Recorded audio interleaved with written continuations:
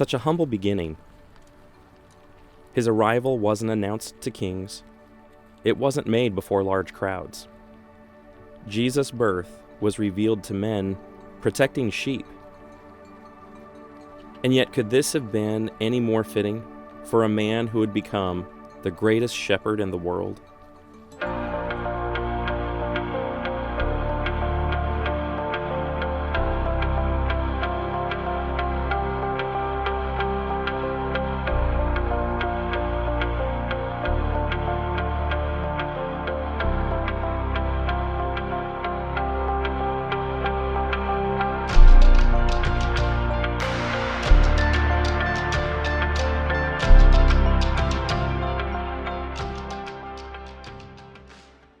We're here in Israel.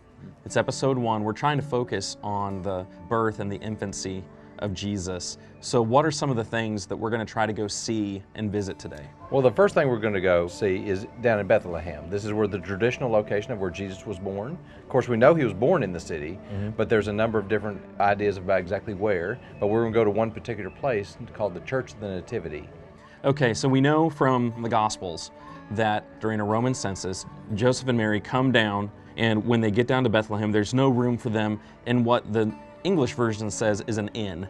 We have some images in our imagination that we conjure up when we picture an inn. The word in the book of Luke is the word kataluma, which literally means a guest room. So when they arrived in Bethlehem, there was no room in the guest room. Okay. Which makes sense because there were a number of families there who have come for the census. That's going to be an interesting sight. You know, we're crossing a border there to go into Bethlehem. Even though Jerusalem and Bethlehem are only 6 miles apart, there is a security barrier there between Israel and the West Bank. Now, Luke, the historian of the Gospels, records that in those days a decree went out from Caesar Augustus that all the world should be registered. This was the first registration when Quirinius was governor of Syria, and all went to be registered, each to his own town. And Joseph also went up from Galilee, from the town of Nazareth to Judea, to the city of David, which is called Bethlehem, because he was of the house and lineage of David, to be registered with Mary his betrothed, who was with child. Now, the text talks about Mary and Joseph going up, even though they're heading south. Could you explain that? The idea here in the scriptures is that you're rising in elevation. The city of Nazareth sits in the Galilean hills, and from the Jezreel Valley, which is fairly close to sea level, you will rise nearly 3,000 feet coming to Jerusalem. Now, we really want to go see the first century steps at the southern wall of the Temple Mount. There's some significance there to the birth and the infancy of Jesus. There is. After Jesus was born, his family, being a good Jewish family, went to Jerusalem to have him dedicated at the temple, and they would have gone up those first century steps that we will visit. All right, so there's some significant events that take place in the life of Jesus, just even at 40 days old. Bethlehem is only 6 miles to our south. It sits in the West Bank, and so we'll need to travel down there to see all this. I had no idea Bethlehem was that close to Jerusalem. I'm really excited to go see the Church of the Nativity.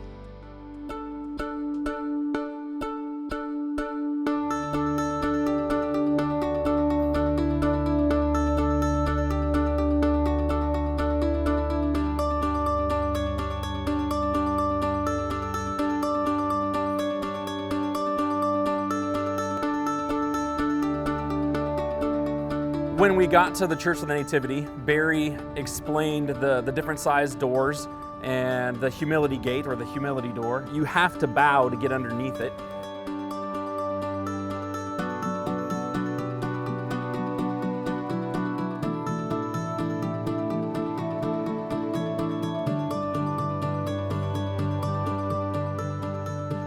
What we're looking at here is a statue of Jerome, who translated the Latin version of the Vulgate.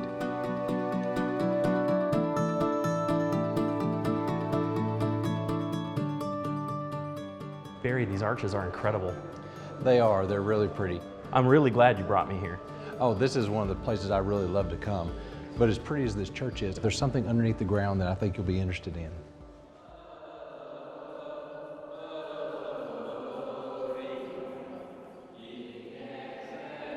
Well, one of the things I appreciate about traveling around Israel is because it helps me to make the Bible stories even more real.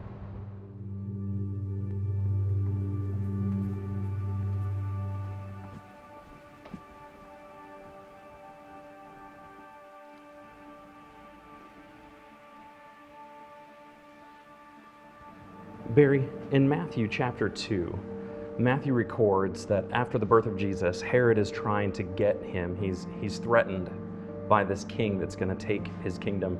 And so in a dream, Joseph is told to take Mary, take Jesus, and flee to Egypt. They do that. Herod is frustrated that he missed his opportunity. And so in Matthew 2:16, when he saw that he had been tricked by the wise men, he became furious and sent and killed all the male children in Bethlehem and in all that region who were 2 years old or under, according to the time that he had ascertained from the wise men. Now, that verse is connected to what we're standing next to. It is. What they found in here are a number of burial chambers and ossuaries in which small children, very young children, were buried. There's some first century tombs down there that they think this is where a number of the babies that during the first century were buried. And this possibly relates to the story in Matthew's 2nd chapter that we read about. Now, when my mind goes to that event and I read through the Gospels, I think of a larger city. I think of hundreds of children, thousands of children that would fit that criteria. But that's really not what's going on here, is it? No, it's not. In fact, Bethlehem of modern day is around 60 to 70,000 people. Bethlehem in the first century would have just been several hundred. And so when we think about all the children who were killed, it wasn't in the hundreds or thousands. It was really probably in the number of dozens. Of course, any death is one too many. To think about what Herod did because he thought Jesus was a competitor to his throne is just, it's horrifying. It's such a haunting reminder of such a terrible time. And all of that was an attempt to get at Jesus as an infant. It was very sobering. It's very sobering to think about.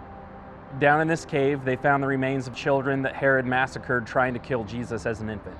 And to think that that was the way things worked, I mean, Herod the Great ended up killing some of his own children, one of his own wives, so it wasn't unprecedented for him. But that's not something that civilized people do. That's not something that's a part of our culture. And so it was sobering. It really established the reality of the event. This isn't something that was imagined. It wasn't something that was made up. You know, with fairy tales and everything else, you want to dress things up and get rid of the ugly parts. And the Gospels don't do that. The Gospels say, this is what happened, even if it's not pleasant, even if you wish it hadn't. And that was one of those moments.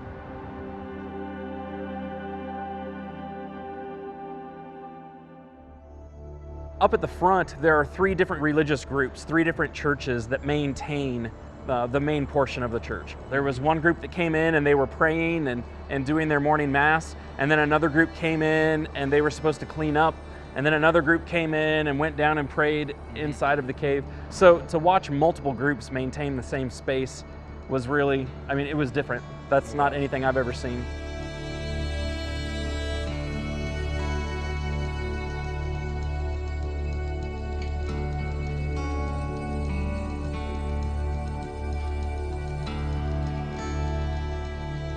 Barry was able to take us to the cave where the traditional location of Jesus' birth was, and the traditional location of where the stone manger was found that he was laid in. When we use the phrase a traditional location, we mean that this location has a rich heritage going back millennia in some instances to identify a general location. A lot of the times that means we have a history of people passing down that information from generation to generation. We may not know the exact rock or piece of dirt, but it's fairly confident to say it's in this general area that this event took place. And we should probably add that God never meant for us to worship a piece of ground. He never meant for us to worship a specific site. What was important for him was what happened at those places.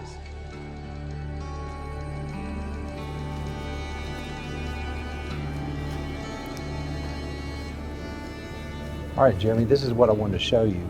We're down in a cave underneath the Church of the Nativity here in Bethlehem.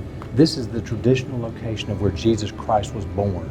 The 14 points around the star represent the generations from Abraham to David, David to the exile, and the exile to Jesus. And those 14 generations, those are captured for us in Matthew chapter 1. That's right. And all day long, people are going to be coming down here, they're going to be touching it, they're going to be kissing it, they're going to be leaving prayers down in this little alcove. Now, this marks that spot, but there's something else down here we want to see. Yes, on the other side of the cave here, there is a little alcove in which they believe the manger sat. Let's go look at that. Okay.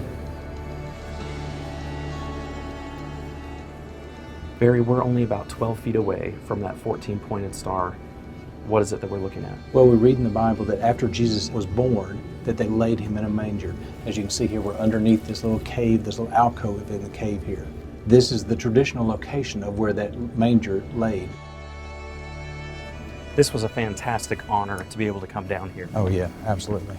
I think one of the misconceptions that most Westerners have ties back to the idea of Jesus was born in a barn. There was no room in the hotel, so they went to the stables and he was placed in a wooden trough, and just that whole picture. And understanding the cultural difference, no, there was no room in the family guest house, so they went to this cave where the animals were kept for privacy and seclusion and placed in a stone manger after he was born. I think corrects a lot of cultural misunderstandings. It's hard to imagine what that must have looked like because so much structure has been built on top of it. It's not natural rock. They've been burning incense down there for millennia. They have pictures of Mary and Jesus as an infant all over the walls. You have all kinds of decorations, and it's hard to imagine. But one of the things that did help was it communicated the idea of going into a cave. You take these steps down and around a curve, and so you have the sense of you're going underground. You think about the Son of God coming down to earth and being born in the back of a cave with animals in the seclusion and privacy of the hills of Bethlehem, without any trumpeting, without any fanfare, without any attendance other than his parents. And to think about how humble his beginning was. And that was intentional. He was willing to choose that. And to get a better visual of that drives that point home even more strongly.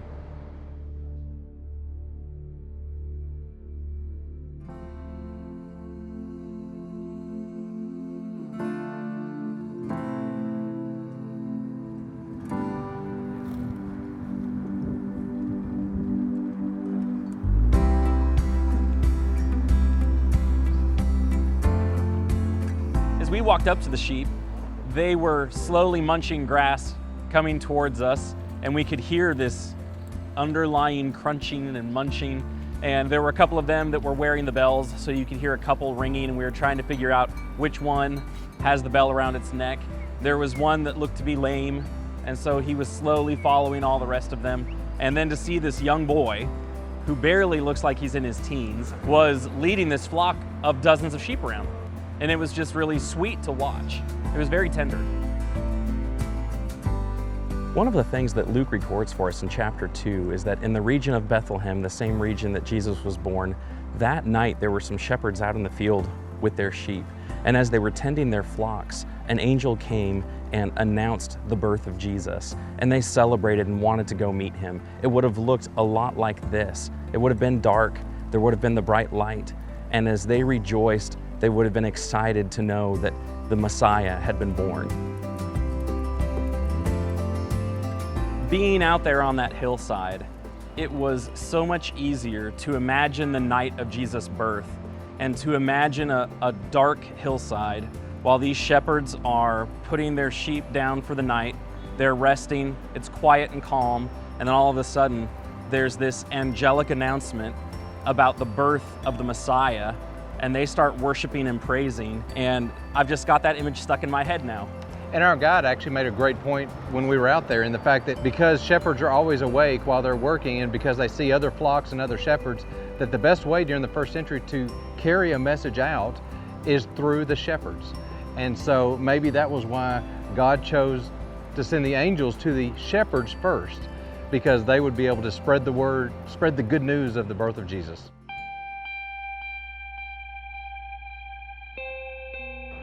One of the things coming to Israel does is it helps put into perspective distances. I always visualize Bethlehem is just an hour's drive or 2 hours drive from Jerusalem. You know, Bethany is so far over here. The Mount of Olives was so far over here. That's not the case. So the distance just from Bethlehem to Jerusalem Is 6 miles. 6 miles. that's a 1 hour walk. You know, that's less than a 1 hour walk if you're jogging or really trying to get it done. And so to realize it really wasn't that far from where Joseph's family was to come to the Temple Mount, They had already traveled all the way down from Galilee to Bethlehem. To get from Bethlehem to the Temple Mount was nothing. And to be here in person and to have made that trip puts that in perspective. And I think also you get an appreciation for not only distance, but altitude.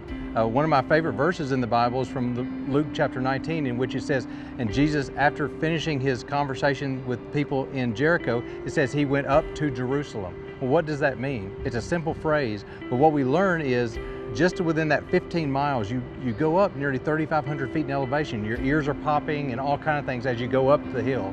It gives you a great appreciation for exactly what Jesus went through as he went up the mountain.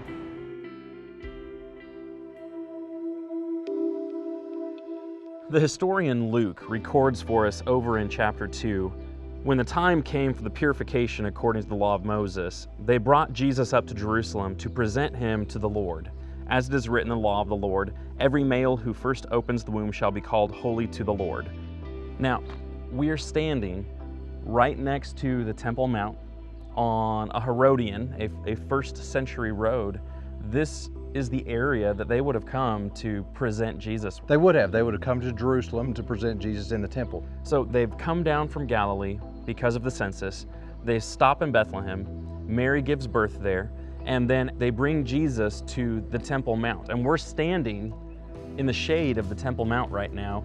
So this is a totally different feel than what they were used to back home up in Galilee.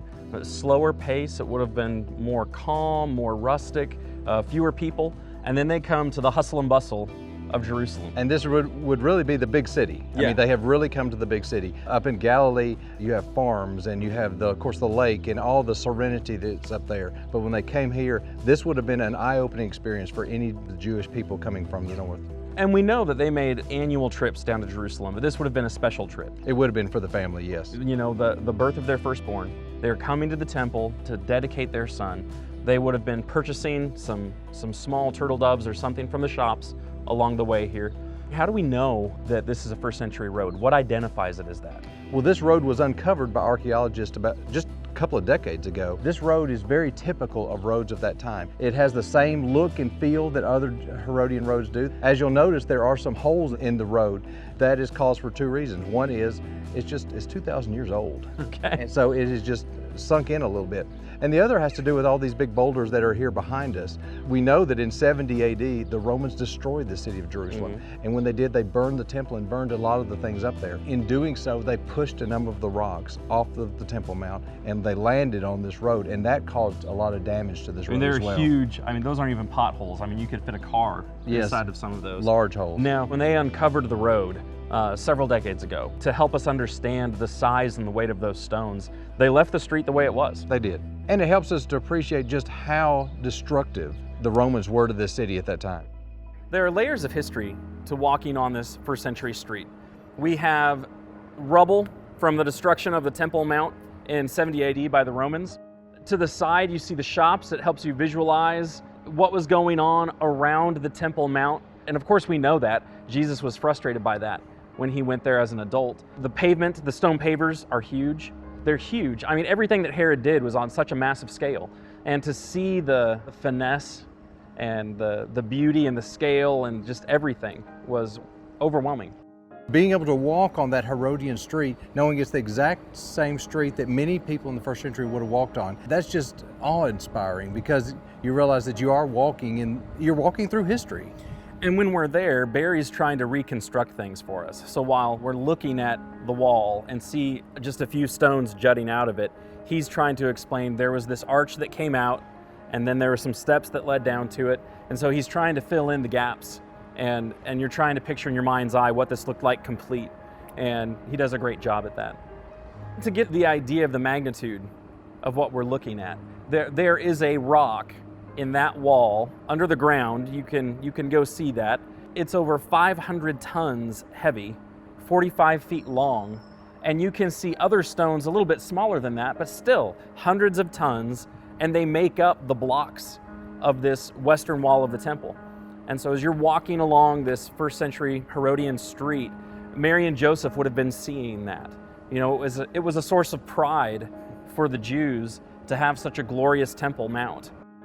When we look at the Temple Mount, when we look at the shops and the stones that make up those structures, there's something unique that makes them Herodian as well too. What is that? King Herod not only built big things, he wanted to make sure it looked good. And if you'll look at a lot of the stones here on the Temple Mount and the Western Wall and even on these shops behind us, not only are they perfectly cut and perfectly set in place, but they all have little etching around them. I mean, some of the things that people have pointed out is that you can't even slip a piece of paper.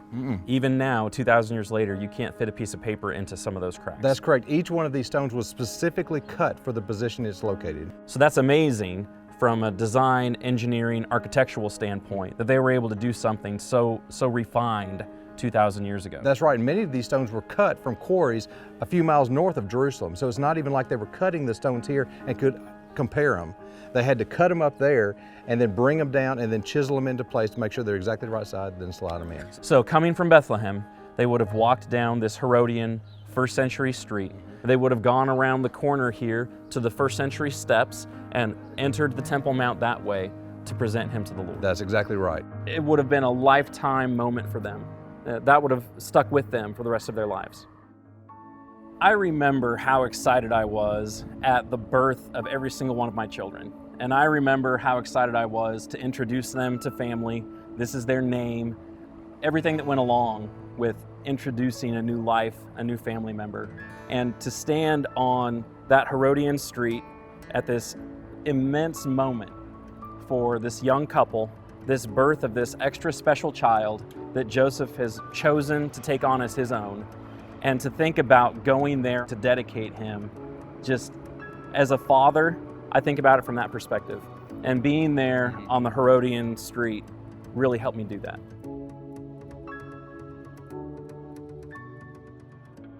In this episode of Following the Messiah, we've been to several different places talking about the birth of Jesus. We've talked about Mary and Joseph coming down for the census. They go to Bethlehem. We went to the Church of the Nativity. We went over to the Temple Mount to talk about his dedication. There's something else that we need to focus in on though. In Luke chapter 1, Luke records for us the announcement of the birth of John the Baptist to his father Zechariah.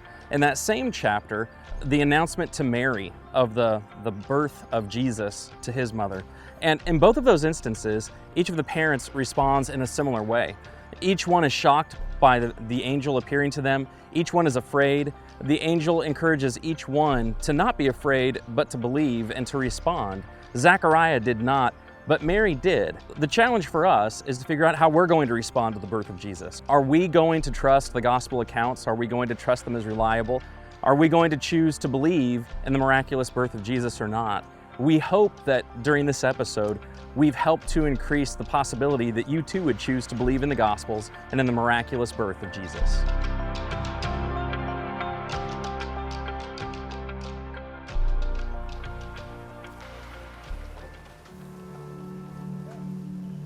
Can anything good come out of Nazareth?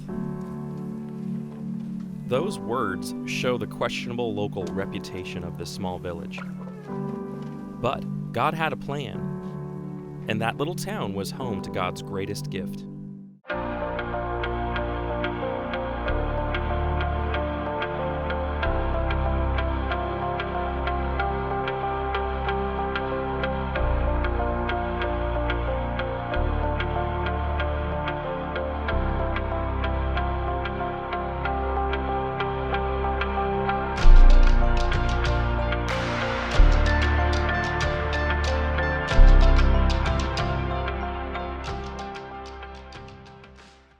Barry, in this episode, we're wanting to focus more on the childhood, the young years of Jesus. So we're wanting to get back up to Nazareth. You know, over in Matthew chapter 2, it explains when they make that move, that Herod died, and behold, an angel of the Lord appeared in a dream to Joseph in Egypt, saying, "Rise, take the child and his mother, and go to the land of Israel, for those who sought the child's life are dead."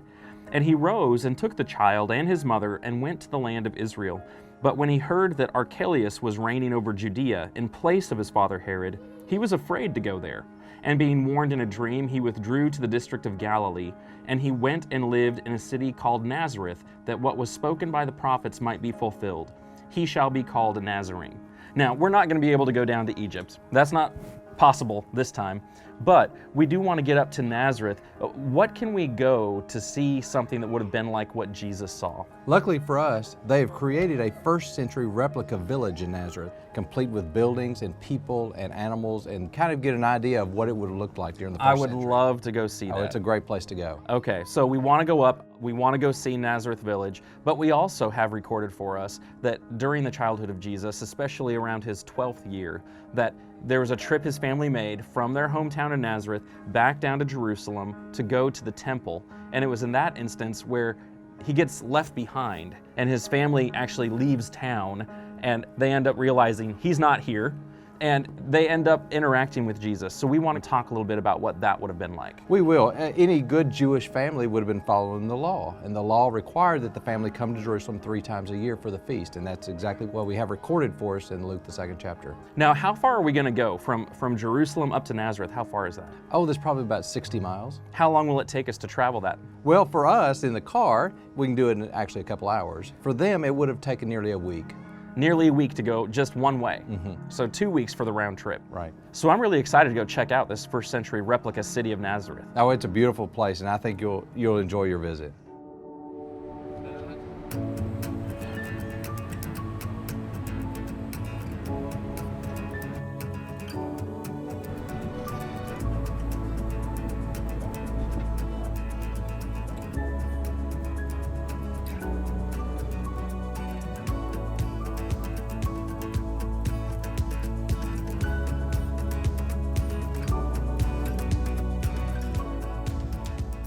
We're in Nazareth Village, here in Nazareth, and there's just a lot to see. You're right about that. I really enjoy coming to Nazareth Village because it gives you an insight of what cities and towns would have looked like during the first century. Modern day Nazareth is a huge city. It has about 70,000 people. And ancient Nazareth sat in a little bowl in the Galilean hills, a very small town during the time of Jesus. And being able to go to Nazareth Village helps you understand a little bit more about what the city and the buildings and everything would have looked like. And it's very secluded. It's on the side of a hill. And to walk into the town, they have trees all around the lower sides. For the most part, you feel like you've walked into a time warp because you can look around, and as you look around, it's like modern day Nazareth disappears, which I think is it's brilliant. It really helps maintain the atmosphere and the mood. And I really appreciate how they put that together. Right, every time I come to Israel, I always go to Nazareth Village because it teaches you so many lessons about the first century. The first thing that we come to at Nazareth Village is a threshing area where they have a donkey and he's got a wooden apparatus behind him threshing out grain and threshing out wheat, walking in a circle.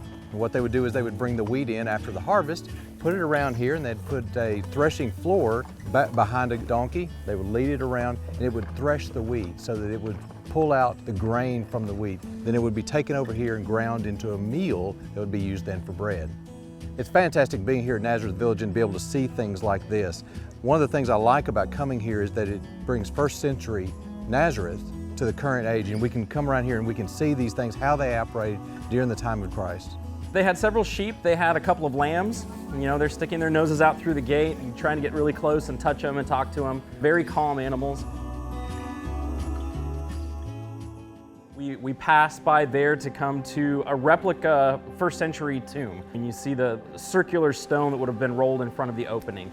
Climbing into the replica tomb, it's hard to describe. You know, you're walking down into this small little cavernous space, this opening with some niches in the back, and to think about Christ's body being laid in something like that, and then having the stone rolled away without anyone helping, except for the angels, and then looking from the inside out is something that we don't think about very often. What would Christ have seen for the very first time as he's looking out after the resurrection? So it's just, all those thoughts go through my head when I'm stepping through that doorway. One of the things I appreciate coming to Nazareth Village is being able to see the character actors there in their first century outfits, doing first century activities. Seeing that helps you appreciate so many of the verses in the Bible so much more. When we walk into the carpenter shop, I have a special attachment to that. Woodworking is something that I do for a hobby back at my house, and to see the kind of tools that Jesus would have used, that Joseph would have trained him in using, it was special. So we are at Joseph's carpentry shop. So first century replica of what Jesus would have been doing with his father, and some of the tools. So we have the drill. Could we try the drill? Yeah. Yeah? Sure. Okay.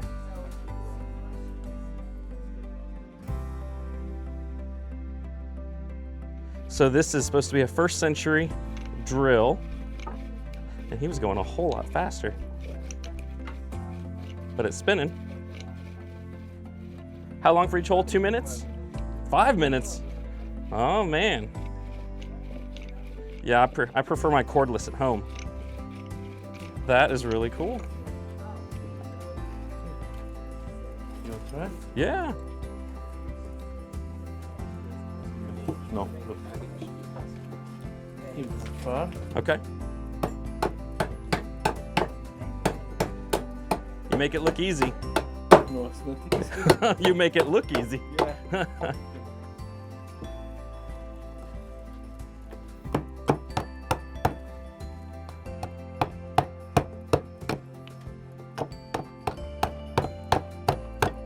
There we go.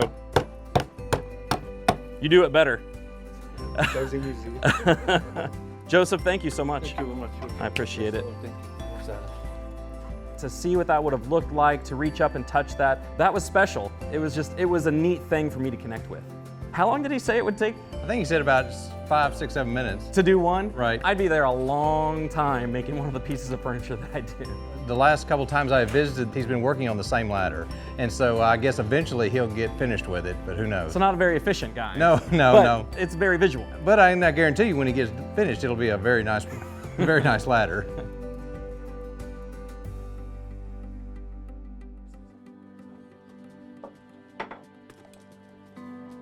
So he's grinding using a mortar and a pestle. So what is this? Rosemary, It's rosemary? And you're grinding it? Now what would you use that for? chicken, food. So you use it to flavor your food. Okay. So it's pulverizing that herb. It smells amazing, very fragrant. Thank you.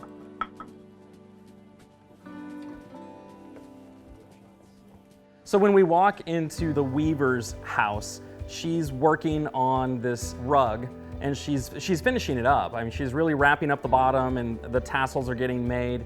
And she took the time to explain the different yarns that she has, how she made the yarn from the wool in the first place, and then the processes that she uses to dye the wool. So would you boil it? Yes. Okay. We dry it and we boil it with the water, and after that you take all the peels out and you leave the water. When the water is warm, Yes. you put the wool, because if it's hot, the wool will shrink. Okay. This colors from the grass, everything's green. This is from the leaves of the victory. Okay. These are natural from our sheep, the brown, the beige, and the white. So that's undyed. Yes. Okay. Yeah. And this is from spice. We use it for our cooking, saffron. It's Yes. very expensive. Yes. And this is from walnut skin, the brown. And Okay. the And what green. makes the blue? Now I will tell you. These are reality colors. Yes. This is, we use it from seashells, kind of snails. You crush it and it gives you 1 drop of ink. To dye 1 kilo, you need more than 1,000 snails. Just 1 kilo, you'd Yes, need more than because- 1,000 yes, snails to get the because- color. Yeah, and when you fish it, you needed to keep them alive. Wow. And you put salt with the snails to Yes. give you different color. Under the sun, it gives you different color. So very expensive. Ooh, just royalty color, just the king Yeah. and the priest was Yeah. wearing this. And you know that it mentioned in the Bible about a woman, she was selling the purple. Yes. Lydia. Lydia. And the blue, it mentioned also in the Old Testament about the prayer shawl of the priest. Oh, okay, that's right. Yeah, That's right. Very good. yeah, that's the colors which we are used. Thank you. You're welcome, sir. It's easy to walk away with the mistaken idea that older civilizations were somehow behind us or lesser than us. To watch her work and to see what she does, how much she's putting into every single thing. I mean, these people were brilliant. And it may have taken them longer to do things like that, but the fact that they were able to figure out how and get the process down without some of the mechanical helps that we have today just hints at how brilliant they were.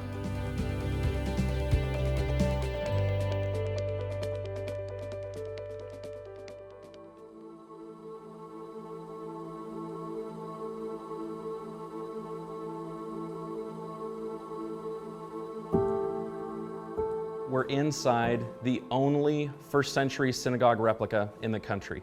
And it's an amazing place to be. You see the multi-tiered seating system around the perimeter, so everyone would be facing each other. You see the heart-shaped columns in the corner. There are 7 columns in this particular replica. And when you come around opposite the front door, you've got this area where someone would have been presenting or speaking to those who came to the assembly. Now, this table setup would not necessarily have been there, but for prop usage, it's great to understand this is where the speaker or the reader would have been. So off to my left in the corner here is a doorway that goes to a storage chamber. They would have had jars holding their sacred writings on a scroll. So when it says that Jesus read from Isaiah, that would have come out of the jar, out of the storage room that he would have been reading to those who were gathered here. This just gives you a great sense of where Jesus would have learned, where Jesus would have taught, where Jesus would have gathered with folks from his hometown of Nazareth. Walking into the completed first century synagogue it's a special moment. To visualize Jesus standing and teaching and interacting with crowds as a preacher and teacher is just astounding. I'm really struggling with how to wrap up our experience at Nazareth Village. There are things I want to see more of. There are things I want to spend more time with. I appreciate the time we were there, but it wasn't nearly long enough. I want to come back.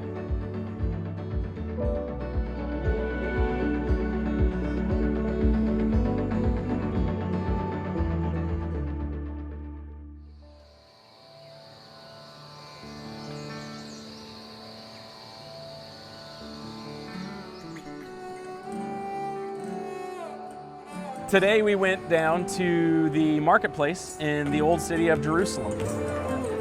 Jeremy, we're in this Muslim quarter of the old city. We're in the midst of a marketplace here. A busy marketplace. Yeah, very busy. Well, we've got all kind of fruits and vegetables over here. We've got flowers over here. The marketplace is really the heart of the city. I mean, especially old Jerusalem. You come here to get anything. You come here to get your produce, your precious metals, your clothes. It's like a huge bazaar. It really is. And I love coming here. The old city has such personality. It really is exciting to come. Walking through the marketplace in the old city is unlike any other shopping expedition I've gone on. It's not like going through an outlet store in the US. It's not like going to an enclosed mall with escalators and everything is pristine and clean and glass. You're passing shops made out of stones that date back centuries, sometimes millennia. They're rough and there's texture to them. And artifact shop on one side, and you turn the corner and there's a butcher on the other side with things hanging in the window. There's nothing else like it. You're going through there and people are coming and going, and when we talk about, well, I'm gonna go to the grocery store, I'm gonna go to the market in the West, in the US, we're talking about a large big box store with huge aisles and lots of room and tons of space. But that's not the way this works. You have vendors selling out of these small little hole in the walls all the way down these streets, and they're displaying their wares along the way in just bright colors. A lot of salesmanship going on, a lot of haggling going on. Almost everything's negotiable. You know, the first question you ask is, so how much? And let him throw out a price and then go back and forth. And you kind of have to have an idea of what something ought to go for before you go in. And it's a neat place to go. I don't really enjoy big cities. I'm more of a country person. I'd much rather stay in the country, have the wide open spaces, but I love the old city of Jerusalem.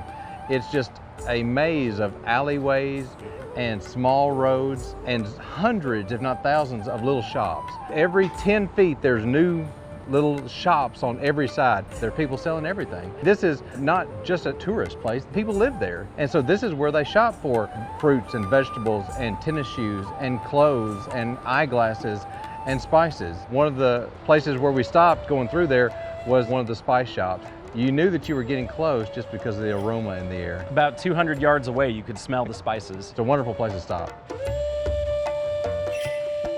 Some of their spices are combined, you know, for a specific food. So over here on the right, we've got one that's for a falafel, but it's a combined spice. There are multiple spices in that. Or one for meat. Further up, there's some for a Cambodian flavor. And we've got coriander right here, cinnamon right here, and a bunch of different curries, shawarma. I mean, it's beautiful, and the colors are vibrant, and you can smell everything from so far away. The old city has so much personality to it. It's divided into 4 quarters, the Jewish quarter, the Muslim quarter, the Christian quarter, and the Armenian quarter.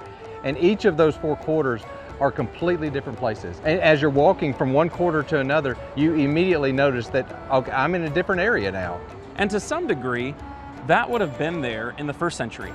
As Jesus was walking in downtown Jerusalem, or as he was walking around the Temple Mount, you would have had vendors, you would have had shops, you would have had stalls. There are examples of that at the first century street by the Temple Mount. And so you'd have that kind of flavor going on, and it's been preserved. That's still the way they do things. We read about that in the Bible, of course, when any Jewish family came to Jerusalem, especially around feast time, or if they had a special dedication they needed to perform on behalf of their family, they would need to go to some sort of marketplace to purchase doves or a goat or some sort of sacrifice.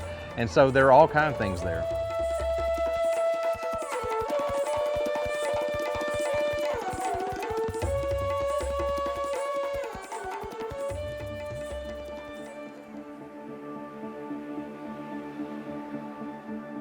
Barry, one of the times that Jesus' family came down to Jerusalem, we're told they came down annually for the Passover. Luke tells us that his parents went to Jerusalem every year at the feast of the Passover. And when he was 12 years old, they went up according to custom. And when the feast was ended, as they were returning, the boy Jesus stayed behind in Jerusalem. His parents didn't know it.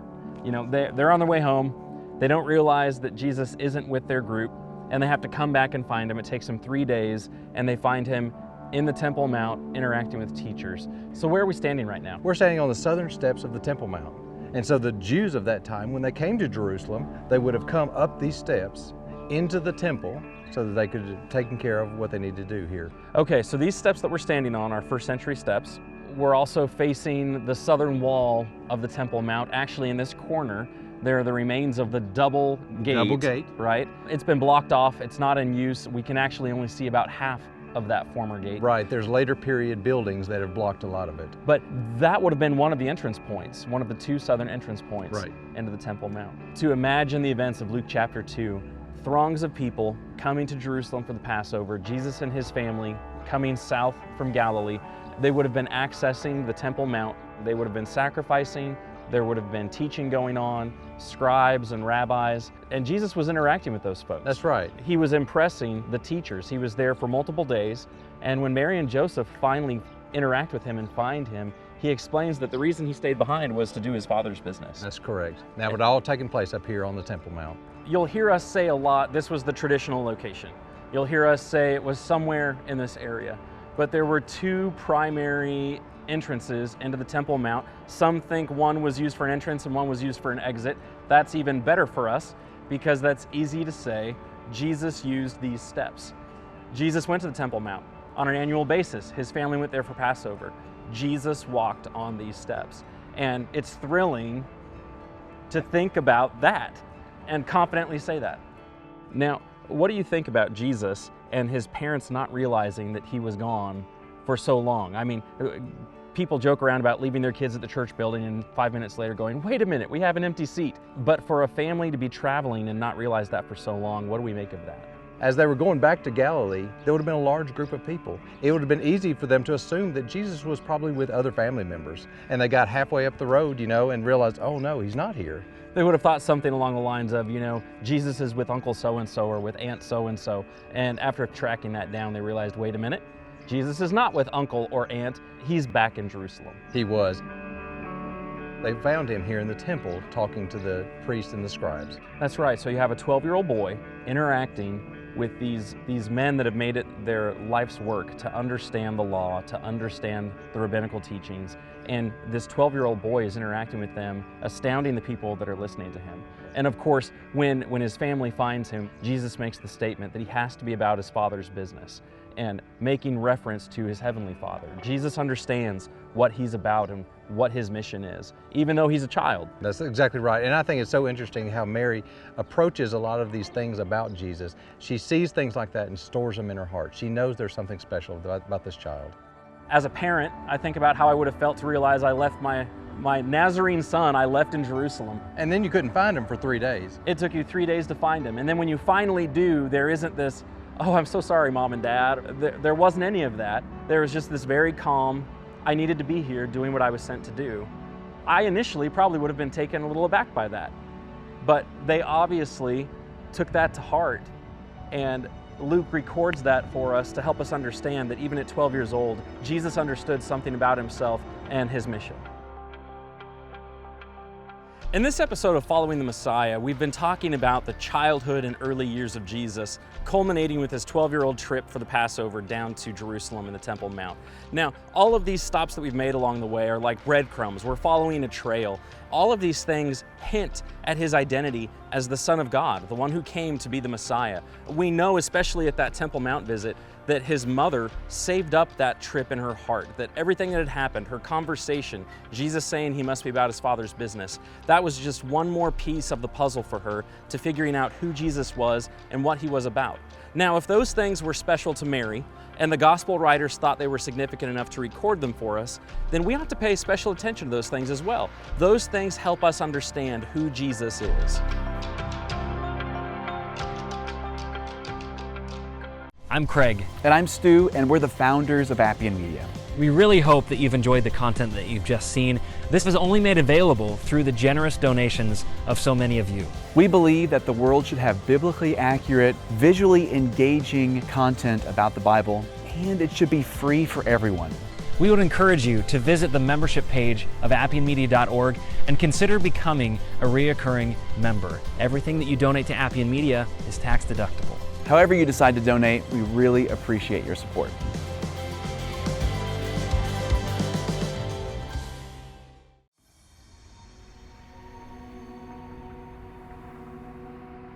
We all have our wilderness. We think our temptation is too much to handle. We give in to sin and feel alone. Jesus knows our weakness. He stood face to face with Satan, and through the struggle, he stood up and said, "No."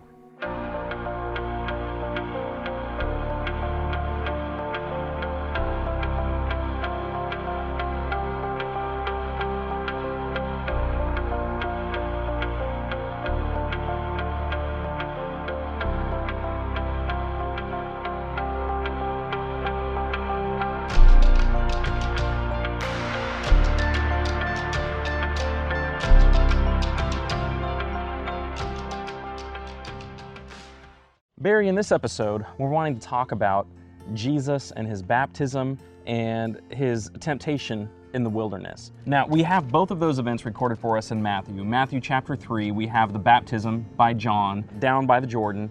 And then in chapter 4, Jesus is led up by the Spirit into the wilderness to be tempted by the devil. What we want to do is we want to go to places that would be close to where Jesus was baptized and where Jesus would have gone into the wilderness to be tempted for those 40 days. What are our options to be able to see that? Well, with regards to the baptism, there's actually a couple places where we're going to go. Okay. I want to first take you to Yardenit, which is a site just south of the Sea of Galilee. We want to go here because the Jordan River is much more attractive there. It looks much more like what it would have looked like down here at the traditional baptismal site. The second location we will also visit, and this is the more traditional location. We hear about John the Baptist baptizing at Bethany beyond the Jordan, and it would have been in this area. So this is the better place for where Jesus would have been baptized. In Matthew chapter 4, when Matthew records for us that after the baptism, the Spirit led him into the wilderness, what wilderness are we able to go see?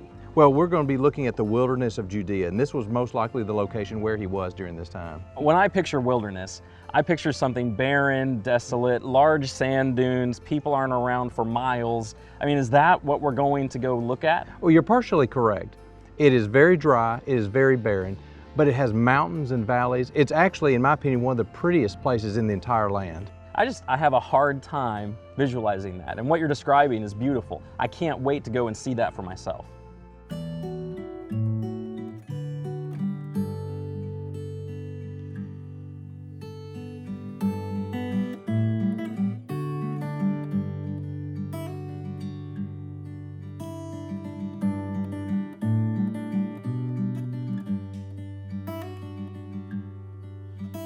We're standing on the Jordan River. Where exactly are we?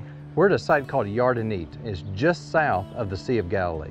A number of people use this where they come and be baptized. Why are we coming to this spot on the Jordan River as opposed to closer to the Judean wilderness? And where the traditional baptismal site is. Well, that's because the Jordan River, for the most part, is a boundary between two countries. It's between the countries of Israel, the West Bank, and Jordan. And so that area is politically and militarily sensitive. And in comparing the two places, you've explained that the water level here is higher, the river is a little bit wider, but when you get further south, it's lower, it's narrower than even it was during Jesus' time. Why is that? Mostly it's just because of population growth. In Israel and the West Bank and in Jordan, the population has grown significantly over the last 100 years. And they need that water. They need it for agriculture, they need it to water their cattle, they need it for consumption. Because of that, water is not making it into the tributaries which lead to the Jordan River. So by the time the Jordan River flows all the way from here to the Dead Sea, it's just much lower and the flow is much slower. When we get down there, you'll notice that it's probably 12 or 15 feet wide at the widest. During Jesus' time, it was at least this wide, if not maybe a little bit wider. So where in the New Testament do we read about Jesus being at the Jordan River? Well, it's referred to a number of times. In Matthew, of course, he tells us that Jesus left Galilee and went down to the south to Jordan to be baptized. But in Luke 3 we read, "Now when all the people were baptized and when Jesus also had been baptized in praying, the heavens were opened, and the Holy Spirit descended on him in bodily form like a dove, and a voice came from heaven, 'You are my beloved Son, with you I am well pleased.'" So what Luke records for us is Jesus traveling from up here in the Galilee region down to his cousin, John the Baptist. He's preparing the way for the kingdom of God, and Jesus comes to him to be baptized. Now, there are several things that John says as he interacts with Jesus at that point. And one of them is, "I need to be baptized by you. What are you doing coming to me?" Right. And Jesus explains that he needs to fulfill all righteousness, and John consents and baptizes him. And both in Matthew's account and here in Luke, we have this Spirit descending on him like a dove, verifying something for John. I mean, he was looking for that event to confirm something about the identity of Jesus. This wasn't just his cousin. This was someone special. At one point, John looks at him and says, "Behold the Lamb of God who takes away the sins of the world." That's right. That baptism marked a pivotal moment, which is just amazing to visualize. There would have been crowds of people all the way around as people were trying to get to John, as he's speaking to them, as he's baptizing them. So all these people would have watched this event unfold as he baptized Jesus from Nazareth. Now we're going to go further south, closer to the traditional site where he would have been baptized by John. That's right. That site is about 60 miles south of here, just north of the Dead Sea. With talking to some of our sources, they encouraged us to go in with a smaller footprint. That's right. That location is on a boundary, and it's also in a militarily controlled zone. So we're still allowed to go. Sure. It's going to be different than what we've been doing so far.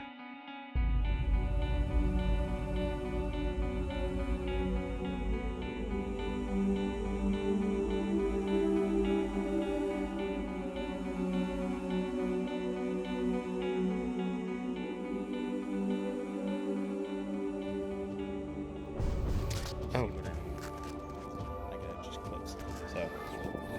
Yep. Yeah. Now it should pick you both up. Okay.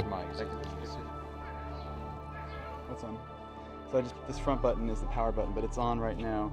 It's got a full battery, and it's It's on time lapse. Yeah, we're gonna change recording, but all you have to do is push that top button. It'll start recording. Okay. The whole drive down, they've been talking about the complicated nature, the political situation, the religious situation, and all of that. It's sensitive and it's delicate, and you need to be respectful. Let's see. We are. So we're recording. The guys just gave me a brief tutorial on using the GoPro. We're at the Southern Baptismal Site. We are.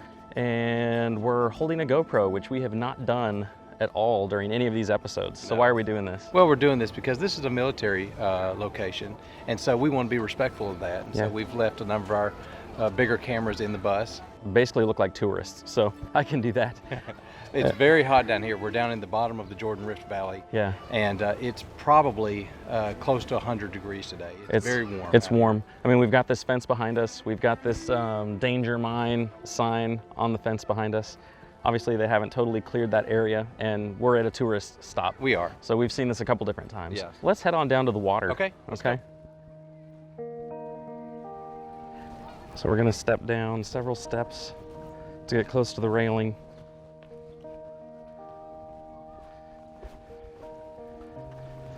So we're coming up on the Jordan River, which we set up north. Looks different than what we saw. Tell us what we're seeing. All right, what we've got here is the Jordan River behind us. And as we've mentioned, the Jordan River is much smaller here. Very stagnant. Very stagnant, barely flowing at all.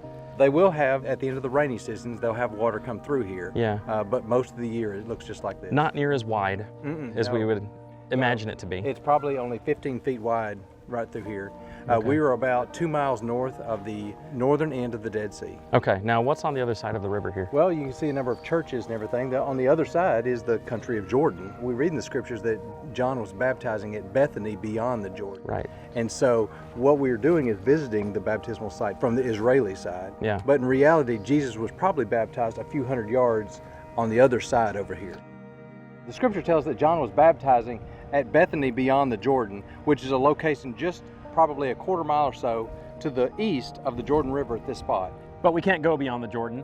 We're on the Israeli side That's of the right. Jordan. Jordan is to our east. About halfway across the river, right behind us, you can see that golden dome.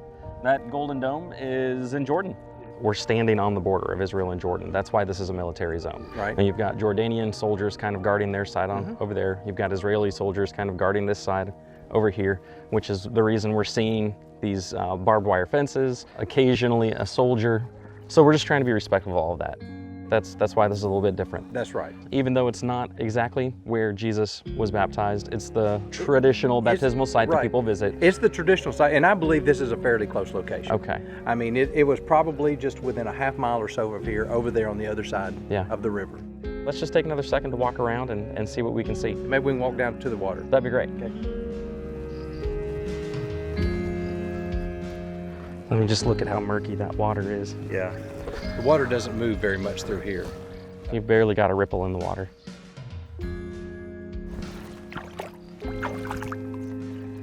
It's a lot different when you visualize this and then compare that to singing on Jordan's stormy banks I stand.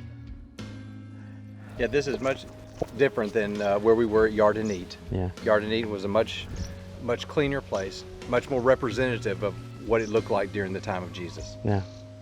From a biblical point of view, Jesus comes to be baptized by John the Baptist in Bethany beyond the Jordan. Right. He comes up out of the water. The Holy Spirit descends in the form of a dove. John hears a voice from heaven saying, "This is my beloved Son in whom I'm well pleased." And then from that point, Satan leads him into the wilderness, the Judean wilderness, to be tempted. And he's tempted for 40 days. Right. So I think from here, we're going to wrap up, and the plan is for you to take us to some wilderness to get a sense of what that would have looked like and what that would have felt like. The Judean wilderness literally starts just 5 or 6 miles to our west. All right. The baptismal site of Jesus is right next to the Judean wilderness. Yeah, we're in the bottom of the Jordan Rift Valley that runs all the way from the north to the south. The Dead Sea is literally 2 miles behind us. Imagine Jesus being here with John the Baptist, quarter-mile wide Jordan River, throngs of people waiting to be baptized, and he goes from that scene into this barren, desolate, dry, hot, dusty space. And we're about to see that transition. That's where we're going next.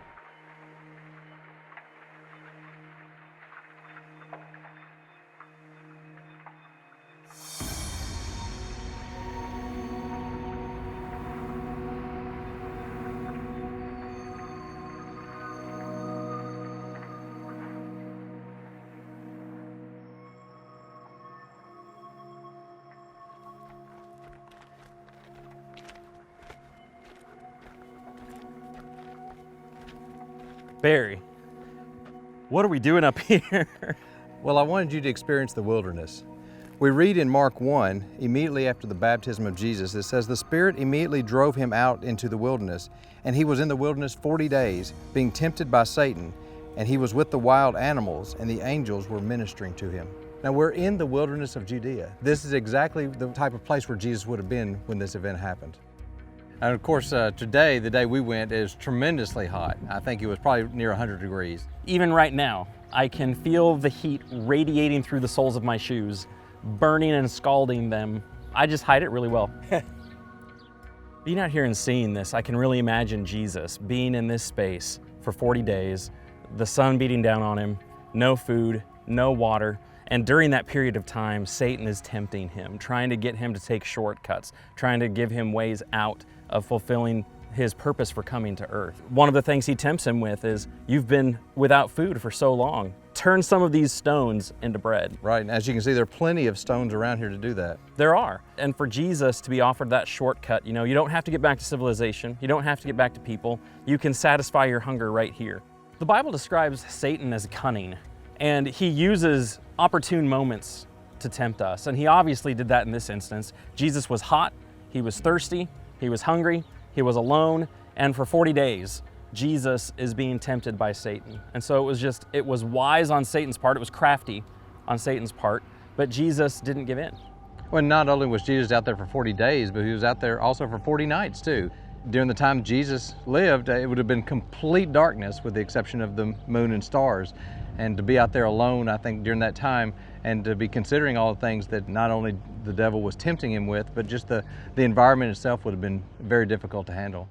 I know growing up, I had a misconception of what the word wilderness means. I always thought it was dry and arid like it is here, but I always thought it was flat, sandy, kind of like a desert back in the United States, but it's really not. It's mountainous. It's actually really beautiful, but it's completely different than what you normally have in your mind. Well, and it mentions there were animals. I mean, we've seen some of those since being here. Being in this space helps us visualize that, absolutely. I really appreciate you taking me. Glad to. I think one of the things that biblical students need to connect, a couple of dots they need to connect when they think about the temptation of Jesus, is that Jesus came to fulfill all righteousness. And so just like Jesus was 40 days in the wilderness, the children of Israel had been 40 years in the wilderness and had consistently fallen short of God's standards and expectations and desires. And so Jesus comes, and as he perfects all righteousness, he goes through this 40-day, this shortened version of being in the wilderness, and he does it perfectly. He never once gives in, he never once fails God, and it is one of the events that helps demonstrate that he's able to be our sinless sacrifice.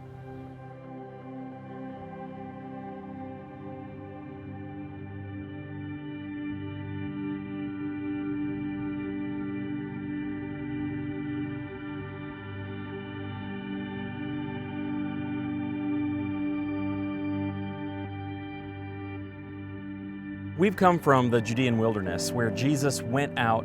He was led by the devil to be tempted in the wilderness. And during that temptation, one of the places that he takes him is here to the Temple Mount. Now, specifically, Matthew records that the devil took him to the holy city, set him on the pinnacle of the temple, and said to him, "If you are the Son of God, throw yourself down. For it is written, He will command His angels concerning you, and on their hands they will bear you up, lest you strike your foot against a stone." And Jesus replied, "Again it is written, you shall not put the Lord your God to the test."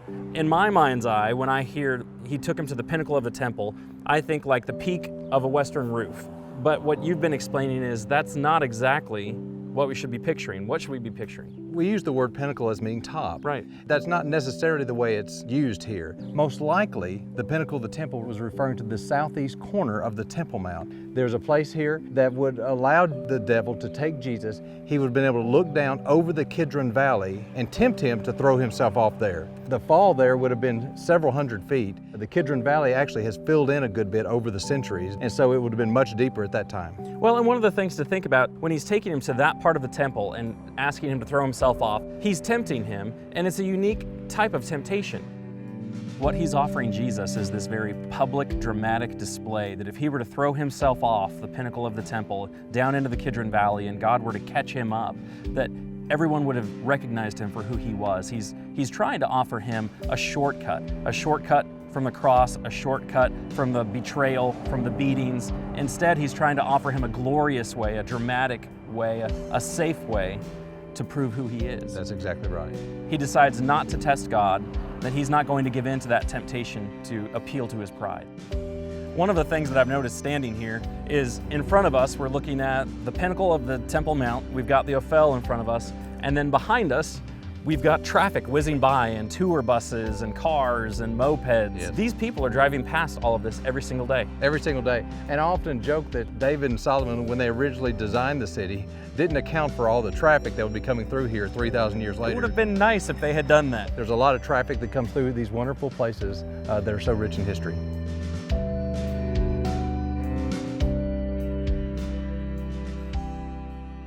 In this episode of Following the Messiah, we've focused on the baptism and the temptation of Jesus in the Judean wilderness. Now, over in Hebrews, the Hebrew writer explains that Jesus is able to sympathize with us in our weakness because while in the flesh, he was tempted just like us, yet without sin. Jesus had to be sinless in order to become our sacrificial lamb.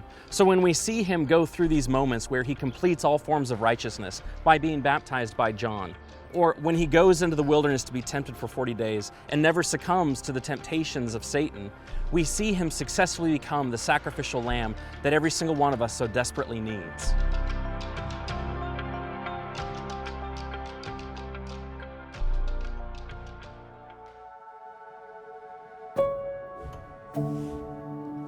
Jesus chose 12 men. They weren't kings. They weren't priests. They were ordinary, average men. But he knew these 12 would serve a special purpose in the kingdom of heaven. Jesus saw their potential. Fishermen, a tax collector, a zealot, men with ordinary jobs who would become the 12 apostles.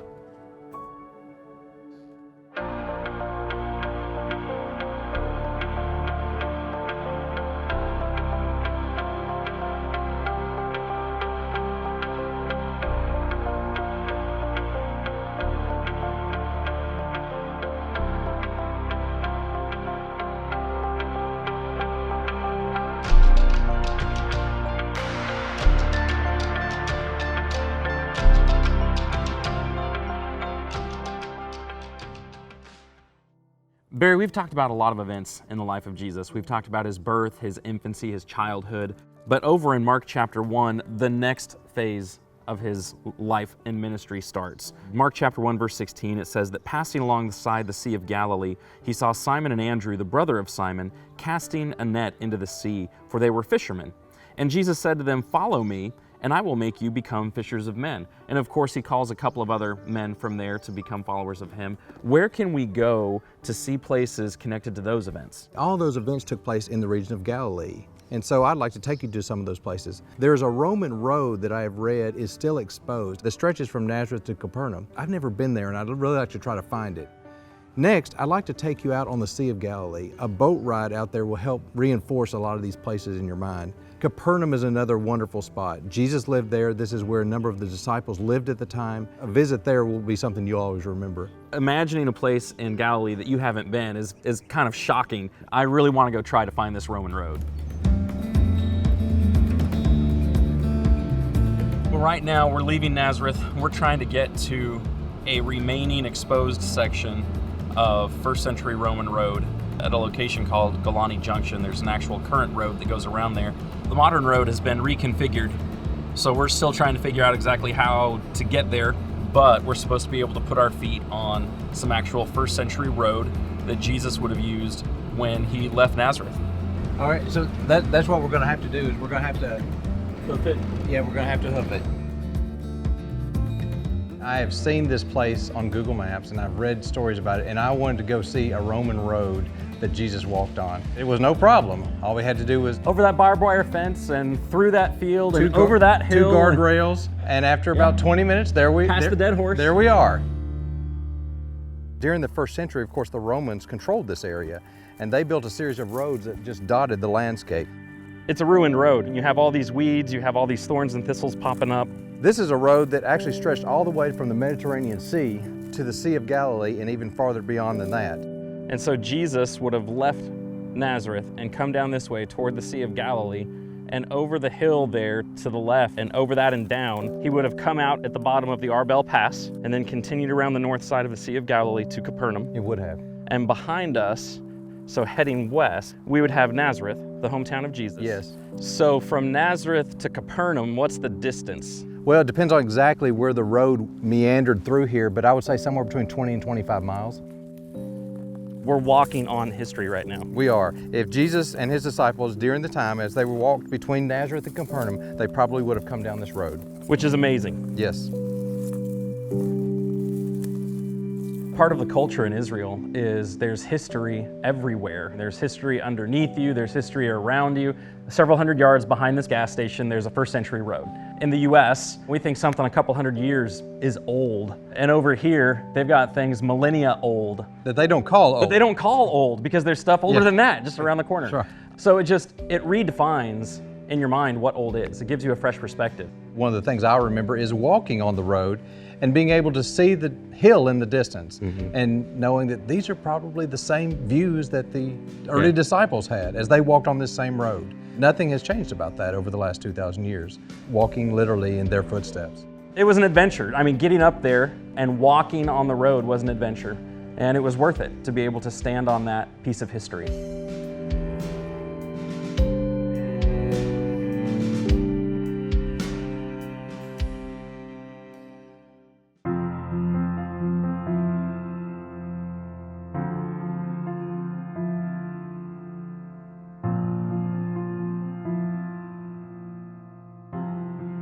I've been looking forward to coming to Nafganisar the whole trip.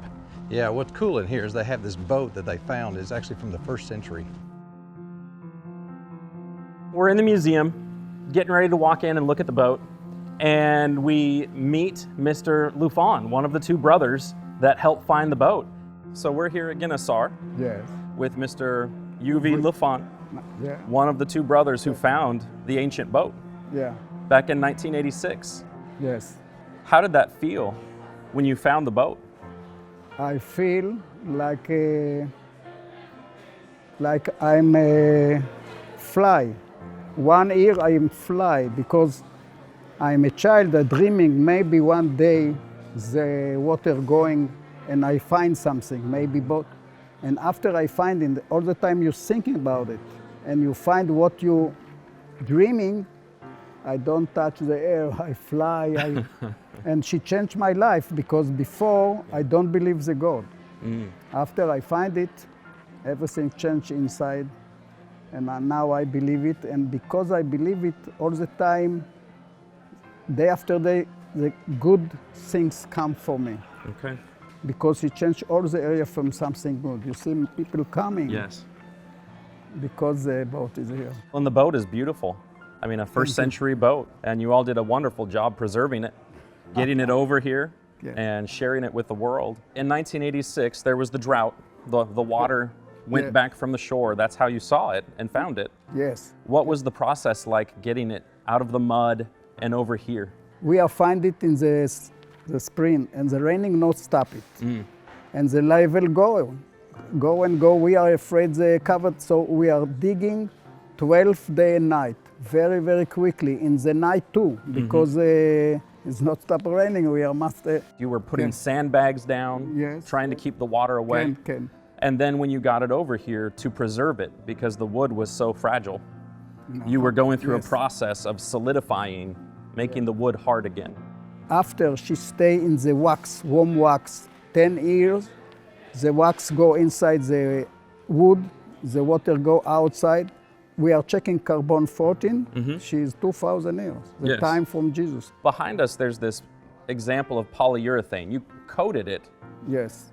And you floated it on the lake around. After 2,000 years, she flew. So after 2,000 years, that boat came out of the mud and was floating on the sea again. Yes, it's amazing. Everything is... It was a blessing. It was a blessing to be a part of that. The moment we find the boat, the archaeology came, clean pieces, and said, she is very old. The weather changed, it's very strong rain starting, stop quickly. The sun go out, it's big rainbow, go outside. She's so strong, she's double rainbow. And we are feeling this boat belonged from somebody before, now we give it to us. I call him Peace Boat. Yes. She changed all the area from something good. Could you take us to go see the boat? Could we go through and see it? Come. All right, that would be great.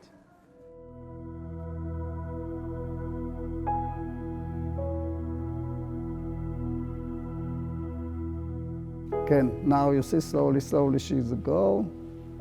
And after you see how, look, the wax out, now we are clean it. She stay, I think, 1 year, you see? Thank you, UV. Thank you.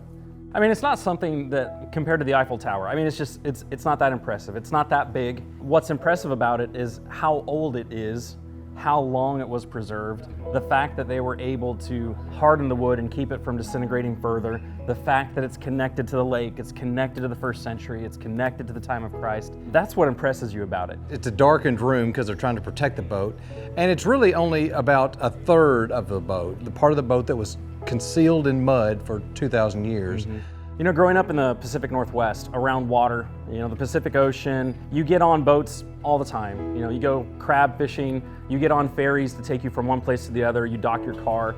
But to come and see this boat and see something that was connected to the time and the life of Jesus is just extra special. To see something that helps you visualize what several of his apostles might have worked in, it helps you picture that so much clearer. And I think there's tremendous value in seeing the boat and making that connection. Especially if you know something about the Sea of Galilee during the first century, because at that time there were about 16 ports all the way around the lake. And so there was constantly traffic going across the lake. It's not really that way anymore. Most of the boats that are out there are tourist boats, but then the lake was much more active, and this would have been the type of boat that would have been all over the water. So to imagine being in something like that when a windstorm came down, or imagine being in something like that at night and not being able to make headway, would make me a little bit nervous to be in something that looked like that. And so to see that helps me picture how the disciples might have felt when things like that happened.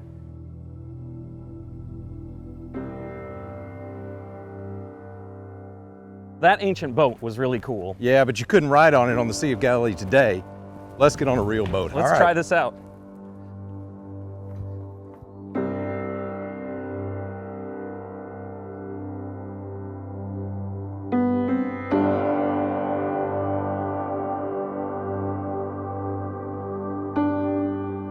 Being on the boat and passing as close as we did to everything gave great perspective to how close everything is.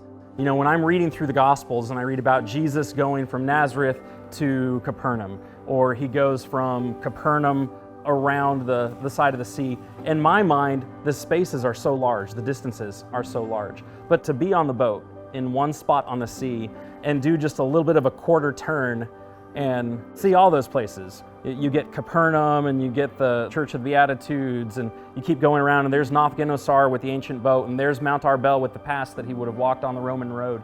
Just to see all of that in a quarter turn puts into perspective how tightly everything is connected and how close it is. To be here, just passing the Cove of the Sower, it's a Bible student geek out moment to see the natural amphitheater of the cove. It helps you visualize why Jesus got in the boat and put out a little ways as he spoke up to the folks on the hill. It's hard to put into words. Being here and imagining that and seeing that in your mind's eye, not just reading it on a page and going, oh yeah, that happened, but to understand the why. Anybody who's been reading through that and then you see it, that's a geek out moment. To stand here and get perspective of distances and elevations and contours and roads, and it helps the text come alive. These things really happened. It happened in this land, and hopefully we're able to communicate some of that to everybody else as they watch this. One of the boat drivers comes up and throws the net. And he shows us this is how they would have thrown a net when they were fishing in Jesus' day. So you've got Peter and Andrew and James and John, these fishermen that would have fished like this. And then he offers, hey, would you like to throw the net? So yeah, you know, how often do you get a chance to do something like that?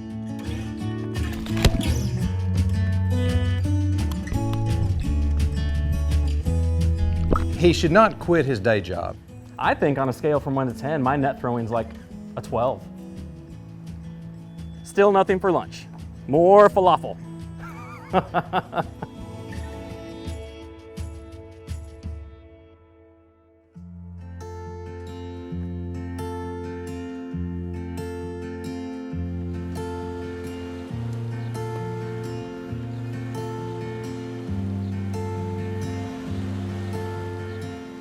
It is gorgeous out here today. It really is. It's a beautiful day here. So we're at the Sea of Galilee. Why don't you read a little bit from Mark 1? This is the area where Jesus called his disciples, and in Mark 1 it says, "And passing along the Sea of Galilee, he saw Simon and Andrew, the brother of Simon, casting a net into the sea, for they were fishermen. And Jesus said to them, 'Follow me, and I will make you become fishers of men.' And immediately they left their nets and followed him." You can really visualize that. It talks a lot about the occupation of these four men. You know, they're fishermen. They're casting their nets, they're cleaning their nets, they're fixing their nets, and you can really see all of that going on right here. You can imagine that really well. Absolutely. That's one of the reasons why it's so nice to see this here at the Sea of Galilee. About how far would that have happened, where Jesus calls them, how far would that have happened from this spot? It would have happened somewhere here on the northern shore, so I would say anywhere between a half mile either way of where we're standing right now. So let's get some perspective then. If I start going around the lake this way a little bit further, what am I going to run into? Well, this will be the northern shore, and the next big city you'll come to is Capernaum. Okay, and go in the opposite direction? Well, we've got the plain of Gennesaret, which would have sat just over that ridge, and there were a number of villages during the first century, including the town of Magdala, which we think is where Mary Magdalene lived. And of course, rising above that, you have Mount Arbel and the Arbel Pass, which would have been the road between the lake and Lower Galilee, where Nazareth is. So these men, these were common men. The four that we read about, they're fishermen. They have this very average, everyday job, and those are the types of people that Jesus called to be his apostles. What type of fish would they have been fishing for? Well, most likely they would have been fishing for tilapia, which is a common fish you can pull out of the lake today. They even serve it here in town. You can actually purchase what they call St. Peter's fish. How about we go try some of that? That sounds great.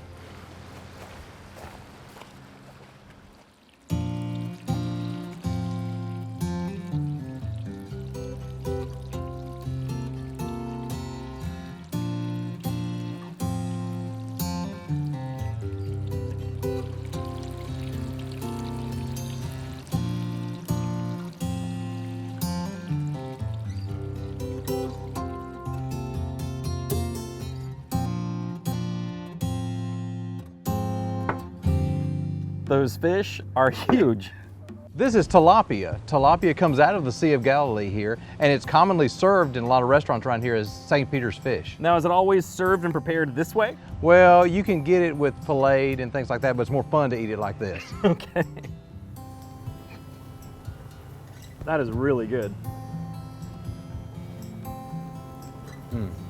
Very good. I have never eaten fish like this before.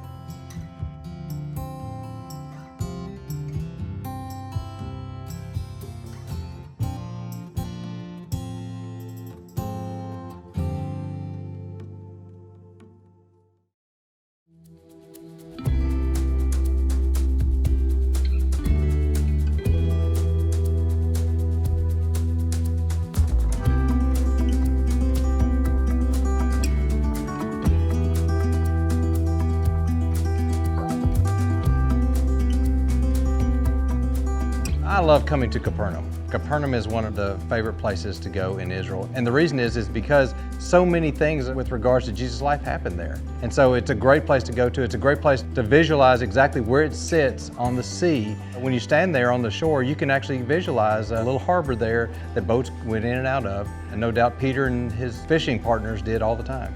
Well, you think about it from Jesus' perspective. This is the first place that Jesus goes from his family's home in Nazareth. This is his home.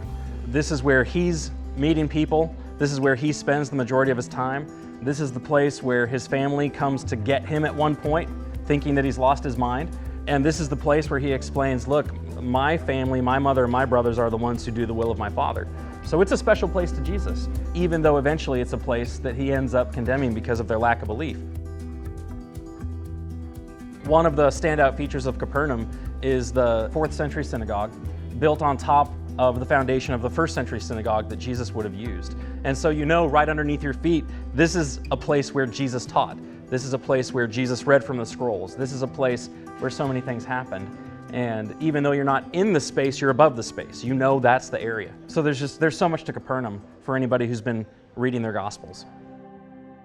When Jesus was rejected at Nazareth, he came about 25 miles over the north side of the Sea of Galilee to Capernaum. That's right. And he makes Capernaum his hometown. We're standing right now in a 4th century synagogue What's significant about that? In Luke, the 7th chapter, it reads, "After he had finished all his sayings in the hearings of the people, he entered Capernaum. Now a centurion had a servant who was sick and at the point of death, who was highly valued by him. And when the centurion heard about Jesus, he sent to him elders of the Jews, asking him to come and heal his servant. And when they came to Jesus, they pleaded with him earnestly, saying, 'He is worthy to have you do this for him, for he loves our nation, and he is the one who built us this synagogue.'" So we are standing in a 4th century synagogue, but it's on the foundation of a 1st century synagogue, the synagogue that's mentioned here in Luke, the 7th chapter. We know from Mark that this is one of the synagogues that Jesus came and taught in over in Mark chapter 1, where people were just amazed at his teaching. Yes. Because he taught as one who had authority, and they were just so impressed with what he was saying and how he was saying it. There are just so many things that happen here. And you mentioned there's significance to the port here. That's right. Jesus used the port here at Capernaum a number of times as he traveled across the lake, Right. going to different places he needed to go to. Standing here in this synagogue, it's really easy to visualize what it would have been like to have the synagogue be the center of the town. Sure. And really easy to visualize what life must have been like. You walk out through the door and you can see the remains of the city. You go down toward the beach, which you could have seen from here as That's it right. goes down. This synagogue here would have been just like many other synagogues in the region, in which as you exited, the door always faced Jerusalem. Okay. And the 1st century synagogue would have been made out of basalt stone. So it wouldn't have been this white that we're seeing. right. It would have been a darker black That's right. volcanic rock. It's a really neat layout, a very consistent layout. It really is. From city to city, town to town, they had the same type of synagogue. They may have had little small differences in sizes, but they would have been the same basic layout. Okay. See what you have here, little prayer notes in the wall. People will come through here and they'll write down a prayer on a little piece of paper and stick it in the wall. This is reminiscent of what they do in Jerusalem at the Western Wall. Right.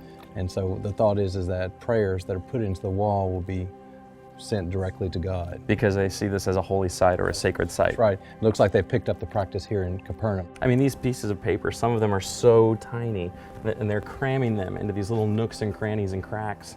Every little available space will be taken up. One of the things that makes Capernaum special is it's a place that's been developed and preserved really well. I mean, you can see the outlines of the 1st century streets, of the alleyways, of the houses. One of the features there is this very rich tradition identifying Peter's house, the probable location where Peter lived, where Jesus would have healed Peter's mother-in-law. A very strong, reliable tradition. But to be able to look at that spot and think, that probably happened there. It's a little odd when you first see it because Yeah. about 20, 25 years ago, they actually built a church building over it. And so what you have underneath there are the remains of a Byzantine church, and down at the bottom are the remains of a 1st century dwelling. And so the thinking is that, well, if the Byzantines so many centuries ago thought there was some importance to this place, this may be the house of Peter. There's a verse in the Gospels that talks about how Jesus taught in the synagogues in Galilee. There's this very vague, there are multiple synagogues, multiple towns. We don't know specifically which one Jesus taught in. But Capernaum we do. We know that Jesus taught in the 1st century synagogue in Capernaum. So to have that specificity and standing right above it is just, it's unique, it's special, it was beautiful.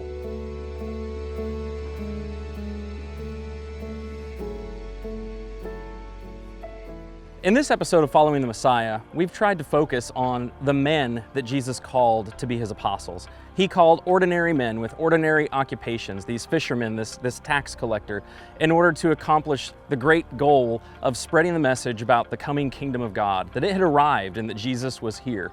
Jesus and the gospel, they do the same thing today. They call ordinary people. What Paul says over in 1 Corinthians 1 is he doesn't call the most popular, he doesn't call the strongest, but he calls the foolish, he calls the weak, he calls those that the world wouldn't necessarily recognize or choose first. But those are the kind of people that respond to the gospel. They become what they need to become because of Jesus. The same is true of you. God wants to use you for extraordinary purposes, for his kingdom, for his glory, for his name. The question is, are you going to respond to the gospel call in your life?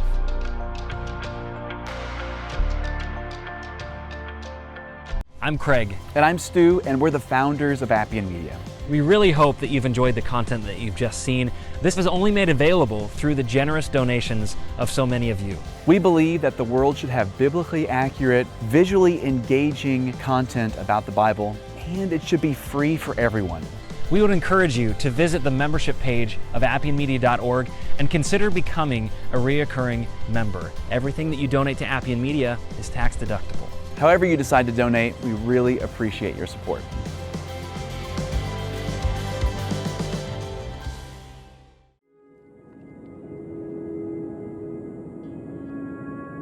Caesarea Philippi, a place where men built a temple to worship a false god.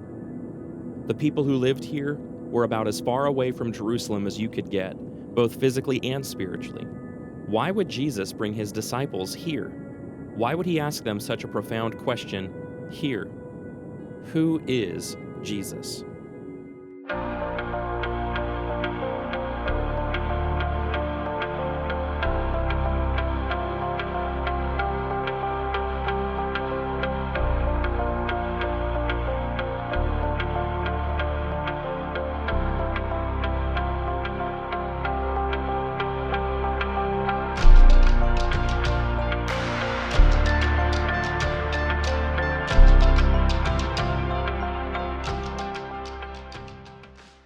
We've been all over the place looking at locations and events that were significant to the life of Jesus. And what we want to focus on in this episode, we want to focus on Jesus' identity, who people came to understand him to be. We want to start back at his presentation in the temple. And there are two people that interact with that young family, and they say some things that are they're astounding. You have Simeon, who interacts with them. He's excited to see this young man.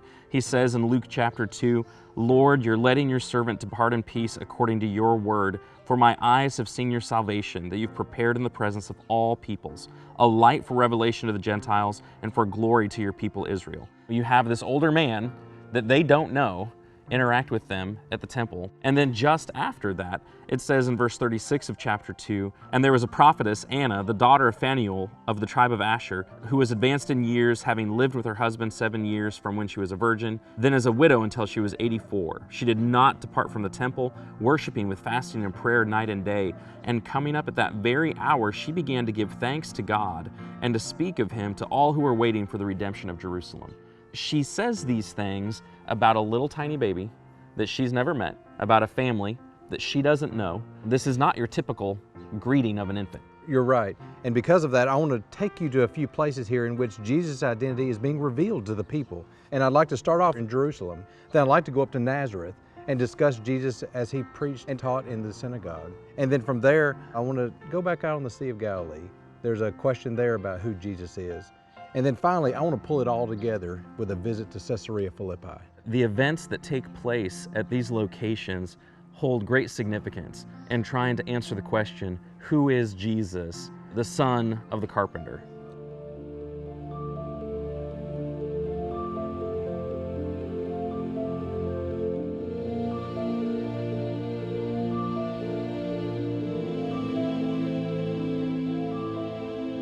To stand here at the southern wall of the Temple Mount, coming up these steps, we face one of the two entrances to the Temple Mount itself. And the arches, they've been blocked in for a long time, but even when you stand back at a distance and you look at them, you can see the profile and the outline of the gate. And you can just imagine how many people would have been able to access the Temple Mount at one time, coming through gates as large as this. Not to trivialize it at all, but for a modern comparison, I mean, you think about going to a sporting event and going to the stadiums, you think about going to a theme park and the flow of people coming in and out. And so you would have had families constantly going up, and as families finished their business and their sacrifices, they would have been coming down. When you walk up to these gates that are in the wall, you're just humbled at the size of them. I mean, they were 25, 30 feet high. Just think as a Jewish family coming from Galilee, coming to Jerusalem and seeing this huge structure would have just been almost unbelievable. Imagine being Mary and Joseph coming into this space for the first time with your firstborn son to dedicate him at the temple. However, we're going to add to that story a little bit because Luke includes some details that the other gospel authors don't. What he includes is interaction with two individuals, one an older gentleman named Simeon and one a prophetess named Anna. Simeon actually takes Jesus up into his arms. Simeon starts offering praise for being able to see the Lord's salvation before he dies. Now, that's not a normal thing that someone would say upon meeting someone's firstborn child. We like to praise how they look and they remind us of so-and-so. They would have prayed over him, they would have wished good things for the future, but not everyone gets connected with salvation. He got to see the Lord's Messiah, and he recognized something special about Jesus. And Anna does the same thing. When they're done with the dedication, she starts getting excited that she's been able to meet baby Jesus. So even from his infancy, there are some questions about the identity of Jesus that need to be answered, and Simeon and Anna answer those for us.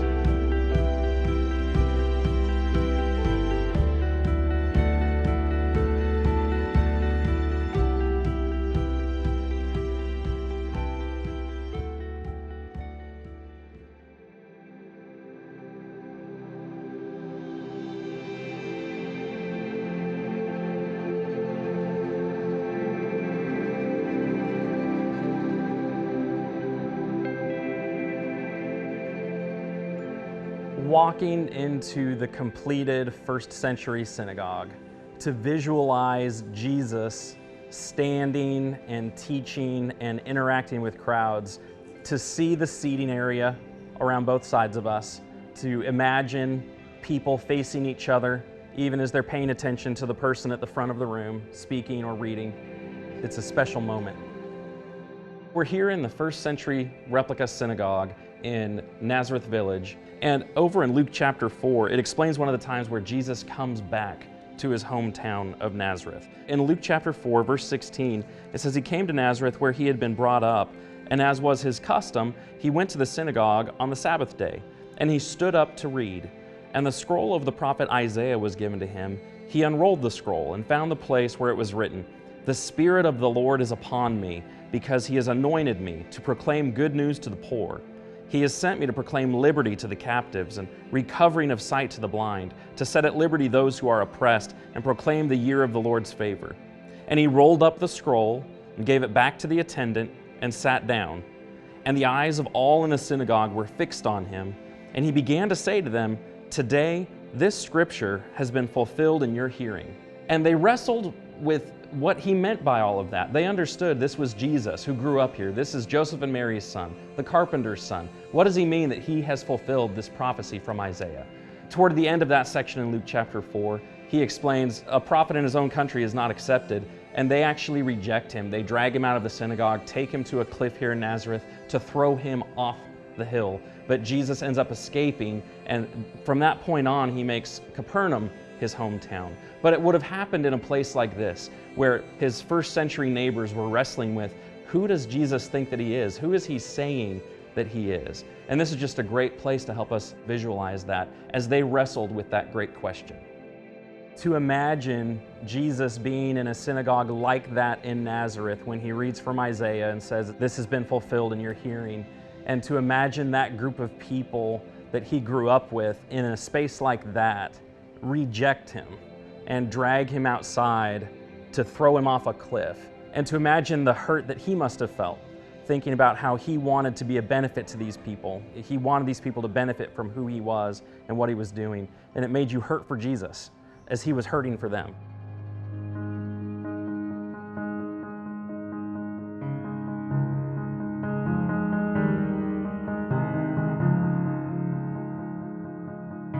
We're on the Sea of Galilee, the northern part of it, up by Capernaum. Capernaum is just a little bit west of where the Jordan feeds into the northernmost tip of the Sea of Galilee. Now, Capernaum is where Jesus lived during the majority of his ministry, and it's where he called several of his apostles. So many things happened on and around the Sea of Galilee in regards to Jesus and his ministry. And one of those events is recorded for us in Mark chapter 4, starting in verse 35. At the end of the day, the evening had come, it's starting to get dark, and Jesus and his apostles get into a boat to sail to the opposite side. Jesus ends up falling asleep, and a great windstorm comes down. The disciples become afraid, They wake Jesus up and say, "Teacher, do you not care that we're perishing?" And when Jesus was awake, he rebuked the wind and said to the sea, "Peace, be still," like he's calming a household pet. And in just an instant, in response to his instruction and his words, the wind stops. He turns to the disciples and asks, "Why are you so afraid? Have you still no faith?" They were filled with great fear and said to one another, "Who then is this that even the wind and the sea obey him?" And we come back to this question where they're trying to understand and figure out, who is this carpenter's son? Exactly who is he that can command and instruct nature and have it respond to him in a split second? And that happened somewhere right around here on the Sea of Galilee.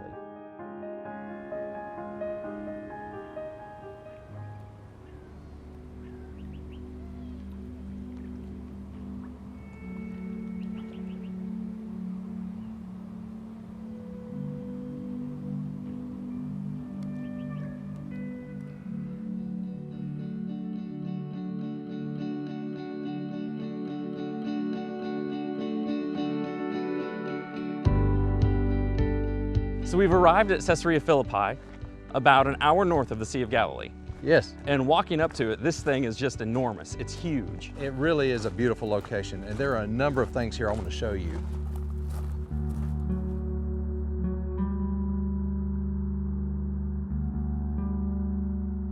This site has a lot of historical significance even prior to the time of Jesus. Well, it does. It sits on an international highway between Mesopotamia and Egypt.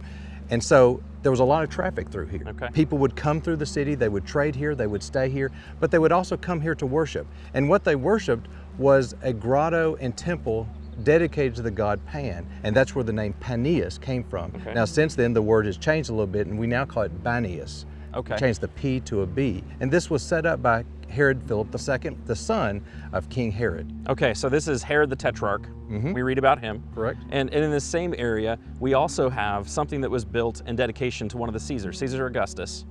And we don't know that it was exactly right here, but it was here in Caesarea Philippi, somewhere in the area. That's correct. King Herod built 3 temples. One was here at Caesarea Philippi, there was another one at Caesarea Maritima, and there was another one at Samaria. And we have examples of some of that. You know, we have some of these pillars, some of these capitals, but besides that, I mean, what most people come to see is the remains of those temples and the sacrificial site to Pan. That's correct. And those are just up the hill over there. Okay.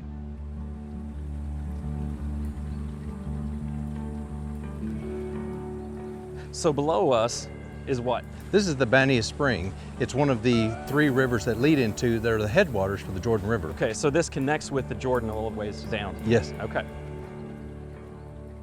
When we first walk up, it's very peaceful. You've got one of the headwaters rolling by, but then when you turn the corner and go up the hill, it's just this stark red cliff face with temple ruins. The sun is baking you. Coming up here, we've got this cave with a big rock in it. Right. Well, this is where the sanctuary of Pan once stood. The grottos are on up the hill here. The sanctuary used to sit right here, right in this grotto. There was water that flowed out of Mount Hermon down through here. And what they would do is they would bring a goat and try to sacrifice the goat, and they would throw the goat into the water. And if the goat sank, that was good. If it did not and it floated, that meant that Pan rejected their sacrifice. Unfortunately, at that point, the next sacrifice was a child. And so they would bring a child up here and throw the child into the water. That's horrible. Yes. So at some point, this was all filled in. Water's Yes. not flowing out anymore. No, it was all filled in. There was a huge building here, and the water would flow out and it'd flow down to the stream where we were below. Okay.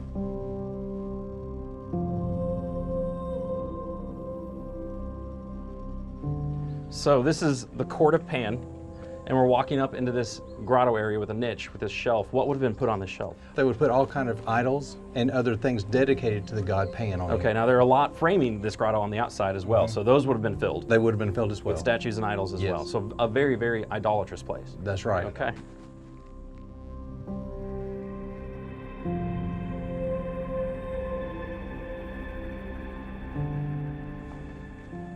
So we've got this arch, the niche right there. Yeah. And the temple would have come out from here and sat on this platform. Of course, a lot of it has fallen down over the years. So this whole floor has sunken in. Yes. You were saying seismic activity in the area. That's right. This is where a statue would have sat, here at the court of Nemesis. They would have had a huge temple right here for them to come up and worship. You see niche after niche after niche where they had idol after idol after idol. You can just imagine the lighting that would have been there, the candles that would have been there, incense that would have been offered there. This was a huge deal. Yeah, you see floors and columns and things that have, of course, fallen over over the years. That these used to be temples. These used to be sanctuaries. These are places where people would go and worship these idols. And that's what the city was known for. So to see all of that just makes you realize how empty all of that idolatry was and how it didn't help the people who observed all of that. It didn't help the people to sacrifice the animals and their children. The niches are empty, the idols are gone, the floors are a mess, the columns are knocked over. That is not the answer. Idolatry is not the answer. And it didn't benefit those people in the least to worship those things. Normally when you come here and you're helping people understand why this is so significant, there's a specific passage that you like to read and explain. I do. I think it's interesting that as Matthew wrote his gospel, there are some times in which he tells us exactly where things took place, and then there are other times in which he doesn't. For instance, the Transfiguration. We're not exactly sure where that took place. Or something like the Sermon on the Mount. We're not exactly sure where that took place. When he came to this story, he made the specific decision to tell us it happened at Caesarea Philippi. And I'm forced to ask the question, why? Let's read this passage here. Now when Jesus came into the district of Caesarea Philippi, he asked his disciples, "Who do people say that the Son of Man is?" And they said, "Some say John the Baptist, others say Elijah, and others Jeremiah or one of the prophets." And he said to them, "But who do you say that I am?" Simon Peter replied, "You are the Christ, the Son of the living God." And I think Peter's response is so significant. If you look at Peter's answer and think about the role of this city and the nature of the city and the grottos and temples and everything that are up on the hill, what he's doing is drawing a distinction between the living God that Jesus is the Son of and the dead false idols here in Caesarea Philippi. And I think that's exactly why Matthew told us this event took place here. So by going up there and seeing the temple to Pan, they're contrasting those dead idols with who Jesus is. Correct. Who he's claiming to be. Peter is saying that's who he now believes Jesus to be. That's correct. Being here and seeing that helps put all of that in perspective. It helps me visualize exactly what Jesus was trying to communicate, what he was trying to compare and contrast. I'm so glad that we came here to see all of that. Absolutely. For any Bible student, that text is probably one of the most critical or important pinnacle passages in the entire New Testament. And so to go to the place, the region where Jesus asks that question and Peter answers it is just huge. One of the things that you realize when you go to the site, this is a place where they're worshiping dead idols. This is a place where they're sacrificing animals to things that don't exist. And in some cases, they are sacrificing their children. They're sacrificing their sons to these things that don't exist. In contrast to that, the Son of the living God asking the question, do you realize who I am? I'm the Son that's going to be sacrificed. It just blows you away to realize the stark contrast. And so I think to be there, to have that explained, to be able to visualize that helps you appreciate how immense the question and how significant the answer is. This wasn't just a carpenter's son. This was the long-awaited Messiah, the anointed one. This was the promised deliverer of Israel and everyone else.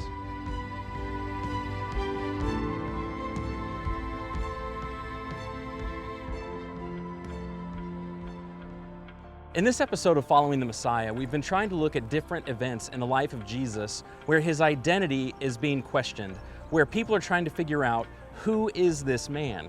We talked about Simeon and Anna at the dedication of Jesus at the temple, them acknowledging that this is the Lord's Messiah. We talked about Jesus explaining to his hometown synagogue that he was the fulfillment of the prophecy in Isaiah. Now they rejected him, and then he went on to Capernaum. We culminated by going over to Caesarea Philippi, where Jesus asks his apostles a very personal question. First by saying, who do people say that I am? And then really bringing it home and asking them, after all the time they've spent with him, all the teaching they've heard, and what they've seen him do, who do you say that I am? Every person in every generation has to answer that great question. Who is Jesus? Is he the Son of God, or is he not? Our hope is that you'll be able to answer that great question by saying that Jesus Christ is the Son of the living God.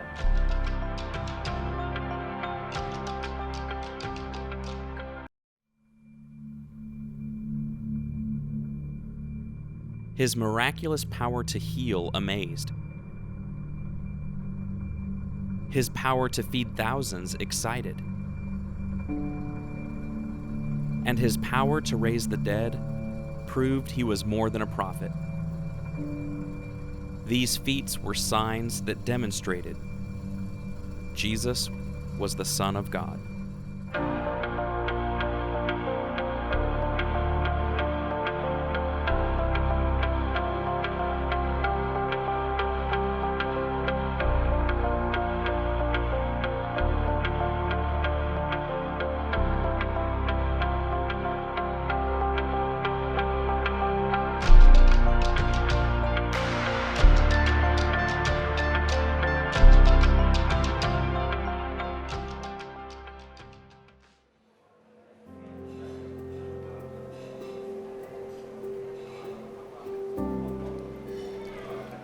There have always been people who claim to be able to perform miracles. But when Jesus started performing his miracles, they were so numerous and the quality was just so impressive. And when I read about those miracles, I get a certain picture in my head. My mind fills in the blanks with what's familiar to me. As we read through the Bible, a lot of us have preconceived ideas about these locations or how these events actually took place. By traveling around, I think that going to a lot of these places will clear up a number of those misconceptions. It's important to remember that Jesus' official ministry really kicked off with a very simple but potent miracle in Cana, where Jesus turns the water into wine. And from that point onward, the miracles increase in intensity, and what he's doing is so different from what anyone else claims to be able to do. The crowds just continue to grow.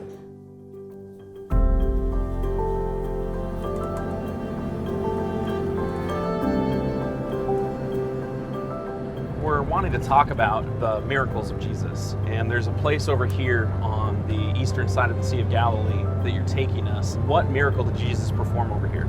This is the miracle of Jesus casting the demons into the swine, a site called Curzy. We know this event happened directly on the Sea of Galilee because we know that the swines ran down a steep embankment and into the sea.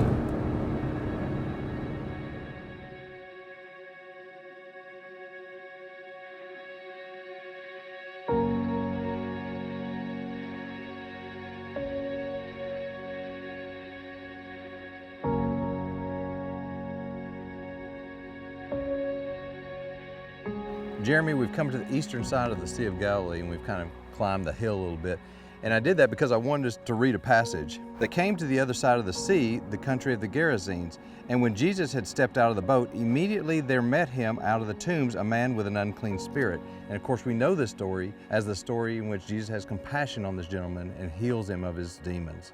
Now, this is a really famous story. This is the man that is possessed by Legion, and the other gospel accounts let us know that there were 2 men that were healed that day. It was during that trip over here from Capernaum when Jesus calmed the storm. And as soon as he finished healing this man, they asked him to leave, and so he sailed right back. He came over here for 2 Gentile men across a stormy sea, which I think speaks a lot to the compassion of Jesus. We know that he cast the demons out of the man and into a herd of pigs, and the herd, numbering about 2,000, rushed down the steep bank into the sea and drowned into the sea. And of course you can kind of picture that whole story happening right here. It's not just a cliff that goes to the edge of the water. There was a considerable distance, at least a few hundred yards, between the bottom of the embankment and the water's edge. That just changes how I've always imagined that. That herd of swine would have rushed down this really steep hill, gone across this flat area, and then run into the sea. Normally, an animal has a sense of self-preservation. And so even though it may have survived running down a steep embankment, it would have stopped in the plain, but these thousands of pigs didn't, which further attests to the fact that there was something controlling them other than themselves. Jesus performed signs that demonstrated that he was from God, that he had control over everything and everyone, even spiritual forces like demons. You know, the details at the beginning of Mark's account of this event are really helpful because they let us know the desperate condition that this man was in. He was separated from his family. He was living in the graveyard. He was basically living as a dead person. He was out of his mind, out of control. He was hurting himself, showing these signs of deep distress. And Jesus takes care of all of those things. So when the people come back out, he's sitting, he's clothed, he's in his right mind. It would have been a startling and a shocking sight for the people to come out of town and to see the aftermath of those animals drowning and to see someone who they had tried to help for so long, finally healthy and in his right mind. And something that's emphasized down through the text is the begging that takes place. When Jesus gets there and Legion recognizes Jesus, he begs Jesus to spare him. And then later on, you have the townspeople begging Jesus to leave them because they're afraid of him. And then you have the man who's been healed begging to go with Jesus, the man who's finally helped him. And I think what Mark is trying to help us do in that chapter is to challenge us with how are we going to respond? Are we going to be so afraid of him that we beg him to leave like they did, or are we going to respond as the healed man and beg to stay close to him because of what he does for us?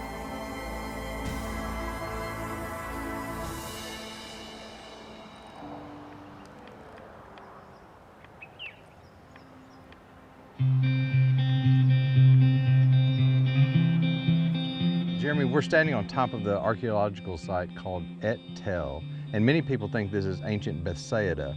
Now, there's a number of different places that could be Bethsaida. In fact, there's one right down in the valley that they're digging on right now. We came up here because I wanted to read a passage to you, and it says, "On their return, the apostles told him all that they had done, and he took them and withdrew apart to a town called Bethsaida." And this is the beginning of the account of Jesus feeding the 5,000. And that probably took place right here in this plain of Bethsaida, just down below the hill where we are now. Now, it's helpful to put that feeding in context. The disciples had come back to tell him all that they had done. They had been sent out on that limited commission. But the other piece of news that they brought to him was that Herod Antipas had just killed his cousin John the Baptist down at his Black Fortress. And what the other Gospels reveal is that hurt, and he was trying to get away to a desolate place to let them recharge, and also for him to grieve the loss of his cousin. And so they came across the sea over here toward Bethsaida, and the crowds saw that he was heading this way, and so they ran around the north side of the Sea of Galilee and beat him here.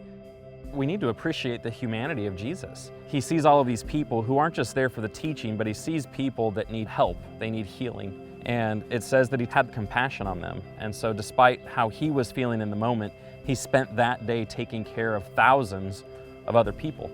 And so Jesus, in this moment where he should have been grieving and having some privacy, was surrounded by thousands of people and still took the time to care for them, to heal them, and by the end of the day, to miraculously feed 5,000 of them.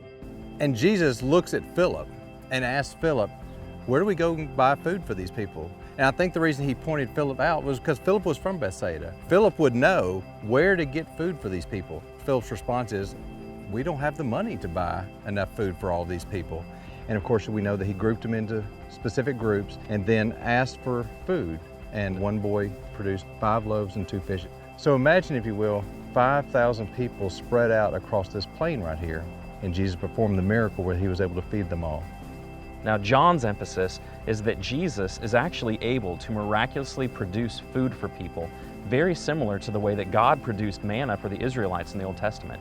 And so, not just performing a miraculous sign, but that sign pointed to the fact that he was connected to the Yahweh of the Old Testament.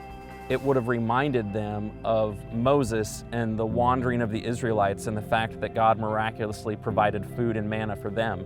This man from Nazareth is doing what happened in the days of Moses. And Moses prophesied that a prophet would come like him, and they would have made that connection.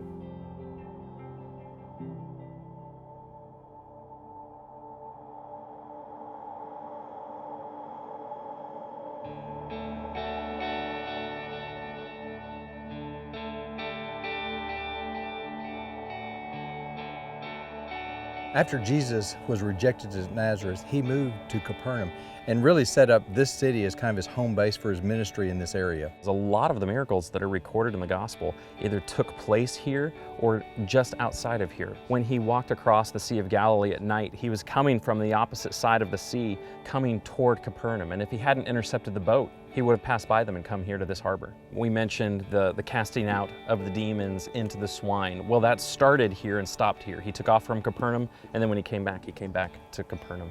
Capernaum was a small village on the northern shore of the Sea of Galilee. It probably had a few hundred people in it.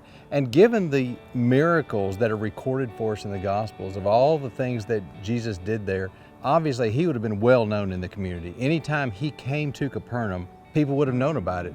Now, there are a lot of miracles that we could talk about, but there's one that I think is extra special. It's over in Luke chapter 8. And as Jesus is coming into town, Jairus, the ruler of the synagogue, has a daughter across town who is very, very ill. And so he sends word asking for Jesus to get to him and try to help his daughter.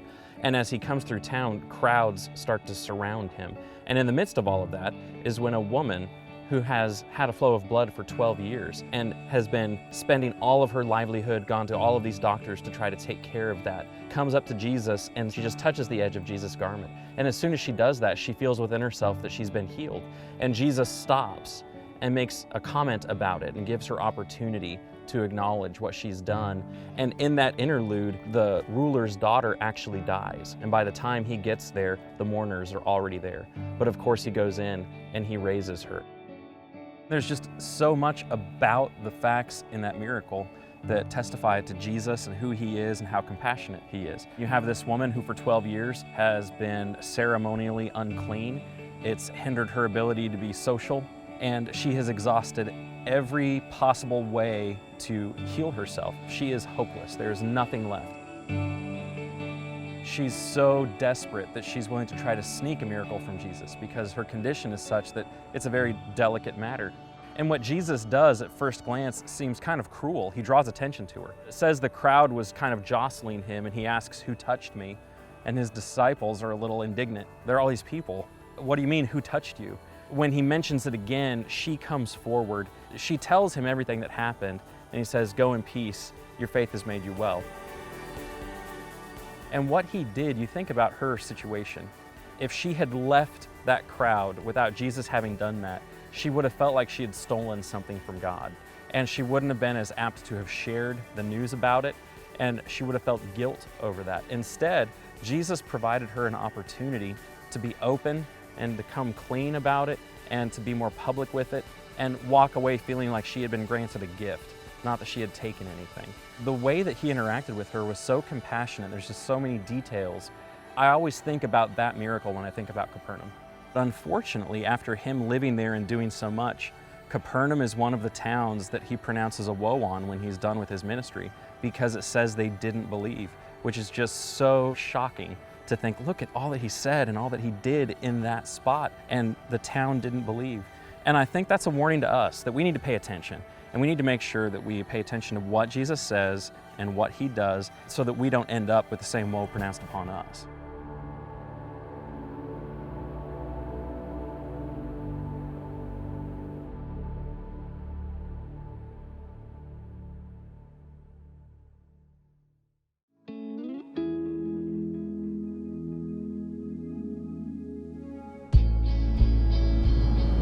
We're actually driving through Cana. This is one of the two possible locations of the first miracle that Jesus did, where he turned the water into wine at the wedding feast.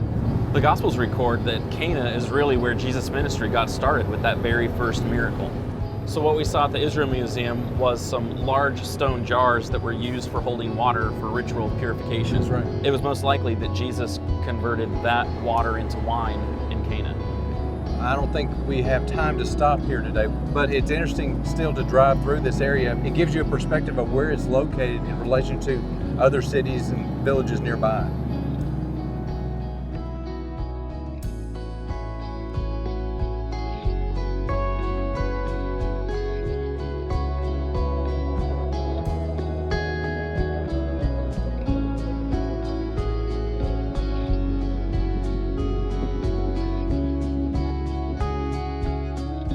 Visiting ancient Jericho, I really enjoy going there because you get a different perspective of the city. We hear about Jericho a number of times in the Bible. Outside of Jerusalem and maybe one or two other cities, it's mentioned more times than any other city in the Bible.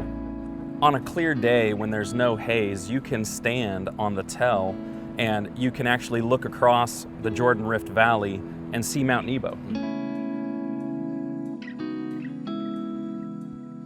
Jericho is one of, if not the oldest, longest occupied cities in all of the world.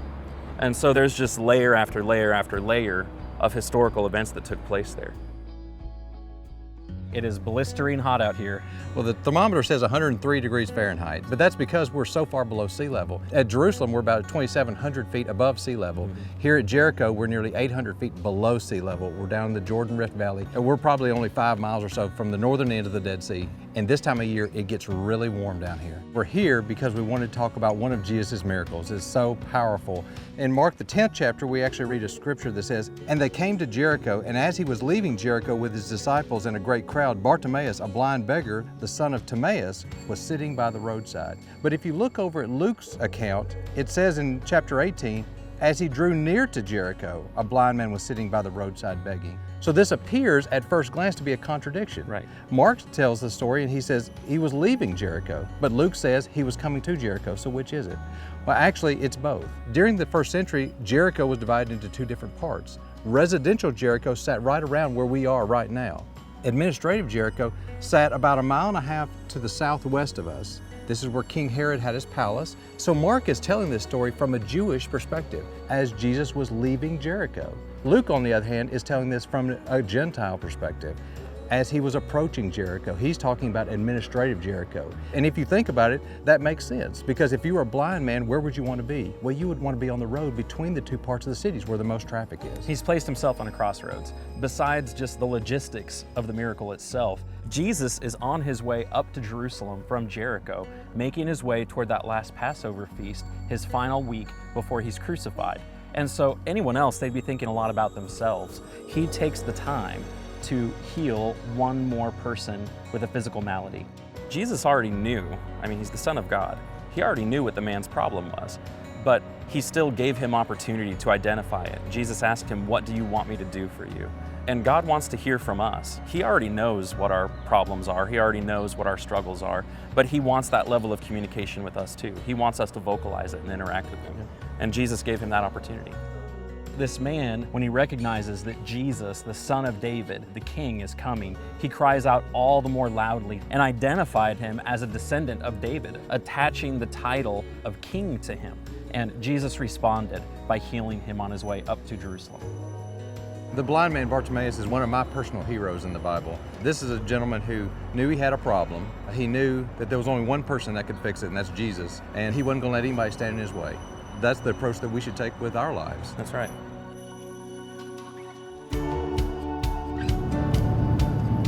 There's a wonderful story of Jesus having compassion on a blind man in John the 9th chapter, in which he tells the man to go down to the pool of Siloam and wash his eyes. It's just a beautiful place, and I just love the story.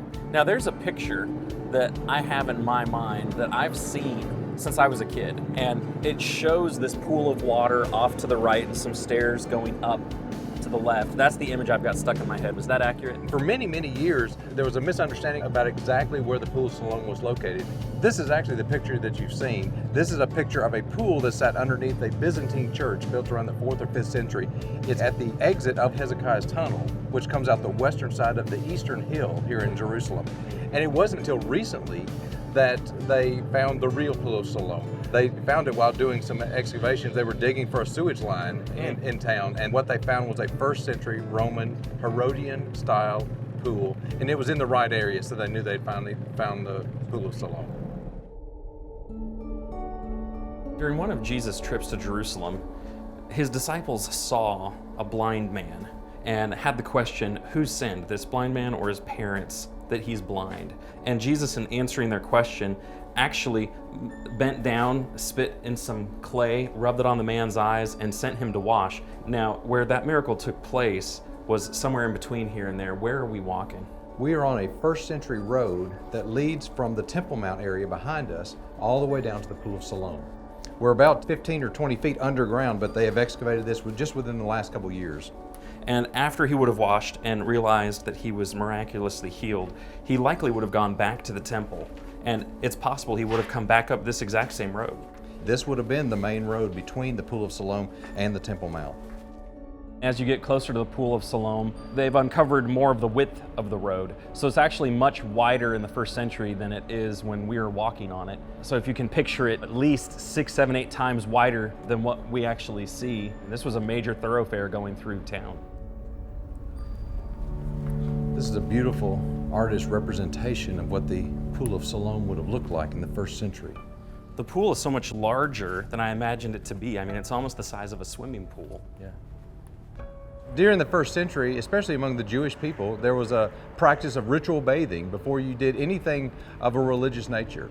And so there were a number of these pools or mikvahs around the area. And sometimes they were much larger, like the pool of Siloam. And so this pool would have been a pool that people would have gone to go through the practice of ritual bathing before they went up to the temple.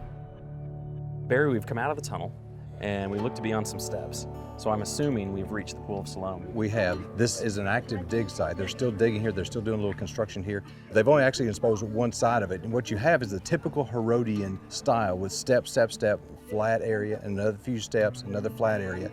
The rest of the pool of Siloam, probably 90% of it, actually sits behind us, but it's on private property. And that's good and bad. It's bad in the fact that we can't see it, but it's good in the fact that we know it's there and it's protected. This pool, which is mentioned over in John 9 with the healing of the blind man, is a significant part of that event. You have this man who's been born blind, and they want to know whose fault was that? Was it his parents, or did he do something? Really similar to the question that Job's friends asked him in the Old Testament. Is there such a thing as innocent suffering? Is all suffering a direct result of someone's personal guilt? And Jesus' answer was no. It wasn't a result of him sinning. It wasn't a result of his parents sinning. We live in a world that's been broken by sin. And as a result of that, people get sick, there's disease, we see death, we see natural disasters. So it answers that question. I don't always suffer because of a direct result of my own personal sin. But I live in a world where it has been cursed. And even in the midst of that, God is able to be glorified in how we respond to that innocent suffering. It's a rich, rich text. It's powerful to think about, what did he see for the first time? As he came down to this pool and washed that clay away, all of a sudden he was able to see when for his entire life that was not possible. The rest of the chapter is just how everyone in this man's circle responds to the fact that he can see now. His neighbors have questions about it. The religious authorities have questions about it.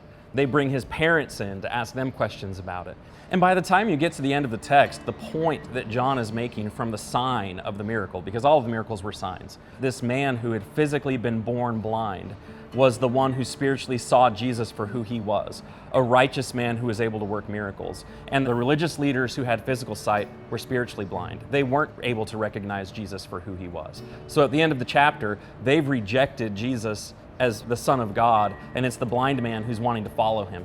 I love visiting the pool of Siloam. Jesus has such compassion on people. To me, it's a vivid reminder of the love that Jesus has for everyone. Not only this blind man in the first century, but for me as well.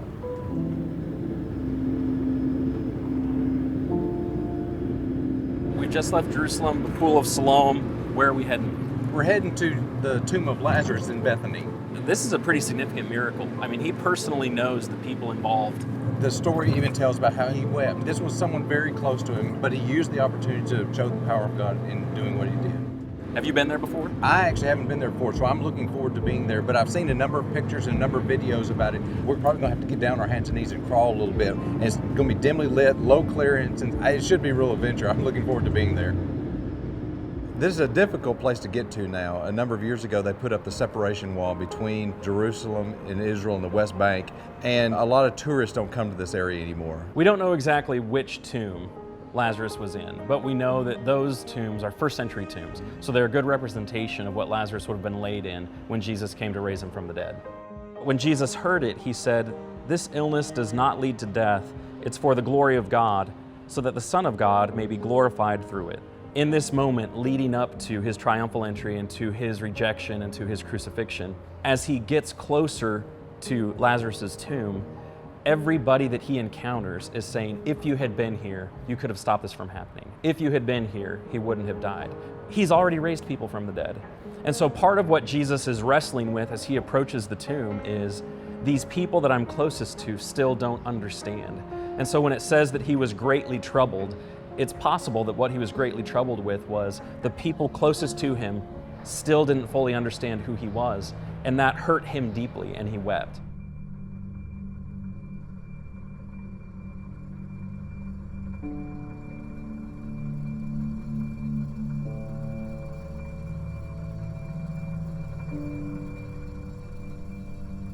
When you get into the vestibule, there's a rectangular opening in the floor that gives you access to just 2 or 3 stairs, and then you have to get on your hands and knees and crawl into the actual tomb area itself.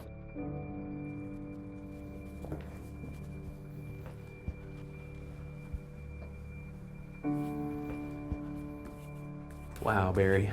This is really tight down here. It is. It's very stale air. It's not moving at all. No, we're probably 10, 15 feet underground here. It looks like over here there's a niche behind this block wall. You see people have left prayers written on pieces of notepaper. The entrance we took in is a 16th century entrance. They're saying that the original entrance would have been in a different spot. That's right. But in one of these niches is where Lazarus' body would have been laid. Right. He would have been laid, according to tradition, over here on this side of the room here. Jesus would have been outside in the vestibule area when he called Lazarus to come forth. And of course, Lazarus rose from the dead and came out to meet Jesus. Now, Lazarus had been dead for multiple days. Jesus intentionally waited after he heard that he was sick to give him time to pass away. He knew what he was going to do, even though the disciples didn't. And by the time he got here, one of his sisters was concerned about the odor that would have been there because he had been dead for 4 days. Now, according to Jewish tradition, one of the significant things about the 4 days is that Jews believe that after so many days of death, your spirit finally departed your body. And so for Jesus, he waited that long so that they would have had that understanding that his spirit was already gone. He was for certain dead before he called him out of the tomb. But Lazarus comes out and he doesn't look like someone who has been buried for 4 days. And so it astonished everybody. Now, all of this is really significant, especially in John's gospel, because the raising of Lazarus happens in John chapter 11. In John chapter 13, you're into Jesus' final week. And so you have the raising of Lazarus leading up to the death, burial, and the resurrection of Jesus himself. So it wasn't just a miracle pointing toward his divinity, but it was a foreshadowing miracle about what would happen to Jesus himself. The raising of Lazarus was the event that really sent the Jews over the top, because once Lazarus was alive and he was being seen by people in the city, they wanted to quiet Jesus. The text even emphasizes that they were actually seeking opportunities to have Lazarus killed. So this man that had just been miraculously raised from the dead, they were ready to kill him again, to get rid of him as evidence to Jesus. Right. And Jesus lifted up his eyes and said, "Father, I thank you that you have heard me. I knew that you always hear me, but I said this on account of the people standing around, that they may believe that you sent me." And when he had said these things, he cried out with a loud voice, "Lazarus, come out." The man who had died came out, his hands and feet bound with linen strips, and his face wrapped with a cloth. Jesus said to them, "Unbind him and let him go." You know, this is possibly one of the tightest spots that we've crawled through to get to see something, but it was so worthwhile to come down here. Following the chronology of Jesus' time on earth, he's foreshadowing his impending death, burial, and resurrection. If Jesus from Nazareth has the power over life and death, then death is not the end, and we have hope.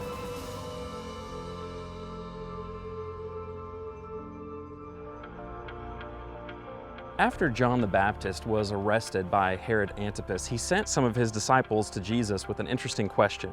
In Luke chapter 7 and verse 20, it says, "When the men had come to him, they said, 'John the Baptist has sent us to you, saying, Are you the one who is to come, or shall we look for another?' In that hour, he healed many people of diseases and plagues and evil spirits, and on many who were blind he bestowed sight. And he answered them, 'Go and tell John what you have seen and heard. The blind receive their sight, the lame walk, lepers are cleansed, and the deaf hear. The dead are raised up, the poor have good news preached to them, and blessed is the one who is not offended by me.'" What Jesus did to encourage John the Baptist in that moment was to point to the fact that he was able to perform miracles to a degree and in a measure that no one else ever could. And the Gospels call those miracles in multiple places signs. Those signs pointed to something. From the very first sign that he performed in Cana, turning water to wine, to the raising of Lazarus, and eventually to the sign of his own resurrection, the miracles of Jesus point to the fact that he was the Son of God who came to die for us all.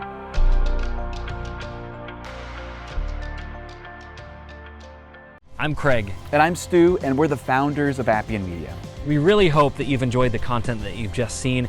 This was only made available through the generous donations of so many of you. We believe that the world should have biblically accurate, visually engaging content about the Bible, and it should be free for everyone.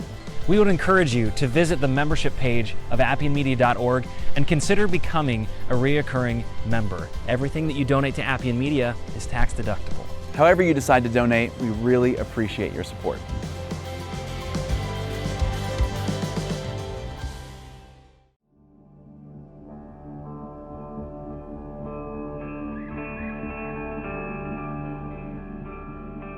Jesus taught with authority. He taught about the heart. His words, his examples, using a coin, talking about water.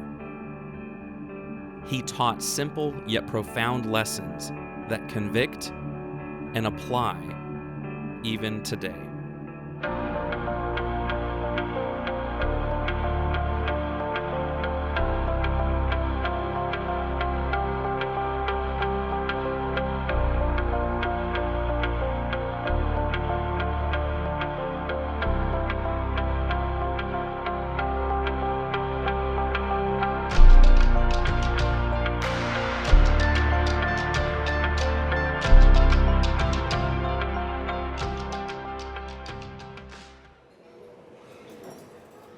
One of the things that really gets me excited when we talk about the life of Jesus is the teaching that he did.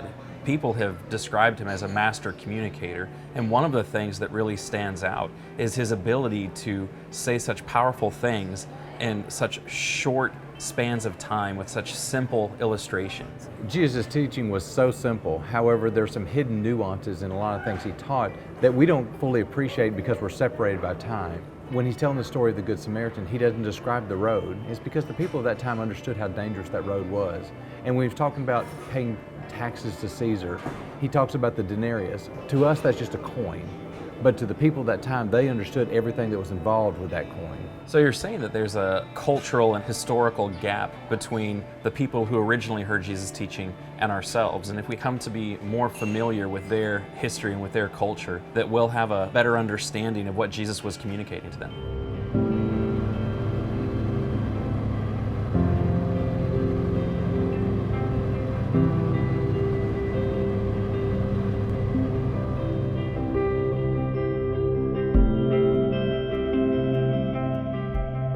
We are at the Church of the Beatitudes, which is on the northern side of the Sea of Galilee. It's built on top of a site that was established in the 4th century. And I wanted to bring you up here because this is the possible location of one of the most famous sermons that Jesus ever spoke.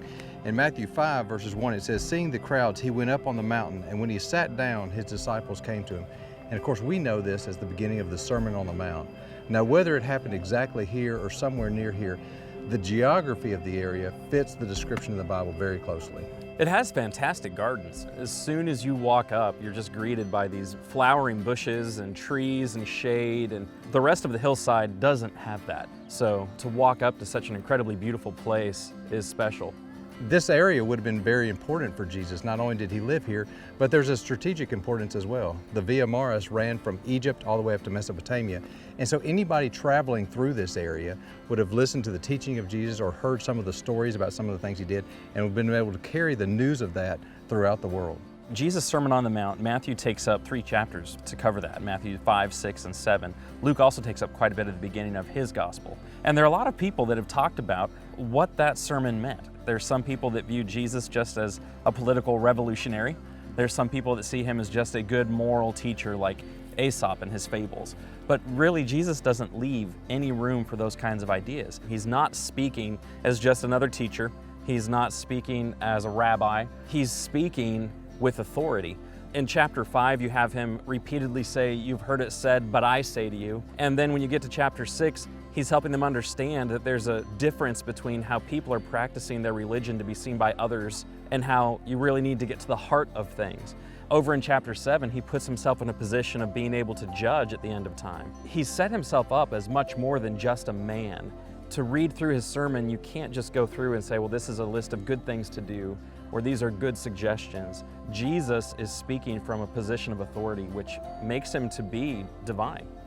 All the way through the Sermon on the Mount, he's trying to explain what it looks like when people belong to his kingdom, this spiritual kingdom, starting with the Beatitudes, what it means to pray, making sure you do things with your focus on heaven and not trying to please men, the golden rule, which almost everyone is familiar with, and then he closes it with a 3-part invitation, and that last part is where he's challenging people to think about what they're building their lives on. Are they going to build their lives on anything other than God, which is like building your house on sand, or are you going to build your life and your house on the authority of Jesus and his teaching as the Son of God? And if you do that, you're like someone who builds your house on a rock. that's going to be able to weather whatever kind of storm life may throw at you. I would have loved to have been in the audience. When he got through, they were amazed at his authority. To think about being at the top of the mountain from Jesus' perspective and looking down and seeing all of these people that were so spiritually hungry finally being fed is just overwhelming. And the fact that we're able to sit at his feet today and experience the exact same thing, no matter where we may be sitting or no matter where we may live, we can experience the exact same teaching. At the very end of the Sermon on the Mount, it says that he left the mount and he went down to Capernaum. And if you look over my shoulder, you can actually see Capernaum just down the hill from where we are. It's a wonderful illustration of what we read in the Bible. We know Jesus did a lot of teaching on the northern side of the Sea of Galilee. There's that triangle up here on the north between 3 cities where he did 80% of his ministry. Now, where would we go from here to see some of those places? Well, we want to go down to the Cove of the Sower. This is where he pushed off into the water just a little ways so he could speak to the people on the hillside. Well, I think this is right. You can correct me. You have never led a tour group down to the Cove of the Sower. No. And why is that? It's almost impossible to get to. Okay, so it was amazing to go to. It was a lot of work. It was worth the work. But the average person coming to Israel is not going to make that stop. No, from the place that we found to park that we could access it, it was probably 45 minutes hike. Over rocks. It was very difficult to get there.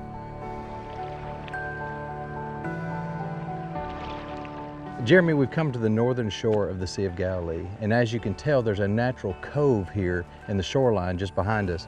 In the mid-1980s, there was a drought in this area, and the water level dropped and exposed a number of harbors around the Sea of Galilee. We know from Luke chapter 5 that one of the times Jesus was coming along this side of the sea, there were a lot of people crowding around him trying to hear him. And when he got to some spot around here, he got into a boat with Peter and pushed back from the shore and spoke up to the people that were still on the land. Now, standing here in this cove, you can turn around and see it forms kind of a natural amphitheater. And it's really easy to imagine Jesus, this is his stage as he turns and faces the people and speaks up to them. Many people have questioned whether or not Jesus could actually be heard by a large group of people if he's a few feet off the shoreline. Let's do an experiment. Let me go up the hill a little ways, and when I get up there, I want you to read the parable of the sower in a natural but loud speaking voice, and let me see if I can hear it. Sounds good.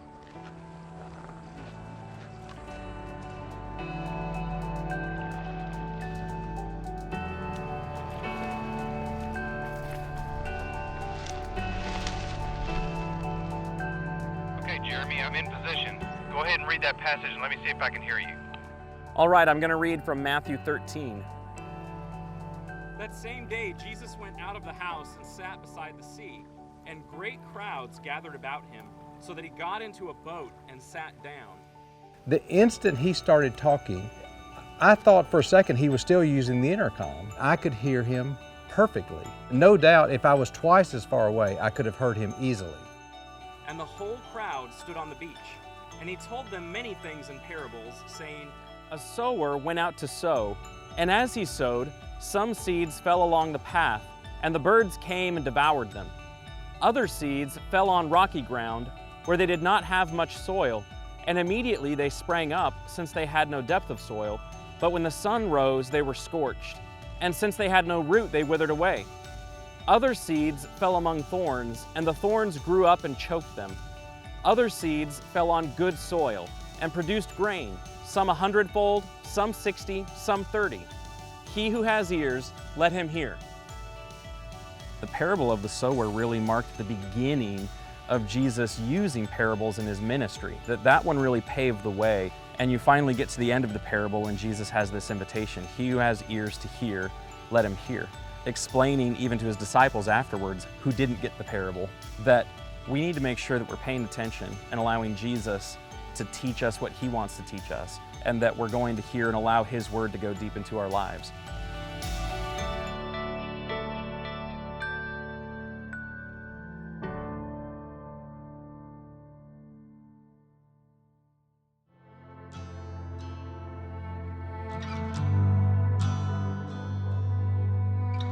We had the opportunity to go out to the wilderness today, and the overlook was amazing. From the vantage point that we had, if you look to your left, which would have been to the west, you could have seen the top of the Mount of Olives. And if you look to the right, you'd been able to see Jericho all the way down. And so we're able to visualize the road that went between Jerusalem to Jericho. It's hard to put into words what the vista looked like. There are times where Barry wants to take me someplace where he hasn't been before, and this was one of those places. So when you get to the top of a hill and you hear Barry catch his breath, you know you've found something really special.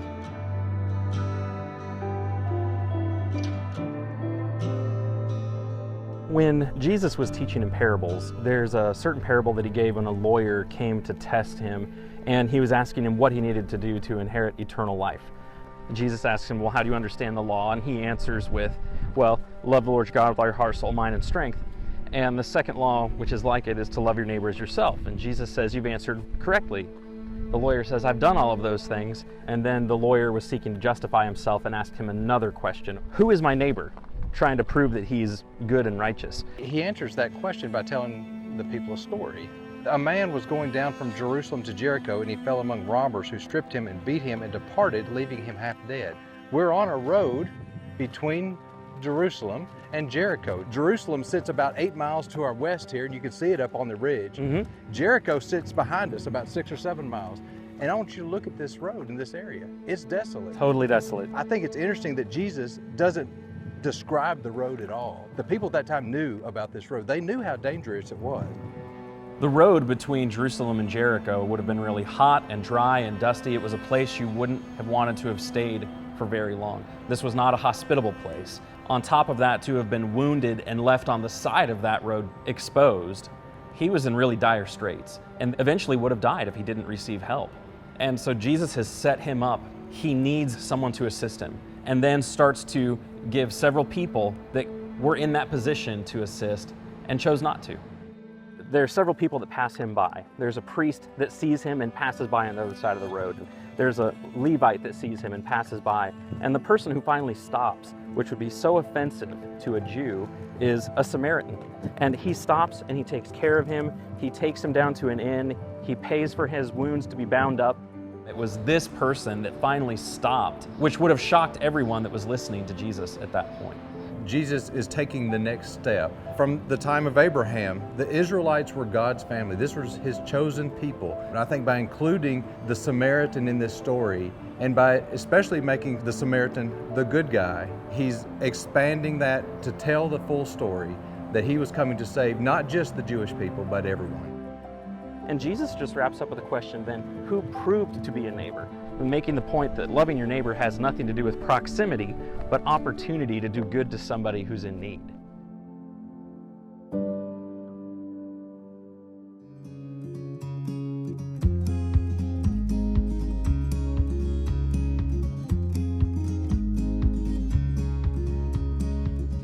In John, the 4th chapter, we have recorded this wonderful conversation between Jesus and this woman from Samaria.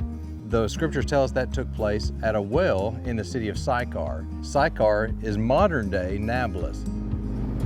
Well, I want to take you to the city of Nablus because there's a Greek Orthodox church there in which contains Jacob's well that we read about in the Bible. It's an hour and 15 minutes north of Jerusalem. It's right in the middle of the West Bank. As you approach Nablus, you have the opportunity to drive through what we refer to as Samaria in the New Testament times. And one of the things that strikes you immediately is how hilly and how mountainous that area is. Imagine walking that. It would be very, very difficult. And the scriptures even say that Jesus, when he approached this well, he was thirsty. That's why he stopped there.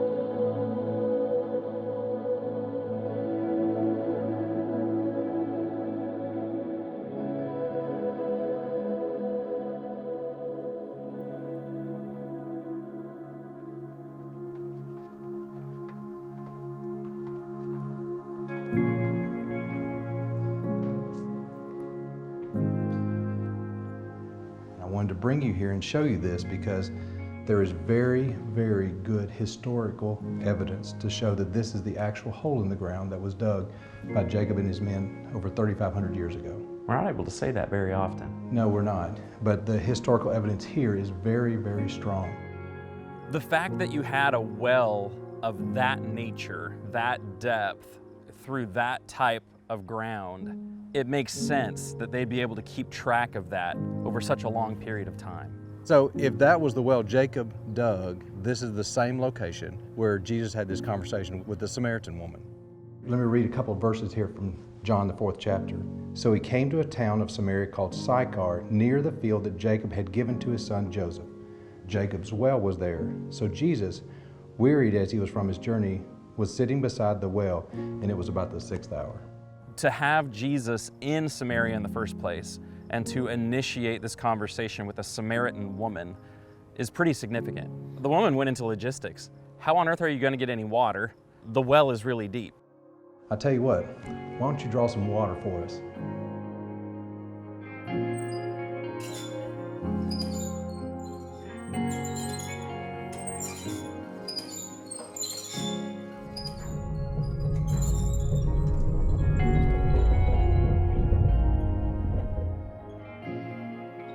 Very good.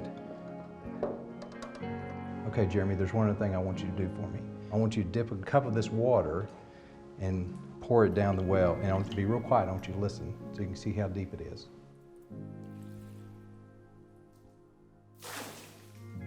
How high up is that? It's amazing, isn't it? It's got to be well over 100 feet deep. Wow. Yeah. There are nuances to the story about the depth of the well that we would just gloss over. Well, of course, the well is deep. So going to that place and playing with the water really highlighted a seemingly insignificant line in this interaction between Jesus and the Samaritan woman. And there are things like that all through the Bible. And they emphasize these were real people and real places, and even those small details are important and connect us to reality.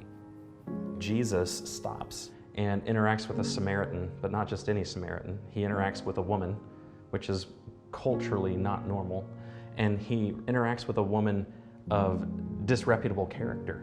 I mean, she's had multiple husbands. He's never met her before, but he understands what her character has been.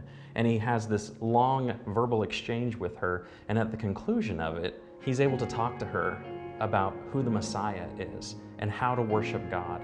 What Jesus was trying to get to as he interacted with this woman was to make the connection that he was providing living water to her. And they go back and forth with this dialogue. The topic changes quickly over the course of a very short conversation, but Jesus is moving it to a very important point. There are a couple of passages at the end of that exchange where the woman said to him, "I know that Messiah is coming, he who is called Christ. When he comes, he will tell us all things." And Jesus said to her, "I who speak to you am he." And so Jesus reveals to this Samaritan woman that he's the long-awaited Messiah. And she runs into town and tells everybody what she's experienced. They all come out, and he spends a couple of days there and helps this entire town come to realize who he is. So many biblical events happened right here. There's just so many layers of history to this one spot.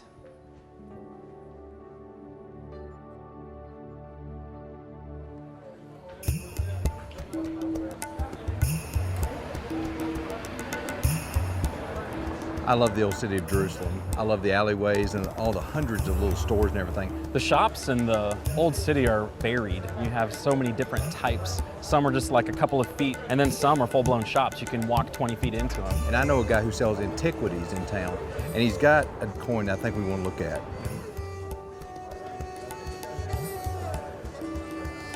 Hello. Jeremy, earlier today you had asked me about a denarius. I did. So I want to introduce you to Zach.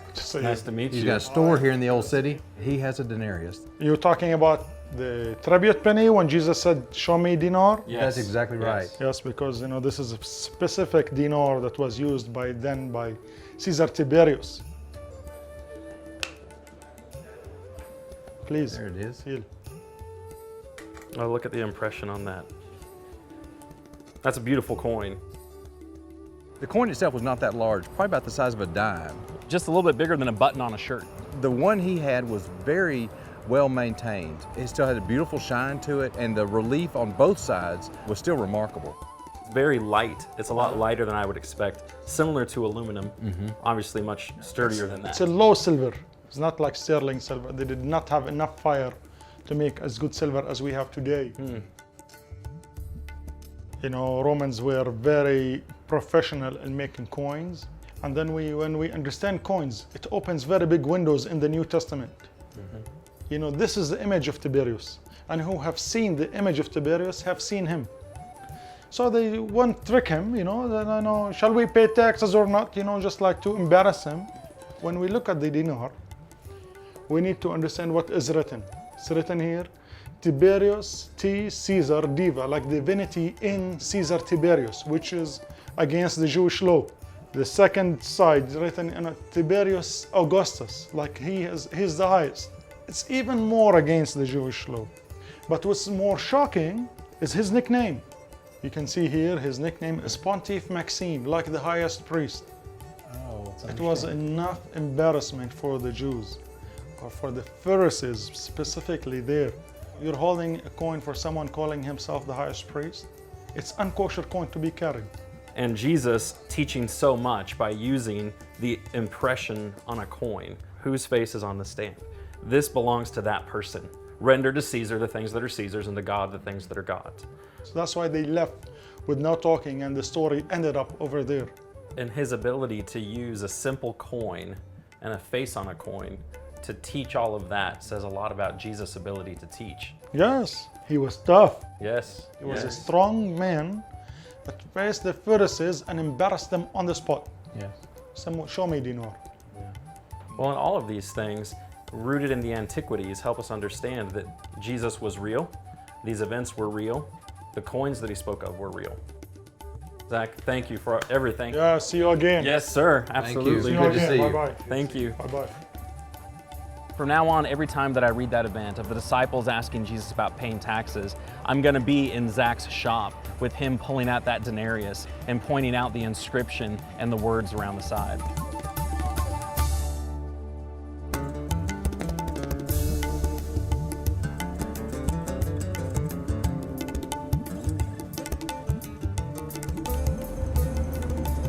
We've been talking about Jesus and the teaching that he did in the Galilee area. We know that he spent a lot of time around Capernaum and on the north side of the Sea of Galilee, but we also read about him going to a place called the Decapolis. Is there anywhere that we can go that would show us what that looks like? Well, the Decapolis was 10 cities that were of Greek and Roman heritage, and most of them were located on the eastern side of the Jordan River. However, there was one city that was located on the western side. That's the city of Scythopolis. That is also the same site of the Old Testament city of Beit Shan. Is Beit Shan similar to some of the other villages and towns that we've visited so far, like Capernaum? No, it's not, and I think that's one of the reasons why I think it's important for us to go. This was a Roman city during the time of Jesus, and it had a totally different look than a Jewish village.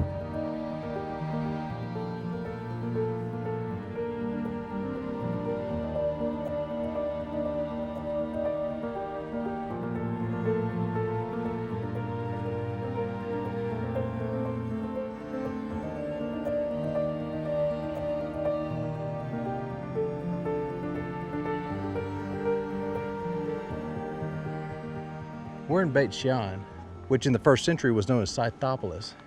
The Decapolis was a group of 10 Greek and Roman cities, one of which fell on the western side of the Jordan River. Realizing that Jesus came to Greek and Roman cities helps us to appreciate the truth of John the Baptist's observation when he saw Jesus. Behold the Lamb of God who takes away the sins of the world. The city of Beit Shan is steeped in biblical history. Even before the Israelites came into the land, the Canaanites lived there. Even before that, the Egyptians lived there for a while. It's best known to Bible students as the city where King Saul's body was hung after being killed over on Mount Gilboa. And it's so different from the northern towns here in Galilee. When we think about Capernaum or even Bethsaida, they just seem so rural compared to how refined and large and big city upscale Beit Shan was. Most of the cities that Jesus taught in around the Sea of Galilee were nothing more than really than villages. A few hundred people Scythopolis would have been a community of several thousand. This was a Roman city with a cardo running north and south, with theaters, with bathhouses, with thousands of different people that lived there. Usually when I think about Jesus going into a village or going into a town and teaching and preaching, he's preaching and teaching in a Jewish synagogue.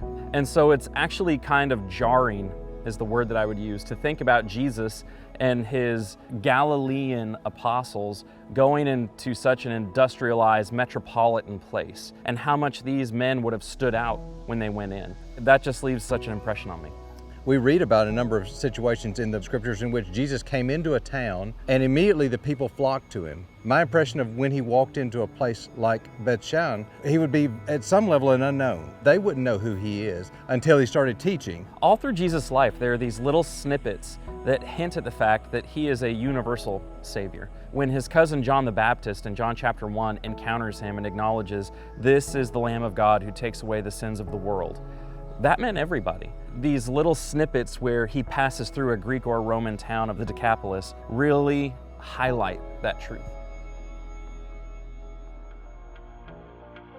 From the age of 12 years old, Jesus impressed people and made them marvel at his ability to teach and to communicate such profound truths about God in such simple ways. People were amazed with his authority and his conviction. Now, the Hebrew writer gives us a unique perspective looking back on Jesus' ability to teach.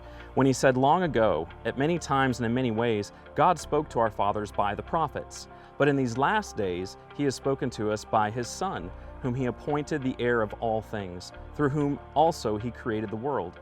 He is the radiance of the glory of God and the exact imprint of his nature, and he upholds the universe by the word of his power." When people heard Jesus talking and teaching, he wasn't just another rabbi. He was the Son of God. He was divine. So the next time that you're studying through the teachings of Jesus, really think about the invitation that Jesus extends when he says, "He who has ears to hear, let him hear."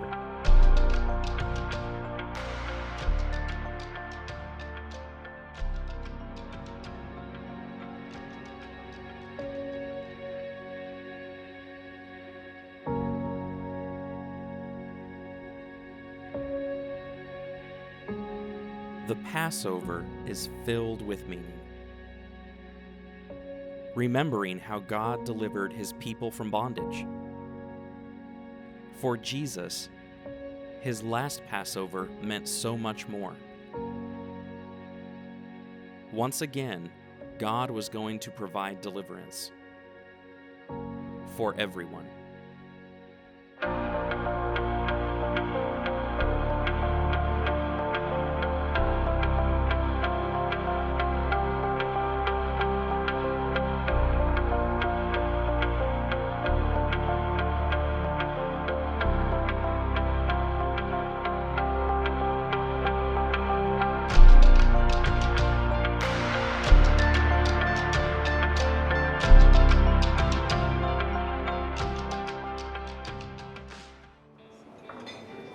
Whenever you talk about the life of Jesus, you get to the most important part. You get to his death, burial, and resurrection. And each gospel writer has a slightly different focus, and it can get confusing trying to harmonize all of those accounts. The story of Jesus' final days are recorded by 4 different men in 4 different ways, and it is easy to kind of get lost. What I'd like to do is take a very close look at the final week of Jesus' life, and especially those final hours. I want us to retrace his steps. By visiting these places, I think you can have a different perspective of many of those events, and it'll help you understand the scriptures even more. There's just so much to take in there. You have his betrayal, you have his arrest, you have the various trials that he goes through over a very short period of time. So to keep things straight and to maintain a continuity, we're just going to go from start to finish, from his triumphal entry down through his death, burial, and resurrection. To do all of that without stopping is going to help us comprehend where he was, what he was saying, and what was happening around him.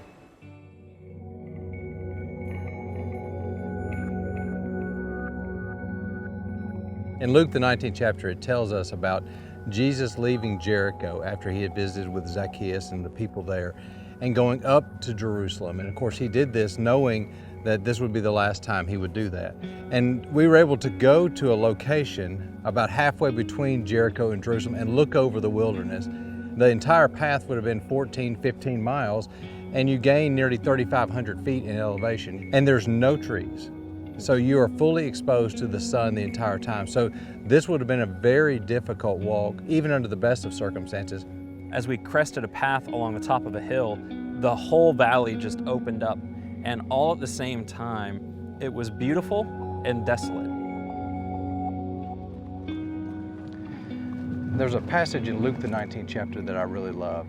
It talks about how Jesus left Jericho and went up the hill to Jerusalem. It's a simple verse, but when you know the road that he took, it causes you to think more about what's in that verse.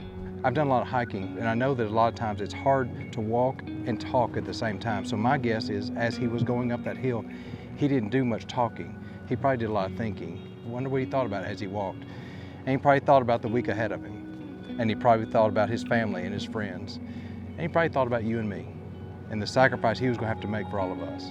Just a few miles up the road is the Mount of Olives, and we know that after he crested that hill, on his way down was the triumphal entry.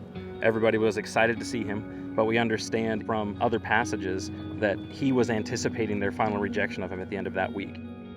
He understands what's waiting for him on the other side of the Mount of Olives. And even though he's coming up and getting ready for the triumphal entry, where everybody is celebrating and they're getting ready to remember the Passover, there's still a part of Jesus that is apprehensive because of what he's looking forward to.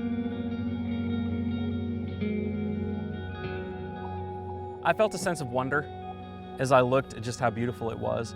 And I also think I felt a sense of foreboding because I was trying to put myself in Jesus' position and imagining what he had to look forward to.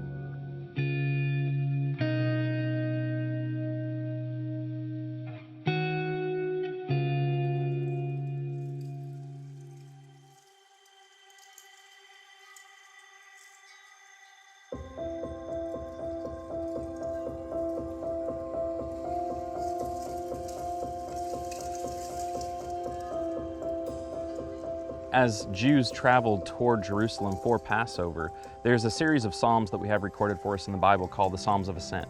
And they were the psalms that travelers would sing to each other as they traveled toward Jerusalem. And they're excited as they climb that road, cresting the Mount of Olives, and they're excited about the temple and the Temple Mount and God's presence. And so all of that anticipation is building as they crest that hill. Barry, we've made it to the top of the Mount of Olives, up from Jericho. This was a momentous event for Jesus. This is his last Passover. He's used to coming here, but this one's extra special for him. That's right. We typically call this the triumphal entry. And it's interesting in verse 37 of Luke 19, it says, "And as he was drawing near, already on the way down the Mount of Olives, the whole multitude of disciples began to rejoice and praise God." Can we go and follow this path down into Jerusalem, similar to what Jesus did? We can. Of course, the road that he went down is long gone, but there is a road that leads from the top of Mount of Olives down to the Kidron Valley, and that's where I'd like to go right now. Let's do it.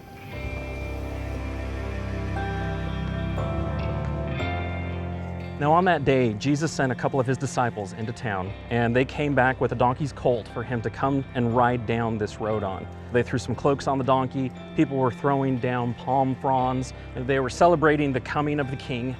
They quote Zechariah 9:9. There's some people that tell Jesus to get the disciples to be quiet and stop saying things like that. And Jesus' comment was, if these people didn't cry out, then the very stones they were walking on would recognize who he was and respond. You can imagine them coming into the city and this beautiful view that they would have had. The temple would have been right there in front of them. They would have been able to see that as they were coming down the mountain. It would have been really beautiful.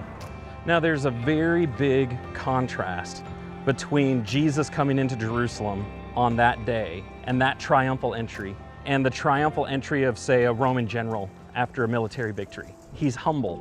He's not riding a beautiful war horse, he's riding on a donkey's colt. Right, with people's clothes as the saddle. You have Jesus continuing his humble, unassuming entry into Jerusalem. There's a church that marks one of the spots that Jesus wept over Jerusalem during the triumphal entry. And so in the midst of all that jubilation, Jesus is actually sorrowful because he's anticipating the rejection he's going to experience in just a couple of days. Jeremy, this is the Dominus Flevit Church. Dominus Flevit is Latin for the Lord weeps, and of course we know the Lord wept many times over Jerusalem. There are several times where he does that. The one that most people think of is at the end of that final week of Jesus, where he's been teaching, he's been in the Temple Mount, but during that triumphal entry, when everybody is celebrating about their king arriving in his city, he's actually weeping as he's riding that donkey down into town, because he's anticipating their rejection of him at the end of the week. Yeah. Let's just go in here and take a look around. Jesus had visited Jerusalem many times over his life.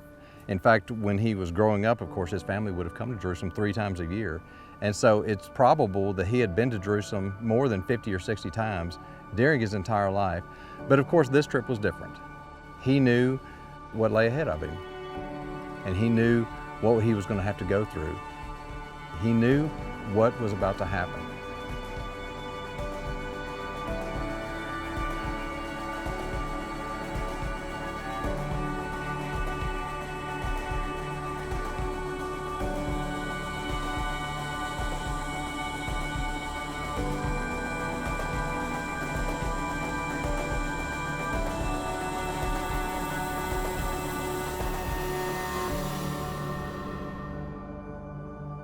We've got a great opportunity tomorrow because we've been approved to go up on the Temple Mount. I've been up a number of times. It's a wonderful place to visit. The buildings up there are beautiful, and we've actually been given the opportunity to go in a couple of those buildings, and so this is really kind of a once-in-a-lifetime situation. But when we go up there, we need to be respectful of everything they're doing, and we want to make sure that the things that we do are appropriate. And we've been told the different types of cameras we can bring, and so I think maybe, did you bring some of those with you? So just like the Jordan River, have a GoPro with you, keep that on you, you can hold it out and get both of you in the same shot. We'll be capturing footage of us, but then you all will have the smaller DSLRs. We'll probably just have something like this. As far as audio, we won't do traditional mics like you guys have been doing. Right. These mics can actually plug straight into your phone. Right. You'll have one and Jeremy will have one. You'll hit record, put it in your pocket. We'll just kind of walk around.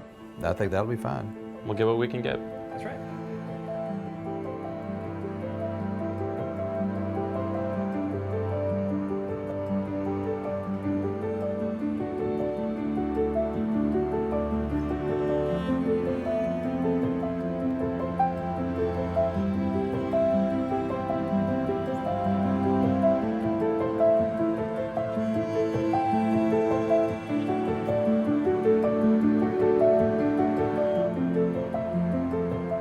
There are 3 major monotheistic religions in the world, and they all have a claim to this spot. And so everybody is just, from day to day, you don't know what kind of access you're going to have. Yeah, it's a very sensitive area, and you have to be very polite and understanding of everything that's involved in going up there. Okay, you ready? Yep. All right, Jeremy, we're walking up the steps on the eastern side of the Dome of the Rock. It's a beautiful building. The Mount of Olives will be behind us. I think the Temple Mount is interesting from our standpoint. This is the place where the temple was. Jesus came up here and taught many times. There were a couple of reasons we wanted to come here. One was the original location of the first century temple being here, but also it's pertinent to the life of Christ. All during his ministry, anytime he came to Jerusalem, he would spend time in the temple area. Right. And teaching in the temple and talking to people about the things that he came to talk about.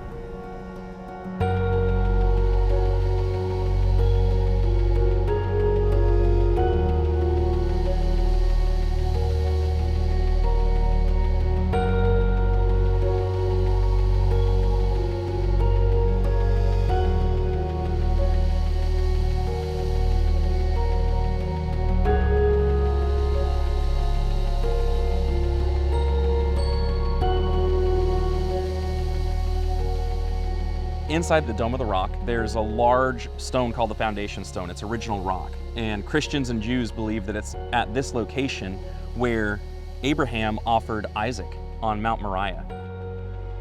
They arrive at that conclusion because in 2 Chronicles, the 3rd chapter, it tells us that Solomon built the temple on the top of Mount Moriah. The very same place where Abraham offered Isaac as a sacrifice is the same place where Solomon built his temple, and that's the same place, of course, where Herod rebuilt the temple in the 1st century. Seeing the foundation stone and thinking about those connections makes me imagine what Jesus was thinking of as he came up here and thought through all of that history, thinking about how God spared Abraham from actually offering his son, but he would follow through with offering his own son.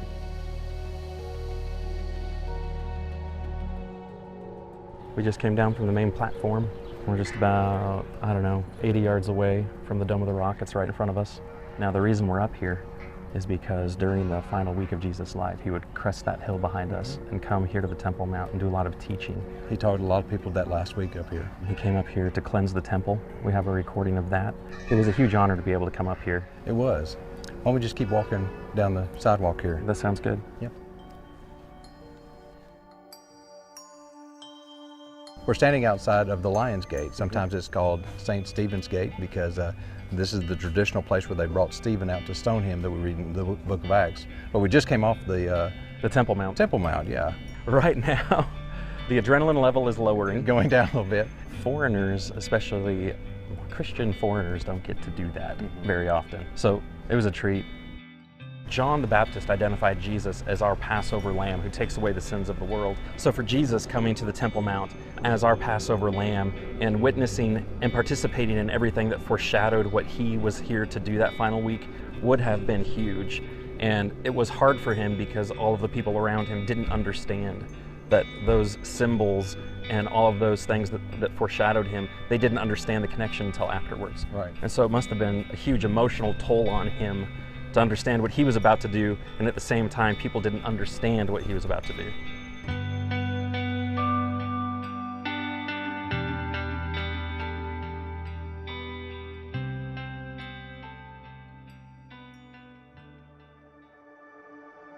I think Jesus' Last Supper with the disciples is a big question mark to Western readers. Hardly any of us have ever experienced a full Passover meal. Obviously, it was important to him. He explained to his disciples that he had looked forward to doing this with them, and it was something that they did on an annual basis. So to have something that was so integral to his last week and the night of his arrest is really something that we need to spend some time and try to figure out. And Barry found a place where we were able to go and not experience the full 3-4 hour Passover feast, but a very condensed Passover feast.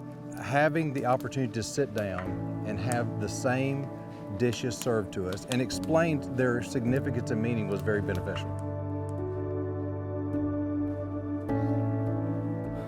Hello. Hello.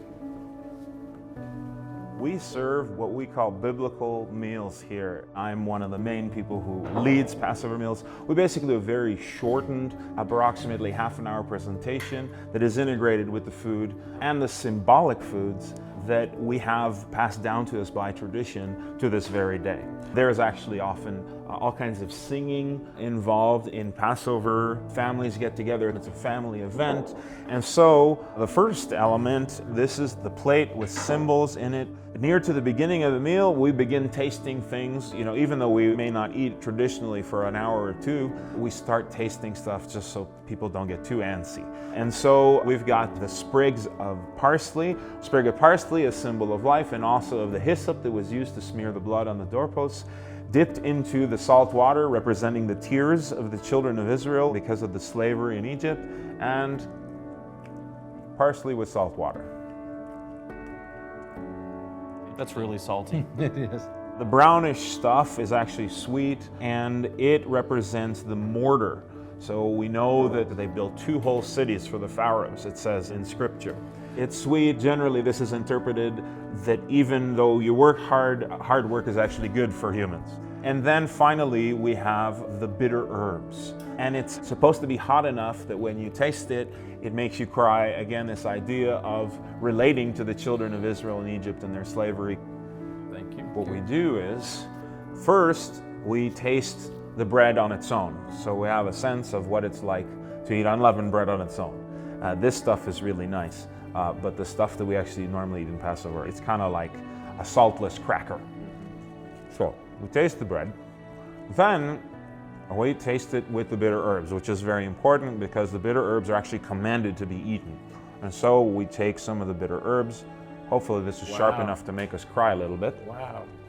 Then we have a tradition, not something commanded in Scripture, of mixing the symbol of mortar with the symbol of suffering. And so we basically and we kind of put them together and we eat it. It's definitely bitter. There's some bitter in there. Mm-hmm. They complement each other a Yeah, lot. they do. They do. And finally, the shank of a lamb. This is purposefully, looks like it's been fired because the lambs are supposed to be cooked over a live fire and not boiled in water or anything else. And this reminds us, of course, of the original lamb in Egypt that the children of Israel slaughtered and used the hyssop to smear the blood on the doorposts and the lintels of their houses. And also then the perpetual sacrifice that was supposed to go on every year at the temple or the tabernacle. To remember, every year sacrifices were made at the Passover in remembrance of the original Passover in Egypt. So you were mentioning some of these elements over here. You mentioned the bitter herbs. That was a part of that. During Jesus' Passover meal, it mentions that he dipped his hand in the dish. Mm-hmm. What was that referring to? My impression of my memory says that it was some kind of sop. Usually sop was some kind of vinegary mixture. We see an example of this also in the book of Ruth, where when she's invited by Boaz to partake, there's some kind of vinegar sop there that is part of their daily meal. So I think that's what that would have been. However, it's possible that maybe one of these elements also could have been the case. All right.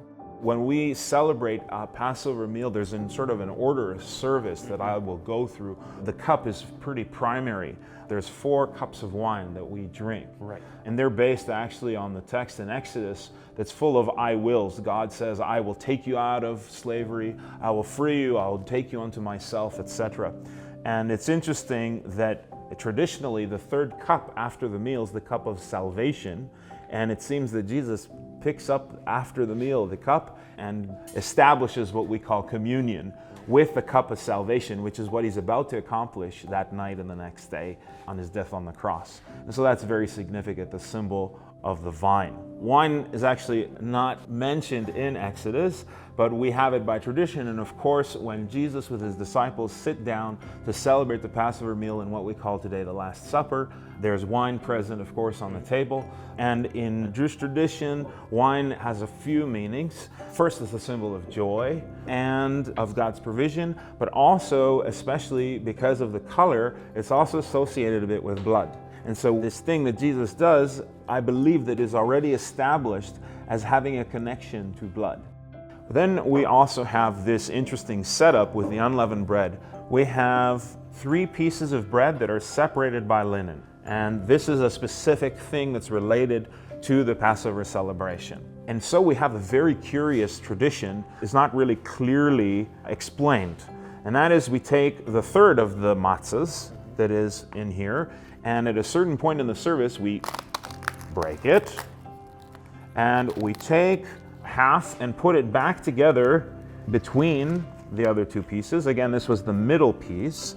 And then we take half and we wrap it in another piece of linen. And this is hidden away by the master of the banquet who's doing the presenting. And the children go on a treasure hunt after dinner is over. And this has to be found. He will redeem it, either by money or a gift. And it'll be eaten as a final dessert, even if Mother created all kinds of dessert, unleavened, of course. This will be eaten at the end afterwards, and nothing basically else will be eaten that night. Everyone, of course, has stuffed a big meal. This is very significant. It has a curious name, afikoman, which seems to be a Greek word. One possible meaning is, I have come. This is curious. This is hidden away, and then it's brought back, redeemed, and then it is partaken of. And so, as a Messianic Jew, I believe that this is a wonderful symbol for Jesus. Notice he's in the middle, Father, Son, and Holy Spirit, perhaps, right? His human nature, he dies, and he's wrapped in linen and buried away. But his eternal nature cannot die, and so it remains with God. And God resurrects him, and Jesus takes the bread, and he blesses it, and he gives it to the disciples, says, take and eat of this. This is my body broken for you.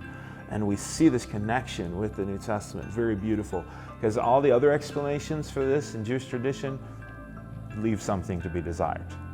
So those are the basic elements of the Passover meal, and just in brief, their significance according to tradition.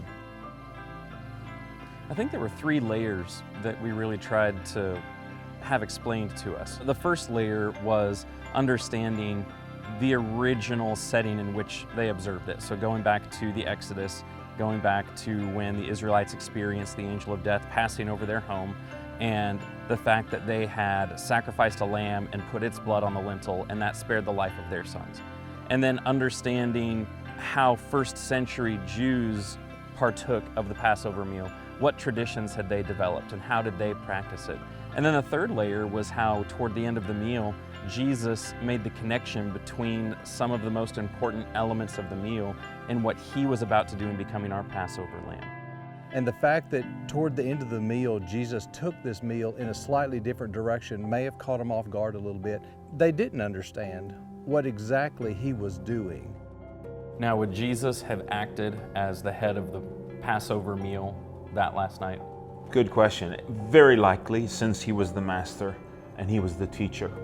And we see him taking these elements and renewing them, you might say. Right. And so he redefines the cup and he says, this is reflexive, this is pointing to me. And the sacrifice of the lamb, the shank bone, right? I am the lamb.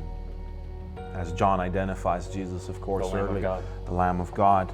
The bread from heaven, right? And he's been reframing this symbol of bread, the bread of heaven, the manna from heaven, the fact that he has come from the Father to give life to the world.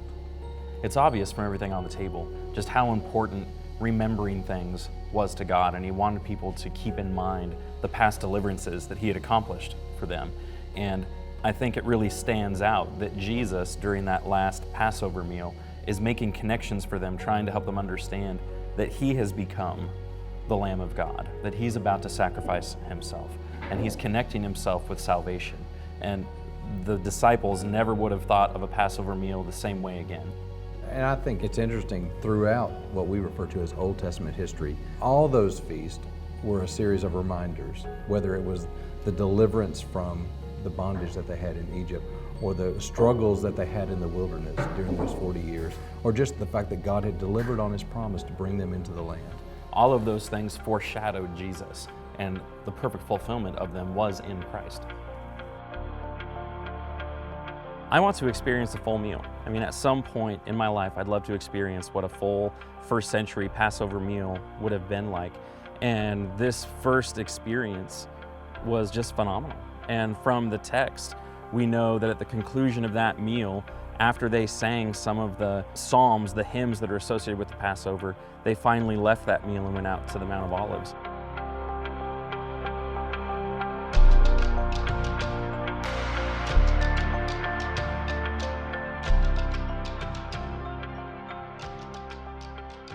I'm Craig. And I'm Stu, and we're the founders of Appian Media. We really hope that you've enjoyed the content that you've just seen. This was only made available through the generous donations of so many of you. We believe that the world should have biblically accurate, visually engaging content about the Bible, and it should be free for everyone. We would encourage you to visit the membership page of appianmedia.org and consider becoming a reoccurring member. Everything that you donate to Appian Media is tax deductible. However you decide to donate, we really appreciate your support.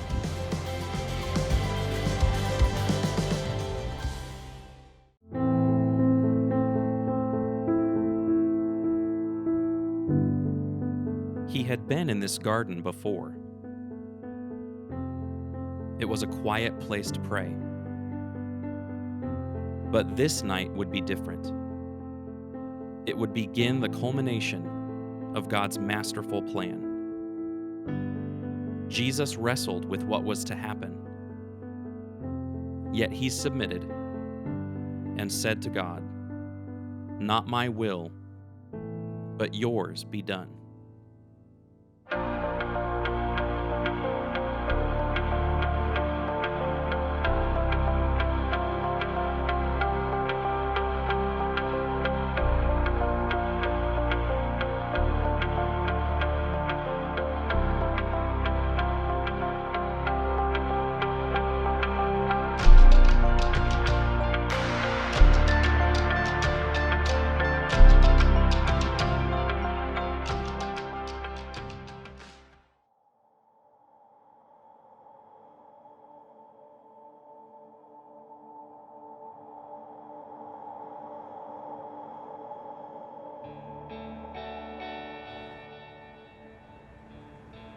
Jeremy, we've come to the Church of All Nations, which sits on the traditional site of the Garden of Gethsemane on the eastern side of Jerusalem. Now, obviously it's closed. It's dark, we're not gonna be able to get in.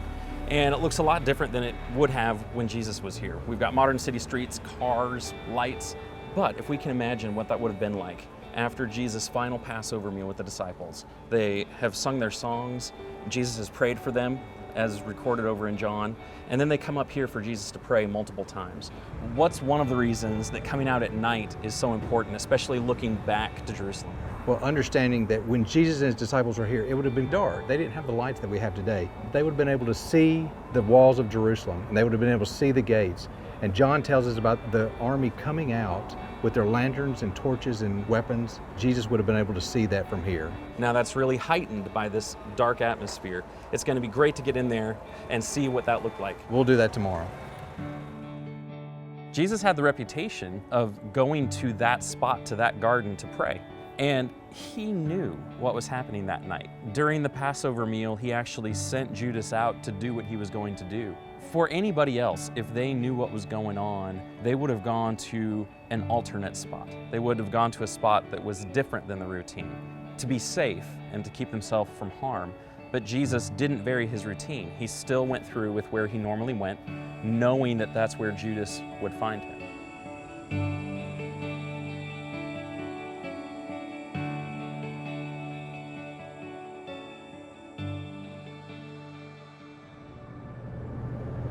I was a little disappointed we couldn't get into the Garden of Gethsemane at night. I understand why, but it's exciting to go back. Yeah, they had a special prayer service going on. Being there in the daytime, we'll have even a better perspective. We'll be able to see things even clearer than we did last night. It's such an emotional place. I mean, Jesus was so vulnerable when he was in the garden praying the night that he was arrested. I don't even know how to anticipate what that's going to be like to be there. Jeremy, we've entered the courtyard of the Church of All Nations, which sits on the traditional location of the Garden of Gethsemane. This building was built in the 1920s, and it was built on top of the foundations of a 4th century Byzantine chapel and a 12th century Crusader basilica. In the 1st century, there was an oil press here. Of course, in Aramaic, the word Gethsemane means oil press. During the time of Jesus, this would have been the area where they would have crushed all of the olives that come from the olive trees from what we know as the Mount of Olives. There's some cultural ideas about the various numbers of olive pressings. You'd put the olives in and you'd press it, and the first pressing went to this, and the second pressing went to this, and the third pressing would be used for this. And so the fact that Jesus was in an area known for its olive press, and that he prays and pours himself out under intense pressure 3 different times is very significant. This was a place where he was known to go to for just some solitude. And so this is a place where on the night he was betrayed, he felt it was a good place for him to go and talk to his Father, and he carried some of the disciples there with him. To be able to walk into a grove of olive trees, especially one as old as the one that we went to, is really special. That whole area is really only about the size of half of a football field. If the church building or the olive trees aren't sitting in the exact location, it's very close. Jesus prayed all through his life. Prayer was something special for him. He set aside time to make sure to communicate with the Father. This night was especially significant for him. It's just before his betrayal, it's just before his arrest. He comes here to pray 3 times to ask God if there's any way possible that he could avoid the cross and everything that went along with the cross. The Gospels tell us that Jesus prayed, that he had a habit of praying, that he would go off by himself to pray. But it's not very often that the Gospels give us the words of his prayers. And so to have those words on the eve of such a momentous day is really, really special. And then to understand that it was several times that he offered a very similar prayer. That's how intent he was on it. And the answer was given to him with the light of the torches coming down. The answer was no, this is the way. And he submitted himself to God's will.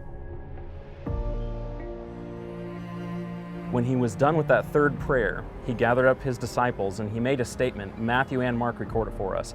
He says, "Rise, let us be going, for my betrayer is at hand." Now, how does he know that? Well, I think there's a possible explanation in John the 18th chapter. In verse 1, it says, "When Jesus had spoken these words, he went out with his disciples across the brook Kidron, where there was a garden where he and his disciples entered.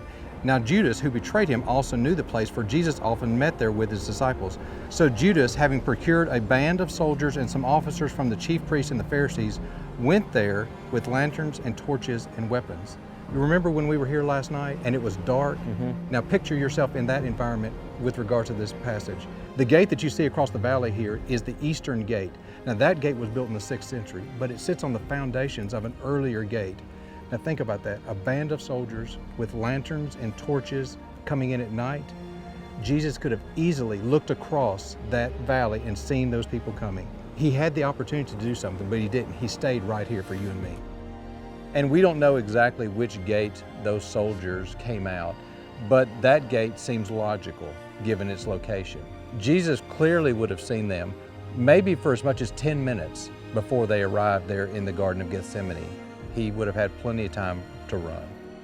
Imagining what you're asking us to think about, the nighttime prayers, and being able to see those lit torches from the group that were coming up with weapons to arrest him. And then thinking about the journey that Jesus has already taken. He's already come from heaven, come to earth, taken on flesh. He came all the way down, but this was a trip that he easily could have made if he wanted to. When he saw the threat of danger coming, he could have run off. He could have gone to Bethany over across the top of the Mount of Olives. He could have gone to Bethphage. He could have gone back to Jerusalem. He could have done any number of things, but he didn't take that journey. He stayed and he allowed himself to be arrested and crucified.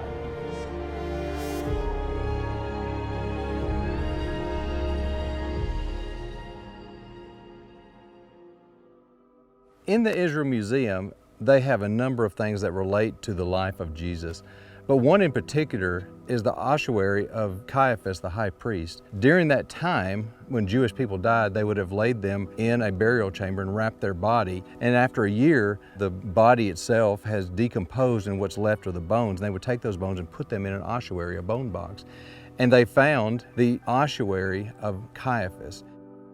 They have several ossuaries in that wing, and so you can actually compare. There are some that are very, very simple. And there's actually the ossuary of a crucified man that has a remnant of his ankle bone with the nail still in it.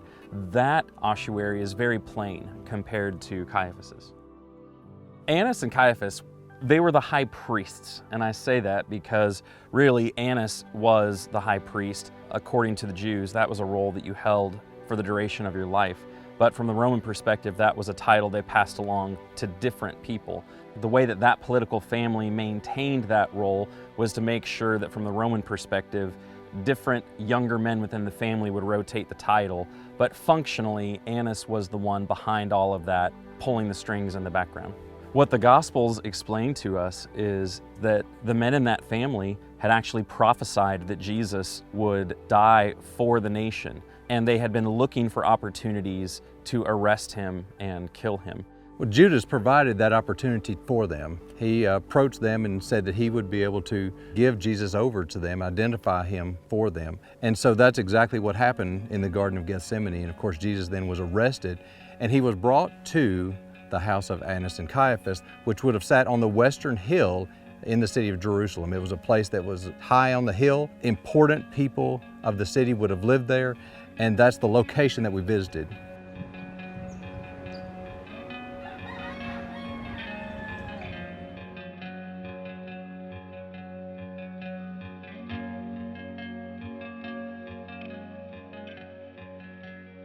After Jesus was arrested in the garden, they would have led him up this way to the home of Annas and Caiaphas to begin that night of series of trials to condemn him. Now, we're in a spot that you think is really important to that story. We're at the Church of St. Peter in Gallicantu. And Gallicantu is Latin for the cock crowing. So this is the traditional location of where the house of Annas and Caiaphas was located. The same location where Peter denied Christ while he was here. Now from this spot, I can see the Mount of Olives and a spot just above where the Garden of Gethsemane was. There's an ancient, it looks like a first century road behind us. How would that have played a role in that night? That road led from the upper city to the lower city here in Jerusalem. If you'll notice in the scriptures, Annas and Caiaphas and the people that were here did not seem to be surprised that Jesus showed up in the middle of the night. Right. Well, it's because they could see him coming. From here, you would have the vantage point of being able to see the torches in Gethsemane, and then as they led Jesus here. And this road that's behind us was probably a road that Jesus was led up. Both Annas and Caiaphas could have looked out from their house, and they would have seen those torches go to the garden and then start making their way back toward them. And they would have known that their plot to arrest Jesus and ultimately kill him was in motion. There's some things inside this building that I think give some credibility to this being an approximate location.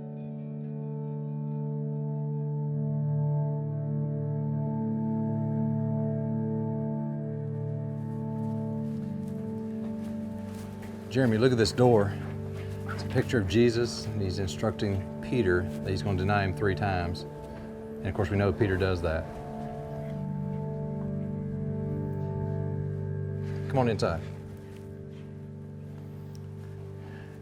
Jeremy, one of the reasons why they feel like this could possibly be a location of the house is the fact that they found these 5th century Byzantine mosaics here.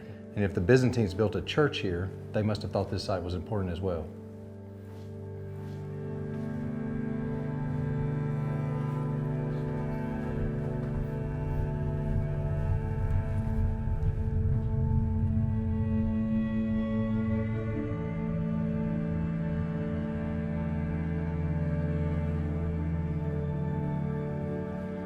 Jeremy, here's a hole in the floor that sits above this holding cell down here. A prisoner would have been let down with ropes into this area. When we get down there, you'll be able to look up and see this from below. So you're saying that the Byzantine church was built on top of this 1st century dungeon. There are a couple of hours when his trials with Annas and Caiaphas were completed and before the Sanhedrin could meet in the morning.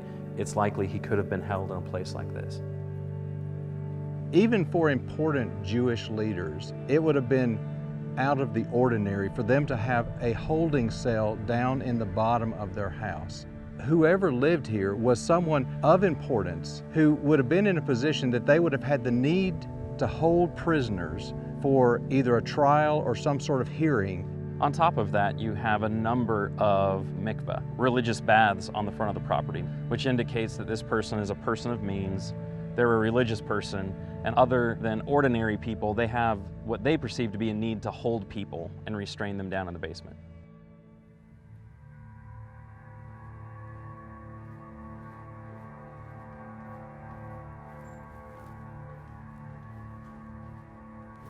Jeremy, we're down in this holding cell underneath the bottom of this church.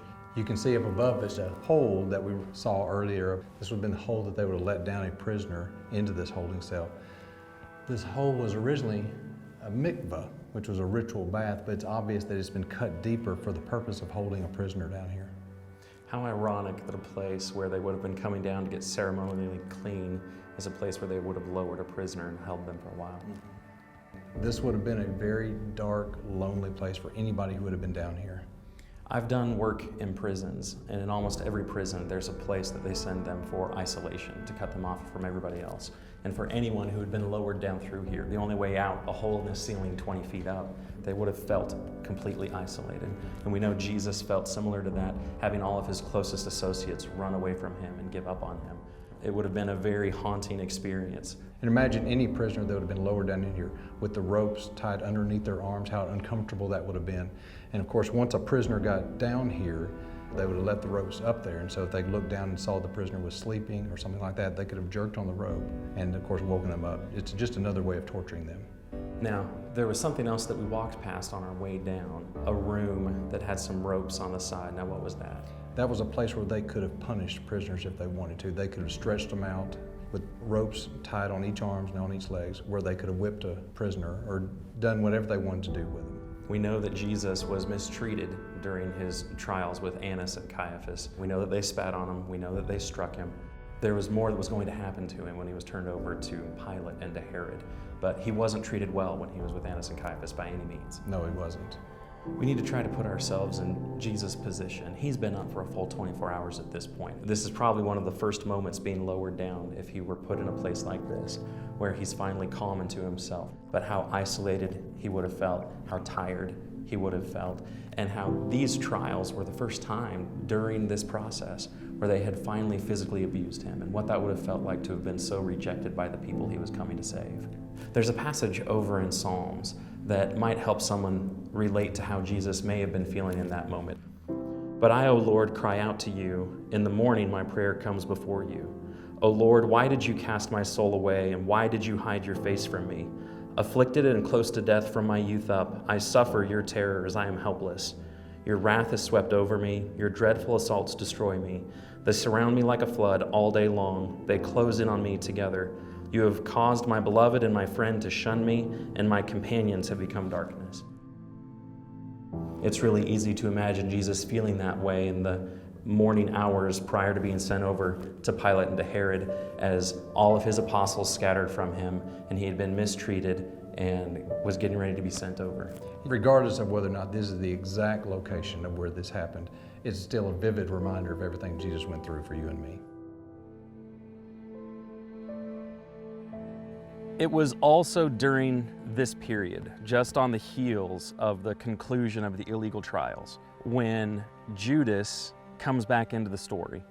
It's my personal opinion that Judas never really anticipated that this would progress as far as it did.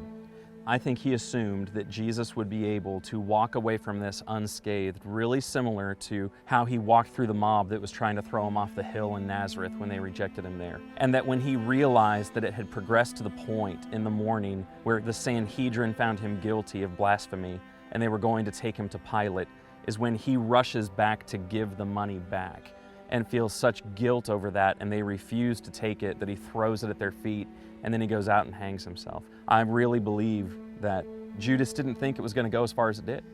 The story of Judas is interesting and sad. One of the overlooks that you have there at the church looks over the southern side of the Hinnom Valley. And there is a portion of land over there that's been divided off, and that's the traditional side of the field of blood, the field that was purchased with the money that Judas threw down at the priest's feet when he realized what was happening. The other thing that's interesting about Judas is the fact that we have other people during the time of Jesus' crucifixion who did things they shouldn't have. Peter denied Christ. All of the other disciples fled. However, all those other disciples came back to Jesus. Judas had that opportunity as well. He had a choice he could make. He could have easily have come back to Jesus and said, I'm sorry, but he didn't. There's a lesson for all of us in that, but it's a sad lesson that we have to learn. In that one spot, you're reminded of Peter's denial, and you can see the potter's field where Judas chose a very different response to his guilt. He chose alienation from Christ and just wallowing in his guilt instead of coming back to a gracious Lord who forgave the one who denied him later on. I think it's a powerful place. When Jesus' trials at Annas and Caiaphas' palace were concluded, in the morning they took him over to the Sanhedrin to be tried there, and one of the likely places for that was at the Temple Mount behind us. Now, when that trial was all wrapped up, they took Jesus over to Pilate because the Jews didn't have the authority to condemn someone to death. Now, one of the likely places for that is over at a place called Herod's Palace.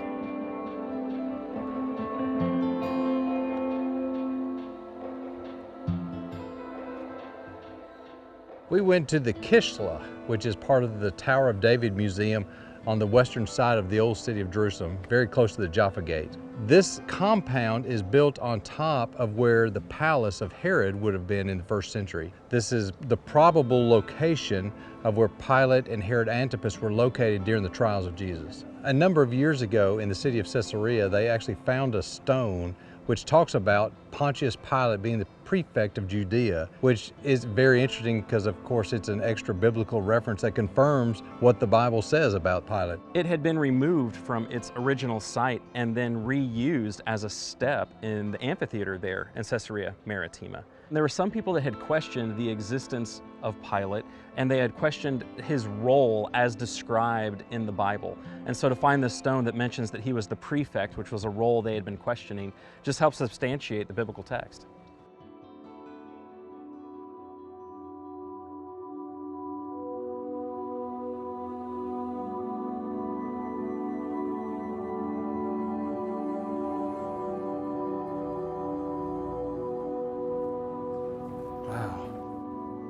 This is beautiful. This is incredible. This room is called the Kishla.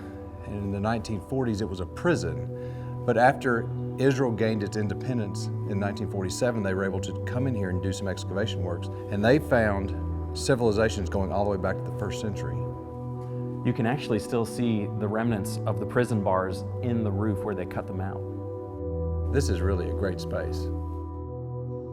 What we have at the very top of the layers from the 20th century when the prison was here. And as they began digging, they found ruins that dated back to the Crusaders in the 12th century, and then the Byzantines in the 4th and 5th century. And of course, what we're most interested in is what they found here on the very bottom, which dates back to the Second Temple period, or the 1st century AD. This would be the foundation of King Herod's palace that sat here on the western side of Jerusalem. So that would be a Herodian section, dating to the same time as that 1st century road over by the Temple Mount. That's right. So you just keep marching down through the centuries and you get to the time of Jesus. And something that was pointed out to us is that on either side of that wall are tunnels that run in opposite directions. And knowing Herod the Great and how paranoid he was, he had built these tunnels for escape purposes, primarily to move water, but also to get away in case he needed to. So just above that was where the trial of Jesus took place. What I had always heard is that Jesus' trial before Pilate and Herod actually took place over at the Antonia fortress connected to the Temple Mount. But you're saying that it's more likely it took place here at Herod's palace on the other side of town. Well, it is possible. That was a military barracks during the time. But it seems more natural to me that Pilate would have been here. Most of the time, he would have been ruling in Caesarea Maritima, which was the Roman administrative capital of this area. But because he's a political figure and because he wanted to be near the people, he would have been in town for the Passover. Same way with Herod Antipas. He normally would have been in Tiberias, but of course he had come to town as well. In Mark 15, it tells us that after he was arrested and taken to Annas and Caiaphas and to the Sanhedrin, that he was then led to the palace, to the praetorium, which would have been this location right here. And I think people need to realize the difference between the two spaces. Antonia Fortress is a smaller military barracks. Herod's palace here on the other side of town was a large estate. So it makes sense that the Roman governor for the area would have taken one of the largest, most beautiful places as his in-town residence when he came to Jerusalem. We also read in the scripture in Matthew 27 that Pilate's wife was here. It seems unnatural to me that she would have been over at the military barracks. She would have been here at the palace.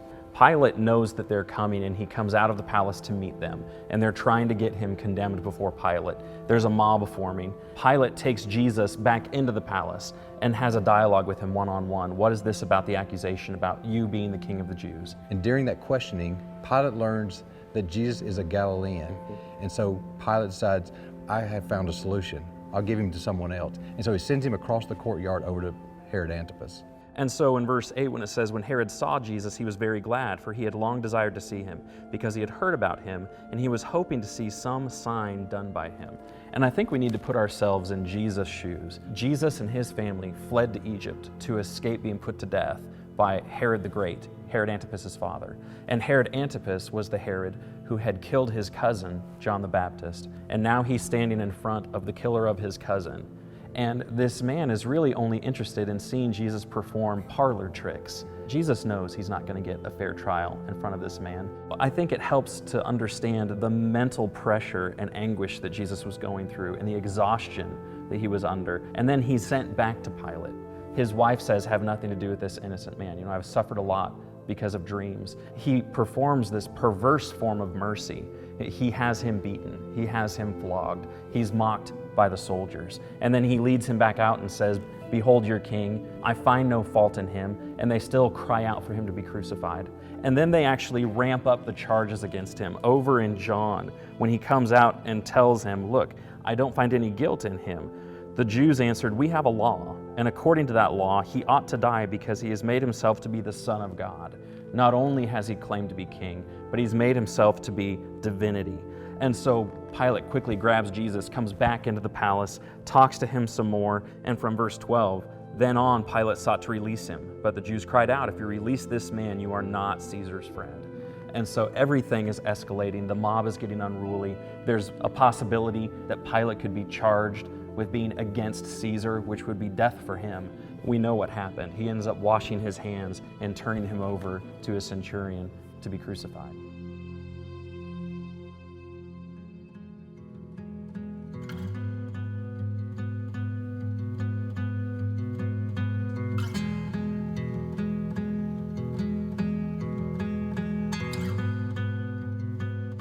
One of the best views of Jerusalem, the old city, is from the top of the Lutheran church. Well over 100 steps in a winding staircase all the way up.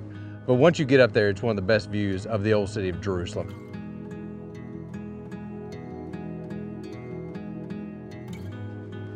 How gorgeous. Yeah. I'll let you catch your breath for a second. I brought you up here because I wanted to show you something. Okay.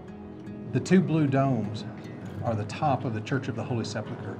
That church sits on the traditional location of where Jesus Christ died, was buried, and arose. The big dome on the left sits on top of the edicule where they said he was buried.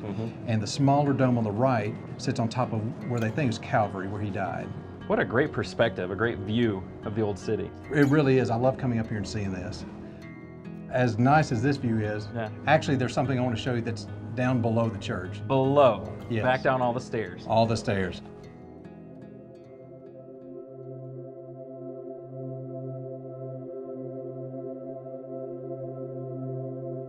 In the basement of this church are a number of things they found archaeologically. The main thing I wanted to show him was the remains of the first century wall of Jerusalem.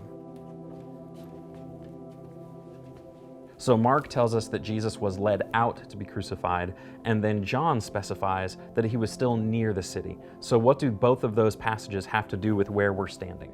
Interestingly enough, where we're standing is outside the city. Now, how do we know that? Well, behind us is part of the wall from first century Jerusalem.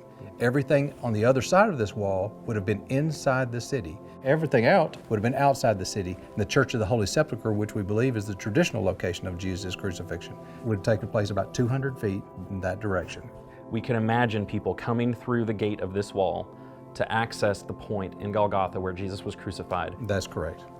Right in front of us, according to what I've been reading, is this shaft that goes down about 40 feet. Back in the early 70s, they did some excavation, and they actually hit quarry bedrock from the time of Herod the Great. What can you tell us about the layers in this shaft? Well, you're right. Down at the very bottom, there is a quarry. From the time of King Herod, he used rocks from this quarry to build the walls and the other structures inside the city. Probably another 10 to 12 feet above that is a garden layer that actually dates to the time of Jesus, so about 30 AD. And another 10 or 15 feet above that is a large section of basically residue. It was just a dumping ground during the time of Hadrian around 135 AD. So if we can imagine going back to that second layer, that layer of garden, and imagine it right up against this wall, about this wall extending down another 30, 35 feet, down to that garden layer where Jesus was led out to be crucified. It helps us imagine how large this wall was and how much history has taken place in between now and then. And it was out into that garden layer that Jesus was led to be crucified at Golgotha. What Barry was able to do for us was show us more evidence that helps us understand that our Bible and the descriptions of the crucifixion are accurate. Just in that one stop, Barry was able to point out the traditional crucifixion site of Jesus was outside the city walls. There was also a garden in that same spot, and the Bible talks about both of those things. It makes the Bible come alive to see things like that.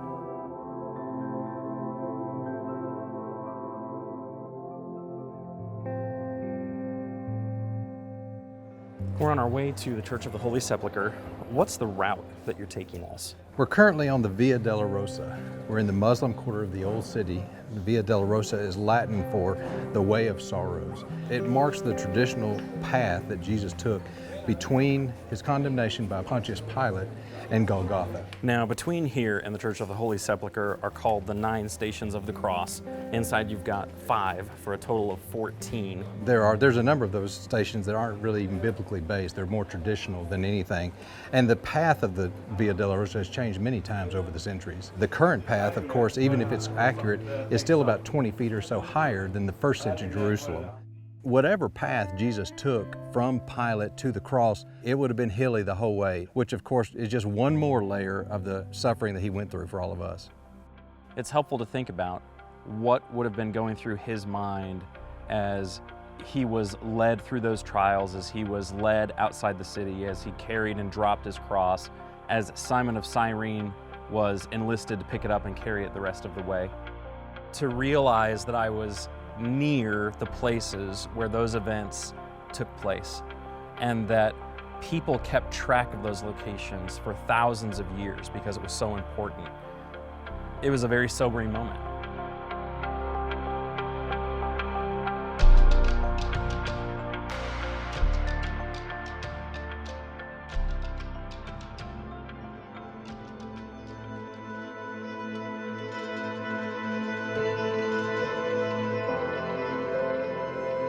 For God so loved the world that he gave his only Son, that whoever believes in him should not perish, but have eternal life.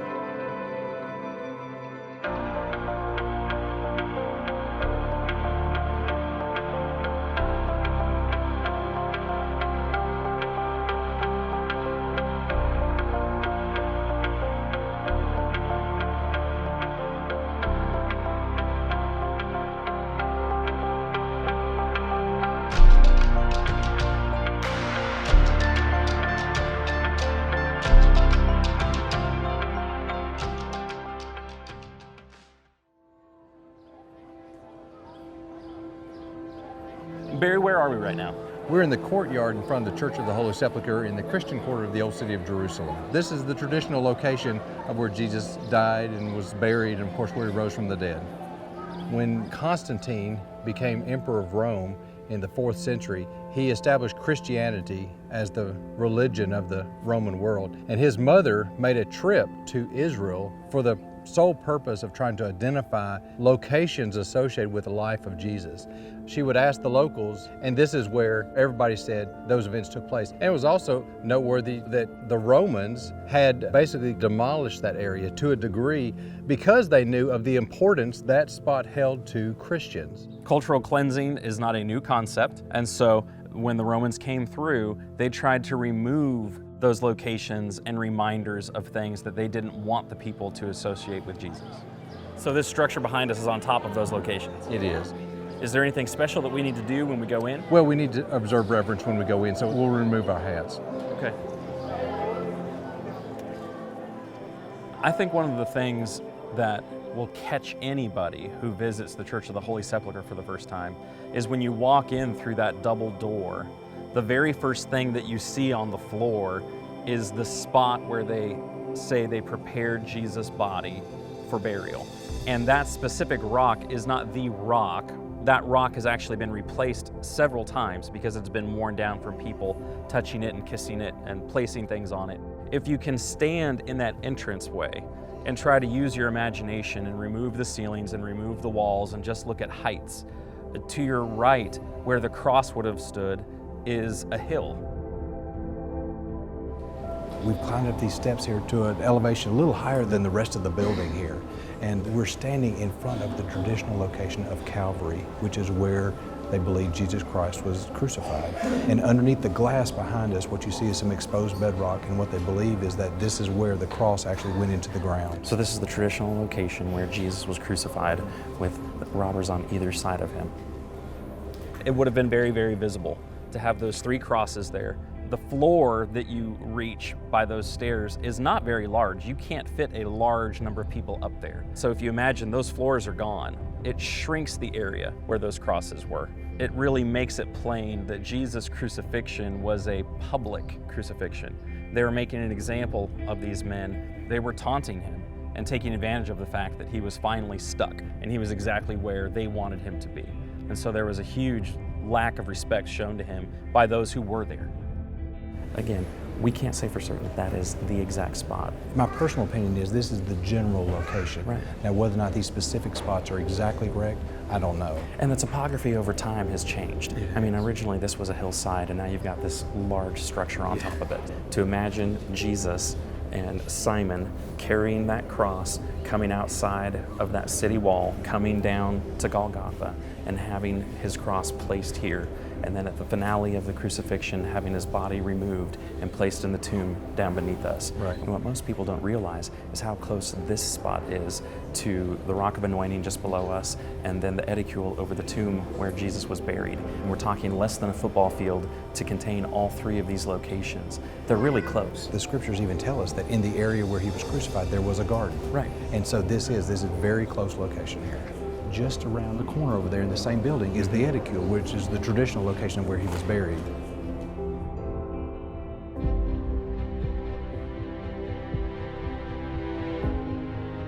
We were able to talk to somebody at the front door. Yeah. And we weren't sure how much of it we were going to get, but they're trying to work it out so that we can go down inside by ourselves for just a couple of minutes, which is a huge honor. Yeah, it is. And what they refer to as the edicule here is this huge building that's inside the Church of the Holy Sepulchre, and it sits on top of the traditional side of the tomb. So it's a superstructure over to protect whatever is left. They've actually done some renovations here. For the first time in years, there's not scaffolding and brackets. They took all that down about 3 or 4 months ago, and so it's actually really beautiful now. Until then, you didn't have a clear view of the edicule itself. Right. Thinking about the death, burial, and resurrection of Jesus. The resurrection of Jesus is the cornerstone of Christianity. And so to be in the place that traditionally marks that event is enormous. Yeah, very special, very special.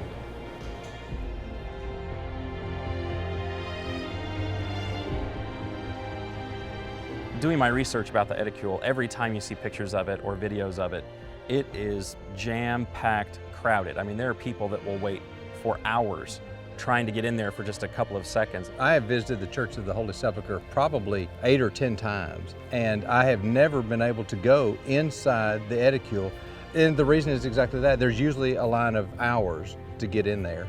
We were really blessed to go just before one group started their time at the entrance of the edicule, and we were told to wait, that as soon as they were done, there would be this brief window of time. So we just stood there and we waited and we watched them perform their service, and after a few minutes we were finally allowed in, but we took as much time as we could to try to soak in as much as we could of the space.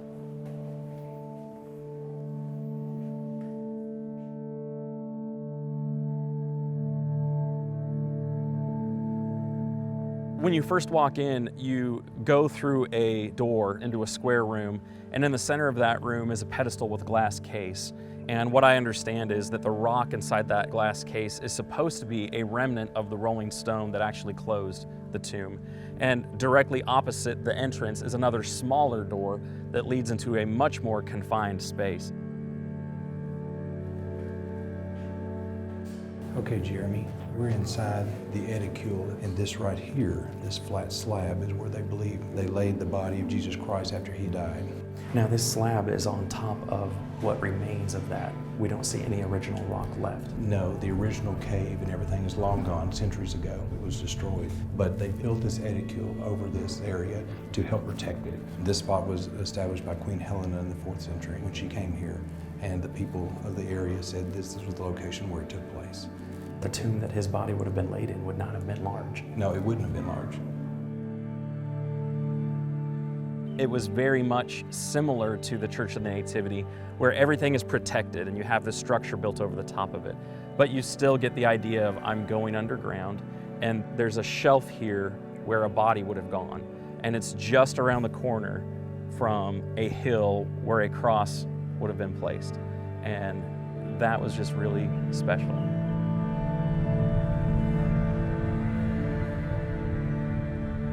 It's hard for people who aren't familiar with 1st century burial practices to picture what a 1st century tomb would have looked like.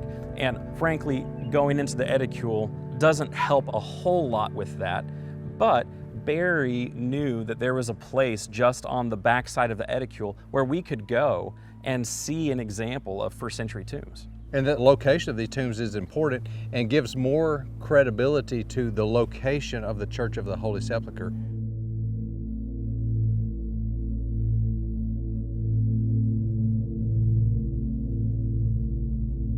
Okay, Jeremy, we've crawled into a hole here, back behind the edicule of the Church of the Holy Sepulchre. But I wanted to show you these niches in the rock here. These are 1st century Jewish tombs. What's significant about this is that we are literally 20 feet from where the edicule is. And so that shows that Jewish people buried people in this area. You can see how a body would be placed inside each one. You've got the chisel marks where they carved it out. And as opposed to the edicule, you can actually see the natural rock. You can see what it would have looked like. Right. Now, from what I understand, after about a year of a body laying in here, they would bring it out, and then they'd put the bones in those small bone boxes, the ossuaries. And it would be reburied again. Seeing this helps us to imagine what it would have been like when they placed Jesus' body in the tomb. They would have placed his body in, they would have rolled a stone in front of it and closed it off. Right.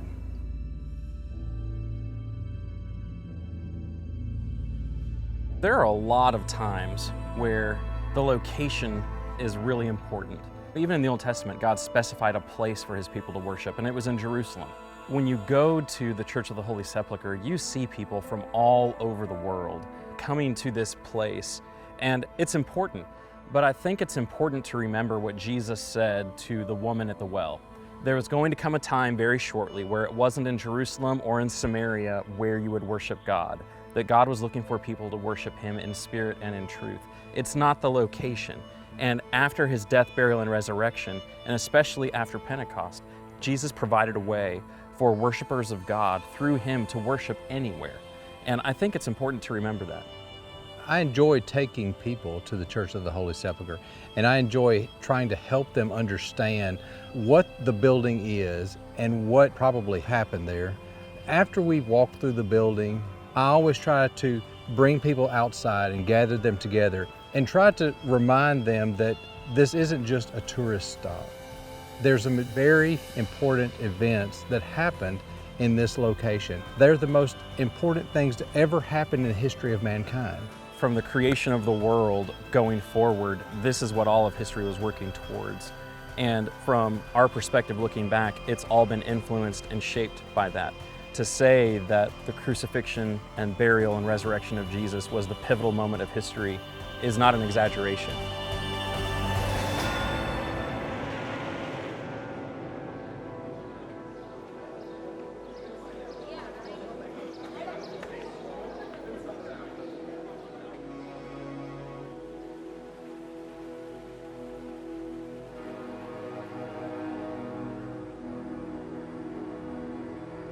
We're west of the old city of Jerusalem. We've actually come to a tomb from the first century.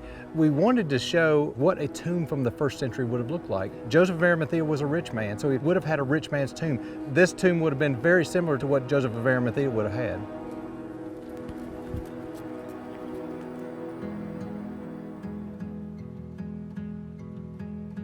Coming up to the tomb, I was surprised. I wasn't expecting the landscaping to be what it was. We're in this nice garden area. There are these trees providing shade and some flowering bushes. I wasn't expecting that. So it was beautiful. It kind of put me in the frame of mind of the women on the first day coming into the garden area where the tomb was. I think it helps give that feeling.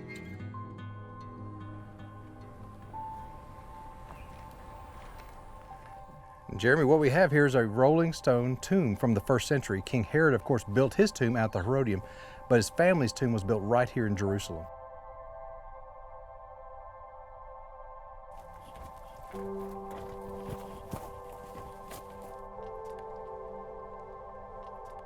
This arch doorway, because it says they stoop down in, is this doorway a normal height? Yeah, this is very typical of a first century tomb like this. It would have been this short, and we read that in the Bible. When John and Peter came to the tomb, they had to stoop down to look into it.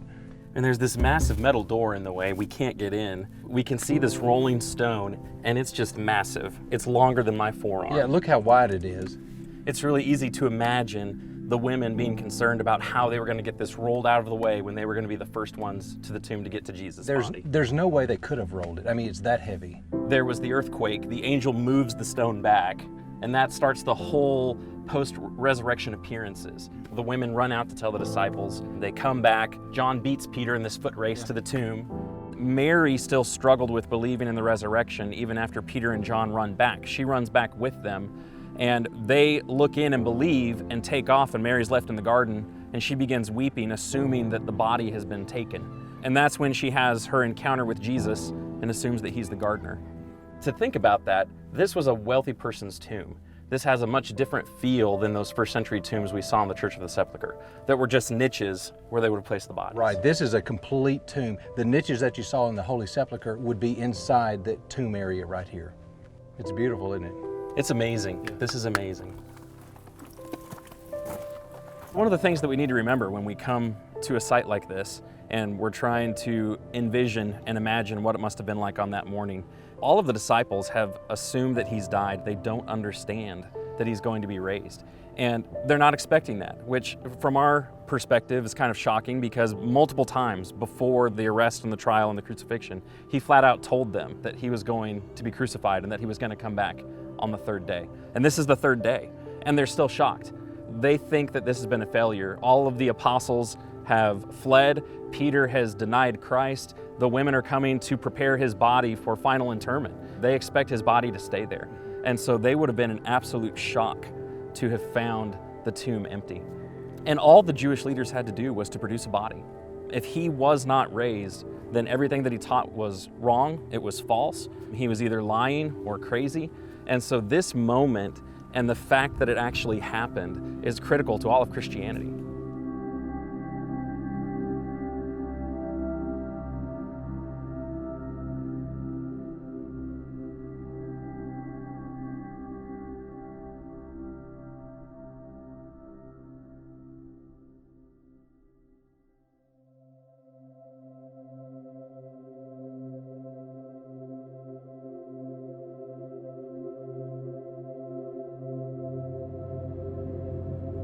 Trying to follow the sequence and the order of that last week of Jesus' life was so hectic. There were so many things that happened in such a short period of time.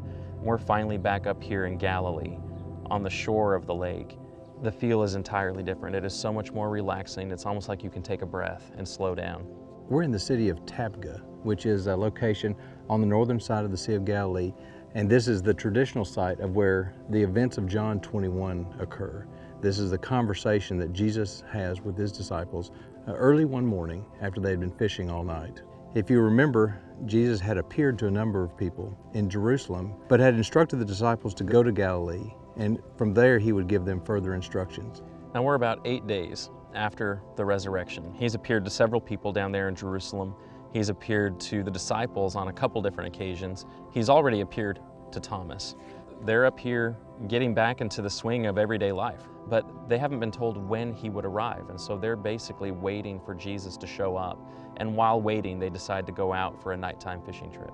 Before we go too much further into John 21, I think we need to add a layer of perspective. If you remember, just around the corner from here is the Cove of the Sower. What Luke does for us is he explains over in Luke chapter 5, after Jesus finished teaching the parable of the sower, he tells Peter to push back further into the sea and to go fishing. Peter explains to him, we've been out all night, but at your command, I'll do that. And so he and the people on his boat lower the nets down into the water and bring up such a large catch that the boat starts to sink. It's in that moment that Peter makes a startling declaration about Jesus. Peter falls on his knees and says, "Depart from me because I'm a sinful man." Peter starts to acknowledge something and confess something about who Jesus is. We come back to John 21. They were all so discouraged at the crucifixion of Christ. Peter denied Jesus 3 times. They go out for a nighttime fishing trip and they haven't caught anything. And then they see someone walking along the shore and they don't know who it is. And the person from the shore tells them to throw their nets in on the other side. And they have such a large catch of fish that Peter has flashbacks to that moment in the Cove of the Sower and jumps into the sea to get here as quickly as possible. They sit down with Jesus and have a meal with him. And of course, later on, after they had finished breakfast, Jesus had a conversation with Peter. And in that conversation, he asked Peter 3 different occasions about the love that Peter has for Jesus. Peter responds by saying he does love Jesus, probably a reflection of the 3 times that Peter denied Christ. I think it's amazing that Jesus provides for an opportunity back where he spent so much quality time with the apostles, away from the hustle and bustle of Jerusalem. He comes up here and has a quiet down moment with them and provides a slower opportunity to help Peter work through what he had done and to understand that he had been forgiven for that. All of the post-resurrection appearances by Jesus were important, whether they were to his disciples or to just people in general. There's one more that we really need to take a closer look at, but to do that, we need to go back to the Mount of Olives. After Jesus meets with the 7 disciples in John 21 and has breakfast with them on the shore of the Sea of Galilee, they go up to a mountain somewhere in the Galilee area where they receive the Great Commission that we read about over in Matthew 28. And then following that, they head back to Jerusalem, and they're in that area for a couple of weeks before Jesus ascends from the Mount of Olives. And so just a little over a month after his crucifixion, they're back in the area where that whole thing took place.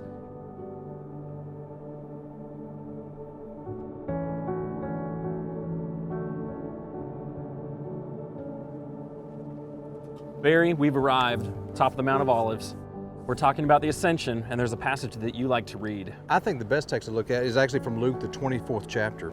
In verse 50 it says, "When he led them out as far as Bethany, and lifting up his hands, he blessed them. While he blessed them, he parted from them and was carried up into heaven. And they worshipped him and returned to Jerusalem with great joy, and were continually in the temple blessing God." Now, they've just come down from Galilee, and they have some questions about the nature of the kingdom. Is Jesus going to restore the kingdom? Right. It's really easy from this spot to imagine them standing here. They're at the top of the mountain. There's a part of me that wants to imagine it in the garden where he prayed, because he had a habit of going there, and he was known for going there to pray. So there's a part of me that wants to romanticize that and think that that's where it is. But either way, no matter where it was, as he went up into the sky and was taken from their sight, as they turned, they would have seen all of Jerusalem laid out before them. I wonder if they had thoughts running through their head about just a month and a half ago, this is where the triumphal entry took place. Just 40 days ago, he was in a tomb on the other side of town. Just so much has happened. It's been an intense 3.5 years. Jesus starts ascending up into the sky, and what Acts records for us, it has more detail about the ascension. It tells us that Jesus goes up, he goes beyond their sight behind a cloud, and a couple of angels appear to them and ask them, "Why do you stand here looking off into heaven?" Now that was a really natural thing for them to have done. I can imagine myself gazing off, trying to figure out where he went, and is he coming back down anytime soon? They let him know that Jesus will come back in a similar manner. He's coming back in judgment. While they're waiting for him, they're told to go back into Jerusalem and wait for the day of Pentecost, when they would receive the promised Holy Spirit. Right. There was a part of them that probably wondered, what now? Not only had they been given the Great Commission, but they'd also been promised a comforter, someone that would come and help them in all this. I'm sure they were confused, because their concept of the nature of Jesus' kingdom has been shaken a couple of different times.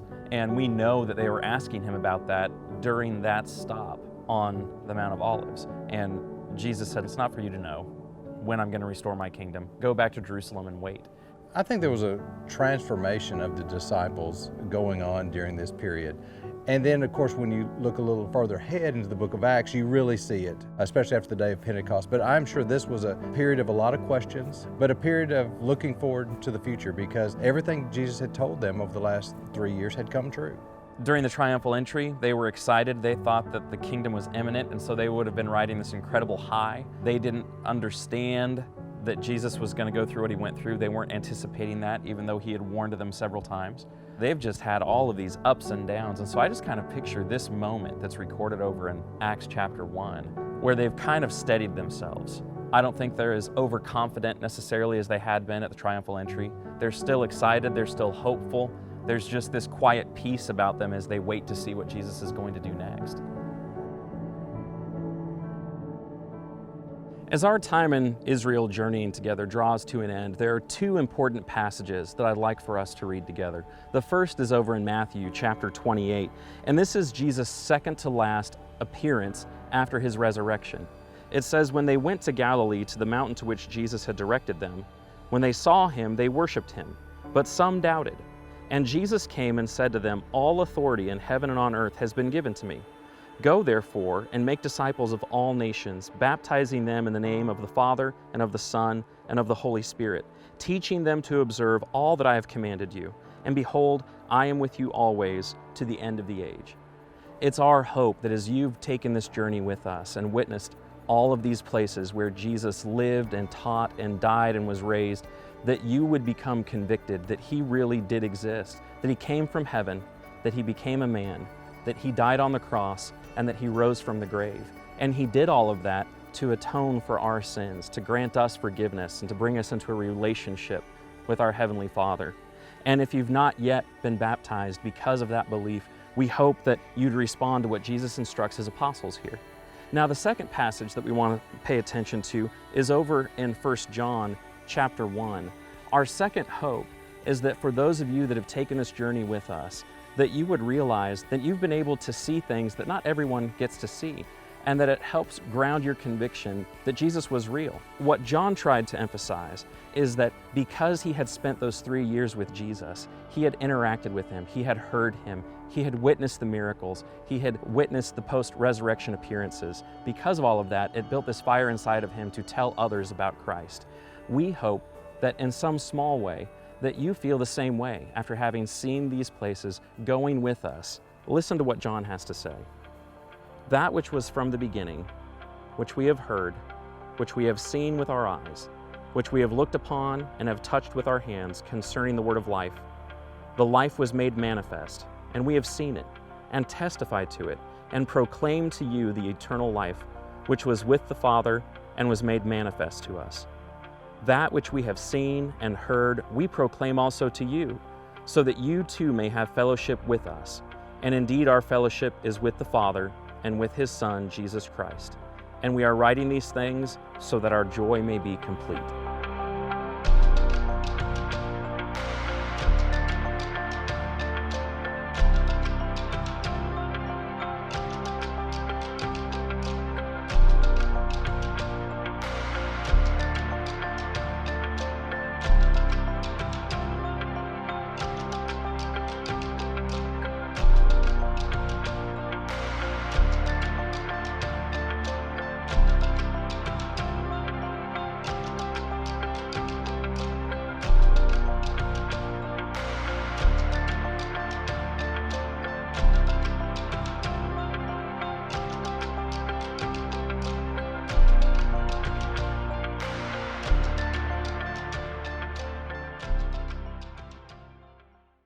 I'm Craig. And I'm Stu, and we're the founders of Appian Media. We really hope that you've enjoyed the content that you've just seen.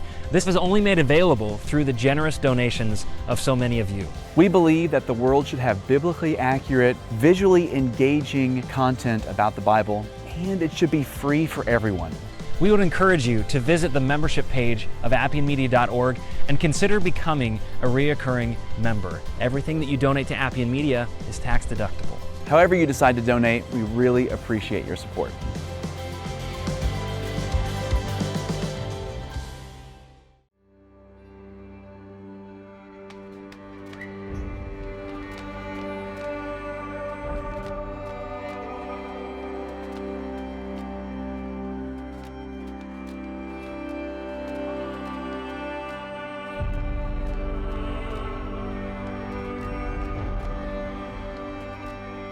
They feel a stewardship of the site, and I think that's a great way to describe it.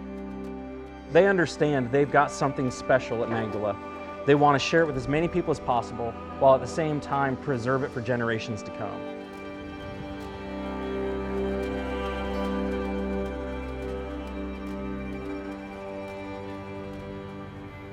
Hi, I'm Jeremy. Hello, Jeremy. I'm Jennifer. Nice to meet you. Nice to meet you. Well, welcome to Magdala, the ancient first century Jewish town. Thank you. And we have an active archaeological dig going on right as we speak. I'm looking forward to seeing everything. Well, why don't I show you around? Great, let's go. Okay.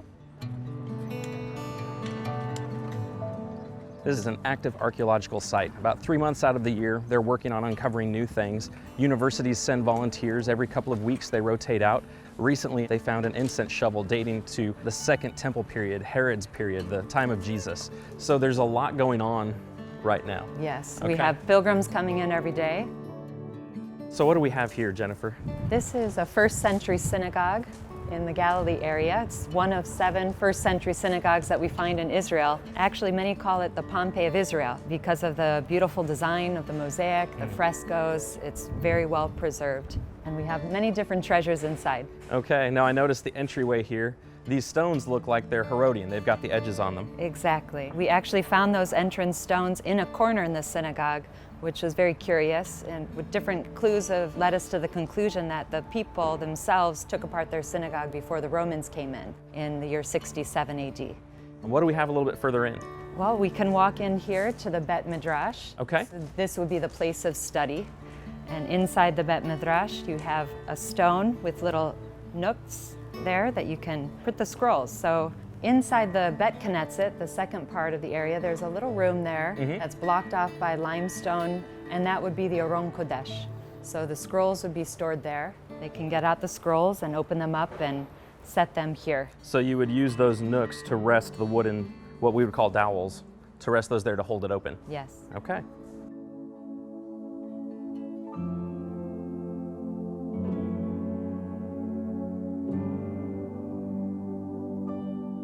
So now we're standing inside of the synagogue, and what are we standing on and around? Well, these are the seats that go all the way around. There would have been 3 columns on this side, 3 columns over here. Strangely, the columns are missing, but if you go kitty corner to the synagogue, there's a blockade to the marketplace, and there we find all the columns for the synagogue. And then the people could also sit all the way around the edge. So you could fit about 150 people in here. In the first century, it would have been both men and women. Okay. It's believed that they weren't separated at that time. Okay. It was a thrill to be able to sit really on the same seats that some of the first century Christians and believers in Christ sat in. Now, toward the back of the room, we have this stone down there. What can you tell us about that stone? This is a one-of-a-kind archaeological wonder and one of the first significant finds. Ironically, or you could say by God's providence, when the Israeli antiquity authorities came in to do their initial digs, they dug right over top of this. So this is the first thing they found, and then digging it out around and around, they discovered it's in the middle of a synagogue. Many symbols on this stone give us a schematic model of the temple where we have different objects we find in the hall, to the holies, to the deepest part of the temple, the Holy of Holies. It's a scale model meant to represent the temple. How do we know that? What lets us know that it's supposed to represent that structure? Well, you have the classic Jewish symbol of the menorah. Yes. So if the person is standing facing the menorah, they're actually facing south to the temple in Jerusalem, and it's like they're entering into the hall of the temple. This is considered the oldest carved menorah in a public place right now, found in Israel. Okay. Found in the world. And that menorah has a tripod base, which is very curious. That tripod base, it's believed that that's what it actually looked like in the temple. In the temple.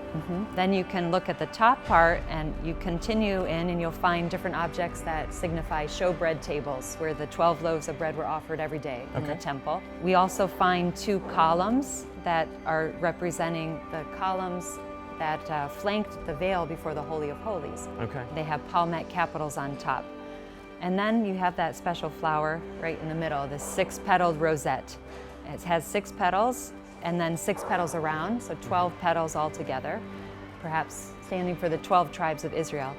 And this flower is representing the veil before the Holy of Holies. And then the backside would be the deepest part of the temple. Right. So that would be the Holy of Holies. And we have an image there that represents the presence of God, the Shekinah, the glory of God. You have 2 wheels with triangles underneath which represent fire. And so this represents a fiery chariot or God's throne. So very much what we read about in Ezekiel chapter 1. Exactly. Okay. So one of the things on the back perimeter of this synagogue is all of this intricate tile work. And that's still original. Yes. And you're saying that that has a later dating than the actual synagogue. Right. So if the synagogue started somewhere around the year 5 to 11, the mosaic is believed to be put in later around the years 40 to 50. So several decades later. Yes.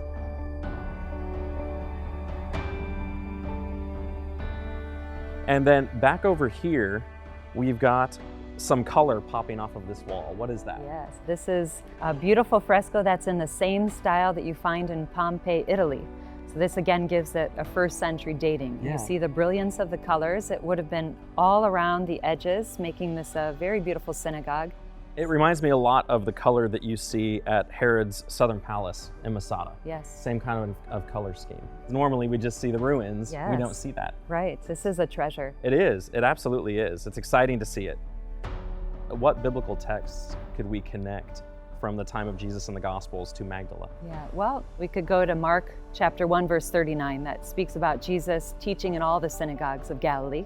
And this is clearly a synagogue of Galilee in the time of his public life. It's in use. We could go to Matthew chapter 4, verse 23, that speaks about Jesus teaching in the synagogues, preaching the good news and healing all kinds of illnesses. And we know there was one woman from this town who had the need of some healing. Yes. She was possessed by 7 demons. Mary Magdalene. Exactly. And then we could go more specifically to Matthew chapter 15, verse 39. And this is one right after the multiplication of the 7 loaves. It speaks about Jesus getting into a boat and he comes to the region of Magadan, also translated Dalmanutha, these words being a derivative and believed by many scholars to be Magdala. It's this region. Okay. And we have a port, a harbor that was used in the 1st century that actually connects to a road that runs right up here along to the synagogue, in between the synagogue and the marketplace. So you can perfectly imagine Jesus walking this road from the port, walking around and entering into the synagogue. So what we would say about this synagogue and its use by Jesus is it's very likely that Jesus used this first century synagogue to do some of his teaching. Exactly. I'm very excited to be standing right here. Me too. It's just easy to visualize what people would have seen, how they would have used it, and to consider that Jesus likely was here teaching. Exactly. It's a blessing to be here. Absolutely, and it's well preserved. You all have done an amazing job. One of the things they found there is this huge marketplace, and one of the stores in that marketplace was a fish market. You can actually see the indentations in the ground where the different types of fish would have been kept. Now, what is of biblical significance? Obviously, Magdala specifically is not mentioned in the Bible. However, in Matthew, the 14th chapter, beginning in verse 15, it says, "Now when it was evening, the disciples came to him and said, 'This is a desolate place, and the day is now over. Send the crowds away to go into the villages and buy food for themselves.' But Jesus said, 'They need not go away. You give them something to eat.' And they said to him, 'We have only 5 loaves here and 2 fish.'" And of course, we know this story is the feeding of the 5,000. Right. Jesus then took the bread and the fish and made food for all the people that were there. But what's interesting about this word fish here actually means a pickled fish or a smoked fish. And Magdala was known for its cured fish factory here, and that's probably what was sold here. You just don't think about those types of background details, but to make the connection that there's this first century market in Magdala where they would have been selling and treating these fish, and that's likely where this boy would have gotten something like that. It just gives more depth, it gives more texture to the story, more detail that helps you realize this was a real thing. This wasn't made up. We don't think about where did those fish come from? That's right. You know, where were they preserved? But to come here and see this, it makes the biblical world come alive. That's exactly right, and that's why we wanted to come to Magdala. Every year, they're doing a better job displaying it, getting groups through, uncovering more. There are archaeological magazines and authors and people the world over that are writing about this thing right now, and we got to walk into it.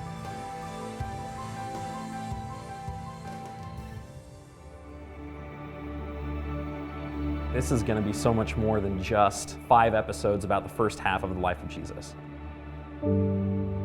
I knew that my love for Scripture, my love for video, these could finally meet up.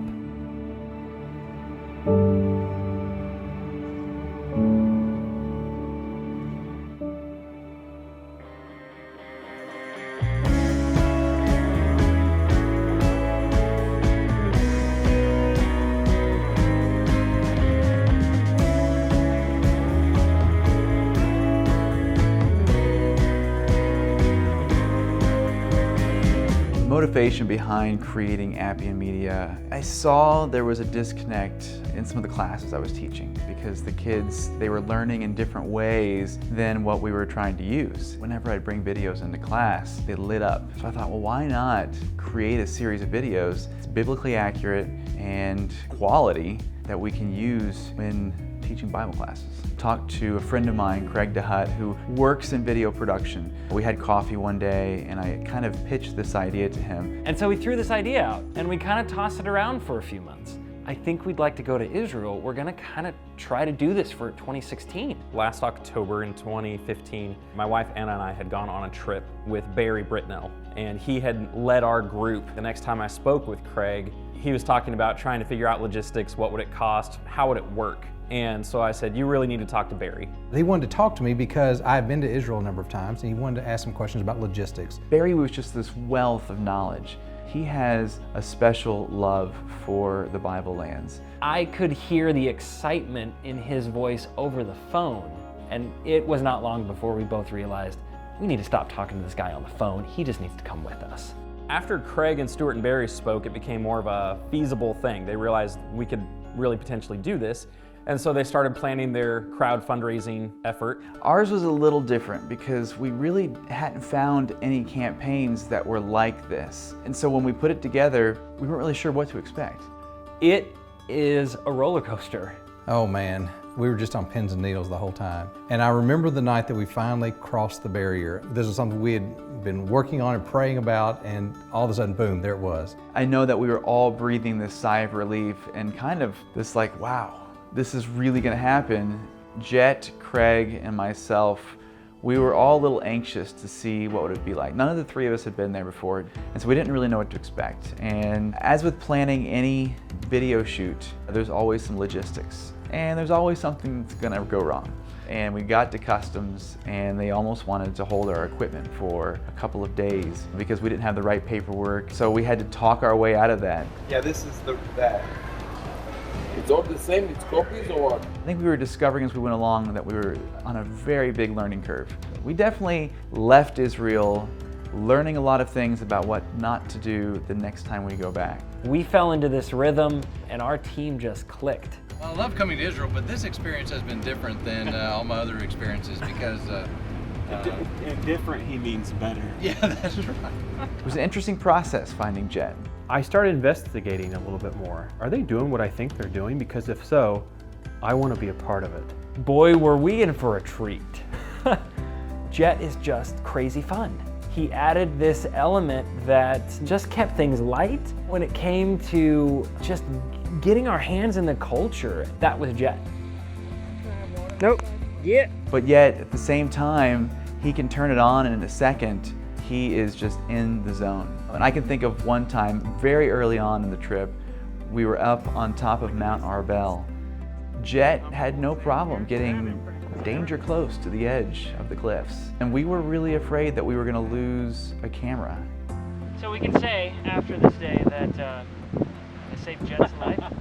We knew that just as important as the places we would go and just as important as the content we hoped to cover would be the person who would present that information. We wanted somebody who had a strong knowledge of the scripture, but yet still had a really charismatic personality. And Jeremy just fit that profile so well. And we would go into a place and it may be a very somber, maybe a very reverent place, and Jeremy just knew how to respond to that. And then we'd go some places where we'd be in the middle of this bustling street. Jeremy just fit right in. It was almost like he's done this his entire life. I have never done a video project with Jeremy before. And I love getting to work on something with my family that we're both excited about. We were able to communicate on a level that only siblings can. No one's gonna take us as legitimate filmmakers anymore. Dude, I got over that like a long time ago. And so not only did I have Jeremy there, but Jeremy made the decision to bring his son Keenan. And that was just really special. What do you think of Israel so far? I like it. Pretty neat. To have my nephew there, willing to do anything. You could see the progression throughout the trip as Keenan became more comfortable around the crew, and we started relying on Keenan heavily for being that runner boy, so to speak, who, if we needed a lens, if we needed a reflector, if we needed something, hey Keenan, can you go grab that for us? And he knew exactly what we needed. It was just a great opportunity. It's his age group that we really were trying to focus on when making these videos. So having him there, kind of get his take from a 13-year-old's perspective was valuable. It was so valuable to have. When we first said, yeah, let's bring Barry along, I don't know if we actually thought it would be in an on-camera capacity, but he just knew so much. We would have been doing a huge disservice by not putting him on camera. And the two of them together is just really what makes the Following the Messiah series really, really good. Where is the manger now? I don't know. Craig and Stuart told me that they had asked Jeremy to come along, and I was thrilled because I knew he'd do a great job. It was a lot of fun. I think we got a good chemistry going between all the members of the team. I have a lot of respect for them as they work with the cameras and getting the angles, and it's just been a lot of fun to watch them work. So it was an amazing experience to work together like that. From this way, all the way down through here. Yeah, what's Jeremy? Oh, Jeremy, he's lost. Said he's walking home. Yeah. I don't know if that's even the right direction. No, it's not actually. Well, he'll be heading north. In another hour and a half, he'll be in Lebanon. Yeah. And so, I don't know. But he won't have enough water. Do you think he'll get stopped at the border? Well, he won't make it there. He'll die before he gets there. That's a shame. Yeah. So we got more room on the bus now. Stuart did a great job of just leading the team where we needed to go. He would help Jet and Craig and tell them where they needed to be with regard to the camera, and then he would tell Jeremy and I where he wanted us to walk, what he wanted us to say. He told us when things didn't work and we needed to do it totally again. That happened actually more often than I'd like to admit. This is the difference between a preacher and a software developer. We're turning you into a 01. Yeah. I end my sentences with semicolons. I don't know what. I knew nothing about how to make TV or film or anything like this, and so I've learned a whole lot this week. I've learned to be patient, and I've learned regardless of what the producer says, you do it again. All right, we're gonna try it again. Stuart is the Walt Disney, and I'm the Roy Disney. Stuart's the guy with these crazy ideas that no one would have ever dreamed of. And he's got this drive and this vision that he wants to grab the moon. And so he's like, okay, well, where do I get a rocket ship? And I'm the Roy Disney who's, well, Stuart, we don't have the money for a rocket ship right now, but we may be able to. Stuart's the guy who already knows that we can do this. And I'm the guy who's trying to figure out the details of how we get that done. And so it wasn't a hard sell to convince people to send us over to Israel to shoot this content. We made a Kickstarter video without a shred of footage of Israel in that video. And it was because Stuart's able to communicate this dream. I want to grab the moon. Can you guys help us afford a rocket ship? Craig brings different talents to the table that I just don't have, and it's really nice to be able to turn to Craig, bounce ideas off of him, and really get genuine feedback, you know, and I feel like that to me is why we've had such great success so far. He had arranged to get this little bitty Osmo camera, which ended up being a wonderful little handheld Steadicam, and he just wore that thing out. Everywhere we went, he was capturing the video, but the video that he captured with that thing was just simply breathtaking. It was really amazing. It makes me look like a much better videographer than I actually am.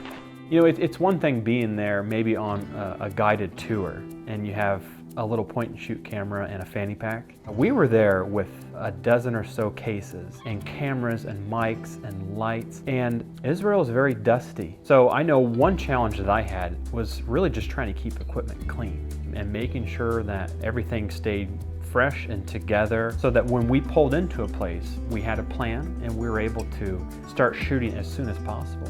Because maybe the sun was coming down, or maybe the permit was for an hour. We had to be ready. This was not a vacation. This was the opposite of a vacation.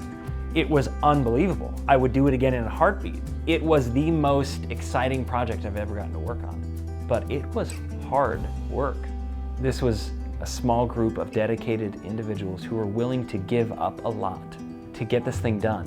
And in some ways, that's better than a vacation, isn't it? You know, it's a challenge when you're doing it in the United States, but then when you go internationally and you're now having to deal with language barriers or deal with cultural barriers, it just adds another level of challenge to any video shoot.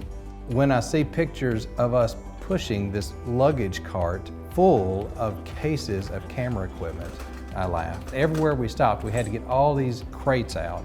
The bus driver and the guide that we hired were fantastic. They jumped right in and just helped us. And by the second or third day, we would pull up somewhere, and before we could get out of the bus, the guide and the driver had already pulled all of our crates out and were setting them up exactly the way we knew that they needed to be divided up and set up. Gus, we don't pack light, do we? A number of mornings we had already eaten breakfast and left the hotel by 7 o'clock. And that's because we wanted the good lighting, or we wanted to be somewhere without the crowds.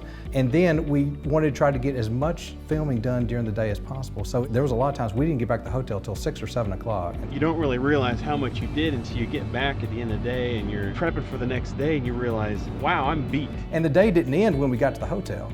That's when we had to unload all the footage onto hard drives for backups. We had to, charge up all the batteries. And I don't think any of us really anticipated 14-hour days, but it was 14-hour days. But I don't know that any of us really realized that on the front end, or if they didn't tell us. Jet might have known, but he kept his lips sealed on that one. No comment. And he still wanted to come. One thing I liked about being in these Bible lands, and really any place that I go, I like to eat as local as I can. Shawarma. Shawarma. It's so much more than just going to a place, but I really like to absorb as much culture as I can. People walking around us with languages that I don't know and a culture that I'm trying to figure out. To be here, not just to enjoy it, but to do what we can to capture it, it's been really exciting. All the planning that we did, there were still things it seemed like that happened every day that we were not anticipating that made this better than we ever could have imagined. We go to the airport tomorrow. We were leaving Jerusalem to head to En-Gedi, and on the right, our bus driver spotted this flock of sheep, and we ran out here, and our guide talked to the shepherd, and we got to interact. Like, we got up in the flock, and we were all a little giddy. We thought we were gonna have to go hunting for them, and just on our way out of town for our normal drive, God blessed us with this opportunity. Gave us exactly the shots we wanted to get. It doesn't get any better than that. We need to go to En-Gedi, but we're all standing here because we don't want to stop looking at what we're seeing, a shepherd with his sheep in the foothills of Jerusalem. The moment that it clicked for me, about halfway through the trip, we took a boat ride on the Sea of Galilee. We tried something different. We put a GoPro on a net, going to cast into the sea. When we pulled up that camera, we were all anxious to see the footage. And so we all crowded around. It was Craig, myself, our guide, and the captain of the boat, and we were looking at that. And it was an amazing clip. We all kind of cheered. And that kind of hit home for me that good quality video content, it crosses all boundaries. It doesn't matter what cultural boundaries there are, what language boundaries there are. And to me, this is what Appian Media is trying to do. We're trying to make quality Bible content that no matter where you are in the world, no matter what language you speak, you can take a look at that and know that this is quality Bible content. You know, we were following the Messiah. That's why we went there. There were actually parts of the trip where you absolutely knew for certain that Jesus Christ was walking on this very path at some point. It's one thing to go there and to walk in the footsteps of Jesus. The real challenge was to capture that on video, because the whole idea of us going there was to somehow bottle up these locations and preserve them and to share them, because not everybody has an opportunity to go over there. It wasn't just 6 people traveling over to Israel. It was the almost 200 people who backed our Kickstarter and said, go to Israel and make this. And then our hope is we release them, they're free. Everyone can watch them and share them and enjoy them. Suddenly it becomes everyone's. It's that encouragement and that support that's pushing us. And Stuart and I were trying to get people to understand it's more than just the following the Messiah.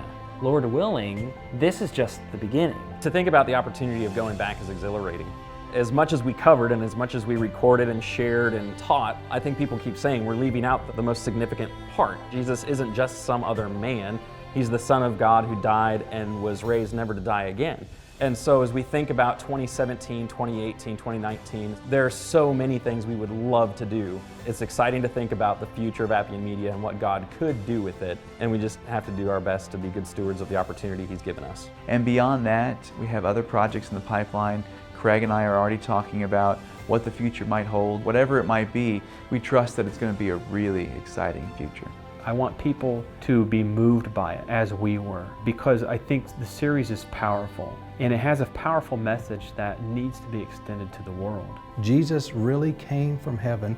He walked right here. He died for all of us. He rose from the dead. Being able to show that in a video and be able to share that with others, that's the whole goal of what we're trying to do. I am excited about what it will mean to study the Word and see the Word. I see us continuing to create needed content for Bible students across the world, getting into places that we would never have hoped to get content before. The concept behind Appian Media is based on the idea of the Appian Way, a roadway that was constructed by secular governments to further their interests that the Christians used to spread the gospel farther and faster and into areas that they would never have hoped to reach before. Video and the internet is our Appian Way. I think it's going to change people, and we cannot wait to hear how people are using this.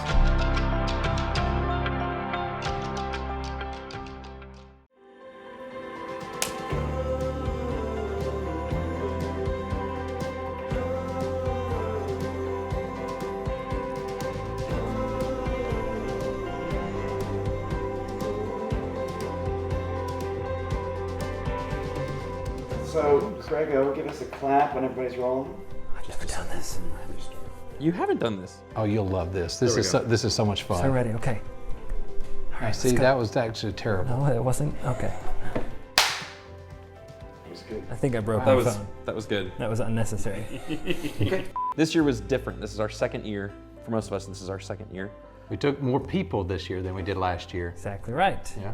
Dan joined us.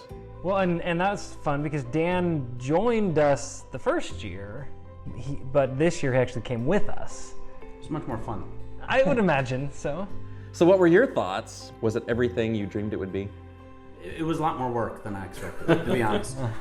You know, you see pictures of everybody out there with the video cameras, but it's the setup. There's so much that goes into it. Well, for most of us, like, this isn't our world. Like, for Craig and Stu and Jet and Danny, I mean, video production, that's their world. They're around all of that. And for the three of us, it's not. Well, that's what we loved. I mean, the first year, but especially the second, how quickly you guys fell into something that is not what you're used to. You know, so we would show up and ask you to do things or say it in a certain way, and you're just kind of trusting us. Are we better?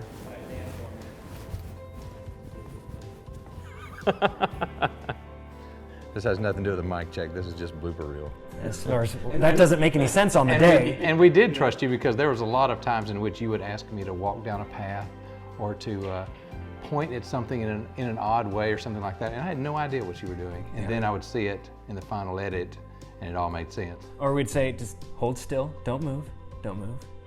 And you guys are standing there, you know, and we're getting this epic trailer shot that, you know, we know it's just gonna be golden. When Stuart and I were talking about the schedule, a month or so before we went, we actually had planned to go to Galilee first, and then we decided to switch it because Jerusalem is so hard to walk around. It's hot and up and down all those stairs, and for those of you carrying equipment the whole way, I can only imagine. So we tried to do that while we were fresh, and I'm glad we did. The pace was faster. When were we fresh? Yeah.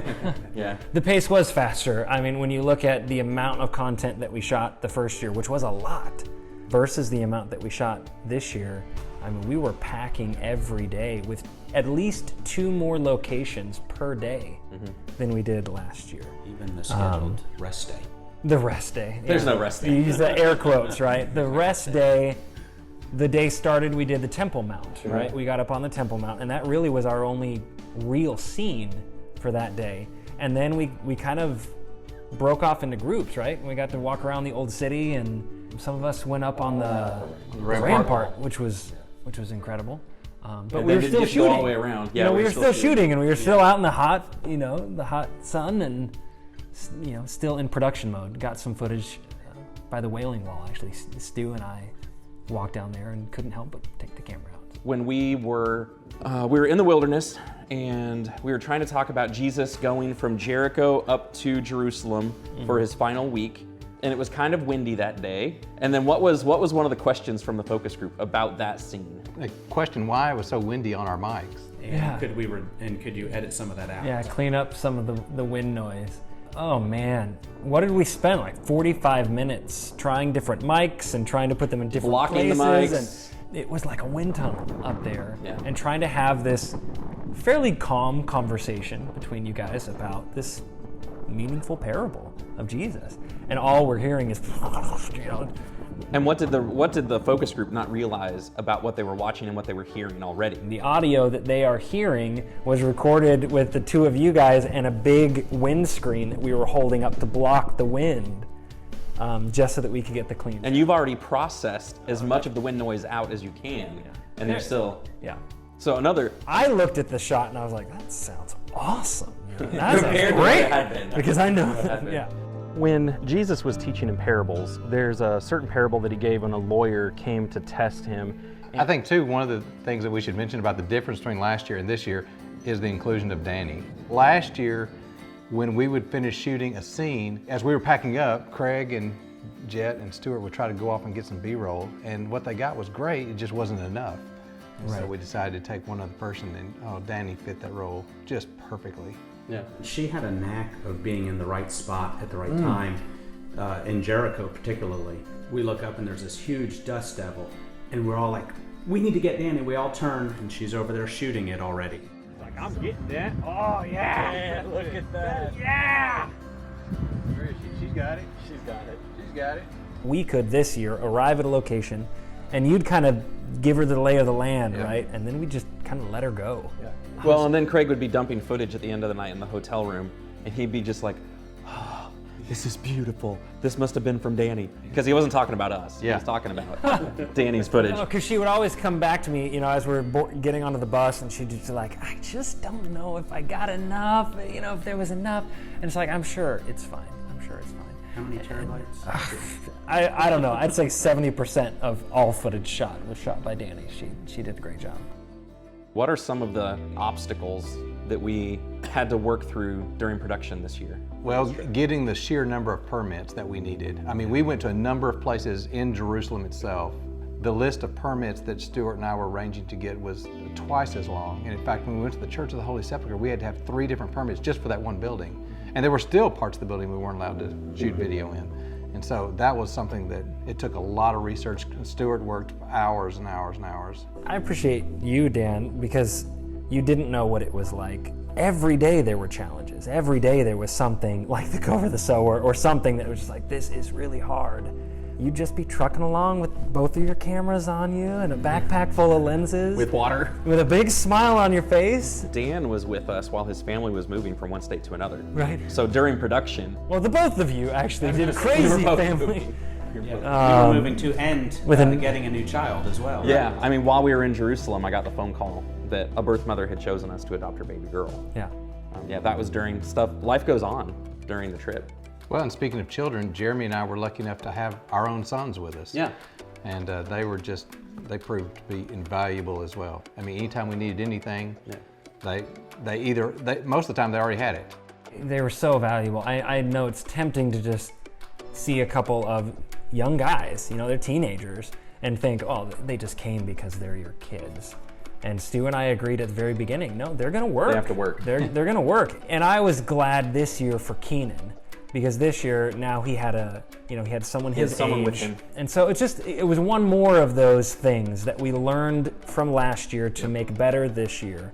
The two of them worked better together. You know, bringing Jet and Danny made this year so much better.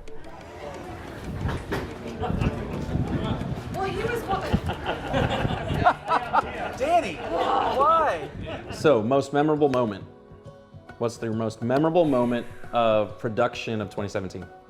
Well, I always remember anytime I take a group of people to Israel, I love seeing first impressions. And unfortunately, I did not have a camera rolling, but as we were climbing the Mount of Olives, you finally come around one corner, and I just happened to be looking at Danny's face when we came around the corner, and you see that view for the first time, and her face just completely lit up. And almost tears came to her eyes because it's a beautiful view, and the first time you see it is just amazing. There's a lot, but probably for me, it was the Cove of the Sower. I'd been taking pictures and I worked my way around, and I was standing just off of Barry's shoulder, and just hearing it as if I'm standing next to you, I had chill bumps all over, just imagining this is what the crowd heard Jesus say. Yeah. Exact words, just were separated by 2,000 years. Yeah. I got to experience that, and now everybody who watches Following the Messiah gets to experience that and see, wow, this is what it would have been like. One of the moments was down in the basement of Gali Cantu, and we're in a spot where it could have been where Jesus was held during his night of trials. And if it wasn't that spot, it was something like that. And Gus, our guide, actually reads Psalm 88. And we were all just quiet. There was no one else there but us, and just hearing Gus say that. And it ends with, and darkness is my only friend. And you think about what Jesus knew was about to happen down in that place. And so I'm cutting that together in post-production, still getting chills thinking about it. This was my third trip, and every time it's the Garden of Gethsemane. Every time. I mean, there are neat places. There are places, every time I've gone with Barry, there are places that I have never been before and we go. But every time I've been to the garden, and it's a special, special place, and it gets me every time I go there. So going forward, what is 2018? We just finished Following the Messiah. Yeah. That's how this whole thing got started. You and Stu had the idea, let's tell the story of Jesus. Then what? Where do you go from the story of Jesus? We kind of started with the biggest best story. Yeah. Where do you go from that? Well, why is the story of Jesus so meaningful and so powerful? It's because God spent thousands of years getting that story to perfection. It's the culmination of It's his the plan. culmination, and so many things happened and hard things happened to get the people ready and for God's message to be communicated. And so, can I say it? We believe that going back and telling the story of the United Kingdom of Israel, so Saul and David and Solomon, and what God was doing with those three kings, what God was doing to his people and what God was doing to those men to get us ready for Jesus. 2018 is exciting because we're finishing something and starting something that I'm really, really excited about too. As always, we always kind of say this, right? Whatever God allows us to do, we're gonna keep working. So tying into that, people might wonder, this is a lot. I mean, we mentioned during production year 2017, my family was moving, your family was moving. This adoption process got going for me. Stu's son was born just before the trip. I mean, it's a lot. And then we disappear for 2 weeks. And it's not just 2 weeks of production, it's weeks and months of work and post-production and writing and organizing and fundraising. And why do all of that? Why go back? Well, the first time Craig called me 2 years ago and asked me about this, he spoke for like 10 minutes or so without even stopping. He was so excited about it. When he stopped, I had two responses, and one was, however I can help, I'm in. But the second thing was I think what you'll learn is that there's not just 5 or 10 stories to tell, there's 500 stories to tell. So many beautiful, beautiful stories in the Bible about the salvation God has always planned for his people. We want to find ways of telling as many people as we can about it. It's easy, especially during the period after our trip, where we're not in Israel, we're not on that high. There's hard, long work involved where, why are we doing this? And then you get a comment like this on YouTube where a complete stranger said, thank you for these. I found these during a really dark time in my life, and it really showed me some light. So keep doing what you're doing. And I was at home when I saw that, and I showed it to my wife, and we got teary, like I'm getting tears right now. That's why. And it is worth it. And it's hard on all of us. It's hard on our families. Bless our wives and our kids who let us go for weeks, and bless the people who trust us with their money. It's because strangers tell us that it saved them from a dark time. Season 1 to season 2, you see this step up in production value. The most important thing is making sure that we're faithful to the message of the gospel of Jesus Christ. And people are hearing that, and that it's a spiritual benefit to them. It increases their faith in God, it increases their faith in God's Son, in his word, and it's worth it. And it's been amazing to be a part of it. This has been a 2-year plus adventure, and to say that is a job well done. That we could do what we set out to do. We believe that we've got really exciting things to continue, but that's a job well done, and to God be the glory.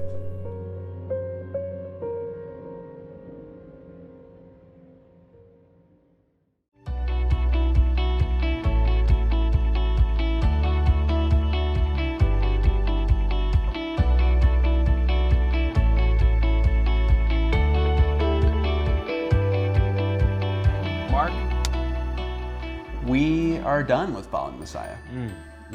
Yeah, that's right. So it's been quite a wild ride, but we want to just take a few minutes. What do you guys think? Now that you've seen the whole series, what are your thoughts? Wow. Yeah, what a journey, really. You know, when we set out to do this, you don't really know what you're going to get. And I think that's half the fun, is you don't really know what's around the next corner. It's mind-blowing, all the places that we went, like the levels of access that we had. That's a really special thing. I think the second time around, we started to really hone in on something. Yeah, from my perspective, I mean, I was talking with Jet when he was over there the first year. You know, I kind of felt like, why don't you have more time to talk to me? It's exhausting, and that's what I think a lot of people don't realize. It is 2 weeks that, I mean, you know, it's like going and shooting a wedding every single day. But a lot of that is your fault, though. I mean, really. I'll take a lot of the blame. I mean, you know, because every morning would start off with, hurry up and get ready, go down and have breakfast because, you know, wheels up at a certain time. We had to make sure all the gear was prepped the night before, hoping that you did your job well the night before, and that you're not going to show up when something's not charged or whatever. You know, when you watch something compelling, you don't know why it looks a certain way it does. And you don't really care. You're not thinking about how it was made. Hopefully, if we do our job well, you're just immersed into what's happening. That doesn't happen on accident. There isn't a magical camera that does it all. So, you know, you have like your main A and B cameras. You have a camera that's mostly just for slow-mo. We had a 360 camera there. And you think about all the different ways to capture sound and to light scenes and reflect. That stuff had to come with us. It did. We were going to the toolbox, so to speak, in every location and saying, what do we need for this to make it look really good? And you know, it's a whole combination of things. You know, if it doesn't sound good, people are gonna lose it. If it doesn't look good, people aren't gonna watch it, you know? Really? Really? You trying to pawn that off on us? We did, just like slammed it in there, like, all right, see you later. You think about, you know, after your day's planning and everything, it's wheels up and you start traveling to our first location of the day. But you're not just sitting back and looking out the window. We had some scenes that we had to shoot while traveling. I think about like Danny was all over the bus and like hanging on to stuff as we're driving around. I think what was helpful too is that I was seeing all of this stuff for the first time. You know, when we traveled on our own, I'm just always wanting to take pictures of everything and film everything just because like it's instilled in my brain. Danny was there essentially to capture these locations. Right. You know, Craig and our full focus when we went to a location was to shoot the stand-up with the guys and shooting the guys interacting with the space. All the while Danny, she was actually the first person to start rolling a camera on any shoot. And she really didn't stop until we tapped her on the shoulder and said, hey, we gotta go to our next location. We left locations when we went to Israel for the first time going, I think we've got it. We left locations the second time around saying, we got this.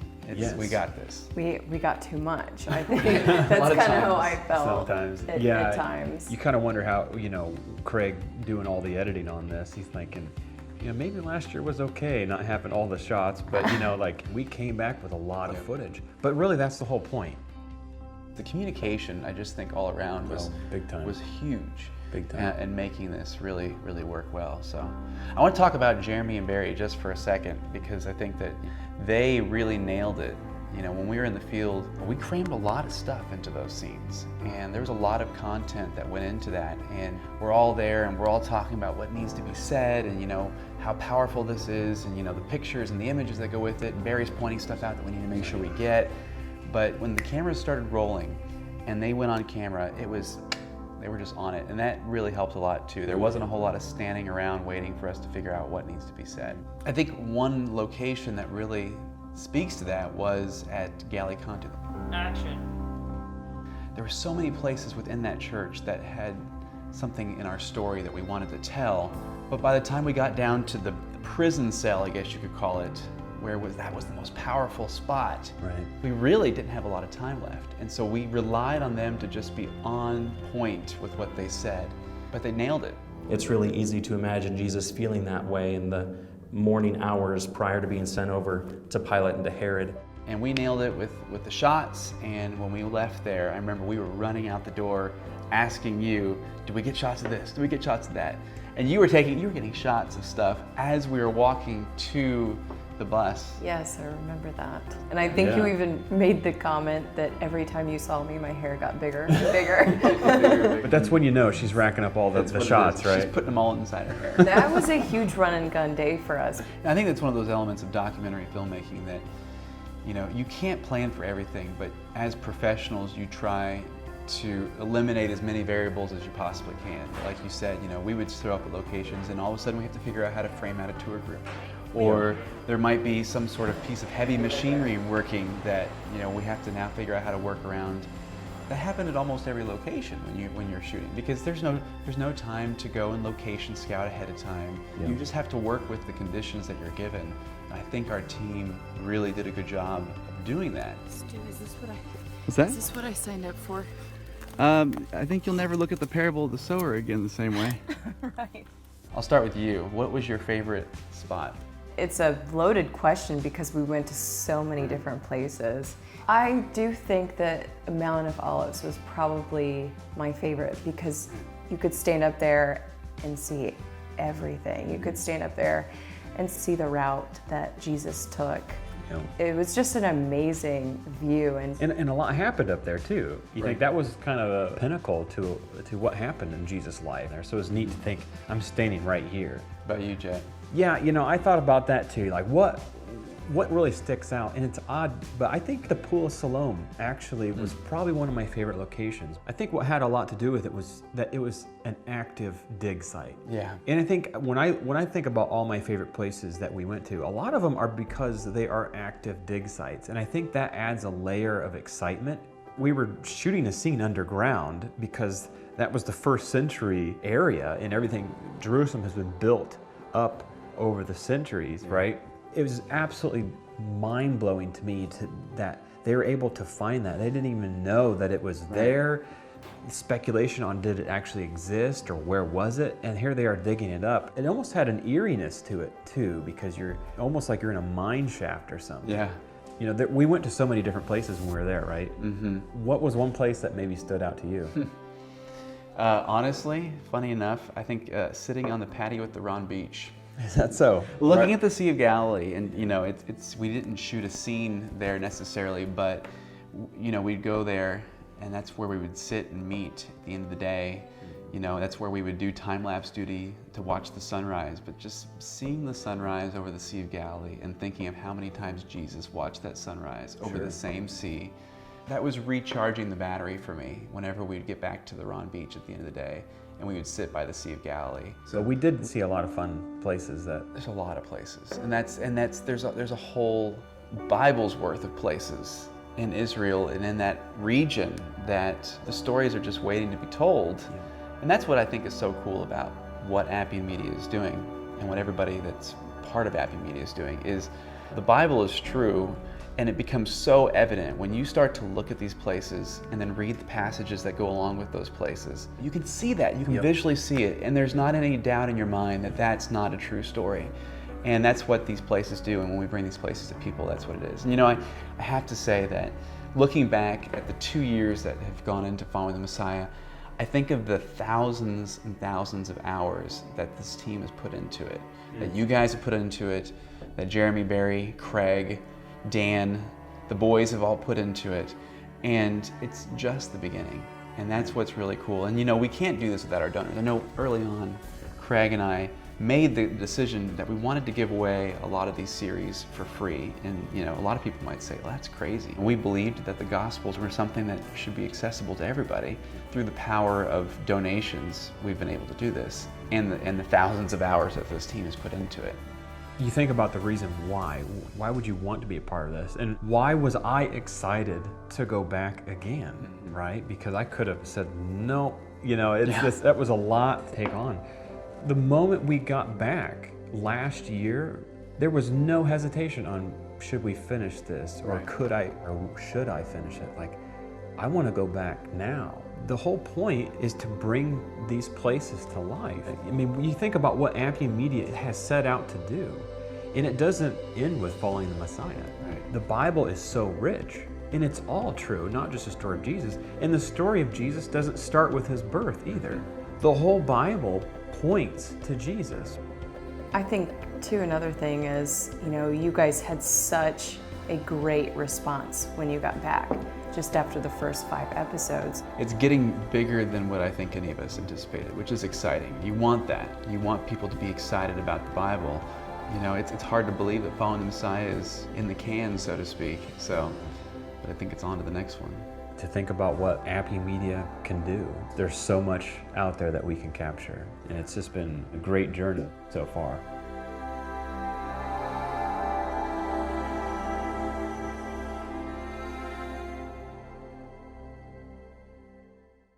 I'm Craig. And I'm Stu, and we're the founders of Appian Media.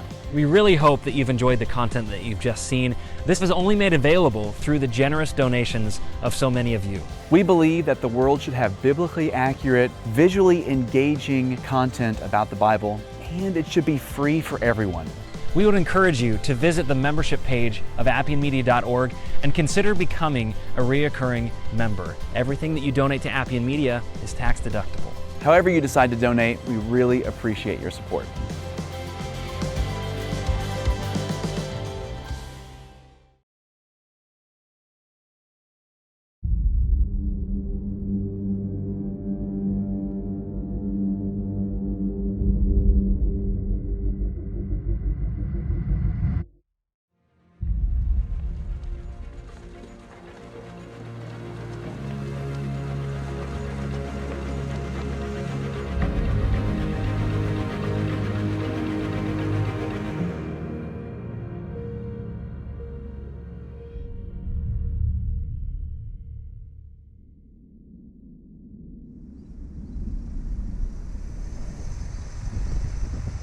I've been a student of the Bible for a long time, studying and searching for the truth. As a Bible teacher in the United States, I've been asked if Israel's United Kingdom really existed. Were the first kings of Israel real? Are the biblical narratives of events like David and Goliath accurate? My name is Jeremy D. Hutt, and I've met up with Barry Britnell, a seasoned traveler and close friend. He's been to Israel close to a dozen times, and he'll be my guide on our journey through this country. We're going to talk to experts in the field of archaeology and examine the geography, comparing everything to what the Bible says. We're going to be able to visit a number of places that have bearing on the United Kingdom. I think we should begin our journey where the scriptures begin. The story of the United Kingdom begins at Shiloh.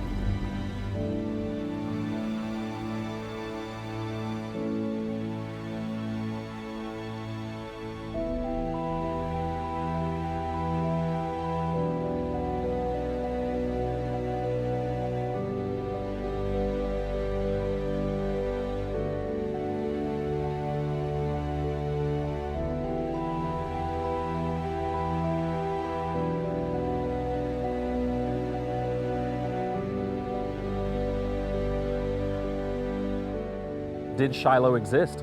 Was it a real place? Does it match the location of the biblical text? Does the function of the city serve the same function that it did in biblical text? Was it a holy site? Were sacrifices offered there? Those are all questions that I think can be helped by the study of archaeology.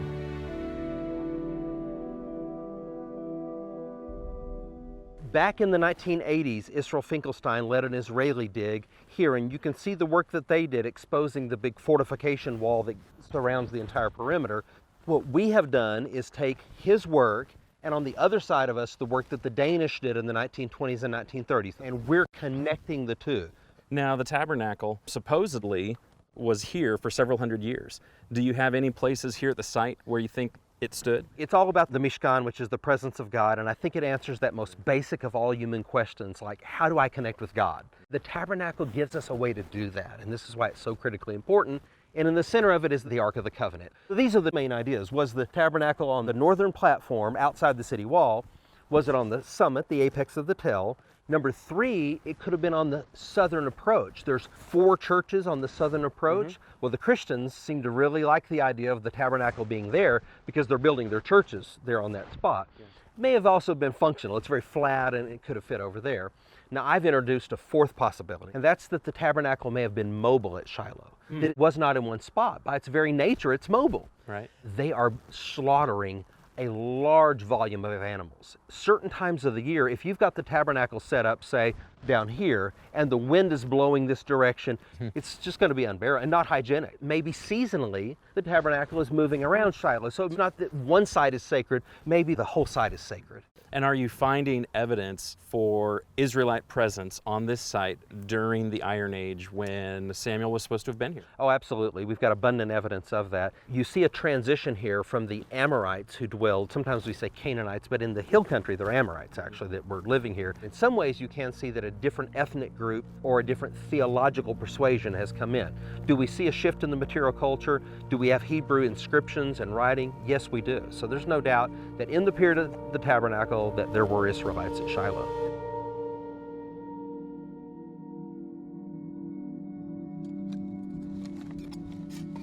We're just inside this 5.5 meter wide perimeter wall that went all the way around the site.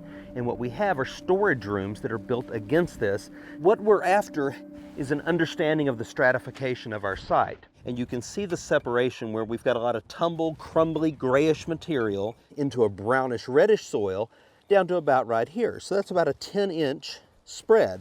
Now we know we're changing time periods. Something definite happened right here. We're reading the block. What we believe is that this represents the Iron Age right here. This is the period of the tabernacle at Shiloh. We've got late bronze, middle bronze underneath this layer, and Hellenistic and Roman above this layer. Kind of trim the block so that you get a better look at it. When I do, we're gonna lose this piece. So now we can get a good look at that. That's been worked, hasn't it? That is so light. So that's clearly man-made. It's pumice. So put it in our finds bucket right there. As we trowel through, there's a nice piece of pottery. Looks like a rim. So this is a whole mouth vessel. This looks like it's from the Iron Age, probably Iron II. Now here's a bone. What type of animal bones are you finding here and in what quantities? We found 2 to 3 times the quantity of animal bone here at Shiloh in season 1 than we have found at our other excavations. And I think that's, we've got good reason for that. Yeah. We have an ancient text, the Bible, that indicates that there was a cultic site that operated a sacrificial system here. There was a massive favisa or bone deposit in area D over here on the east. Only bones from the biblical sacrificial system within that bone deposit. And interestingly, we get about 1% pig bone. In the pre-Israelite period, it's 4%. And then when you move into the Israelite period, it's 1%. That's a significant drop. Yeah. And so again, that's an ethnic indicator that there's a change in who's living at the site, or at least their value systems or their cultic understandings have changed. So the bones are very interesting to us.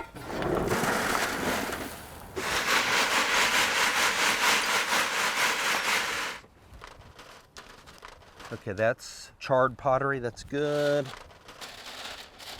We've got the naked eye of the trained volunteer. Then we have a metal detectorist checking. Now we're checking a 3rd time. Then it's going to go through wet sifting for a 4th time. We found that when we dry sifted things, many times you could have something as important as a scarab that still looks like a clod of dirt. And when you wash it with a hose, wow, you realize the things that you've been missing. Maybe we're gonna have markings on here. Yeah, we're already seeing grit. We could have Hebrew lettering on here. You can already see, look at the difference between the pottery that we've washed and what we haven't washed. So it's popping. Sometimes we're wanting to do analysis, so I want to double check everything before we publish it. So we'll take something like this, for example, and when we get in the lab, we'll look at it under a microscope, and I have a feeling I'm seeing part of a Hebrew letter there, but I'm not sure it could be a random marking, so I want to get it under a microscope. So let's pull out these pieces, and when we're in the lab, we'll analyze them more closely and see exactly what we've got. The development of the central place of worship for the Israelites through the United Monarchy is an important thing to follow. And I think the text implies that Shiloh was actually destroyed by the Philistines after the death of Eli and his sons and the loss of the ark. The central place of worship started there, and then it moved. I was thrilled just to go to the site.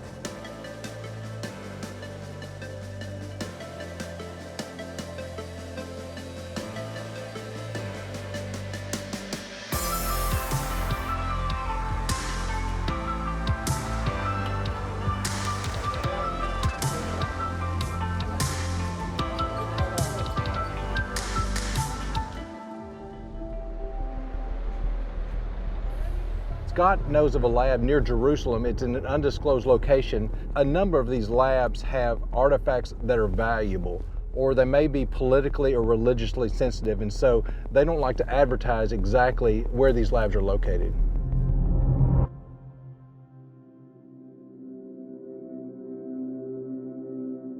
Our lab is pretty unique here in Isreal. You find a space that's available, you get good lighting, you've got tables together, a microscope, water, perhaps some chemicals and brushes and tools, and this is the way that we work. Some of these artifacts that we excavated, then we're able to look at them under magnification and see some things that we couldn't tell in the field, obviously. And I know one of the things that really caught your attention was this jar, looking to see if there are any markings that we missed, any lettering, anything that's intentional around the rim. And I'm also looking at the size of the inclusions, and it's exactly what we would expect. So We would pretty confidently date that then to Iron II. Maybe once every season we get a whole vessel, and we get about 2,000 broken pieces a day. When it has writing on it, a sherd becomes an ostracon, and now it is elevated in importance to a whole nother level. Sure. This also caught our eye. It's pumice. Why did it catch our eye? Because it's not native to Shiloh. I mean, somebody brought this from up north, where we have the volcanic material up in the Golan. It's clearly man-made, it's clearly worked, and it is kind of exciting sometimes when you look under here. You'll end up seeing a letter or a little bit of gold that's embedded that you didn't expect to see that gives you a clue. That's an interesting piece. Now, the bone analysis at Shiloh is critically important because we're dealing with a biblical sacrificial system. What you were saying at the site earlier was that that percentage is consistent with an Israelite occupation, that you see that percentage of pig bone go down to 1%. Well, when you're moving from, say, an Amorite-controlled culture to an Israelite culture, you see a significant drop in the percentage of pork that they're consuming. So we're not talking about fairy tales here. We're talking about real people, real places, and real events. Notice now, under magnification, we can see ridges and lines and all kinds of things. When I sit with our zoo archaeologist, I'm just fascinated. The things that she's seeing there that I wasn't. Okay, yeah, see if you can see that collagen there. When you've got that collagen, you're able to do radiocarbon testing on that. That's right. Once it's all been preserved and it's been analyzed, and you want to hang on to it for a while, where does it go? We have a storage unit at the Israeli Antiquities Authority that's devoted to our material. Every one of these has an object number assigned to it. So when we want to go back and retrieve it for further study, we can easily get it out. So I hope you have high expectations, and no matter how high they are, they're going to be exceeded.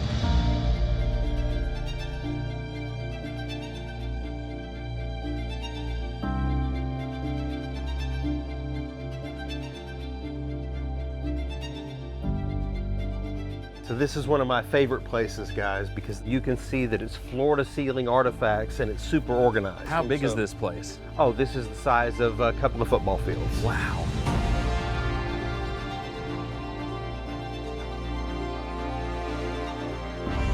Just think back to the famous Indiana Jones scene where they're storing the Ark of the Covenant. Welcome to that warehouse.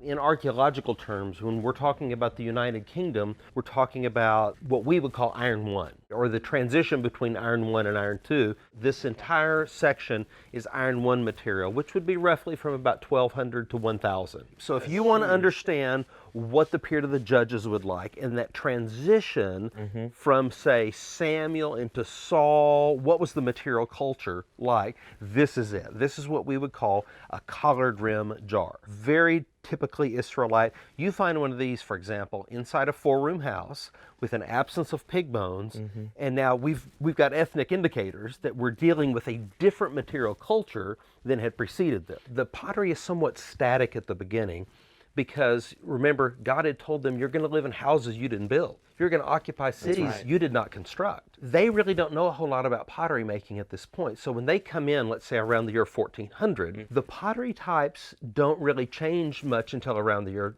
1200. So those first couple of centuries, they're very homogeneous with the Canaanite Amorite culture that's here. Which makes sense.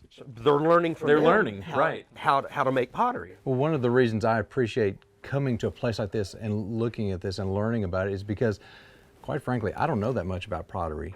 And so there's a separation between what I know and what I need to know. And I think in doing so, we understand the context of the way those verses are written and the people of the time. For most people, when they hear pottery or the study of pottery, they would just naturally think, that has got to be so boring. Digging up broken ceramics out of the dirt, it's got to be all the same. And what you've shown us is it's not. No, it's not. It shows the development of a culture, artistic expression, and it's fascinating. One of the greatest things about my job is that I learn something new every day. Yeah. And yes, I'm an expert, but all that has done is give me the ability to understand how much I don't know so that then I can add to it. I just had this strong desire to understand their culture then and there in the setting, so that I can peel the whole thing back and reevaluate what I believed and why I believed it, set it in a context, and go from there. I think there's a resurgence in that. I think that even the generation coming behind us, there's a strong desire for that information. You mentioned that you can attempt to triangulate a time period by using several different methods. What are those methods? Okay, so we look at pottery, coins, because when you have a new person in power, it'll say year 3 of, and then we also can use scarabs. The Latin word scarabus means beetle, and so what we have are each one of these in the shape of a beetle. Look at that. What you have is each pharaoh, when he comes to power, he creates his own iconography for that administration. So we have very good dates in Egypt, and no future pharaoh ever uses that same iconography. So when we can get a scarab in a clear archaeological context, we can use it to date everything else. All of these scarabs would have had gold on it, so at some point before these scarabs were discarded, somebody pulled the gold off of them. But this one, it got left behind. So you can see how beautiful this would have been. Yeah. We do get them down into the Iron Age. At Khirbet el-Makadar, we found one from the Iron II period, Samtik scarab, which was the first one ever found here in Israel, so it was pretty significant. So there are a very, very valuable means of dating. There's a school of thought that increasingly doesn't believe that the United Monarchy existed. They think that the stories of Saul and David and Solomon are propaganda pieces for an Israel government. With all the time that you've spent researching and digging in Israel, what do you think about that theory? Well, we have two schools of thought. We have the minimalists, which are saying, well, they existed, but it wasn't exactly what the Bible describes. Then we have another group, mythicists, that are just total deniers, that it didn't even happen at all. We have found the opposite. We have found in the material culture, if the Bible says that there was a river, we can find the river. If there was a mountain, a city was in a certain place, we find just many, many synchronisms that passes the smell test. It's what you would expect to see from the literary description that you have. And so we have found just a lot of direct synchronisms between the archaeological data and the biblical text. The time that you've spent researching and digging and exploring the physical material is that it's reinforced your faith. Right. I was a Christian before I began excavating, so it did not bring me to faith, but it never scared me to examine the tough questions. Sometimes we do have questions where we scratch our heads, but in archaeology we say that absence of evidence is not evidence of absence. Just because something happened, let's say a city was burned and we can't find evidence of it, well, a lot of things could have happened to that burn. Wind and rain and future peoples could have scraped the foundations clean. We've only excavated about 5% of the land of the Bible. 95% is still underground. And so when we do have some sort of gap between what we expected when we read the text and what we find in the culture, you think there might be some clues in the other 95%. There's some potential there. Our direct goal is not to prove the Bible or to bring people to Christ, but in the process, is there an apologetic function of archaeology? You better believe there is, and it comes across all the time. I think it was important to start with the archaeological piece. Just the sheer volume of what they're finding in the material culture and archaeological sites that attest to synchronisms from the material culture in the Bible. I wish everyone could feel what I felt as I walked into that site, and to feel just the weight and the enormity of there is so much here, and such a great percentage of it speaks to a united monarchy and the biblical text being validated. There's a lot more to do, but I think this was a great first step in trying to answer this question.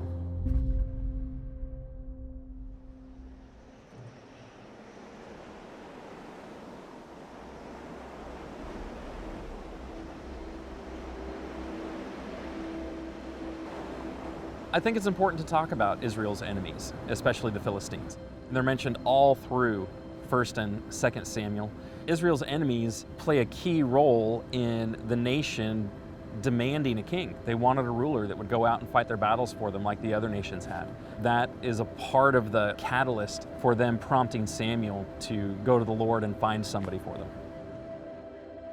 During the reigns of Saul, David, and Solomon, we read about a number of nations that they had battles with. But the one that keeps creeping up every couple of chapters are the Philistines. We are in one of the Philistine cities. This is the city of Ashdod. Now these ruins around us are actually from Crusader times, so they're much later than the time of the United Kingdom. Do we know where the Iron Age Ashdod was? Yes, a lot of those ruins are about a mile inland. This was one of the 5 cities of the Philistine Pentapolis. Ashdod and Ashkelon and Gaza are right here very close to the coast.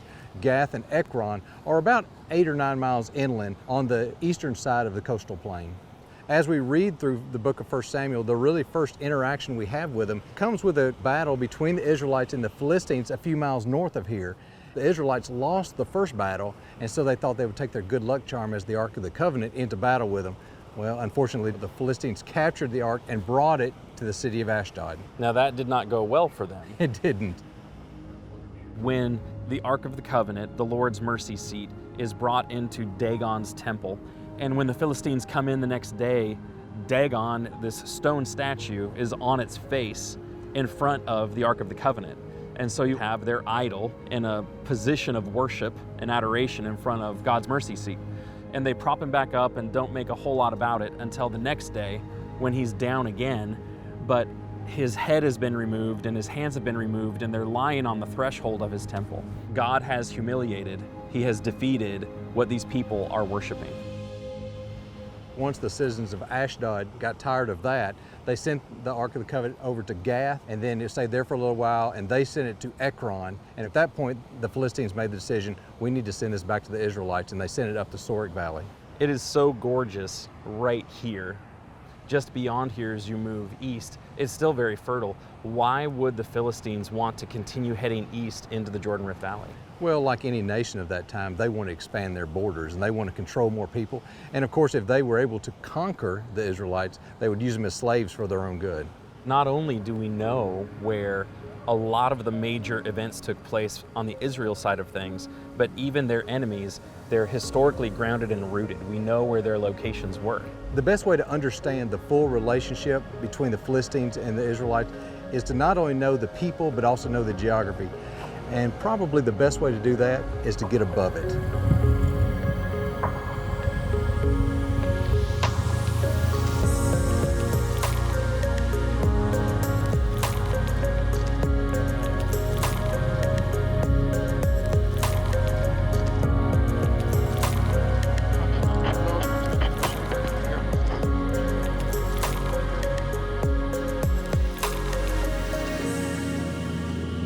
To understand a lot of the time of the United Kingdom, I think it's important to understand the geography as well. And of course, there's really no better place to do that than from the air. And so what we're going to do, Jeremy, is we're going to head over the Shpela, which was an area between the coastal plain and the hill country. It was the border area between the Philistines who lived in the coastal plain and the Israelites, which lived up in the hill country. There was not very many ways of getting from the Mediterranean Sea, for instance, up to Jerusalem. So those small valleys in the Shpela were extremely important. Whoever controlled the valley controlled the access. That's exactly right. And that just jumps out at you when you see it from this perspective. We're looking west down the Sorek Valley. The Philistines, after wanting to return the ark back to the Israelites, put it on 2 milk cows on a cart up this valley. The citizens of Beth Shemesh saw the cart coming down the valley and went down there and got it. Just south of the Sorek Valley, we're coming up on the Elah Valley. Yeah, it's raining down here in the Elah Valley. Not able to do Elah right now? Not right now. I can take you to Jerusalem if you want. Yeah, let's do Jerusalem. Okay. Jerusalem? Okay. Yeah. וויסקי פאפה, אנחנו נמשיך לכיוון ירושלים ולאחר מכן נחזור לכאן בגלל... 513-2429. Okay, we are approaching the old city of Jerusalem. Okay, we're flying almost directly over the city of David right now, which was the original Jebusite city that David and Joab conquered. Wow. Wow, I see it. The Dome of the Rock, of course, sitting on top of the Temple Mount. It's amazing to see the landscape change, the topography change so quickly. This land is so small. I mean, it's only 40 to 50 miles wide and, about 150 miles from Dan to Beersheba. But the differences in elevation and contours of the land is quite striking. Try for the Elah Valley? Continue? Yes. Okay. The Elah Valley goes from east to west. You can see the entire battlefield right here. The Philistines were on the hill on this side of the valley. The Israelites were on the opposite side on that hill. You can see the valley there below us with the brook running through the valley. This is the brook that David would have picked up his 5 smooth stones when he went out to fight against Goliath. But this is a beautiful, beautiful view of the Elah Valley. That's an incredible perspective right there. Where this famous battle took place. Yeah. Okay, in just a minute, we're going to come up on ancient Gath. Gath, of course, was the hometown of Goliath. It's kind of ironic to think about that Goliath, as a young boy, may have played in the Elah Brook, which was the same brook that David chose stones out of that later killed him. Oh, this has been an adventure. I mean, how often do you get to do something like this?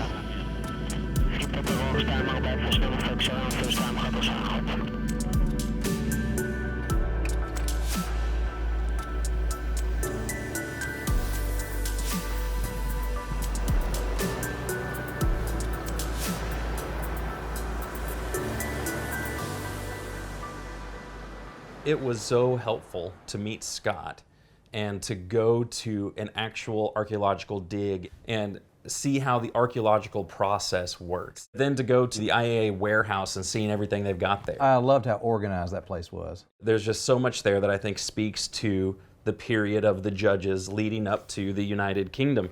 And seeing Ashdod and realize that not just the Israelites left a footprint here in the land, but even the enemies that they fought, the Philistines, left footprints in all of those cities. The plane ride gave a perspective, just like you said, that you really needed to get above and see how the valleys moved, to see which way the roads went. All of that together acts as evidence that corroborates the first several chapters of 1 Samuel as the period of Judges winds down. The United Kingdom history transitions from the Judges to the Kings, where Samuel supposedly anoints this Benjamite named Saul. Is there any evidence that points to the existence of the kings of Israel specifically? Yeah, I believe there is. I can think of 3 or 4 places that you will enjoy going to. In fact, one of them is the location of one of the most famous stories in the Bible.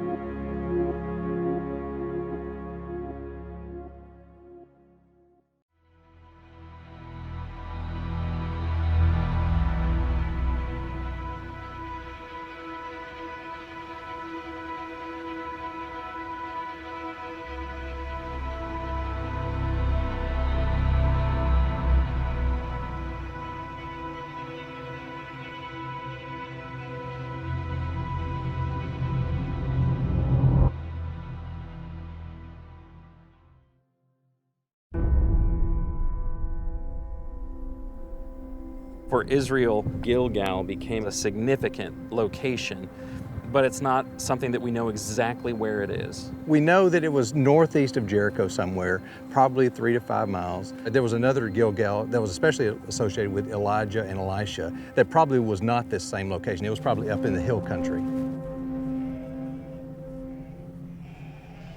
Among the things that they remember from this location is there was the original landing point. When they crossed the Jordan River, which sits about 2 to 3 miles to our east, this was where they camped for a long time. The word Gilgal literally means a circle of stones, and a lot of times those were used in religious practices. And some people speculate, since it was a place of circular stones, some place that was more of a sacrificial site, it makes sense that we might not have as much to find. To imagine Moses being on the other side on Mount Nebo looking in, and to imagine all of those Israelites crossing the Jordan across a dry riverbed and setting up memorial stones that came from the bottom of the riverbed, you understand what a historical national monument just the spot would have been. And so it makes sense that the place of primary sacrifice for their first king was at that spot. Samuel would rotate between Ramah and Mizpah and Bethel and Gilgal as he did his yearly duties. Saul was told by Samuel that there was going to come a time in which he was going to need to meet him here and to wait on him so that Samuel could offer a sacrifice. Saul waited and waited and waited, and when Samuel didn't come quick enough for Saul, he went ahead and offered a sacrifice. At that sacrifice, Samuel proclaimed something very strong against Saul. Samuel actually told Saul that he was going to take the kingdom away from his family and he was going to look for a man after God's own heart. I think there are personal lessons that we can all learn from Saul and the mistakes that he made, where we get ahead of God, whether out of fear or desperation, we don't wait. And so we act out on our own and try to solve our problems in ways other than what God has instructed. Later in Saul's life, Samuel had given him the instruction to utterly destroy the Amalekites. When Samuel arrived here at Gilgal, Saul had saved King Agag and a number of the best cattle. This did not sit well with Samuel. Well, he had disobeyed God's instruction, and he'd failed to finish the battle. And Samuel actually picks up a sword, and he's the one who kills King Agag at Gilgal on the spot. And it was at this point when Samuel and Saul parted ways. It mentions in the Bible that Samuel never saw Saul again. And it was a dramatic parting. I mean, when Samuel explained to him that the kingdom had been removed from him and that God was going to be looking for somebody else, Saul clung to him, tore his robe. Samuel used it as an object lesson. Just like you've torn my robe, God's torn the kingdom away from you. I think it's fitting when we're talking about Saul to come to a place like Gilgal where we're not exactly sure where it is, because there were some things that he did for the kingdom that were positive. He was the first national ruler. He was the first one to try to take the military out and to transition from the judges to a king. But in a lot of ways, his kingship was temporary. And so just like Gilgal, we're not exactly sure where that was. That's kind of Saul. My personal opinion is that the text indicates he was always ill-suited to be a ruler. And it seems to hint that God gave them the ruler they deserved. They had rejected him, and God was going to give them a leader that was suited to helping them learn that they needed to rely on him. Things really didn't start to progress until you get to David.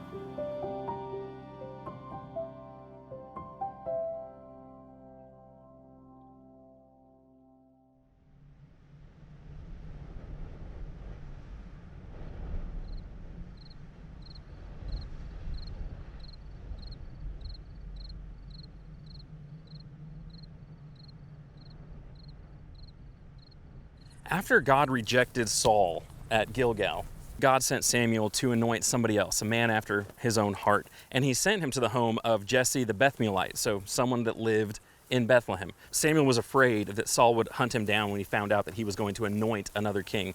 God actually gave Samuel a cover story of going down and offering a sacrifice with this family. They went through 7 of Jesse's sons, didn't find the right one, and Jesse ends up explaining that he's got one more son who's out in the field taking care of the sheep. And that's exactly where they found David. David would have been out in an area just like this. I'm seeing these little paths cutting through the field. What are those? Well, those are actually paths caused by the sheep as they walk through here. Shepherds still bring their sheep to these hillsides even today. This is not what I would have pictured a field to look like. We often have the idea of pasture land and where you would take sheep to graze as being nice and lush and green. But we're in the hill country of Judah, and this is the area where people would have been.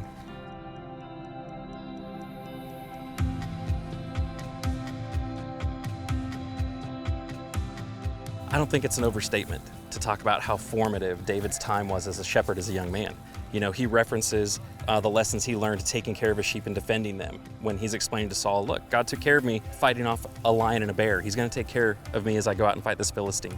He refers to David as the shepherd of Israel, how he took him from shepherding sheep to shepherd his people. And it's interesting, too, that once you get to the New Testament, that Jesus pulls that imagery to talk about himself. And he says, I am the good shepherd. Of course, a good shepherd, just like David would have been, would know how to take care of his sheep and know how to provide for them and protect them. We've seen them responding to their shepherd's call. You know, he'll whistle, he'll click, he'll have an instruction, and they turn and they pay attention. Taking care of animals is not always a glamorous job. You know, it's smelly, it can get dirty. You're out in the open. It was that kind of responsibility that God used to get David ready for leading the kingdom. The occupation of a shepherd hasn't changed from David's time to now. Same country, same hillsides, same type of pastures, same trails. The Bible knows what it's talking about. As it describes this millennia-old occupation that was so formative, it just really helped to visualize that. It makes it come alive.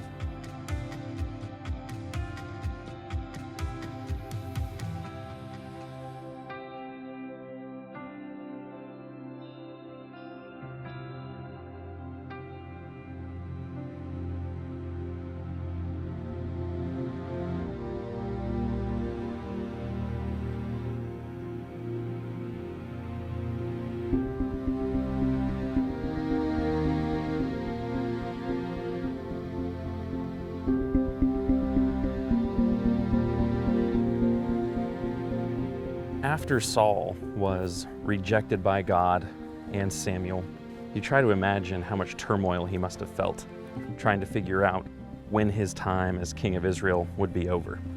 Samuel, in secret, anoints David, but he hasn't been installed as a king yet.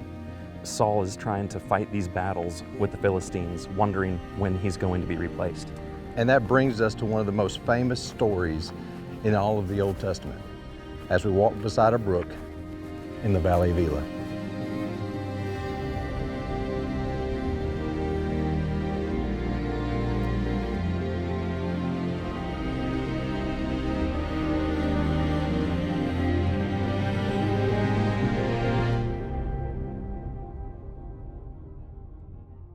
If I were to ask someone, tell me the story of David and Goliath, they would tell me that there was this giant, he came and fought against the Israelites, and it was a wonderful opportunity to show the faith of David. And they would be exactly right. That's the right story. But the Bible tells it a little bit differently. The Bible scopes it in geography. In 1 Samuel 17, it starts off and says, "Now the Philistines gathered their armies for battle, and so they were gathered at Soka, which belongs to Judah, and Soka is located just along that ridge over there on the eastern end of the valley. And they encamped between Soka and Azekah. Now Azekah sits just around the corner here. So we are in between Soka and Azekah. It said Saul and the men of Israel were gathered and encamped in the valley of Elah and drew up a line of battle against the Philistines. The Philistines stood on the mountain on one side, that mountain over there, and Israel stood on the mountain on the other side with a valley in between them. And that's how the Bible sets up this story. Then it introduces the main characters of the story. Well, then later on we know that when David finally went down to battle with Goliath, he didn't use any of Saul's armor or his sword, but he crosses a brook and picks up 5 smooth stones. Right, and of course we just crossed the brook ourselves right here below us. So he would have come down from the Israelite camp, crossed that brook, and then gone down into the valley. That's exactly right. Then David came out here and faced the giant, and I believe at that point he gives one of the most moving speeches that's in all of the Bible. In 1 Samuel 17, after Goliath has taunted him, it says in verse 45, "Then David said to the Philistine, 'You come to me with a sword and a spear and a javelin, but I come to you in the name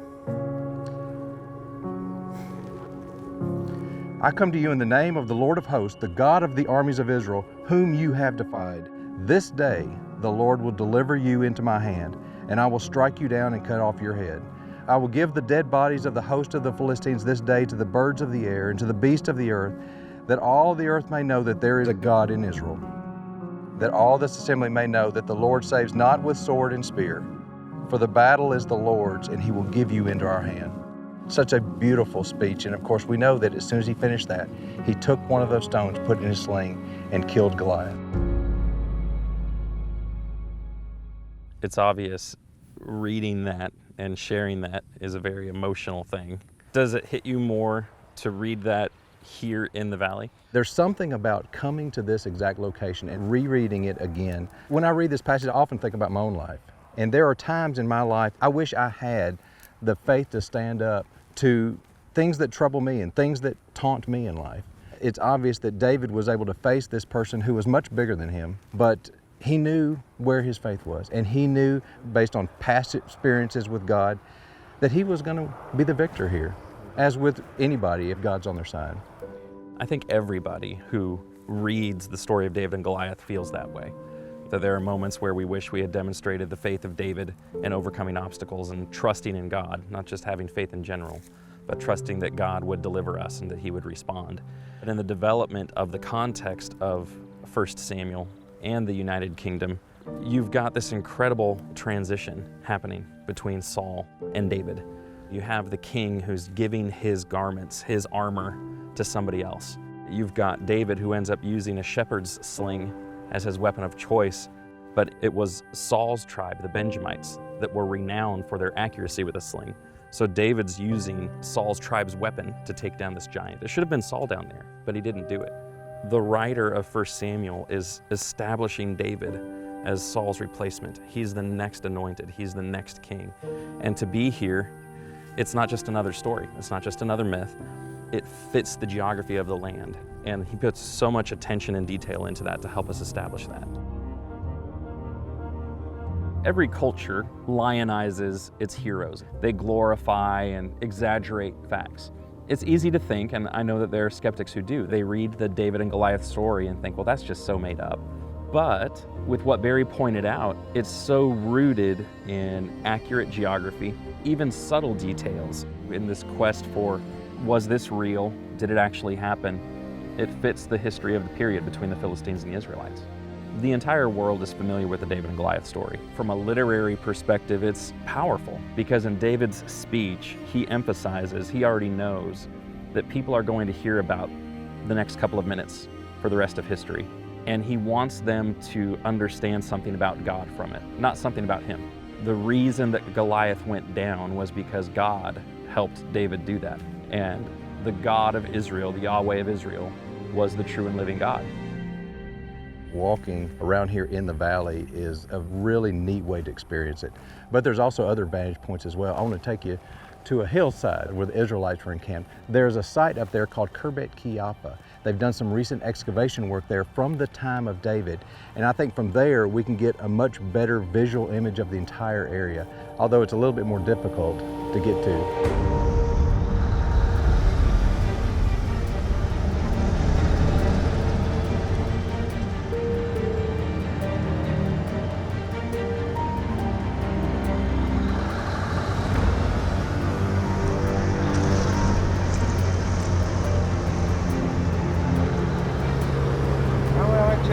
Inside the valley, the Ela Valley.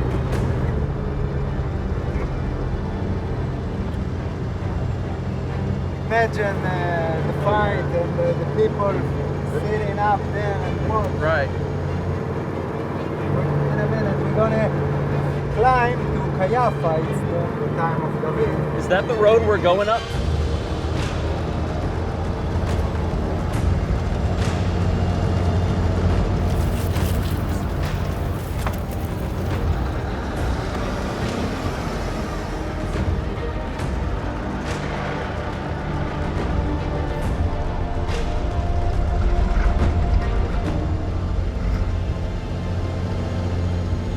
Oh man, that is so beautiful.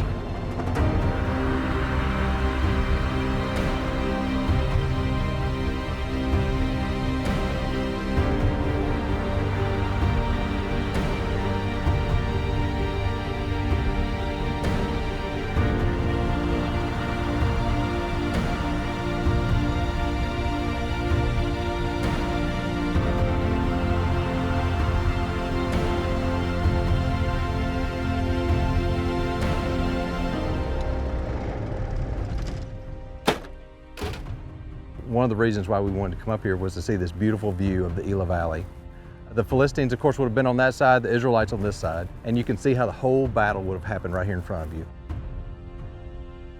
If you can imagine, for 40 days, Goliath coming out of those hills and standing right down there, they could have easily hurt him. David goes down and slays Goliath. The Philistines have officially lost, but then the Israelites rush down the side to follow David, and they chase the Philistines toward Gath. They do, and it says that they fell on the way to Sha'arim. The question is where is Sha'arim? We're not 100% sure, but the word Sha'arim in Hebrew means two gates. When they dug here at Kirbeth Kiapa, this city actually has two gates. And so it's probable that the place where the Philistines were killed were along this road between Kirbeth Kiapa and Gath. What other value is there to coming up here besides just the view? A lot of the things they found here are unique, and they're unique to the time of King David, and they're unique to Judean cities. For instance, come on into this room right here, let me show you something.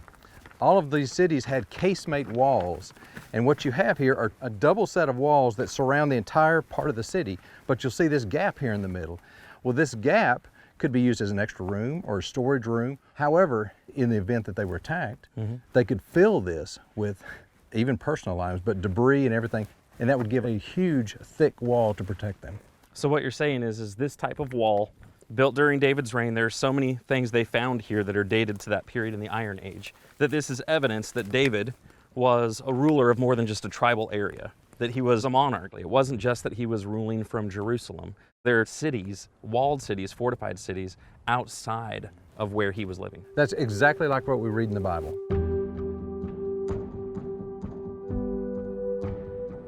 To stand on top of this city and overlooking one of his greatest moments of victory.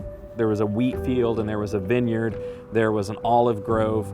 To see the sun moving across that, it just felt so grand. That was pretty special. When you read about David being pursued by Saul, and he moves from place to place to place, the forests of Hereth, or over to Moab to ask the king there to keep his parents safe. He's a fugitive trying to stay one step ahead of him. But this is a decade-long pursuit.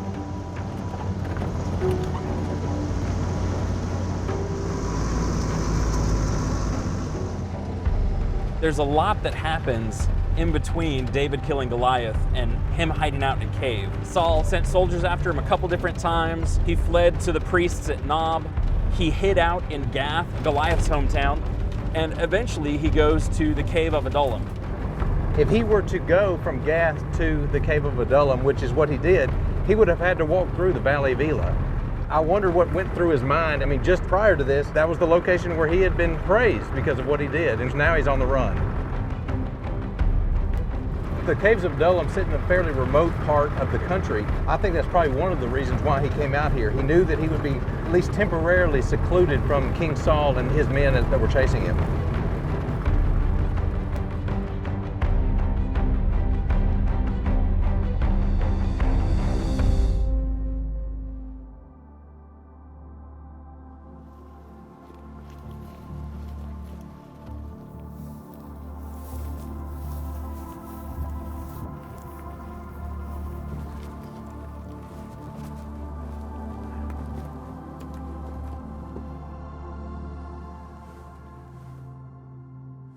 Wow, this is incredible. It is so much larger in here than I expected. There are caves heading off in that direction. There's caves heading off in this direction. I can see light down here, so there must be another opening down there somewhere. This is the perfect place for David to hide. He's up high. He could easily go outside this cave. He could see for miles around him. A natural fortified location. How deep does this cave system go? You know, I have no idea. You want to go find out?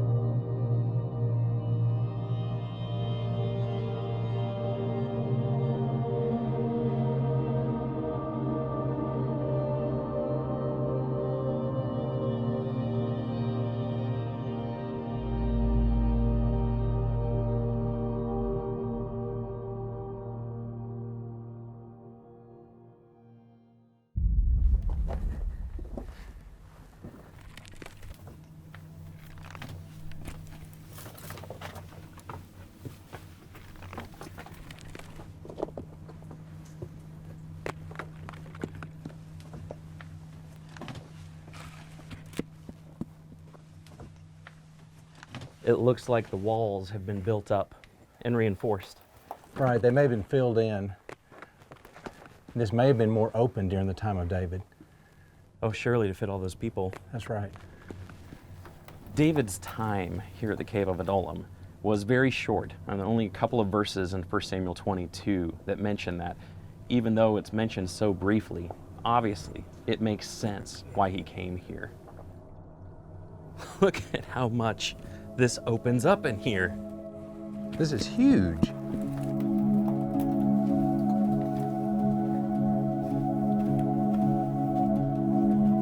Oh, there's a bat flying around over there. And another tunnel leading out. There are little nooks and crannies all over the place. There's a place for a millstone, a small millstone. Hey, look over here. Look over here. Wow. It looks like an entrance. How deep does it go? It looks like the wall used to continue around. Maybe it's been backfilled. But the cave continues on the other side. There's just room after room. Oh man. Look at this. Oh my.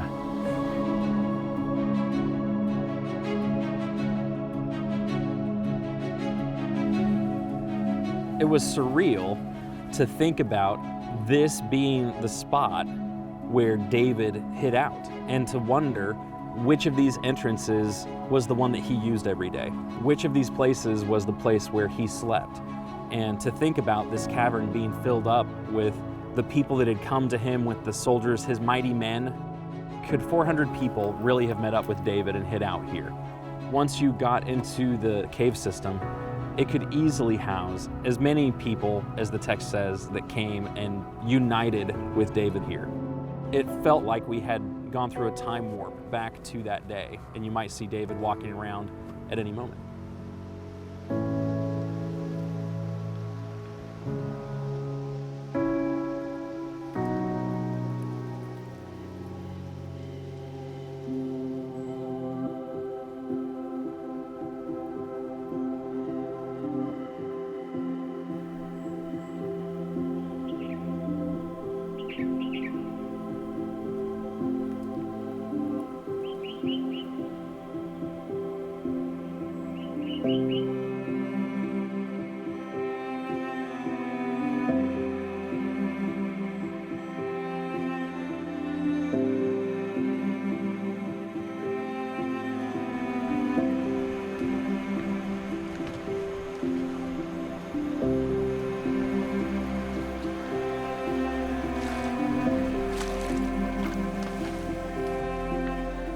After David left Adullam and hid his parents in Moab, he kept moving around.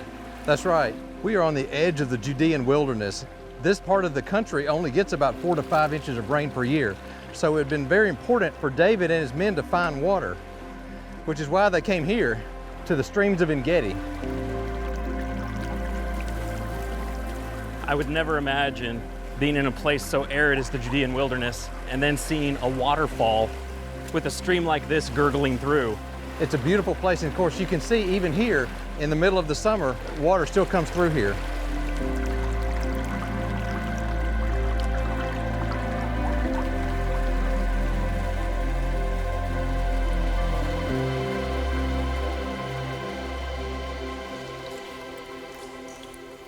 Take a look at this place. This is very similar to the caves of Adullam in the fact that it's remote. In addition to that, he had a layer of protection here. He would have been able to see when people were coming. The most important thing, of course, is the water. As you walk around this area, you can see for miles, this is the only place where water is. And so water continually funnels through the wilderness of Judea into this narrow valley that comes through En-Gedi. During the rainy times of the year, the water can be actually much higher than we are right now. In fact, you can see some of the markings and stuff on the wall where the water has been up that high during the wet season. Again, Barry has taken us to a place that the Bible describes David going to during Saul's pursuit of him, and it's not some random place. It makes sense that he went there, and it makes sense why he went there. It's a real place, and you can walk up that canyon yourself. It was at En Gedi that Saul heard David was there. He brings his troops down, and he needs to take care of some business. Goes into a cave. It just happens to be the cave where David and his men are hiding. He had the peer pressure of his soldiers saying, God has given you a moment. God has provided an opportunity for you to eliminate the opposition. And David goes as far as to cut the king's robe, just the corner of it. And then guilt overcomes him, and he goes out after Saul leaves the cave to let him know, look, your life was in my hands. I could have removed you if I wanted to. For 10 years, David was on the run, trying to keep from being killed by Saul. And it would have been so tempting to cut all of that short by eliminating him in that cave. He knew this was his opportunity to get back at Saul. But I appreciate David's attitude in the whole thing. Through all of this, he recognized that Saul was the king. He was the king chosen by God. David was a man after God's own heart. He had honor for the king, even though he was in the situation that he was in.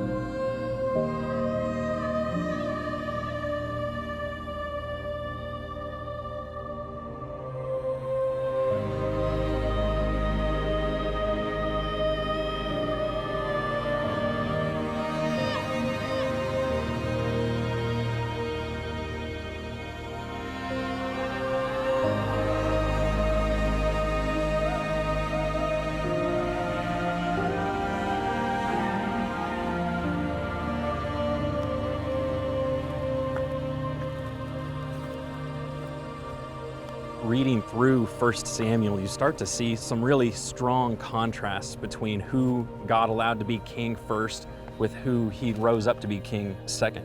And I think this final battle at Mount Gilboa is the pinnacle of that. At approximately the same time, you have two battles going on. You've got the battle here in the valley, and then you've got David, whose family has just been kidnapped from Ziklag. And they both have to make a decision. How do we figure out what we're going to do? And Saul tries to communicate with the Lord, but the Lord's not responding to him anymore. David, when he gets to Ziklag, he appeals to God and says, should I pursue these attackers? And so you've got this contrast that here's this final downfall of Saul as a king, and simultaneously, David, after 10 years of running, is raised up to serve as this new king who's going to expand and stabilize Israel. The battle that is described in 1 Samuel mentions a lot of different geographical locations. Saul died right here. This is where the end of his life happened.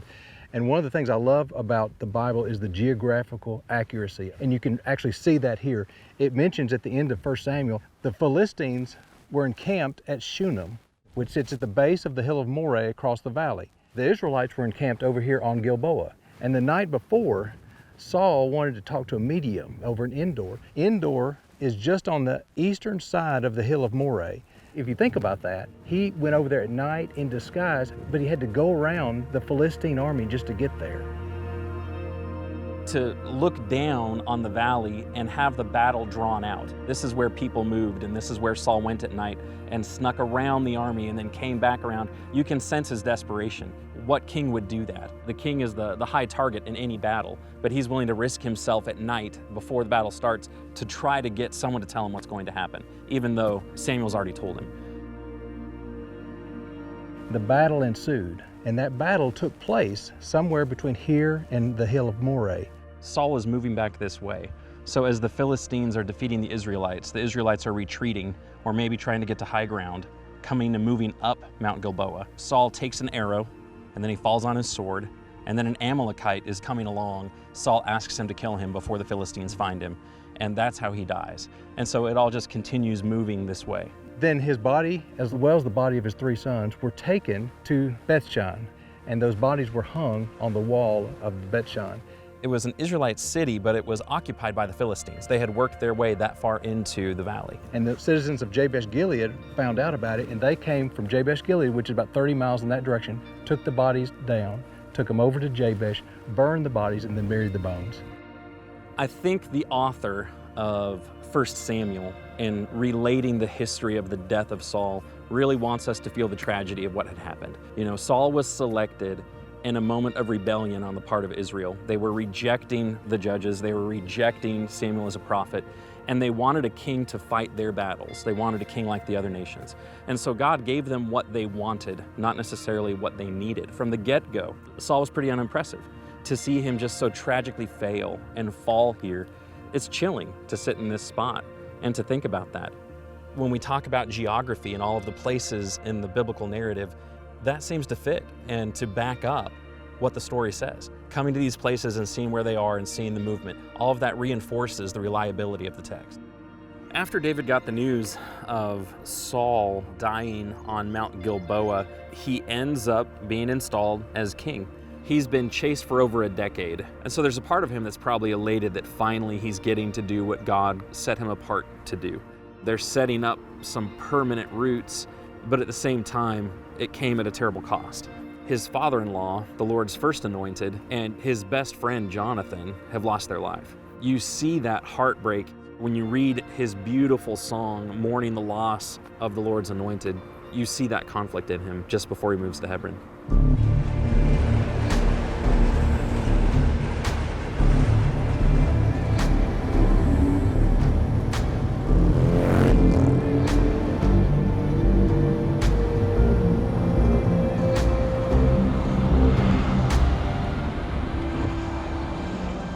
Now Hebron is actually in the West Bank, and so the situation down there isn't quite as stable as where we have been. And so we'll just have to see what it's like when we get down there.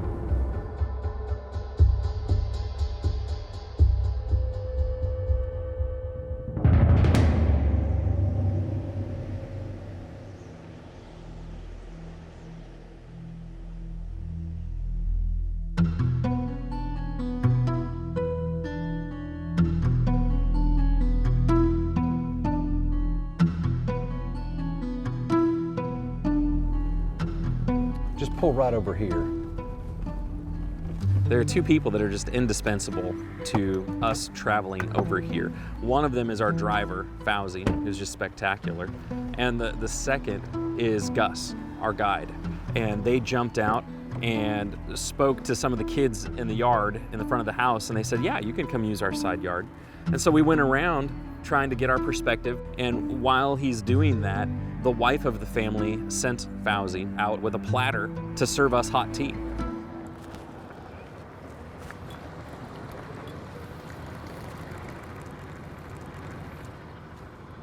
They just brought us hot tea from inside the house. It smells delicious. It does. Thank you, Fauzi. You're welcome. The hospitality here is amazing. So kind. People are so kind everywhere. Boy, it's good. Sweet? Yeah. I'm not really a big fan of hot tea, but this is really good.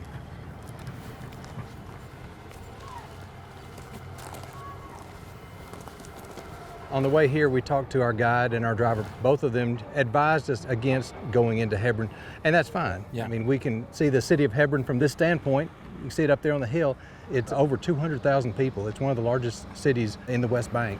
The transition to a centralized government really accelerates here. I mean, he moves into Hebron and probably moves about 1,000 people into the city. They didn't all fit. Some of them had to move into the surrounding areas. It's interesting too, when David asked God, where do you want me to go? God specifically says, go up to Hebron. And I don't know if you noticed it, as we drove here, we're really up in the hills. Hebron is over 3,000 feet in elevation. And so it's one of the highest cities along the Central Mountain Range. From the excavations that they've done, they've found evidence of possible Israelite occupation during Iron Age. They seem to have found a lot of foot traffic that would have gone through the main square there, indicating that there had been an increased presence of people. Collard rim jars that are associated with that period of time. They've found the possible remains of David's residence, but it's underneath a building and they haven't been able to dig that up. So there's some significant things at Hebron. As far as the development of the United Kingdom goes, Saul, the first king, made his hometown, Gibeah of Benjamin, his capital. David chose to make his first capital, Hebron, in Judah. But not all of the tribes acknowledged him initially as king. And so it makes sense. You see him choose a more neutral central location in Jerusalem, and it's right on the border of Benjamin and Judah. You see him thinking through, this is more than just my tribe. I'm a ruler over all the tribes. Something that you hear people say a lot as you travel around Israel is everything is political. There are a lot of conflicting ideas about how things should go, what belongs to whom. But the reality was, we rode up this hillside, there was this Palestinian family, and they welcomed us right onto their property. So what we thought was just going to be a quick stop ended up being this very hospitable visit by some folks who did not know us until we pulled up in their driveway. So on a day-to-day basis, there are just so many people from different ethnicities and religious backgrounds that do get along, and they do make it work, and they just try to be very respectful of each other and their differences.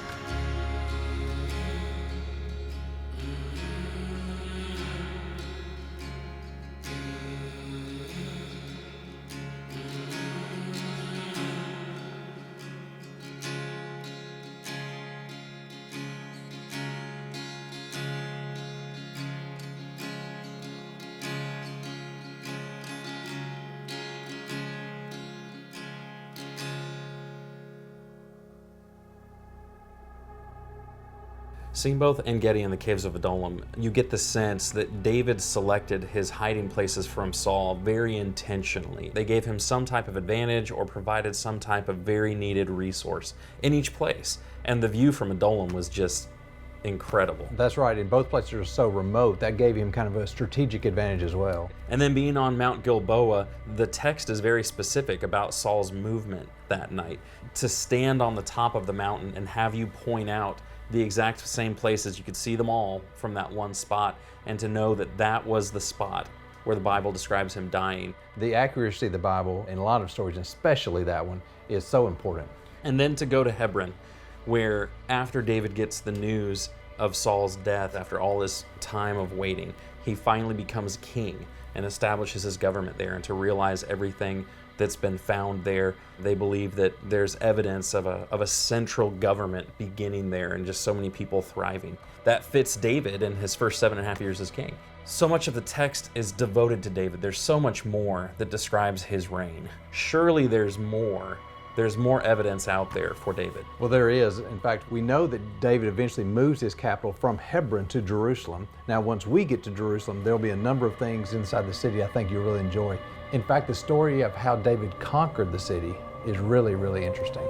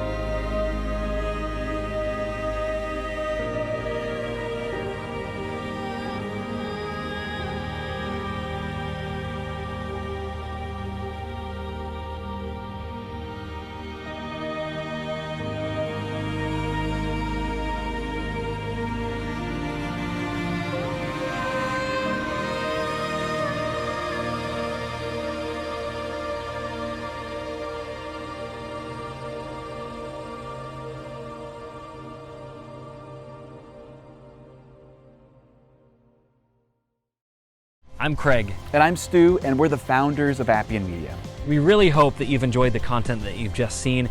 This was only made available through the generous donations of so many of you. We believe that the world should have biblically accurate, visually engaging content about the Bible, and it should be free for everyone.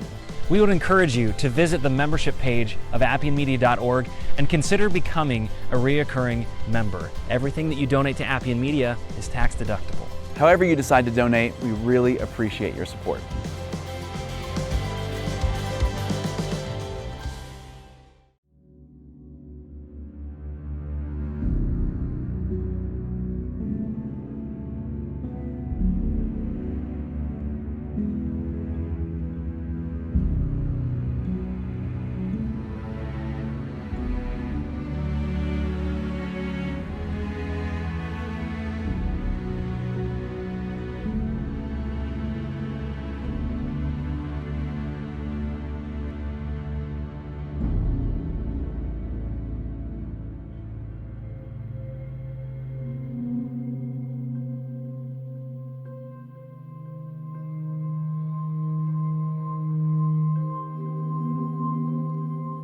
After ruling for 7 years in Hebron, David decided to move his capital to the city of Jerusalem.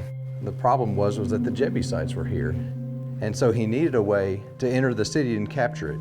He issued a challenge to his men, and he challenged them to go up the water shaft. The word in Hebrew is sinor. Sometimes it's translated as pipe, because he knew that would be an entrance into the city, and if they could get someone in there, they maybe have a chance of capturing the city. Joab volunteered for that and was able to successfully get in.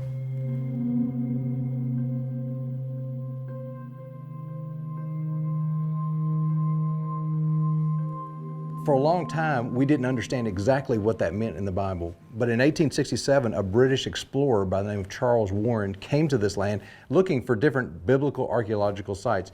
And he found this shaft. And he actually climbed up this shaft and discovered this whole tunnel system under here. And he proposed that this was probably the way that the citizens of the Jebusite city came to retrieve their water. And so he proposed that this is the pipe, the water shaft, the sinor that is mentioned in Scripture. How do we know that this could be that shaft? This may not have been the exact way that the people retrieved their water at the time, but this is the way Charles Warren came up. There are one or two other shafts in this area that Joab could have come up, but it would have been something very similar to this that would have given him access inside the city. So it still fits the story, whether it was this shaft or another shaft. There was something just like this that Joab would have come up to help capture the Jebusite city. That's right. Why would David ask Joab or one of his men to come up a water shaft in order to help capture a city? Well, the city of Jerusalem, the ancient Jebusite city, sat on a little peninsula of land that was surrounded by the Kidron, Hinnom, and Central valleys. So it was very defensible. It was very hard to attack the city. I think that's one of the reasons why David wanted the city. There was going to have to be something secret to happen. And as you can see, it wouldn't be very easy to get here. Only one man could come up here. You couldn't pull a whole army. And so probably Joab came up a shaft like this, then was able to open the door and allow the army in. So it was a very defensible position. Some people have described this spot as the true foundation for the nation of Israel and for the city of Jerusalem itself. You know, most people look at the Temple Mount and they think, that's Jerusalem. Well, it became that, especially during the days of King Herod. But when you come back to the United Kingdom, Saul did a little bit, but David really coalesced the nation around him. It's incredible. It sends chills down your spine to think about. This marks the beginning of that. And it all started with Joab coming up a shaft like this and capturing the city.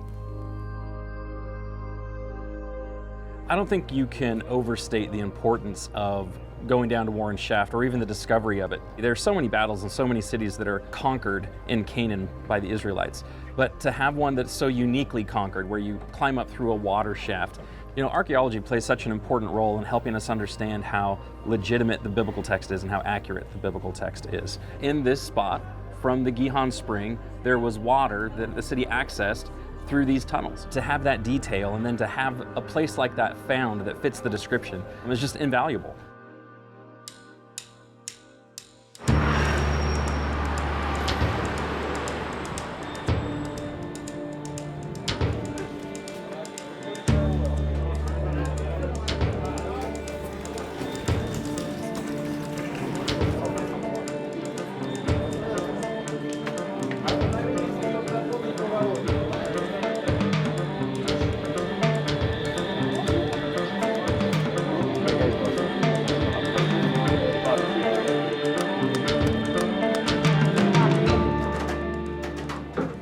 Going underground and exploring the shaft that Warren found and thinking about Joab going up and helping David conquer the city, I think about going back to our conversation with Scott and thinking about the development of weaponry.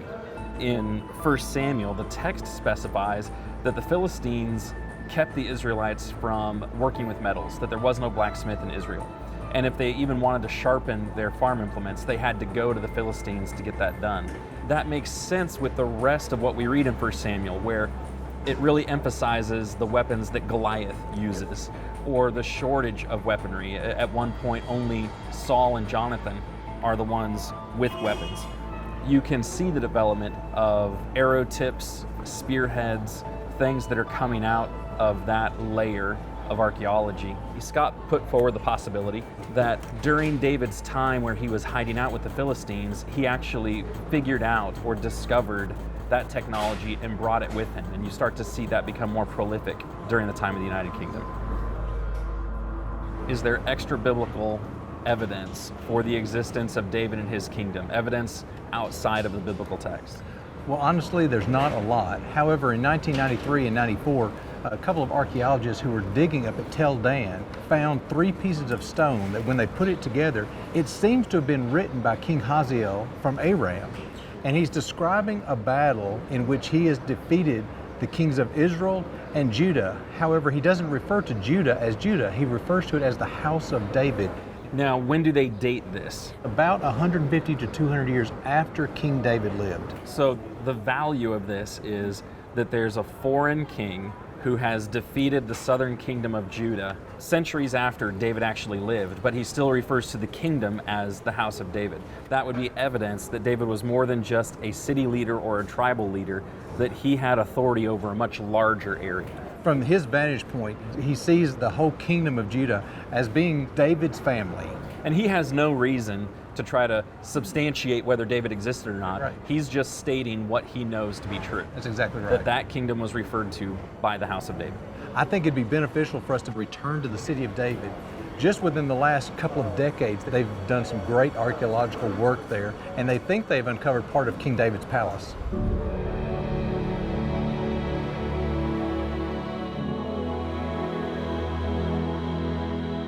The current modern Jerusalem just sprawls all over these hills, across these valleys. Most people, when they enter the city, they have this picture of this bird's eye view from the Mount of Olives looking down, and you see the Temple Mount. But that wasn't there with the city of David. You're talking less than 3,000 people. And so really with the city of David, you have this seed of Israel starting as a nation and growing out from its capital.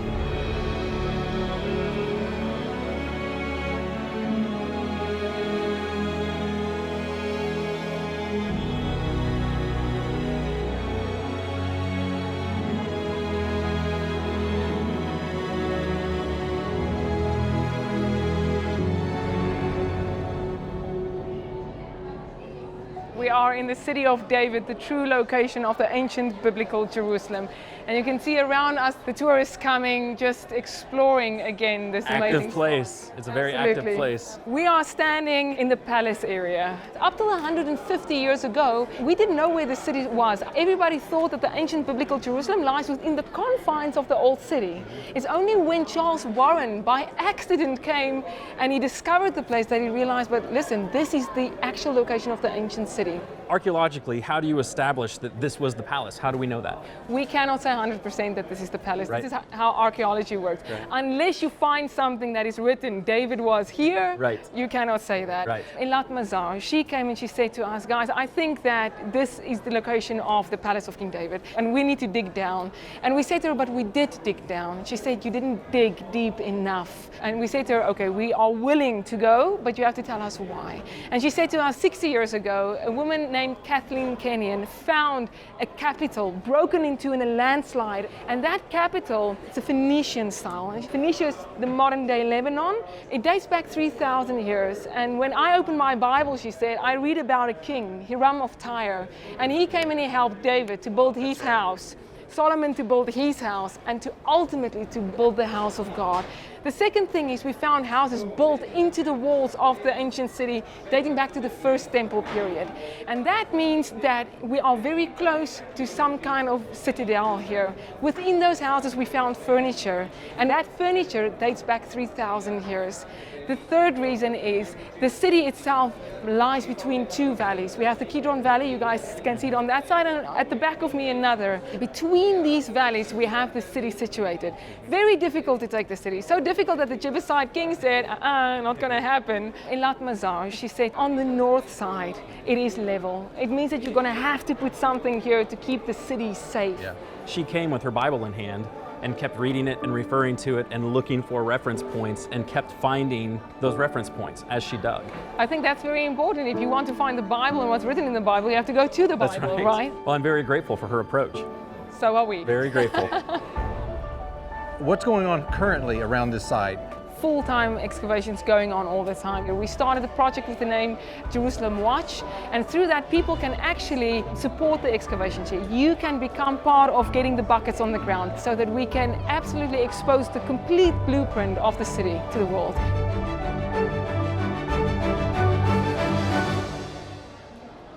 So we have a big building, right? How do we say that it's the palace? In 2005, we found a very important seal. 3 years later, we also found another seal. And these two seals are very, very important. Two seals that appears in the same book in the Bible, Jeremiah, in the same chapter, in the same verse, back to each other. Gedaliah ben Pashur, Yuchal ben Shelemiah. Written in the Bible, written on the seals. So that tells us that we are in the governmental area of that time. The time of King David dates back 3,000 years, the time of these guys 2,800 years. And we know that in that time, this was the governmental seat of the city itself.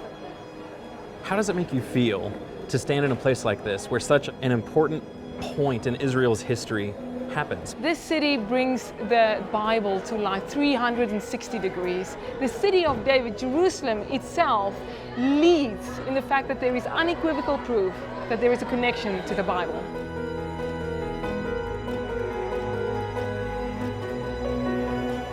In front of us we can see a wall. It's this wall that led us to find the place here. And we can get a better vantage point of the palace area if we go to that side.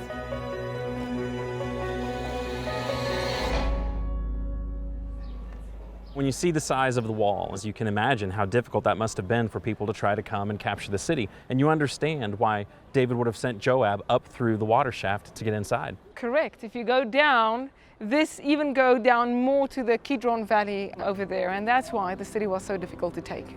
The city of David is such a great location strategically.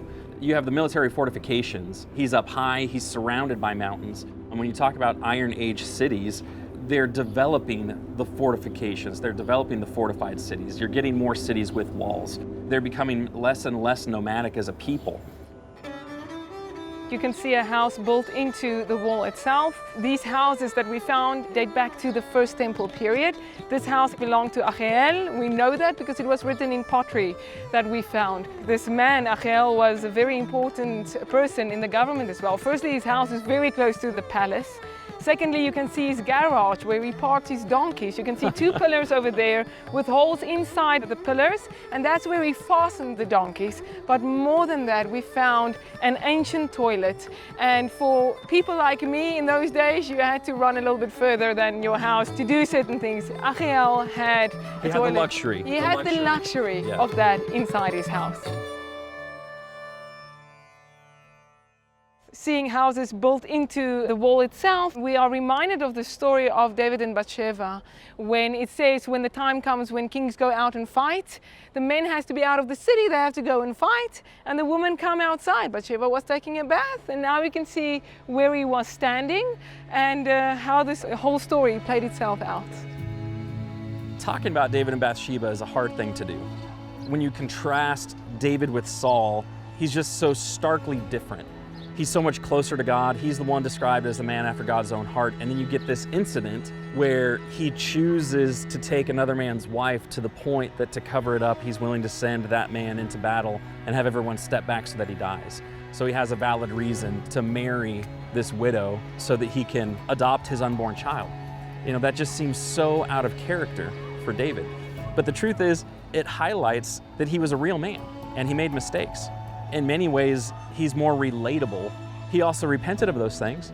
There were real-life consequences. When he was confronted, as opposed to Saul, he repents and he responds. He doesn't make excuses. He takes responsibility. He's such a model for how to respond when your sin catches you and when you're found out.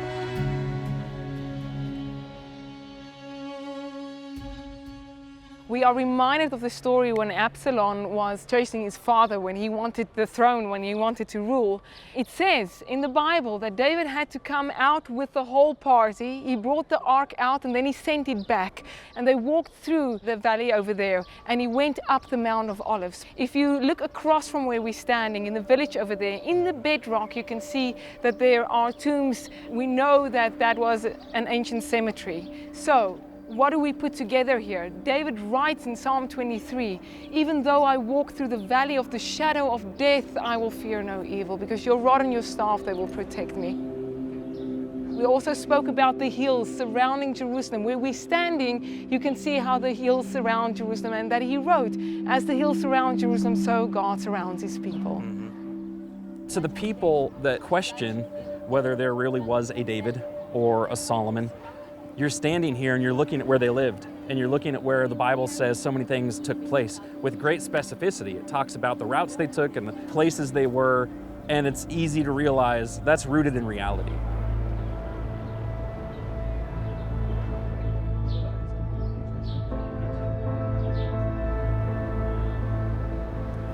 What Honorina shared about what's going on at the City of David was just fascinating, but a huge part of the United Kingdom story is the temple that David stockpiled for and Solomon ended up building. Is there anything archaeologically that we can see that connects to that? Well, digging is not allowed on the Temple Mount now. However, a number of years ago, an unfortunate event happened, but it opened up some really unique opportunities for us.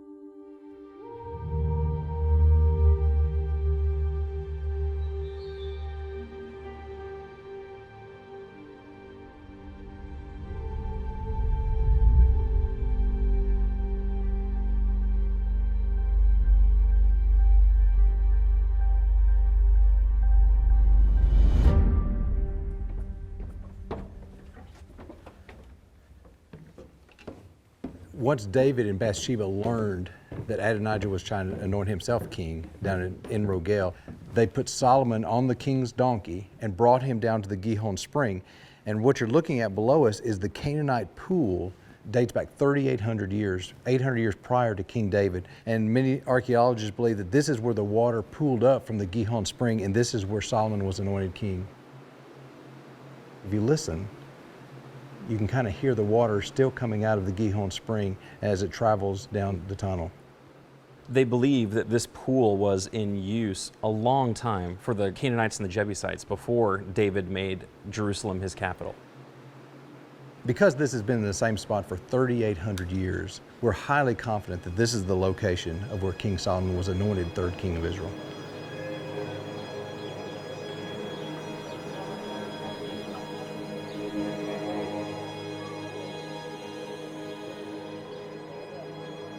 David was getting old, and he had not formally named his successor. And one of his sons, Adonijah, decided to take that job on for himself. Over in 1 Kings 1, Adonijah is trying to stage a coup, and he and his friends have gone down to a place called inRoads. Where is that in this landscape? It's located right at the bottom of the hill right down there, and that's where Adonijah had his feast. He had priests down there and either generals for his army, and he was trying to proclaim himself as king. Nathan and Bathsheba come to David and let him know what's going on. His health has been failing. He's not as aware of what's going on. And when he hears about it, he sends Zadok the priest and Nathan and his son Solomon on his donkey down to the Gihon spring, where he would be anointed as the next king. That's correct. Now, what's interesting about that, hear all the people that are around here. Yeah. This is a very public place, and the sound just kind of reverberates through this valley. Well, the Bible tells us that when that occurred, they heard the trumpets and the people were cheering, and that sound reverberated down the valley, and the party that was going on with Adonijah, they heard that. And a messenger came from this area down to inRoads and said, Solomon has now been appointed the king. Imagine how Adonijah felt when he heard that in the middle of what he was trying to attempt. And when he gets that message, he rushes back up the hill to where they worshiped, and grab the horns of the altar, trying to keep Solomon from killing him for trying to take his place.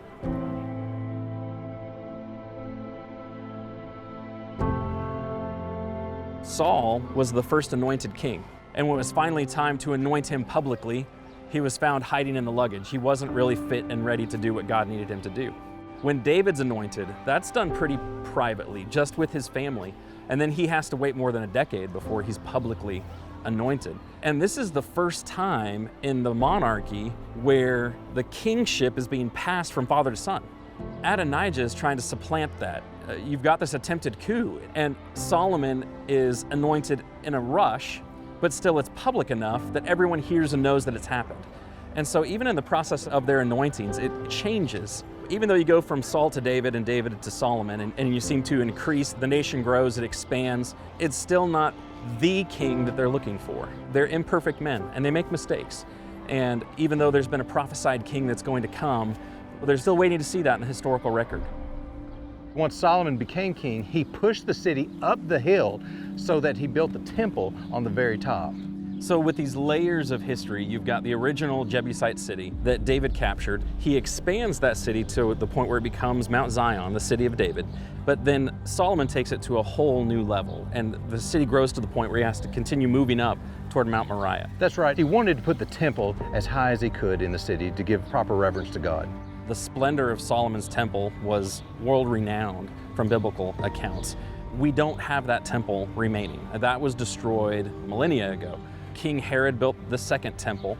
That's not even standing anymore. So when people talk about how do we know there was a Solomon? How do we know that he actually built anything? What's left? I think we need to talk to people who are authorities on the matter. There have been some things found, and I think what's really interesting is how those things were found.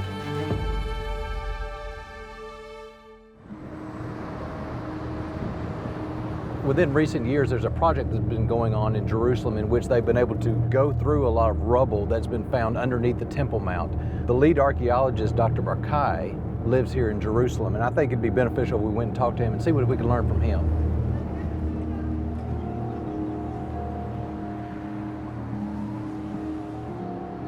In 1999, as a result of certain political developments, there was a criminal act taking place. I would call it an archaeological crime.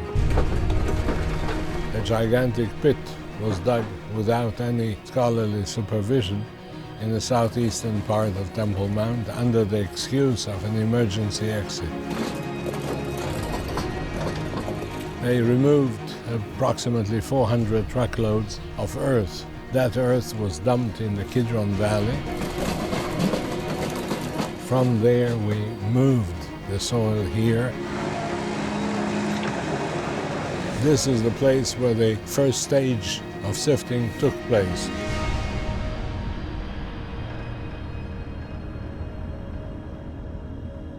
How did you know that the earth had been moved from the Temple Mount?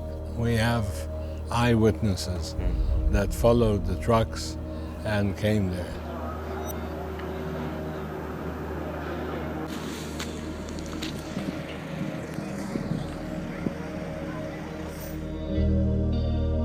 A second way of proving it is via the internal contents of the soil. For example, we have several thousands of gilded wall mosaic tesserae, which once decorated the Dome of the Rock. They could come only from the Temple Mount. We have even a seal of the Islamic Trust of the Temple Mount. Dr. Barkai was able to take us down and explain that they currently process not only the fill that was brought over from the Temple Mount, but they also process and sift material from all sorts of archaeological sites around Israel. This is the place where the larger stones are removed from the contents of the soil. This is done like this. I see. Every one bucket goes in here, yes, and it is subdivided into 3/3. The rest of the space in the bucket is taken by the water. Okay. 1/3 soil, 2/3 water. How long does it soak? Several hours. Several hours. As you know, there are people that question whether the first kings of Israel were historical figures or legendary. and whether there's anything that we can tie to that period of time. And it sounds like that you have found some incredible things. Listen, I'm a Jerusalemite for the last 68 years. I was not around some 3,000 years ago, so Right. I cannot testify for David living here or being here. On the other hand, if I read the scriptures well, there are so many things there which seem to be a reality. I'm dealing with archaeology, I'm dealing with material culture. Solomon built an official compound made up of the king's palace, the construction of which took 13 years. There was the house of the forest of Lebanon, the house of Pharaoh's daughters, there was the great court, there was the other court, there was the house of the Lord. All that becomes alive when we sift through the material originating in the Temple Mount. We have abundance of pottery. We have a plethora of other finds from First Temple period. The period cannot be denied. Yeah. Again, I was not an eyewitness. Right. I didn't meet them personally, but meeting the material culture of their time and meeting the texts, I have the feeling as if I shook their hands.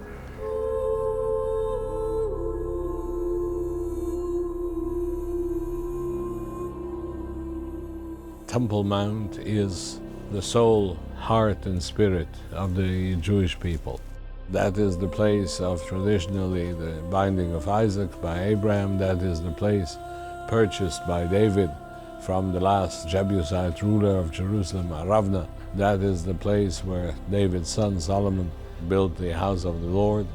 And until this very day, all synagogues all around the world, they are directed towards the Temple Mount of Jerusalem. It is also the #1 archaeological site in this country, and maybe in the world. Nevertheless, it was not exposed to the spade of an archaeologist ever. So Jerusalem, which is one of the most excavated places upon earth, has a black hole. Altogether, in these 14 years of sifting, we have had over 500,000 finds. The vast majority of it is, of course, pottery, but pottery is datable. We have only, again, small finds. Those include jewelry, they include artifacts of ancient warfare, they include dice and playing pieces, they include coins in abundance. About 9% of the dated finds that we have are from First Temple period. Amazing. Our general work does not try to prove anything or to disprove anything. We are interested in whatever is found. We are interested in the facts and the conclusions that we can draw from the facts. The difference in this project is nothing is situ. It's all been tumbled together. That is correct, and that is a challenge. Yeah. The sifting project is the closest that we can get to a controlled archaeological excavation in the Temple Mount. What's the most unique thing that stands out to you that you've found so far there? The people. It is amazing. Children, elderly, students, religious, non-religious, ultra-religious, all kinds of types of people. And we have had people from all four corners of the world. We have had an incredible number of volunteers. They were about 250,000 people, which makes this project into the most exposed archaeological project in the world. To look into the eyes of a child who finds a coin which was not touched by somebody for 2,000 years, or to look into the eyes of an elderly person who realizes that he touches the sacred soil of the Temple Mount, and the excitement of these people, that is unparalleled. So the greatest discovery of mine was the people.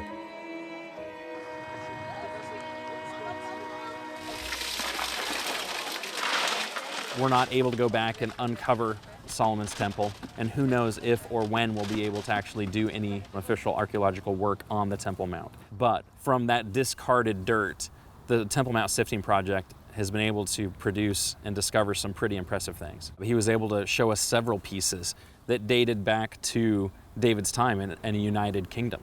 No one would have wanted what happened in 1999 to have happened. No one would have wanted that to have been disturbed. But it provided you an opportunity to find things like this. And after doing that for 14 years, what conclusions have you reached about what you have found and how it connects to the Davidic united monarchy? Listen, I cannot prove through the finds anything. I cannot prove that there was a David, but we have indirect circumstantial evidence that there was much activity at that time. I'll tell you more than that. 5 years after the death of Solomon, in the days of Rehoboam, the country was attacked by Shishak, king of Egypt. Now, why would Shishak attack that place if it was a small village? That attack is documented in Egyptian sources. It would be impossible to assume that 5 years after Solomon, the Bible is historically correct, and 5 years earlier, all of it is fantasy, and all of that is fiction. That is beyond my logic. There's another quote from an archaeologist, and I thought it was interesting, that the absence of evidence is not evidence of absence. I never ever draw any conclusion from absence of material. If you draw conclusions from the absence of material, you can come to the conclusion that the ancient caveman spoke on radio telephone because we didn't find the wires. That's anti-logical. Dr. Barkai, it has been an honor to be with you. Thank you for sharing your office and your knowledge with us today. The privilege is mine. Dr. Barkai is just a wealth of knowledge. I mean, we could have spent days with him and still not exhausted his knowledge on the topics of archaeology in Israel. Having him explain the significance of what they've found and what it attests to was especially moving. I wish everybody who's trying to answer the question, was there really a Saul, David, and Solomon? I wish all of them could be in those labs. I wish all of them could see those artifacts be brought out. I wish all of them could meet the archaeologists that pulled them out of the ground. They're there and they're real. I think to ignore them is going to hinder anybody's honest search about the reality of the United Kingdom.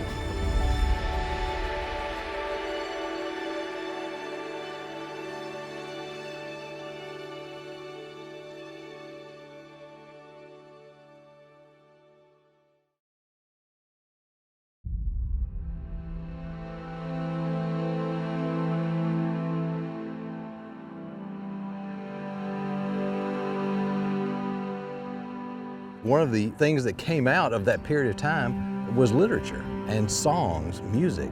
Well, that brings us here to Qumran. Qumran sits on the northwest corner of the Dead Sea. You can see the Dead Sea spread out here before us. But behind us is the caves of Qumran.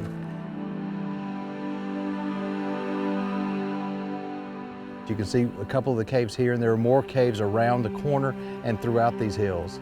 In 1946, a Bedouin shepherd stumbled into one of these caves and found a number of scrolls. They began to inspect them and they realized that there were scriptures written on them. They found portions of copies of every single book except for Esther. The scrolls actually went through a number of different hands, but today, if you want to, you can actually go and see them at the Isreal Museum in Jerusalem. They have dated a number of these scrolls to the 1st, 2nd, and 3rd century BC. And so in particular, if you think about the time of the United Kingdom, these are copies of the originals that were only placed 700 or 800 years after their originals were written. How many Old Testament manuscripts do we have? We don't know the exact number, but they're in the thousands. And some of them are very small, but they can use those to piece together a much larger document. There are some books, though, for instance, the Isaiah scroll, in which we have an entire copy of that book available to us. For a number of authors that we appreciate, like Plato and Aristotle, we have less than a dozen copies. However, when it comes to the Hebrew Bible, we have thousands of copies of manuscripts. And because of that, we can have an even greater confidence that what we read today when we open up our Bible is accurate to the original writings. And you think about what that should do for people. I mean, most historians don't question the authenticity of these other ancient works. when they have less than a dozen copies, but it comes down to the Bible or the ancient Hebrew or even the ancient Greek text, and we have thousands, if not tens of thousands of copies. That should reinforce or bolster anybody's faith when they come to realize that. Qumran isn't a place that you would automatically think about David or Solomon or the United Monarchy, but we're told in the Bible Solomon wrote 3,000 proverbs, 1,001 songs. To go back to what does the text say, you need to have a reliable text. It's like building a house. You need to have an accurate blueprint. We can trust what we have. It's accurate, and it's accurate so many times over. And I think that's huge, especially for those of us in the West, especially for young people, college students, high school students, who in the West are being told, no, that's not a historical document, that's just a legendary document, or that's just a cultural document. The details are too specific just to be a cultural document. We find evidence in the archaeological record that fit what's in that document. We have so many copies from independent places around the globe that match. If you came to that question, can we trust the accuracy of the Bible, with an open mind, without bias, and just looked at it fairly, that you'd walk away with the conclusion, I can trust what that says. These texts were written by the Essenes. Essenes were a Jewish sect, and they lived here at Qumran. And they had particular rooms in which they wrote a number of these documents that were later stored here in the caves. You can see the different rooms. So this was someone's house. Yeah. It'd be such a stark contrast from one side to the other to be able to see the Judean hills over here, but then the Dead Sea over here. Water is vital for their survival down here. As they collected the rainwater, it would come down this little trough and it would fall into this little bitty pool. Once the pool filled up, it would spill over into this larger cistern. In doing so, it leaves the sediment that was in the water in this smaller pool, so that the water in the cistern was perfectly clean. So it was an ancient filtration system. Exactly. I think it would surprise people to see how many ritual baths and all of the water that would have required. And they would go through a ritual cleansing multiple times per day. And so the need for good, clean water was important to them. And this could be used as a community room. You can see the seating all the way around here. What this is explaining over here is this would have been for studying, and that they found a lot of oil lamps for light in this room. The oil lamps could be easily set up here on these rocks to light the entire room here. Why did the Essenes find such value in preserving these texts? Well, I think they found value for the same reasons that we find value. You look at the Song of Solomon, it's a song about the love that he has for a woman. You look at the Proverbs. How often do I open up the Proverbs if I'm having some problem in life? I can find something there that I can use today. Even Ecclesiastes, Kohelet, the preacher, where he's answering this question of, is life meaningless or not? And he's answering, with God in view, it's not. Without God in the picture, it really feels like it's meaningless. And of course, then we can look at the Psalms, and we use those same songs today in our praise to God. A lot of people have the misconception that the Bible's very flat. But with this poetic literature, God is trying to evoke emotions. He's trying to get an emotional response to truth. The books that we're talking about that David and Solomon contributed to are rich, and God included that kind of text, and it was preserved, and those types of writings accomplished that. The people who lived during the reign of Saul, David, and Solomon, they were looking for a ruler. They knew that even from back in the days of Joseph, from Genesis, God had promised a ruler that was going to come from the tribe of Judah. All of these centuries, they've been looking for the Lord's anointed.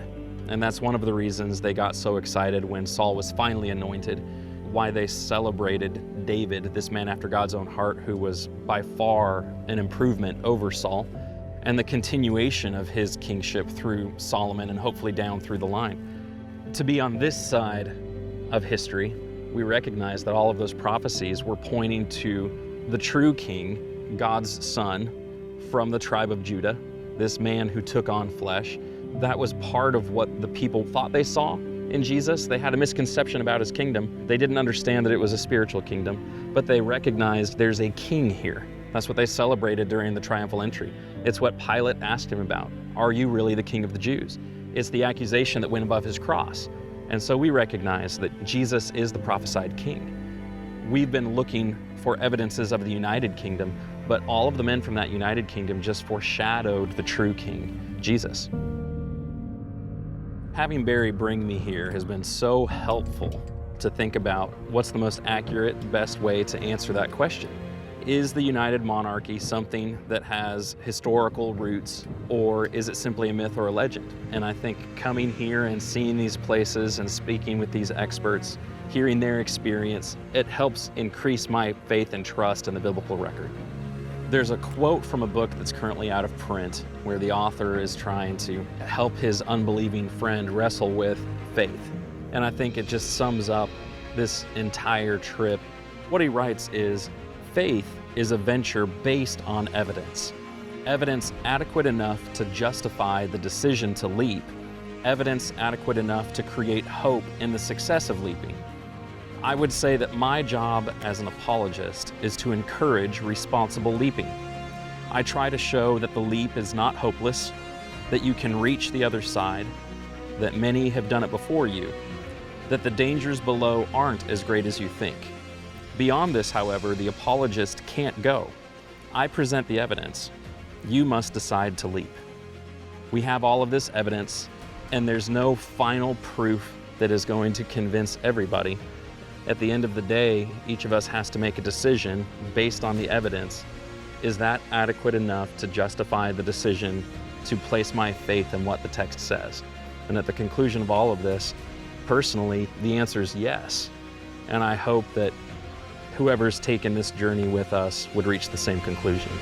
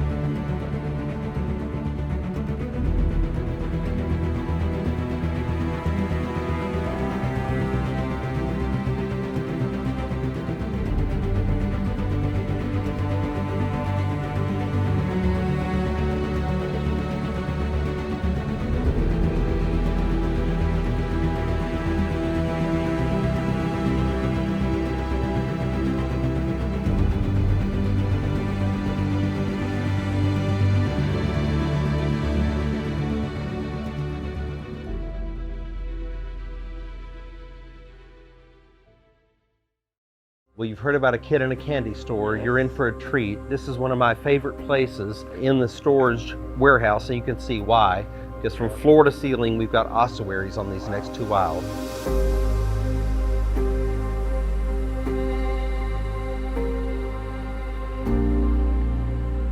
What happened was about 100 BC, there was a wave of ritual purity that swept through late Second Temple period Judaism.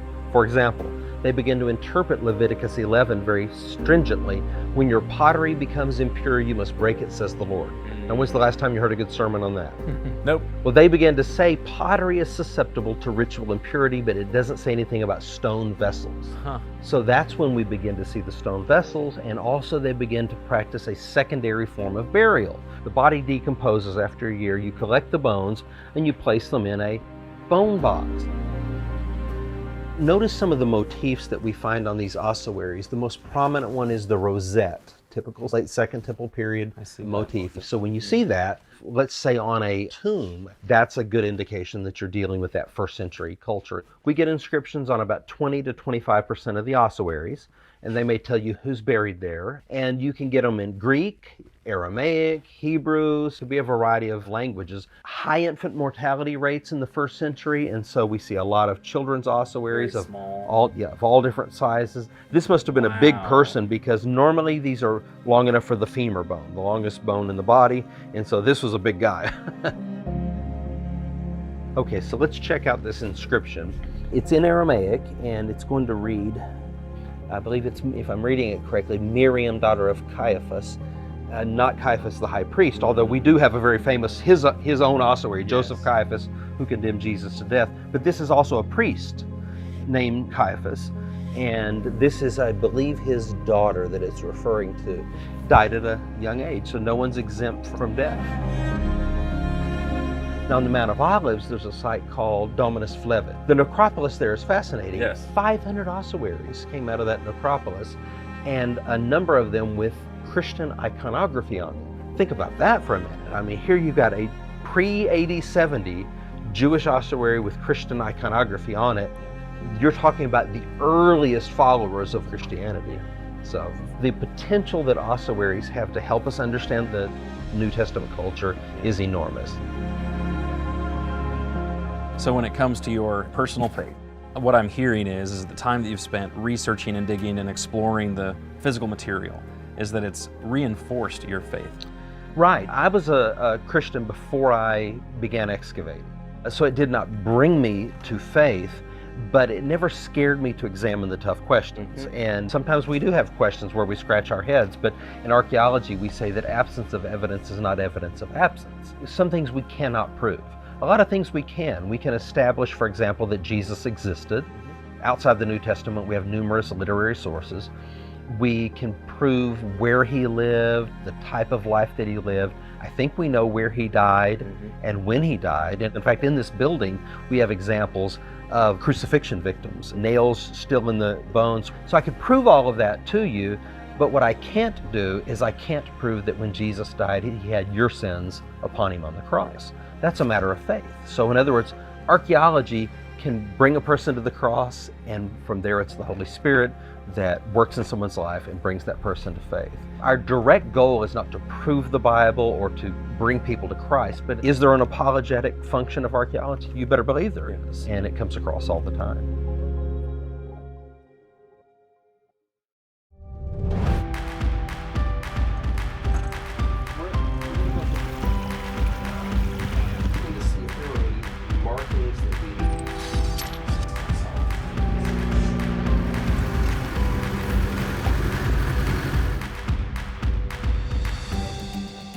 We had finished following the Messiah, and where do you go from the story of Jesus? And that actually led to the next idea, is there's a clear connection between the kings of Judah and the Messiah that would come.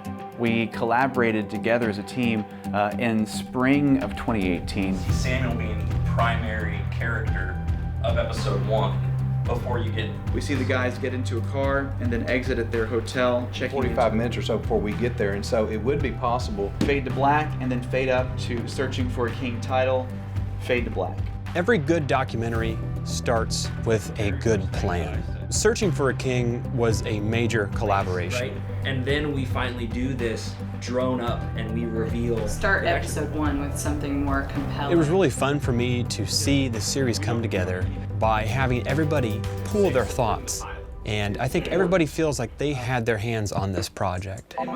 Then Stuart and Jet took that idea and really infused a whole new style to this series. What they wanted to do was create something new, something different, something fresh.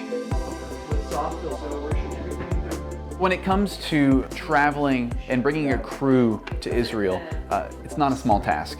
There was a lot of things that had to happen even prior to ever pushing record on a camera. Thrilled with this setup. You are? Really thrilled with this setup. Today's travel day for Appian Media. We are all leaving our home and heading to Israel. In about 20 hours or so, we'll all be together in Tel Aviv. Creating a documentary requires a tremendous amount of gear, and we brought a lot of gear with us to Israel, but we also rented some non-technical gear in country. We rented a car and we filled it with equipment. We're pretty good at that. We are driving ourselves to Jerusalem. We're on our way to the hotel right now, so. It's been a really long day. We have an extremely talented team of individuals, all with very unique skill sets, which really makes for a great, well-rounded team.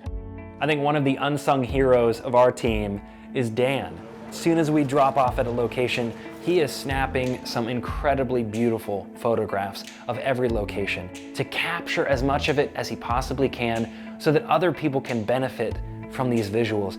In a 2-week trip, I can shoot between 18 and 24,000 pictures. It's 500 to 1,200 a day. We thank you for your service. That's right. Jeremy and Barry, these guys are incredible at what they do. And I love seeing them work together, how seamlessly they arrive at a location, they communicate with each other to know how they're gonna make the scene go. Does it hit you more to read that here in the valley? There's something about coming to this exact location and rereading it again. I can't even begin to say how hard their job is. It's not easy to get in front of the camera at all, and they do it so well, and so oftentimes the rest of the crew is asking them to do it again, or move over here, or can you say this instead? And they're able to process that information and then really come across on camera as calm and collected. Oh, you're doing a selfie? The dynamic duo, we've got Jet and Danny Kaiser, and they're the kind of team that every husband and wife wishes they could be. They get out there and work together so well. Danny, we affectionately refer to as the B-roll queen. She's capturing these places and getting angles and things that, as the editor, I'm able to see on the other side of the trip and go, I didn't even know she went that far upstream to capture that. I didn't know that she spent time over there capturing the tortoise. Jet was there shooting aerials and shooting the scenes. Just an incredible team. Craig, he had so many roles in the field on this trip. He was kind of the master Steadicam operator. Whenever we'd get to a location, you knew Craig was going to take that gimbal out and he was going to get some rock solid pans and slow motion and all kinds of things. In addition, Craig also managed all of our media. So at the end of the day, the first thing he did was pull all the cards from the camera and be downloading media and watching clips to make sure that things looked right and sounded right. And that's such an important part of the process. So there's this guy named Stuart, and he comes along and says, this is gonna be a lot of fun. And then we get here, he's like, by the way, this is what we're doing. And then that's how I end up here. And it's always fun. Stu was the field producer for Searching for a King, which pretty much meant that he was the lead problem solver in the field. And he was able to really create a solution for all the various problems and pitfalls that opened up during production. If you could roll those up there in the front. Everybody, let's roll camera. All right, team, we are going to head down into the cave for a brief scene. Stu was also the fearless director of the series and was able to function as the perfect ringleader for this circus. Cool. All right, let's pack it up. One of the biggest things this year was that we were finally able to bring our own drone. And Jet, not only is he an exceptional director of photography, the dude's a drone pilot. So we're getting ready to launch our quadcopter up into the air.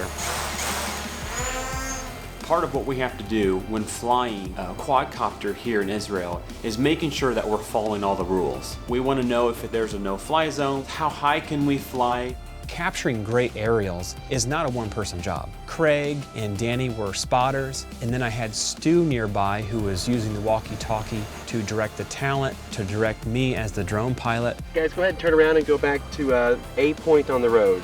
And go ahead. Gliding over the battlegrounds of David and Goliath, or flying over where Saul took his last breath, was really quite amazing.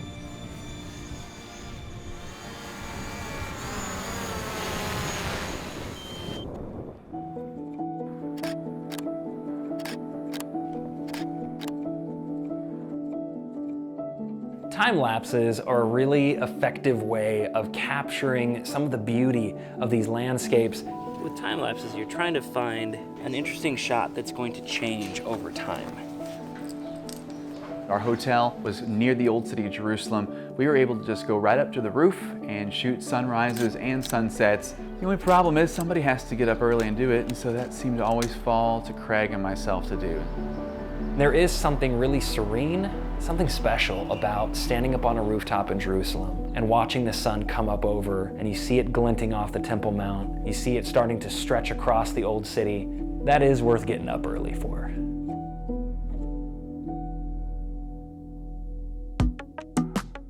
And hung his body on Bet Shan. And then at that point, We're all living and eating and working together. Really, we were just almost like one big family who happened to have cameras. Hello? I'm proposing that we film the rest of the series from right here. This is to help our talent not melt and to give Jeremy something to play with. You gotta give it a thumbs up though. Because every first frame on a GoPro is this. That's right. Way too close. I know it. I'm sitting here watching everybody work. I mean, Barry's been turned into a glorified sandbag holding down this frame. I'm literally dead weight now. if I had short hair, I couldn't do this. You know, just washing some 3,000-year-old pottery shards in our bathroom sink. No big. All part of the glamorous job of producing Searching for a King. You know what this says in Hebrew? You will die. We believe in being as thrifty with our donors' money as humanly possible.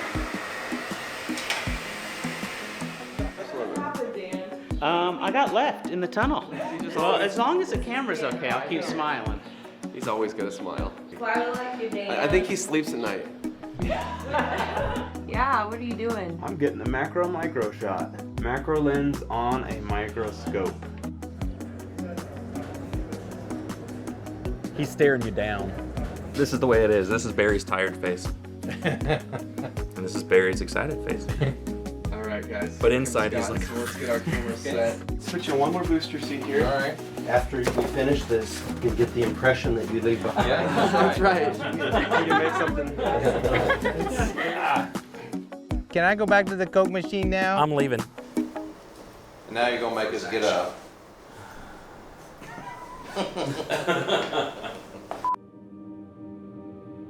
The story of the United Kingdom, it's really kind of a dark story.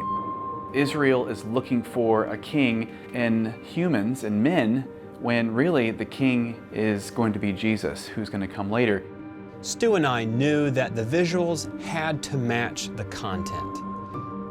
The lack of light helped tell the story and bring out the mystery and the darkness of this time in history. The result was us shooting in some very dark places.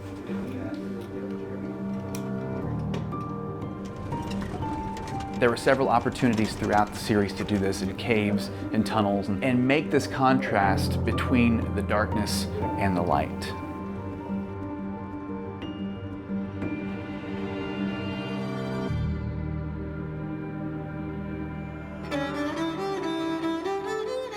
Israel is a really fun place to visit, but it's an incredible place to shoot a video series. We are walking around the old city. We're capturing B-roll and capturing natural sounds throughout the city. It's not just about the visuals, but it's about all these natural sounds that we're hearing. How is the food in Israel? I'm so glad you asked. Wow. Sweet chicken.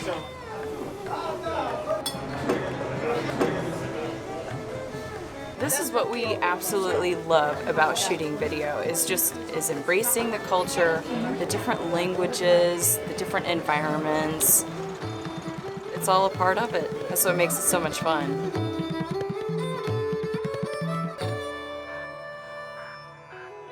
Something we did different this year was we brought experts in on a regular basis to help tell the story. That's archaeologists and folks who knew about these specific areas, and they really helped add a third dimension. If you stood here 3,000 years ago, you would have seen that happen right in front of you. We don't ever want to be the kind of Bible students that are afraid to ask the questions. We wanted to create a resource in Searching for a King that helps people critically look at the information given in the Bible and ask, legitimately, is there evidence for this? Lab is pretty unique here in Israel. You find a space that's available. Hyperventilating just a little bit, but I think I'll make it. Guess where we are? It's not scripted, it's not play acted. Our responses are real. We're wanting this to be very conversational, a very real series. You feel like you're coming along with us and you're learning with us and you feel like you're a part of the conversation. We were in ancient Shiloh, and Scott is legitimately pulling these artifacts out of the ground right in front of us. Artifacts that haven't been seen or touched by humans in thousands of years. So it's really fun to be on a shoot where real things are being shared and exposed, and you're there with your camera to capture it as it happens. I've never actually been to a site where the lead archaeologist is actually there and give us the opportunity to talk to him. And so this has just been thrilling. I've loved every minute of it. I've lost track of how many times Barry has said, I haven't taken a tour group here. I would never take a tour group here. And that's when Stu and I can look at each other and go, we're in the right place. We wanted the viewers to go on an adventure with us. There are some locations within the United Kingdom story that really, they're not in a city. And so we had to find ways to do that. So we rented an airplane and went up above these areas to see them from the sky. Shooting in a small plane wasn't easy. It was a one videographer shoot, but we had multiple cameras. It was actually a lot of fun to be sandwiched in there with our guys and our pilot as we flew over Israel. I probably picked the wrong day to have my liverwurst and head cheese sandwich. One of the things we also did was we rented 4x4 vehicles to go up to the caves of Adullam, to go up to Khirbet Kiafa and see these ruins. We have rigged 5 GoPros on the car. Actually, maybe 4, I'm not sure. We lost count. Go from here straight up. Straight up, I love to hear that. Straight up. Straight up. We had Stuart hiding in the back, and he's tossing out some direction. Jeremy, what are we doing right now? We're gonna go off-roading. We had a secondary 4x4 that had another camera crew in it, getting additional footage.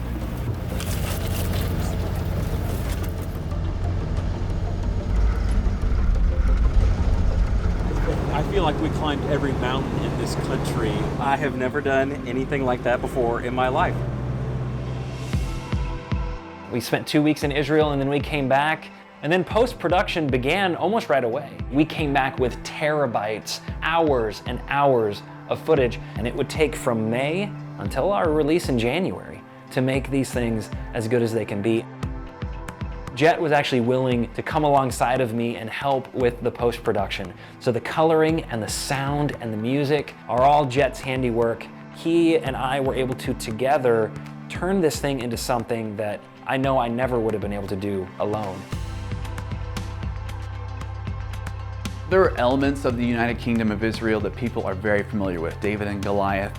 But there are also a lot of things that people may not be as familiar with. And so we think that they're going to have a very deep, rich understanding of the United Kingdom of Israel after they see Searching for a King. Video has the power to evoke emotion. And we realized if we could harness that and connect it with Scripture, we think it would be an invaluable resource to people all over the world. And we believe that Searching for a King has done just that. I think this was a very successful project, and I'm looking forward to the future of what Appian Media has and what other projects we have in store. There's a lot. There's so much that the Bible holds, and we've just scratched the surface.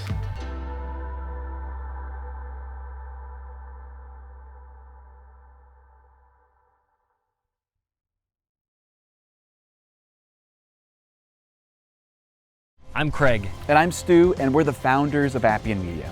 We really hope that you've enjoyed the content that you've just seen. This was only made available through the generous donations of so many of you. We believe that the world should have biblically accurate, visually engaging content about the Bible, and it should be free for everyone.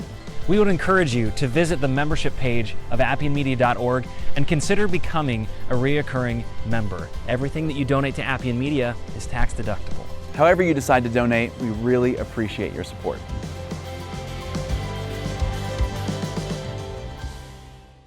Tim Mackie is one of the co-founders of the Bible Project. Today, we talk with him about the Bible Project's origins and the importance of having high-quality tools to dig deep into God's Word.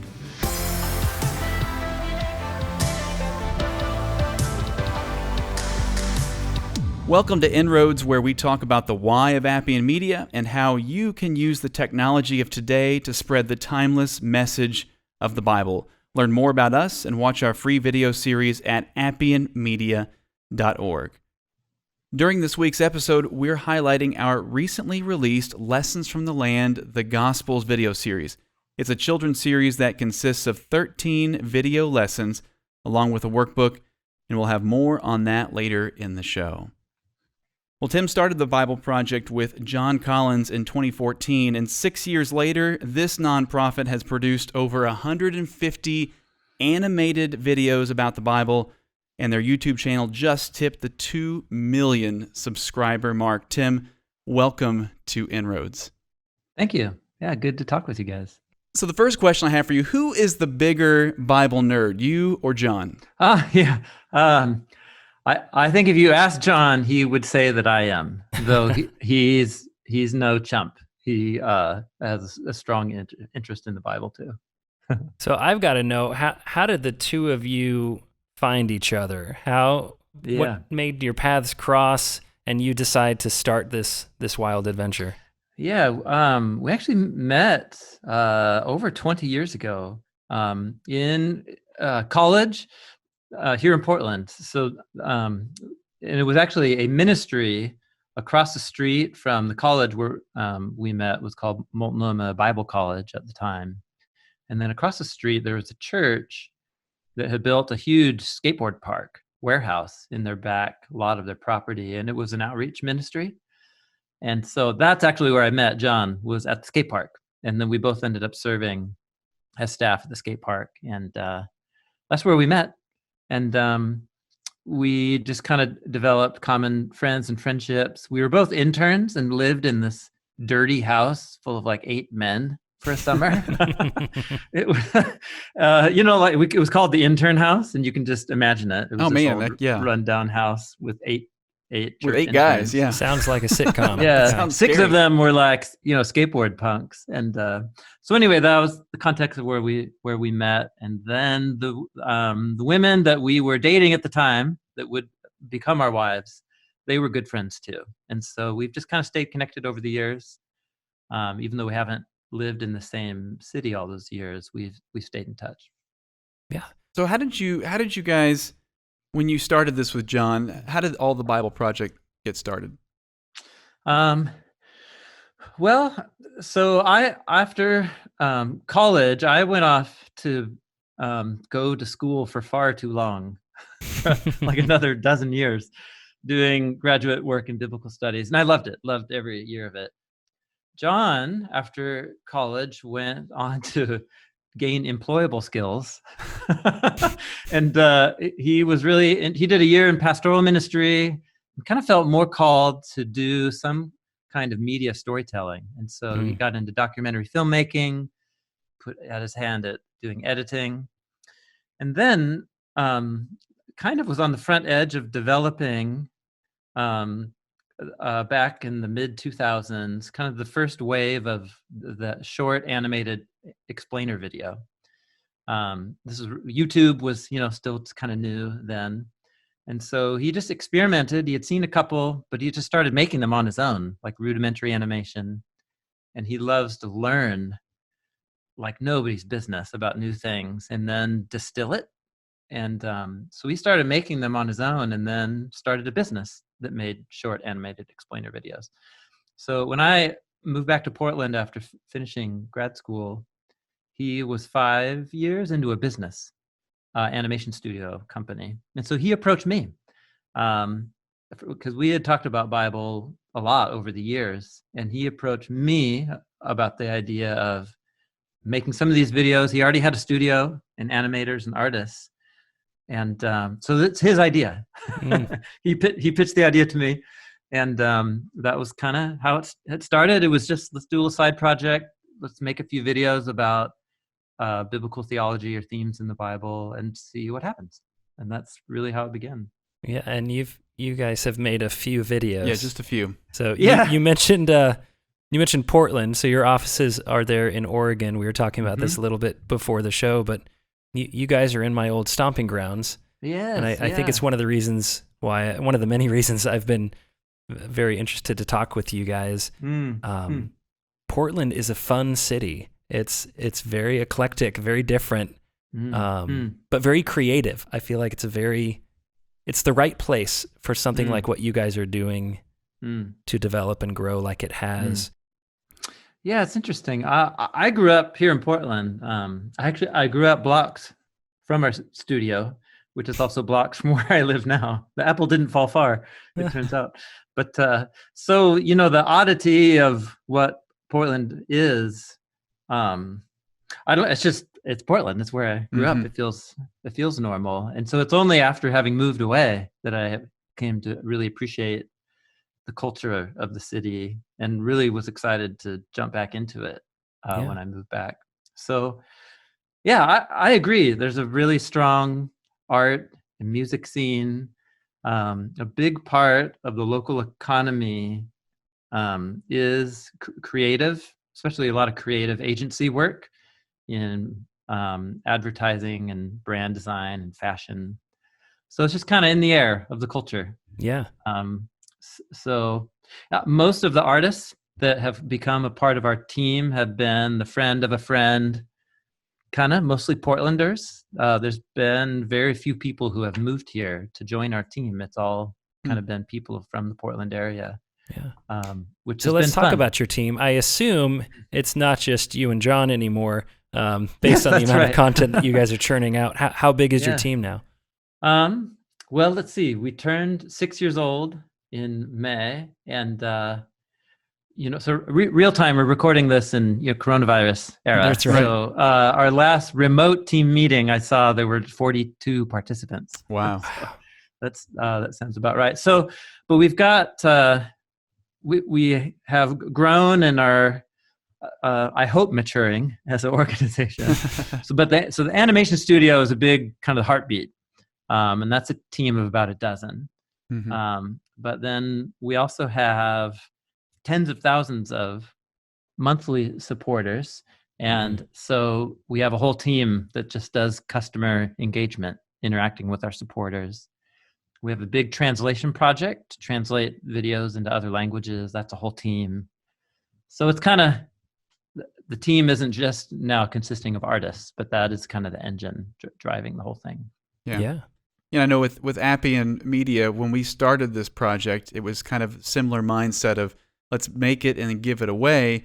And we looked at you guys a lot and what you were doing. And it gave us hope because we're like, okay, look, we can do a donation-based or a Kickstarter-based fundraiser and grow into something It seemed bigger. less crazy. It seemed less crazy. when we looked at you. That's right. It's still crazy. It's still crazy. And I hope that you guys take that as a compliment. What you guys are doing is crazy. But it's a wonderful kind of crazy. Yeah. I get it. We feel the same way. It's been one big surprise. Yeah. We really thought this would just be a passion project on the side.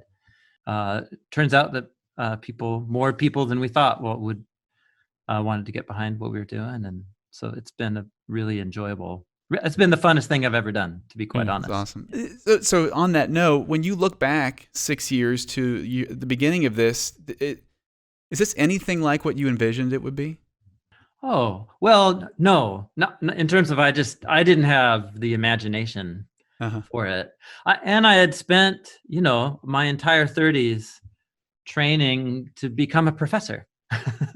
And then it turns out that a full-time academic career wasn't quite what I was called to, more as this kind of bridge between scholarship and local church ministry. And so I was perfectly happy in local church, just being a Bible teacher. But this has kind of taken on a life of its own. And so John jumped on to do this full time. He's kind of stepped out of that business that he had started and joined this full time, I think about 3.5 years ago. And for me, it was about 3 years ago.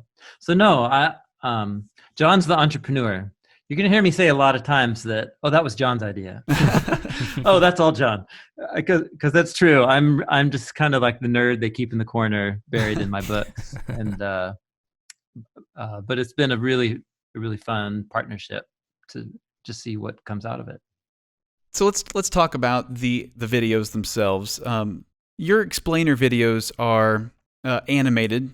When you guys started this, you mentioned that John had a background in animation and he was doing these explainer videos for clients. Yeah. Did you have a particular age group in mind? Because the funny thing about them is you look at it and you go, "Oh, this is a nice, cute video. I can show this to a junior high class, or maybe even my younger kids." But then you start to dig into it, like, "Whoa, this is really deep stuff." Like, what was the thought behind that? Yeah, well, it's been pretty organic. Again, John's history of making these explainer videos, there's something about the medium of the explainer video, which kind of came into prominence, again, with the rise of YouTube, where if you could use normal language and you could pack and very clear, simple but creative visual illustration. You can somehow do something in about 5 minutes with that overlap of hearing somebody and watching the ideas. Something happens uniquely in being able to communicate something that's very different than listening to a lecture or reading a book. And so John had already kind of honed that craft. And so it's not for kids, but we didn't even really think about our audience was each other. John and I have been talking about the Bible and theology for our whole friendship, for decades. And so in a way, we were the audience because we were just trying to make sense of the Bible for ourselves. Yeah. And so that's kind of so we were 2 years in before we ever named who we imagine in our minds as somebody other than ourselves. Yeah. And it's somebody who's in the 18 to 35 range, who's a follower of Jesus, but really thoughtful and has so many questions about the Bible and about how this all makes any sense. And so that's kind of our ideal target. And what we find is when we aim there, we the age reach actually goes down and up from that. Yes. Well, and I'll just say that where I worship, I've seen them used in classes as young as 5th and 6th graders, and they have the posters on the walls, and they have they're watching the videos. But then I've also seen them used where people in their 60s and 70s are watching them and going, "Oh man, this is amazing." So great range. We've tried to say to ourselves, what is that thing that we're doing? And it's what I experience when I watch Pixar movies with my kids, which is they're having a blast with watching Toy Story, and I'm loving all of the double meanings and the allusions to other films, and it works on both levels to multiple audiences. And so we try and consciously do it, but I never want to kill the butterfly by dissecting it at the same time. But well, I'll go off on a slight tangent here. You said something along the lines of your audience that you've identified are those that already believe but have a lot of questions. And I really do appreciate that you've not only recognized that those people exist, but it sounds like you've recognized that that's pretty much all of us. You're not going to meet a Christian who says, I got this Bible thing down. Like I've figured God out. Yeah, sure. We all have questions, and that's not a bad thing. It's not something to be afraid of or ashamed of. And what I really appreciate about your, especially the videos that summarize each book of the Bible, are those that take something that seems too big, that we've got all these questions, and you distill it down into something where maybe I don't get everything out of that the first time I watch it, but it starts to illuminate some things that maybe were unclear. And so... Well, and on that note, I mean, I went digging on your YouTube channel to find some quotes from people, because I think it's always fascinating to see what people are saying. Things like, "I became a Christian last year after decades of being an atheist, and this channel has helped me grow immensely. I just want to thank you all for how much you do for the Christian community. This channel has changed my life. I found you guys at the beginning of 2019, and honestly, I've grown 100-fold in terms of new knowledge I never had before." What do you think when you read comments like that about the work that you and your team have created? What comes to mind for you? I often think they must be talking about some other YouTube channel. And what I mean is just like, I can't believe it. I just feel so blown away that something that I could get to work on could help somebody in that profound of a way. So just grateful.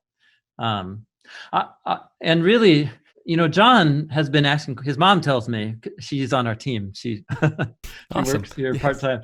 And she has told me for years that John has been asking questions about everything since he could talk. It's just who he is, and he is not satisfied with reductionistic or simplistic answers. And so he experienced growing up in the church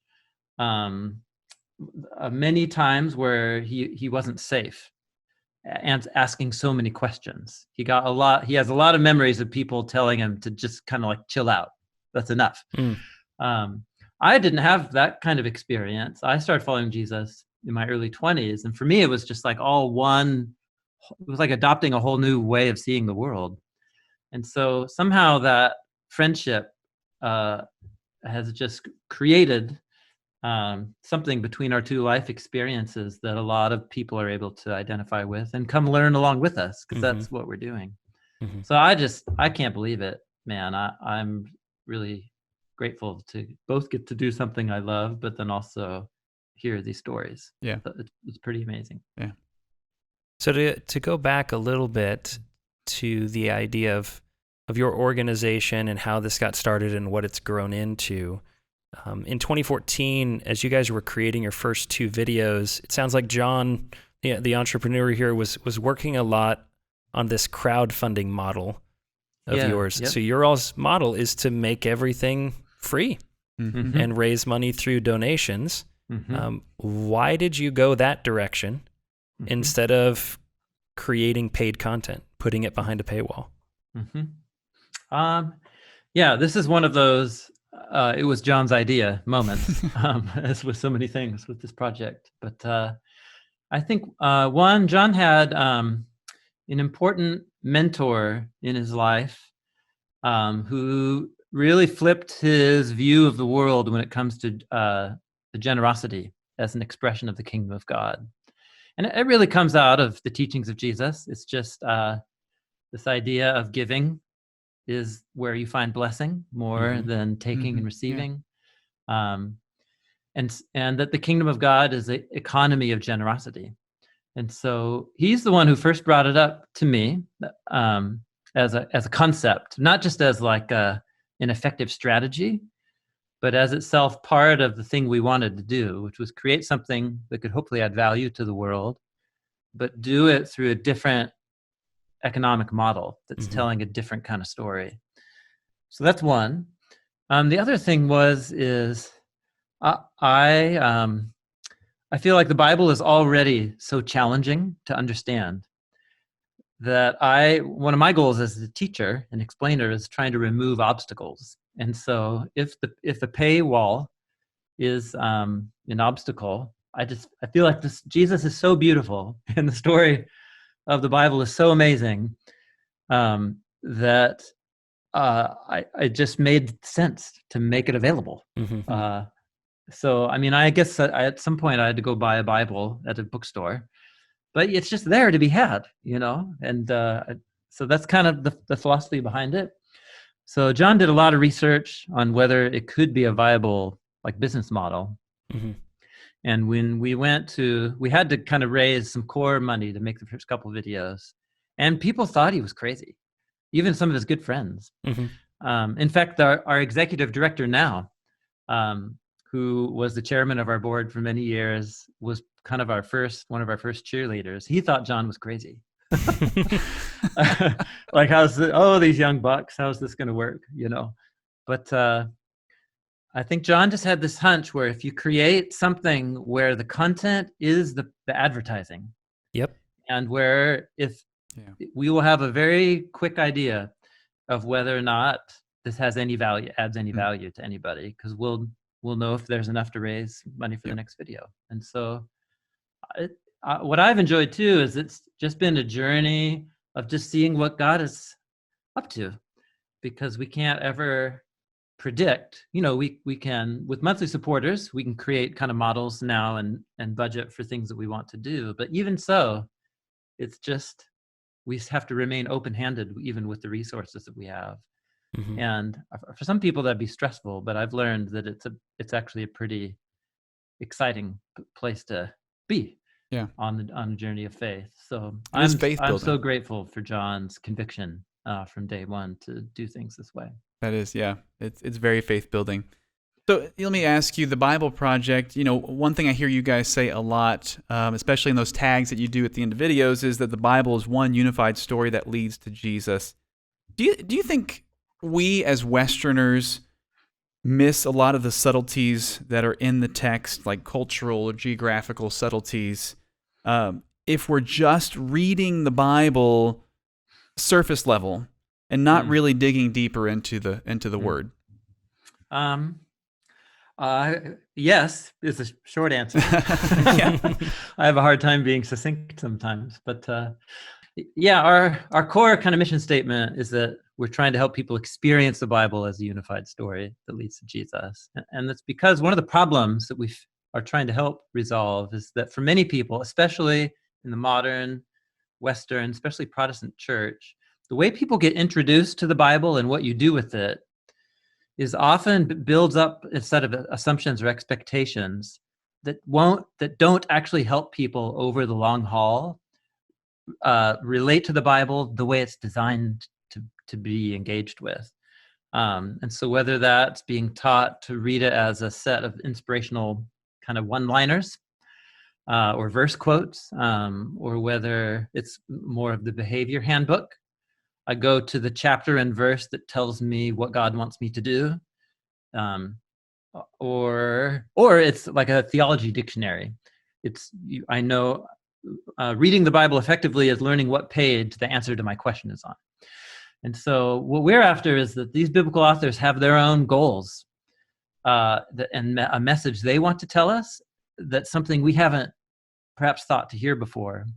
But to hear it, we need to learn to read and understand along the lines of communication that they designed. And the biblical authors lived 2,000 years ago plus, speaking and writing in other languages and other cultures. And it's that culture gap that I think makes it hard to learn the skill set that the biblical authors just assume that you have. So that's a lot of what we're after in the videos, is how the biblical authors conceive of these texts as all connected and the modes of communication that they use. Yeah. Right. One of the common things that we'll say, we create video documentaries. We travel to the places and try to show you and help you imagine what the culture was like. Mm-hmm. We're trying to give the readers of this inspired text at least as much information as the original recipients had. Mm-hmm. Yeah. So when Jesus talks about, the road from Jerusalem to Jericho, his audience knew what that meant. Right. His audience understood that was a dangerous place, and they had a picture of that in their mind. Yeah. Yes. Trying to give Westerners the right imagery and the right understanding. This was a culture very different than ours, in a land that in some ways is similar and in some ways is very different. Right. Yeah. And so what you guys do is trying to bring us back up to speed, right? To where the original recipients already were. Yeah. Yeah, that's right. And it's a part of God and his wisdom and mysterious purpose, has chosen to address his people of all places and all times, but through the medium of these texts that come from one place and one set of times. And so, but this is not all that different than what I had to do when I got married to my wife, Jessica. She's another culture. And I'm a foreign land to her in terms of how I think. And so it's loving your neighbor as yourself. It's learning to open myself up to how another person writes and thinks and communicates.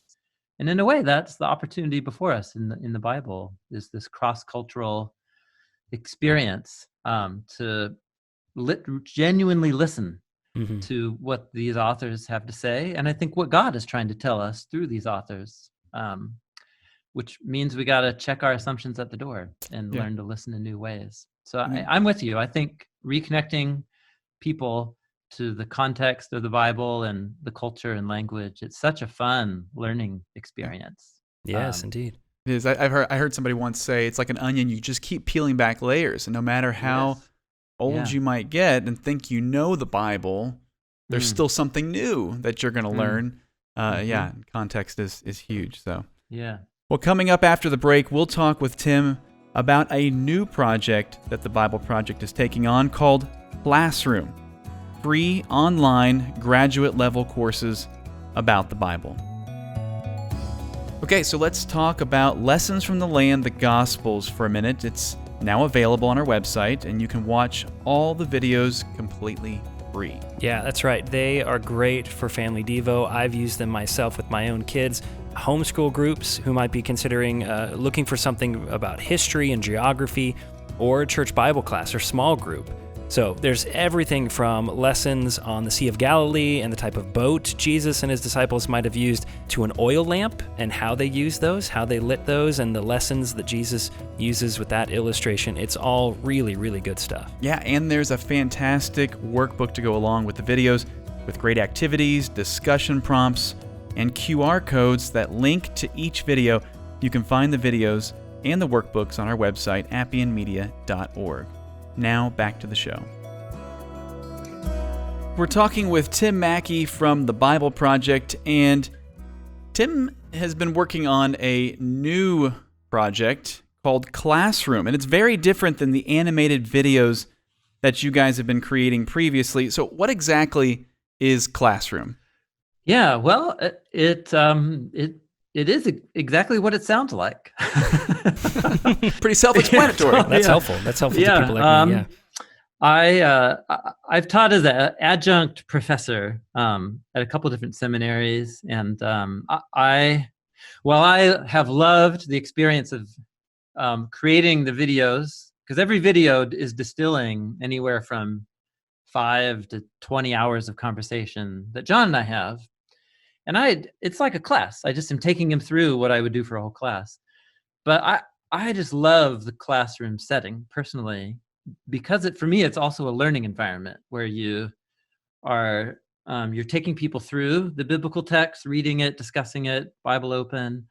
But then also it's a place to test drive ideas and things I'm processing in real time, and then the questions of the students. So I just think the classroom's unreplaceable. And so we just thought, well, what if we were to dream up a way to integrate that into the project, and then eventually make it so that it's not just like classes that I teach, but then it could be a venue for other Bible teachers as well.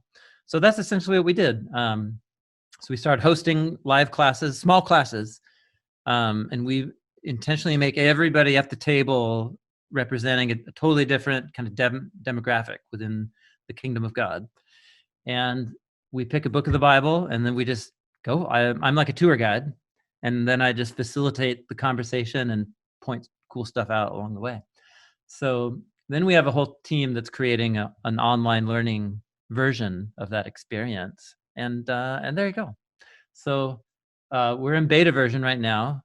We have, let's see, well, we have one class up right now, but we have 6 that are already kind of in the bank and being edited and produced. And I think in January 2021, it'll go officially live with about 4 classes.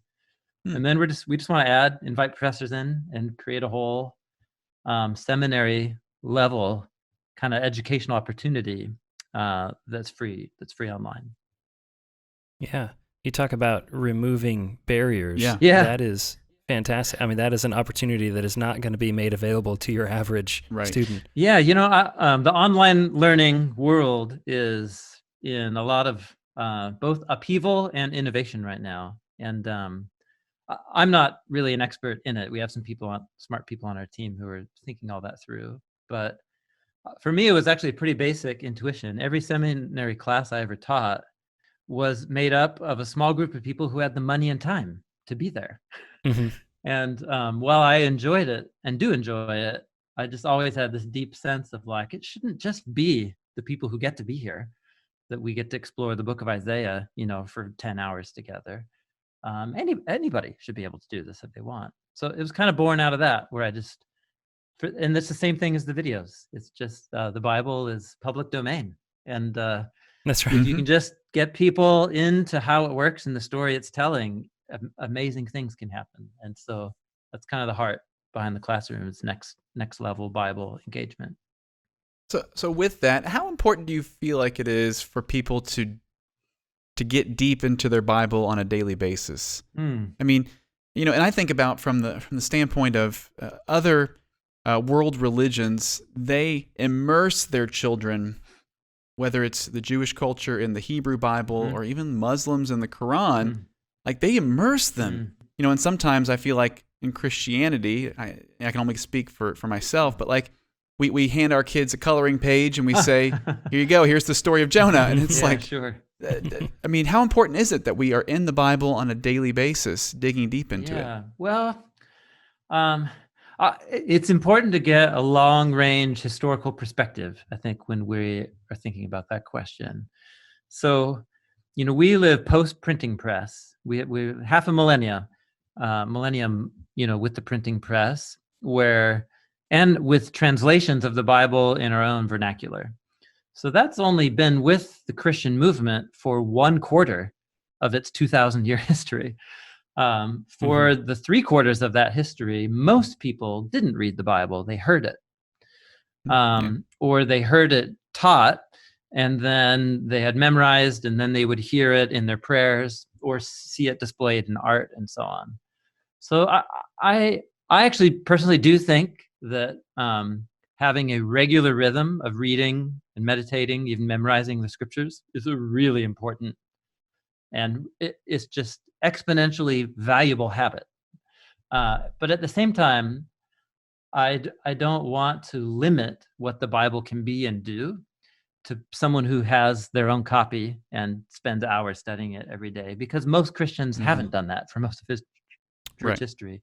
They encounter the Bible as a communal text in worship. That's how most people encountered the Bible for most of church history, is hearing it.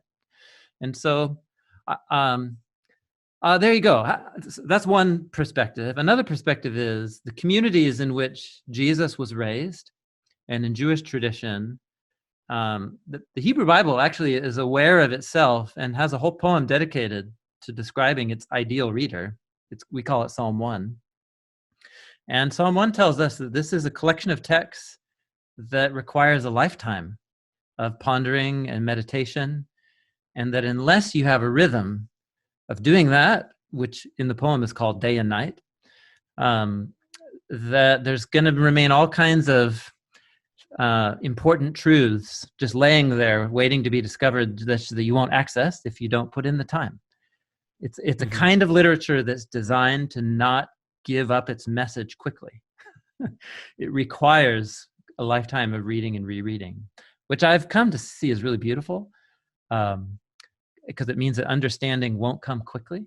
It's kind of like any healthy relationship you have with somebody, a friendship. But so that's my non-succinct answer to that question. I do think daily habits, or at least regular habits, are important, but there are also many ways to encounter the Bible than just reading it by yourself that are also important alongside that. Yeah, and I think that speaks not only to, Stu's question was geared towards the recipient of the message and how they should consume that, whether they should read it on a daily basis, but it also puts a large responsibility on those willing to teach so that they can be the ones that others can hear it from. Yeah, that's right. Yep. Because that may be their only encounter with it. So it's a powerful responsibility, and I'm sure you all take that very seriously, as anyone who presents the Bible should. No, it's terrifying. It is, and it should be, right? Yeah, right. The scriptures do say, "Let not many of you become teachers." Right. But really, my experience with the Bible has been life-changing, and really, it's more just I want to invite people to see and experience some of the things that have been life-changing for me, and that's really kind of personally one of the main engines driving it for me. And so when I think about the larger stakes, it kind of freaks me out. So it's good for me to think about them, but not too often.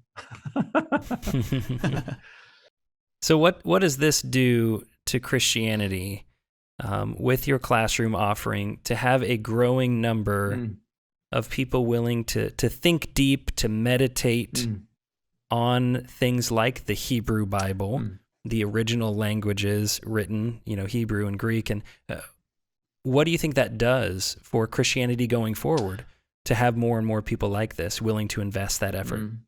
Well, it's not unlike what I think one of the basic functions of a local church community is. The story that Jesus saw himself bringing to its fulfillment and then inviting his followers into, it's a story that invites you to see the reality in a new way, to see yourself and your identity in a new way, to see other people in a new way, and then to not just as a set of ideas, but as a set of lived practices in a community that's following Jesus together and living by the Sermon on the Mount, as you try and embody the love and the message of Jesus.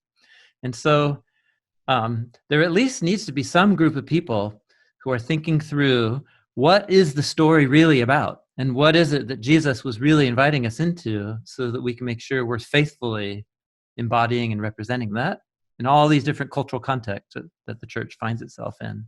So that, for me, is the real end game, is that any church community needs some Bible nerds in its midst.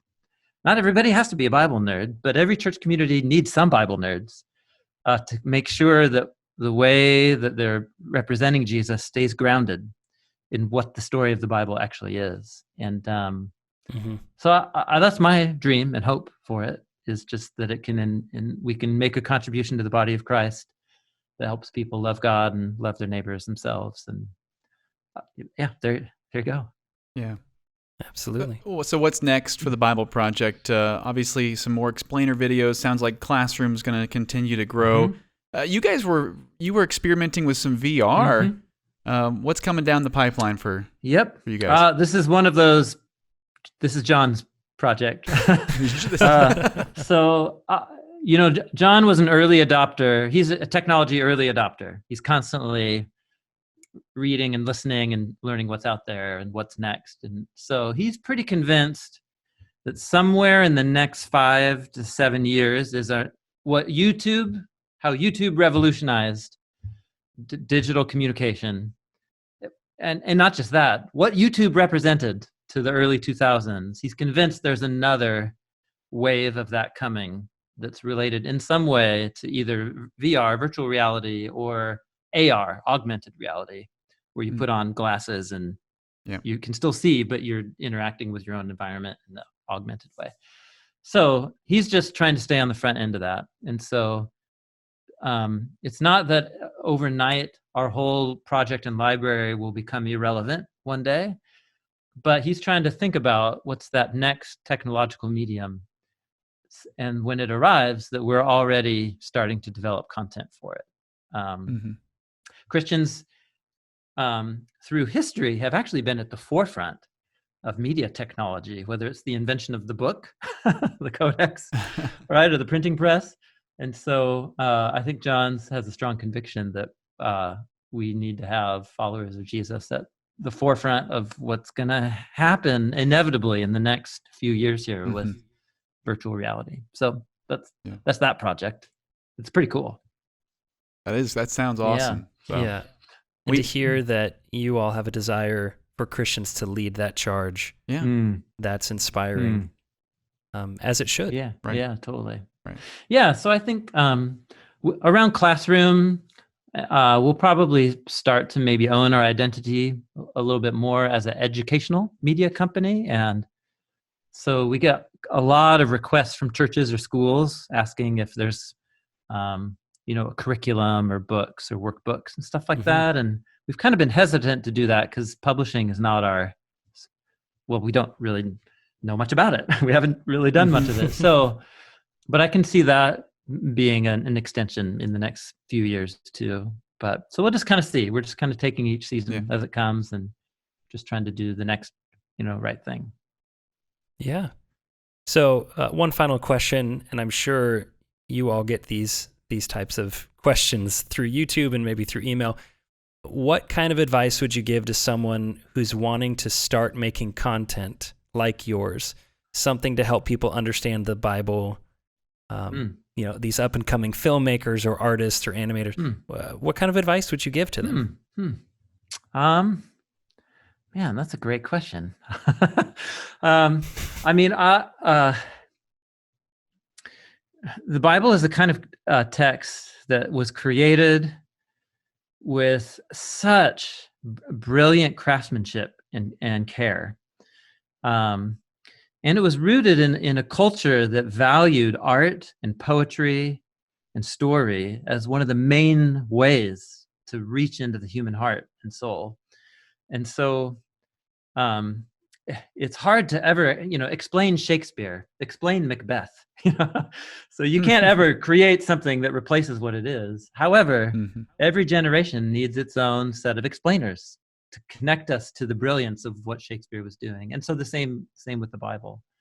But nothing can replace the individual creative being overwhelmed with the beauty and the message of the Bible. And when the Bible gets a hold of you and the story that it's telling, you can't keep it in. It, by the nature of what it's about, will force you to want to share it with others. And so whatever set of resources or tools that can help you learn about the culture, language, history, message of the Bible to create that vital live connection, I think is the most important resource a Bible teacher needs. Because the moment that the Bible becomes a product, or a project, even though we're called the Bible Project, but you know what I'm saying? The moment it becomes an artifact, and it's my job to just like take A and turn it into B, we're killing it. We're killing it. But if it can remain a vital, live source of connection between me and God, and sharing it just is the only natural thing to do, it becomes one of the most exciting things to do. So I'm not actually answering in a very helpful way, maybe, but it's more kind of the core issue. I've just met so many Bible teachers who, they get in one form or another, who get into a career of teaching, and I don't know, it just kind of becomes old hat to them, and it's just sad to me, because the Bible is the kind of book that takes many human lifetimes to really wrap your mind around. And so for even just one person's teaching career or something, or creative career, there's more than enough there to churn a heart and a mind. So anyway, that's my first thought when you asked the question. No, that's great. And we've kind of always thought that we want to create tools not to replace the Bible, but to bring more understanding and, like you've said, more context to the Scripture. That's right. And we're just so thankful that you guys are doing what you're doing. Tim, thanks so much for joining us today. Yeah, absolutely. And keep up the good work. Yeah, thanks so much. Good to talk with you guys. So inRoads is a production of Appian Media. We're a non-profit video production company that's 100% crowd-funded. If you're interested in learning more about how you can support Appian Media so we can continue to create more great free content, visit us at appianmedia.org. That's it for Season 2 of the podcast. We look forward to having a lot more great conversations with creators using their talents to help spread the gospel. If you have guest suggestions, we encourage you to reach out to us through one of our social media channels or our website. And if you enjoy this content, we don't ask this very often on the podcast. We probably should, but if you enjoy this content, we would encourage you to, write a review, give us some stars. I don't know how that works. Exactly. There's stars. There's stars involved. Yep. Exactly. It helps us raise the level of awareness for this podcast. So, in the meantime, make use of some of the great digital tools that are available to encourage you in your study of God's Word.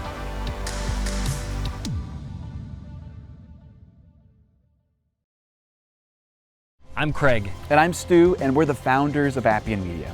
We really hope that you've enjoyed the content that you've just seen. This was only made available through the generous donations of so many of you. We believe that the world should have biblically accurate, visually engaging content about the Bible, and it should be free for everyone.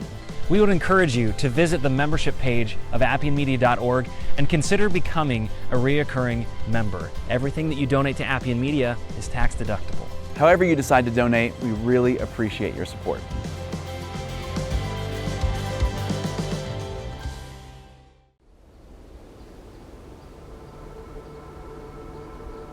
The synagogue was a special place for Jews in Jesus' day. We read a lot in the Bible about people like Jesus, Paul, and the apostles visiting synagogues to teach. So it probably goes without saying that the synagogue in Nazareth would have been a very familiar place for Jesus. However, when he stood up to read on one Sabbath day, he didn't get a very warm response.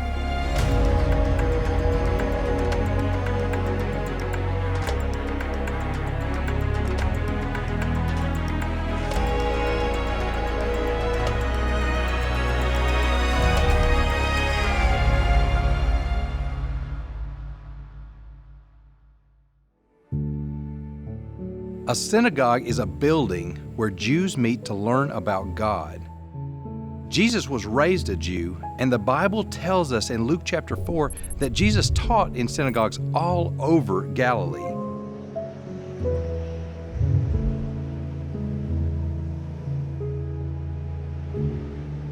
These are the ancient ruins of a synagogue in the town of Magdala, close to the Sea of Galilee. Notice the columns and the steps seating around the outside? If you were sitting in a synagogue, you would sit on these seats around the outside, not in long benches or pews like we sit in when we worship on Sundays. See the beautiful tile work on the floor? Synagogues were very beautiful places.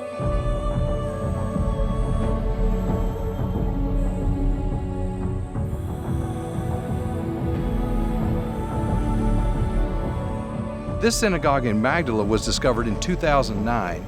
A coin found in the synagogue while they were digging dates back to the time of Jesus. So these ruins are over 2,000 years old. You're looking at one of only a few synagogues from the 1st century that have been discovered. Now, let's go down the road and visit another synagogue in Nazareth, the town where Jesus grew up.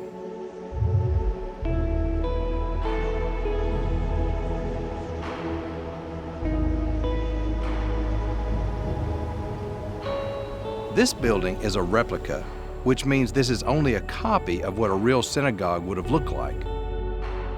Now you can see the walls and columns. Remember that step seating around the outside? Here it is again. Where do you think Jesus would have stood while he was reading from the scroll? That's right. He would have stood in the middle of the room, completely surrounded by people who would have been listening to him. In Luke chapter 4, verse 17, it says, "He read from the scroll from the prophet Isaiah. After he finished reading, he rolled it up and gave it to someone to put away. Then he started teaching, and the people were amazed by what he was saying and asked if this was Joseph and Mary's son." Then Jesus said something really amazing. He told the people what he had just read had come true, right in front of them. As he went on to tell them that he was God's son and that these people would reject him, they didn't like what he was saying and they just wanted to kill him. Jesus escaped and left Nazareth, his hometown. However, Jesus wasn't afraid to keep telling people about who he was. Just like Jesus, we shouldn't be afraid to tell people that we believe in God and we're part of a church. Even if we get made fun of or laughed at, it's okay because we need to stand up for the truth just like Jesus did. Jesus knew who he was because he saw himself in God's story. Just like Jesus, we can know who we are when we read God's Word, and we can be brave to be who God wants us to be.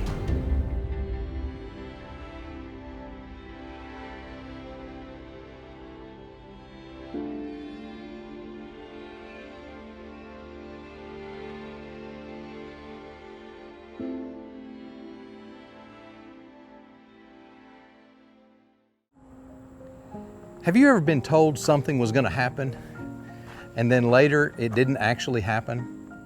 Maybe your friend promised he'd come over and play, and never came over. Or maybe your parents said you could get some ice cream, but something came up and plans changed. Whatever the case, there are times that promises are made to us, and those promises get broken. Jesus made promises too. He once made a promise that something was going to happen, something bad. And his words? Well, they came true.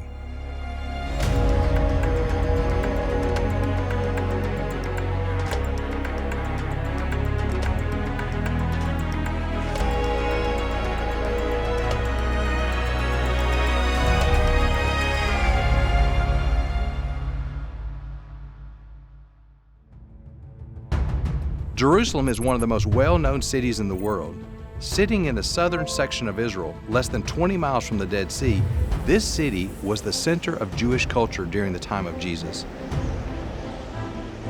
In the middle of this city, sitting atop the highest hill, was the temple, a truly incredible building. If you lived roughly 2,000 years ago, during the time of Jesus, going up to Jerusalem would have been a big deal. Imagine walking into the city and looking up and seeing the temple. The temple was where Jewish families living under the old law of Moses would go to make animal sacrifices for their sin. The temple was always a busy place. In the 1960s, archaeologists discovered an ancient but very well preserved Roman road next to the giant temple platform in Jerusalem. An archaeologist is a person who studies human history by digging and looking at clues buried in the ground. The pavement was almost completely untouched, and they found shops where people sold things. However, they found something mysterious, and the clues point to something Jesus had promised. In Mark chapter 13, verses 1 through 6, we read about Jesus leaving the temple, very close to the area that you see here. One of his disciples was talking about how big the stones were and how amazing the buildings were. Jesus said that not one stone would be left on top of another. They would all be thrown down. Yikes, that's some major damage. But what Jesus said that day came true. In 70 AD, the Romans, who controlled Jerusalem, destroyed the temple where the Jews worshiped God. These stones piled up on the street, they came down off this very tall wall, pushed off by the Roman soldiers. They came crashing down onto the city street. Jesus made a promise, and it came true. This might not seem very important, but this shows us how God always keeps His promises. Think of some of the big promises God has made in the Bible. Telling Noah he would not destroy the earth again with water. Remember the rainbow? How about promising Abraham that he would make him a great nation, despite him not having a child? That came true through Isaac. Jesus himself is a promise from God. Jesus came, he was killed, and was raised for us.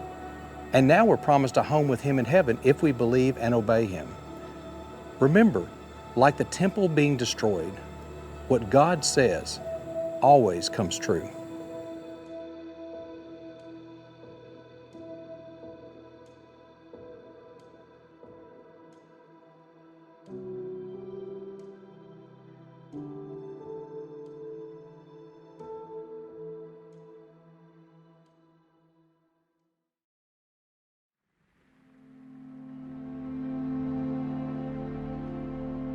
Have you ever been told something to do even though you didn't completely understand the reason why?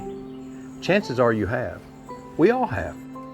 Perhaps your mom or dad told you to do something that seemed random or unimportant, but you obey, or at least you should. Why?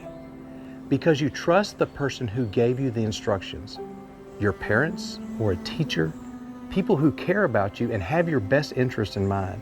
This is exactly what happened to a blind man sitting on a street in Jerusalem who met Jesus. Jesus' instruction involved some mud and a pool of water, a pool that we're going to visit right now.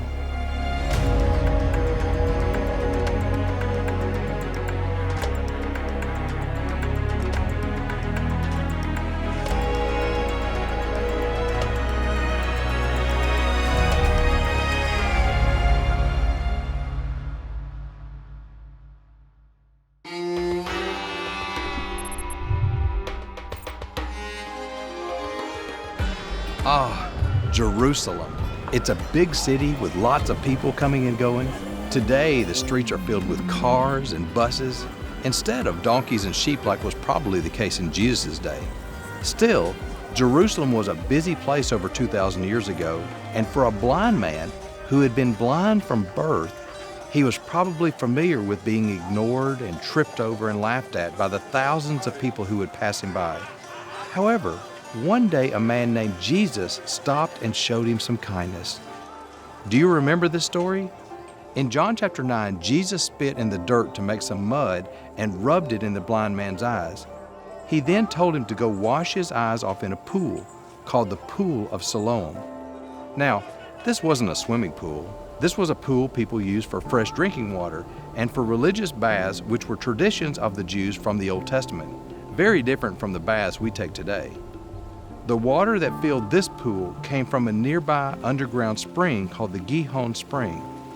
The pool likely looked something like this, decorated with stone columns on one side and several sets of steps that led down into the water.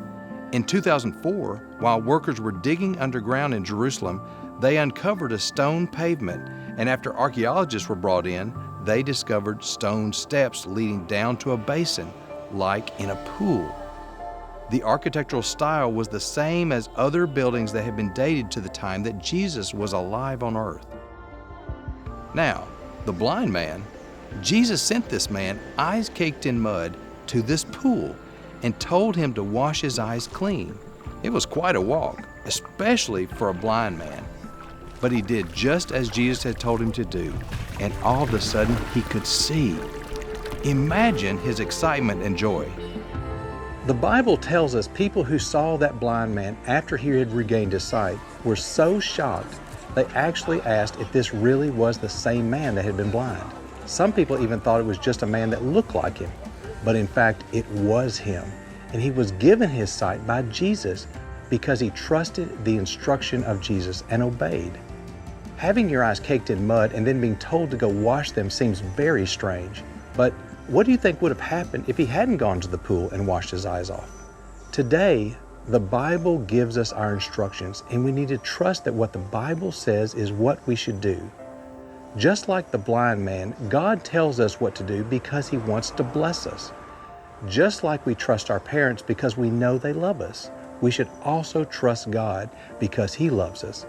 It's up to us to obey.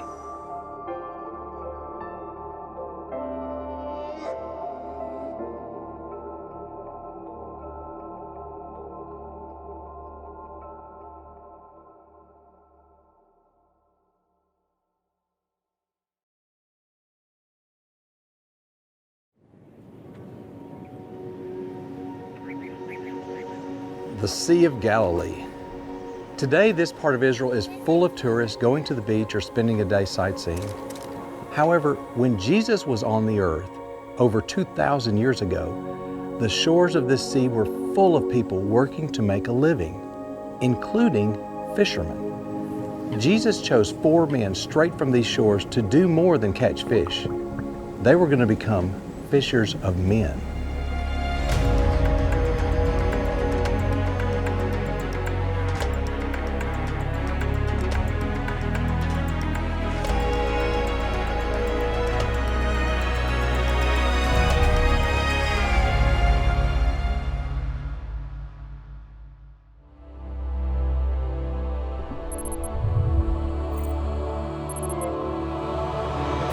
Measuring just 8 miles wide and 12 miles from top to bottom, the Sea of Galilee is a very large lake, also called the Lake of Gennesaret.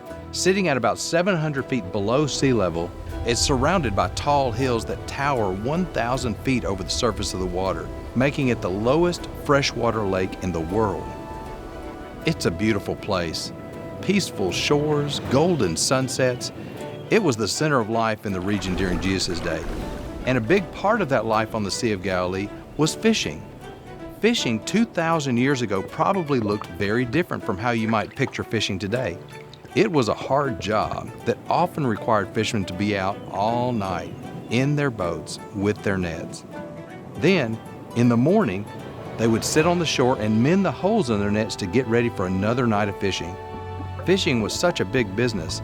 In the town of Magdala, archaeologists have discovered a fishery and special tanks for holding fresh fish in the marketplace. In Matthew chapter 4, we read about Jesus walking on the shore and observing the fishermen working. He calls his first 2 disciples, Peter and his brother Andrew, to follow him.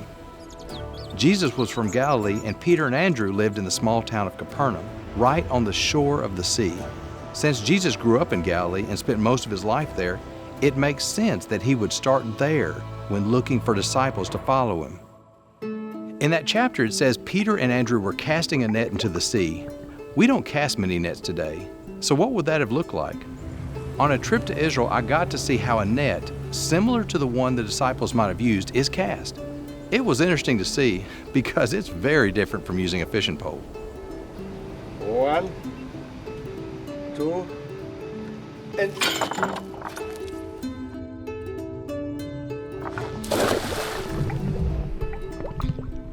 One thing we can learn from this story is how the men reacted when Jesus asked them to come and follow him. It says they immediately left their nets and followed Jesus. Jesus had big plans for Peter, Andrew, and the other fishermen that he called to follow him that day, James and John. These men were going to work with Jesus to teach, and after Jesus left earth at the end of his ministry, these men would play a big role in helping to establish the Lord's church. They were excited to follow Jesus and went with him willingly. Fishermen weren't well-educated men. They didn't have a lot of influence with people in society. Why do you think Jesus would choose uneducated fishermen to help him with this work? He knew they would work hard, just like they had worked hard fishing. Just like Peter, Andrew, James, and John, we need to be working hard for God. And even more, these fishermen left everything to follow Jesus. And we need to be willing to follow Jesus no matter what we have to leave behind.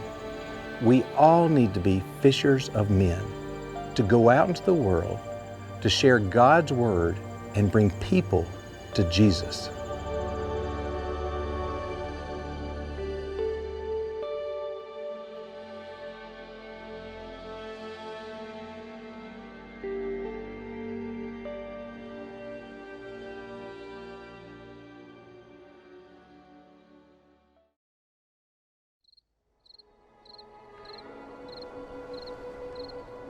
Have you ever thought about your reputation? A reputation is what people think about you and what you're known for. You might be a really good athlete and you have a reputation for being fast and hard to beat at sports. Or maybe you're a friend to everyone you meet and you have a reputation for being really nice. We are all known for something, and for some people, their reputation might not be very good. In the Bible, Jesus talked about 3 cities he visited, but he didn't have nice things to say about these places because the people who lived there refused to believe him. Today, I want to take you to one of those cities. Let's visit the town of Chorazin.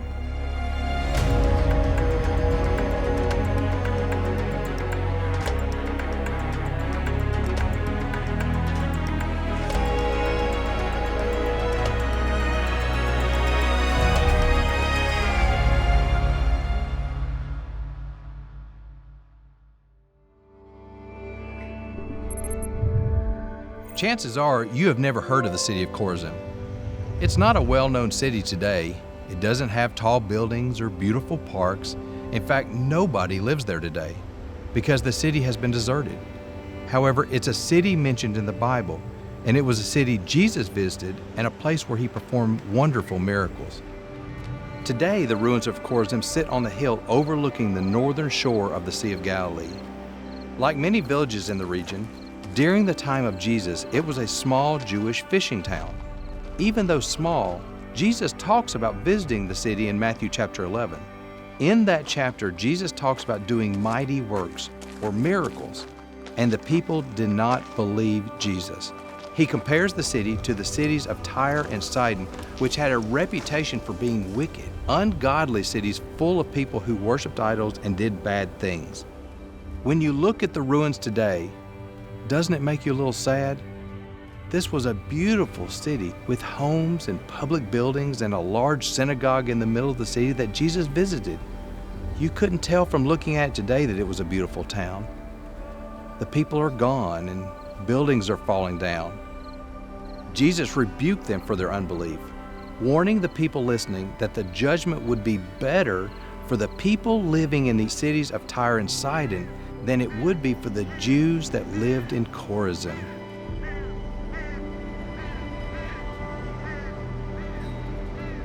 I don't think I would want to live in a city that has a reputation like that. But Jesus was saying that the people who lived in Chorazin had the chance to believe him, and they chose not to. I hope none of you want to be like the people that lived in Chorazin when Jesus visited that city. We all need to believe in Jesus and his teaching. We need to listen as God talks to us through the Bible. What is your reputation? What are you known for? Are you known among friends as someone who believes the Bible and wants to serve Jesus and other people? Or is this something that the people in your life don't know about you? Are you known for other things, like being selfish or only wanting to have fun? The choice to believe or not believe is yours to make. Just like it was up to the people of Chorazin to make, let's all make sure we are known for our belief in God by the people around us, and that Jesus knows us as a servant of his when our life is over.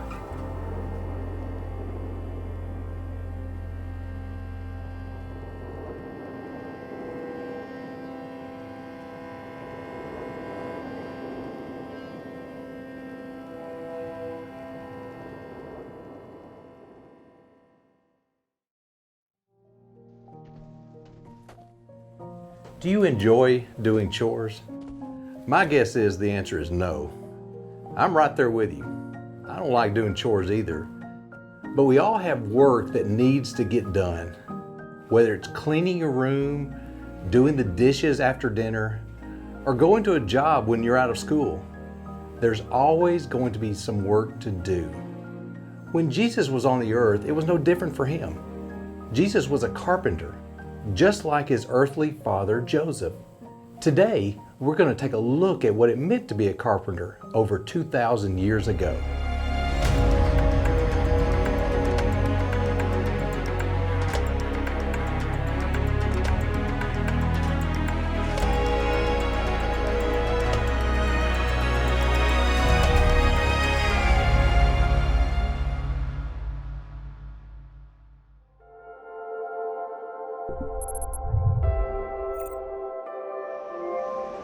The city of Nazareth looks very different today than it did when Jesus lived there. Over 76,000 people live there now, and it's one of the largest cities in the Galilee region. During the time of Jesus, the population was likely only a few hundred people, and they probably all knew each other. We see in Mark chapter 6 a story about Jesus teaching in the synagogue in Nazareth. The people were amazed at his ability to teach and the knowledge he had about the law of Moses. They asked each other where he got this wisdom. After all, Jesus was only a carpenter. We also read when Jesus was 12 years old, he was left in Jerusalem during a trip there with his family. When his parents, Mary and Joseph, found him, his response, "Did you not know that I must be about my Father's business?" He wasn't referring to Joseph, his earthly father, but God, his heavenly Father. But the people only knew Joseph, the carpenter, was his father. So when Jesus became a carpenter too, what exactly did that look like?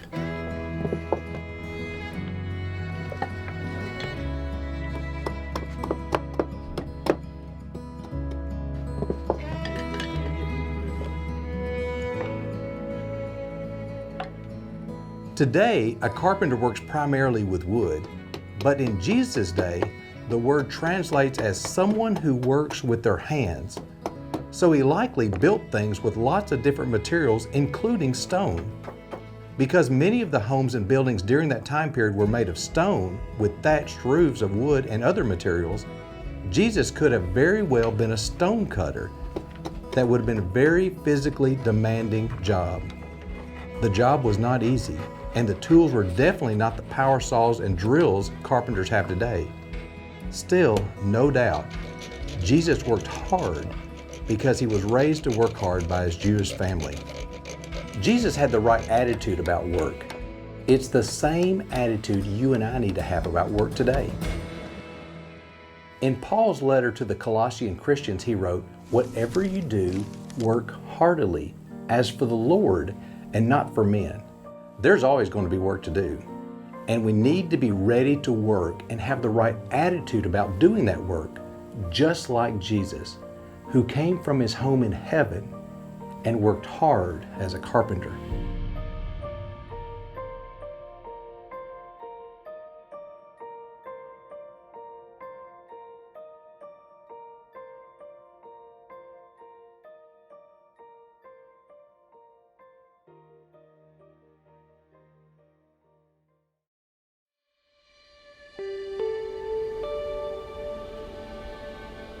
We know Jesus prayed a lot to God, his Father.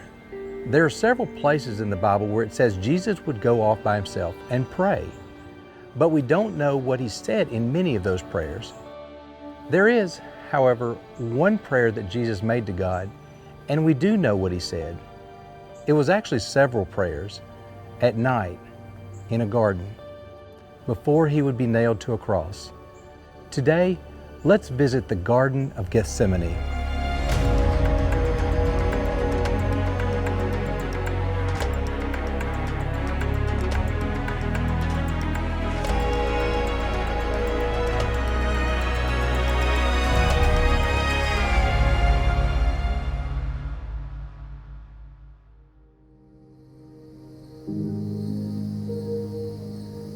Imagine it's nighttime, and you're just outside Jerusalem in the Garden of Gethsemane. Today, there are lights and cars and people all around. But when Jesus was in the garden about 2,000 years ago, it would have been dark and very quiet. The Garden of Gethsemane sat at the base of the Mount of Olives in the valley called the Kidron Valley. The garden sat just east of Jerusalem, outside the city walls. Known for its olive trees, hence the name Mount of Olives, the Garden of Gethsemane was the location of a press where the olives were squeezed to make olive oil. You can still see olive trees growing in the garden today. Some of them are believed to be 2,000 years old and possibly were small trees when Jesus was in that very garden. This was a place Jesus would come to often to pray and to be with God. The night before his death would be no different.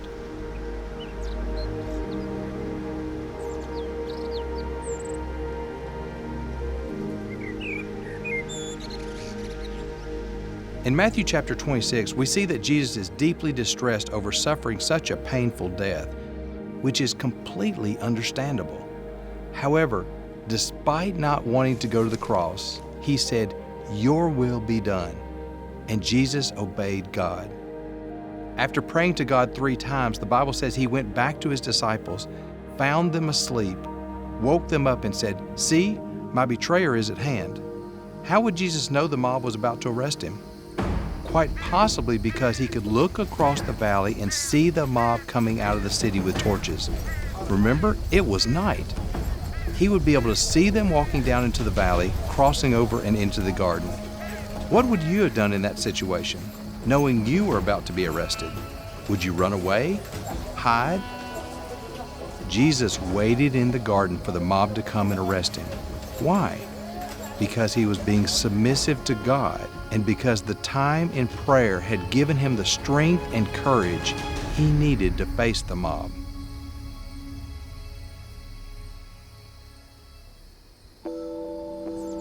Think about the last prayer you said.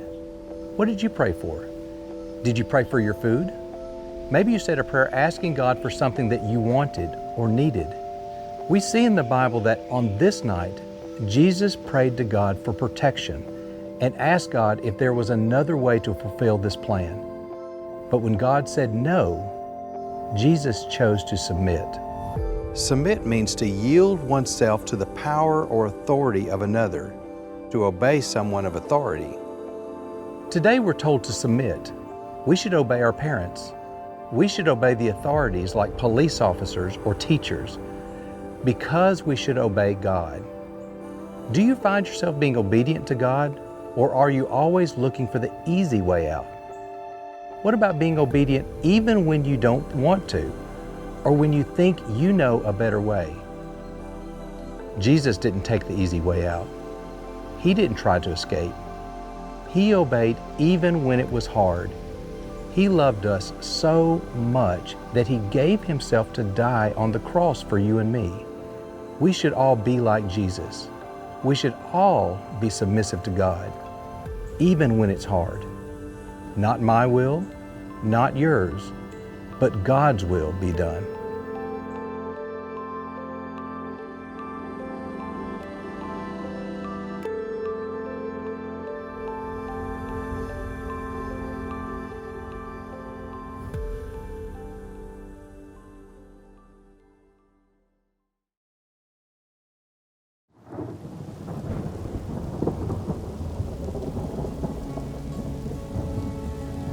Storms can sometimes be really scary. The wind and rain, lightning and thunder. And if you're outside during a storm, what do you do? Hopefully you run and find shelter. Now imagine being on a lake in a boat when a storm comes up suddenly. That's where the disciples found themselves on a couple different occasions that we have recorded for us in the Bible. And they were really scared. They thought they were going to die. However, Jesus was more powerful than any storm. Let's head to the Sea of Galilee for a lesson on faith.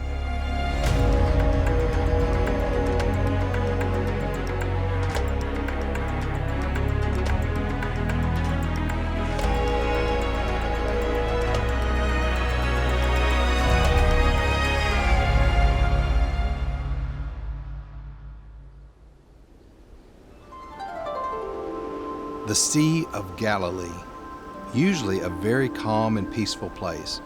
Israel's largest body of fresh water attracts tourists from all over the world to see the ancient ruins of seaside fishing towns like Capernaum and Magdala. Located in northern Israel near the border with Syria and Lebanon, the sea sits down in a bowl with high mountains all around it. As wind blows the cooler mountain air down over the warmer water on the surface of the sea, it makes perfect conditions for a storm to form over the sea very quickly. The fishing boats used by the disciples weren't like the big fishing boats of today. These boats were likely small wooden sailboats. In 1986, during a severe drought in the region, an ancient boat was discovered buried in the mud. The boat was excavated and studied and was found to be from the 1st century AD, the same time period that Jesus was on the earth. It was an amazing discovery and is a great example of the style and size of boats that sailed on the Sea of Galilee during the time of Jesus. This boat could have looked very similar to the ones Jesus and the disciples used when they traveled around the sea. Not very big at all. Remember, several of the disciples were experienced fishermen, so they were used to being on the water and probably had seen their share of storms. However, in Matthew chapter 8, we see the disciples in one of those storms. In verse 25, the disciples go to Jesus and find him sleeping. They think they're going to die in this scary storm, and Jesus is sleeping through it. Doesn't he care? I think we remember how the story ends.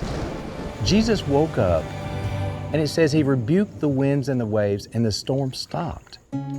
It says there was a great calm, and I get the impression that the water was so smooth, you wouldn't have been able to tell there had been a storm there at all. Wow, that's the power Jesus has. In that story from Matthew chapter 8, we see Jesus ask the disciples, "Why are you fearful, O you of little faith?" The disciples were with the Lord, but they still lacked faith. They didn't act like they believed he was the Son of God who has the power over everything, including storms. Can we be the same way today? Do we follow Jesus but are scared that he can't take care of the storms and difficulties we face in our lives? We all will experience different storms in life and different troubles and hurts that make us worried or afraid, but we have to remember that our God is bigger than those storms, and our God has the power to calm our storms. We may not know what storms we'll face, but we can know peace when we know God is with us.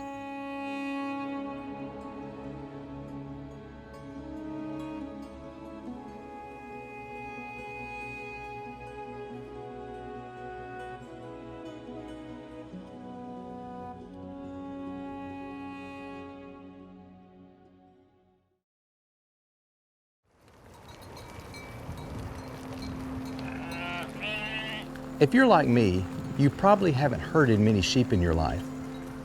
I also don't imagine you have spent a lot of time watching sheep. They're very unique animals, and there's a reason why sheep and shepherds are mentioned several times throughout the Bible, both in the Old Testament and by Jesus in the New Testament. Because we're not as familiar with shepherding today, we can miss some of the important meaning in the Bible's teaching. While you and I are not familiar with the job of herding sheep, it would have been an occupation a lot of people in the first century would have understood well. That's where today's lesson takes us. So let's go herd some sheep.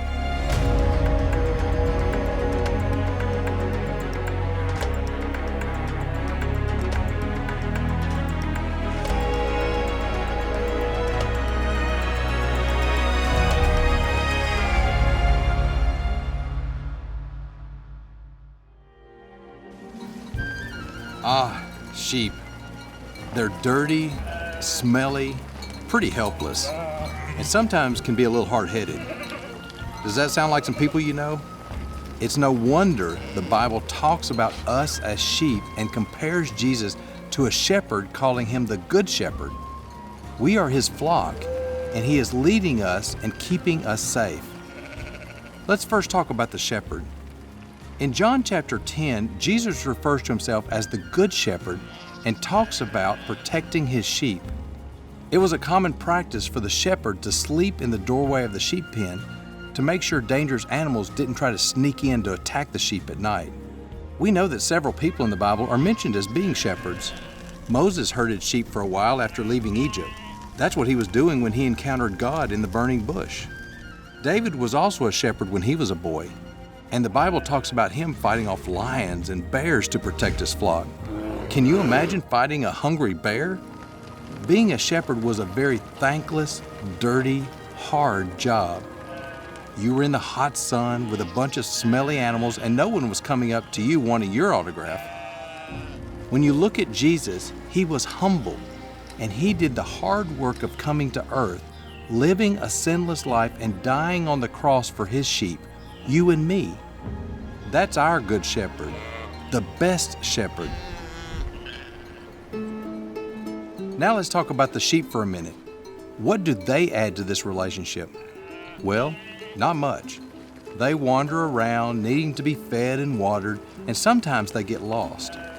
We read about a parable Jesus told to a crowd of people in Luke chapter 15.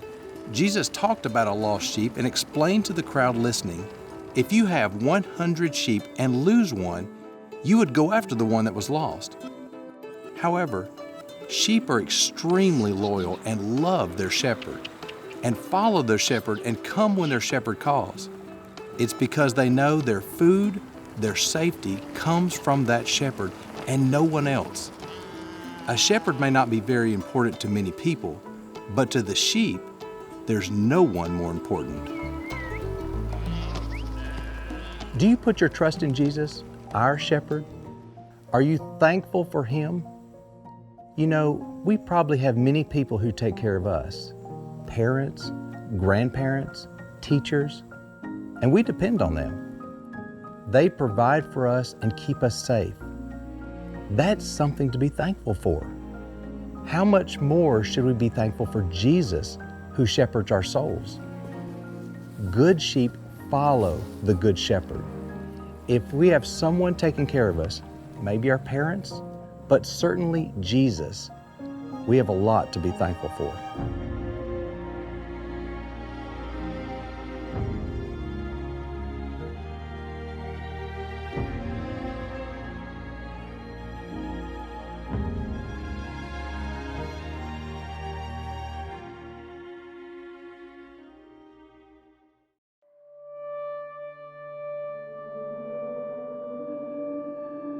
Light. It shines through the darkness and allows us to see everything around us. Being in the dark can be a scary thing.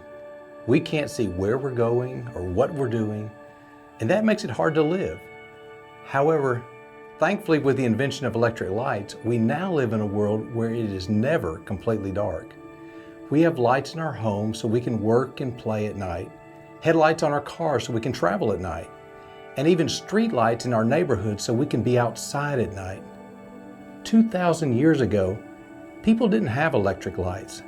It was very dark at night, and work and travel tended to stop when the sun went down. So what did people have to light their way? That's today's lesson. Let's take a look.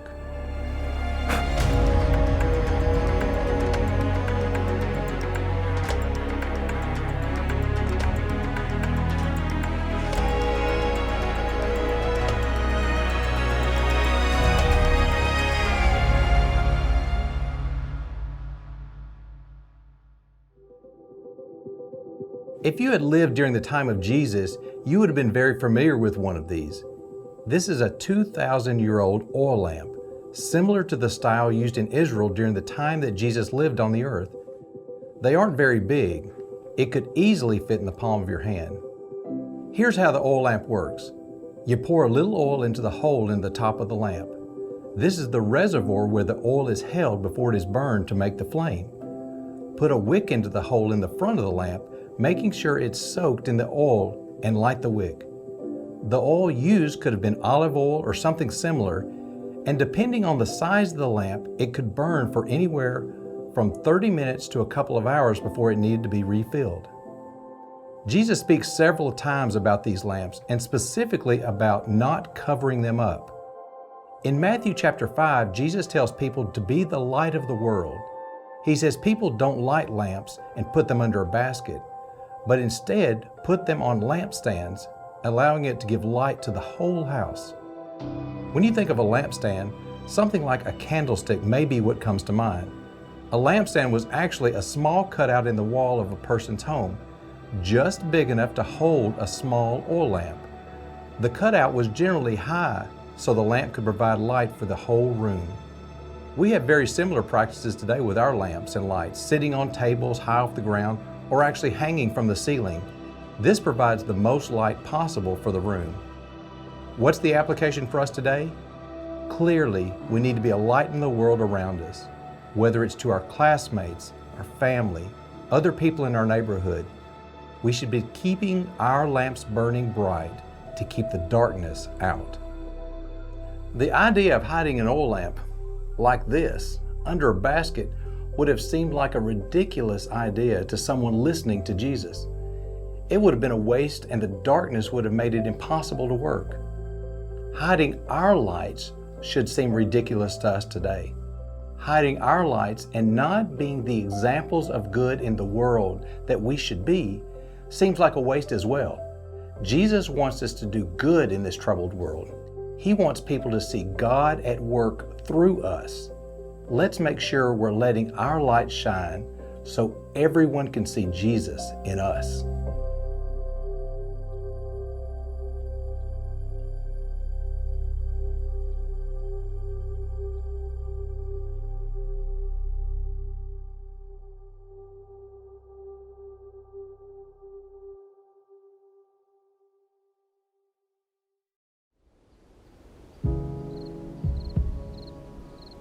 "2,000 years ago, when Jesus was on the earth, a lot of people worshiped idols and made sacrifices to gods other than the one true living God we read about in the Bible.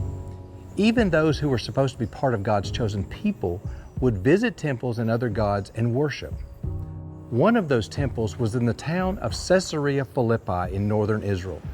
The city sat about as far away from God's temple in Jerusalem as it could, and the people who worshiped there were also far from God in a spiritual sense.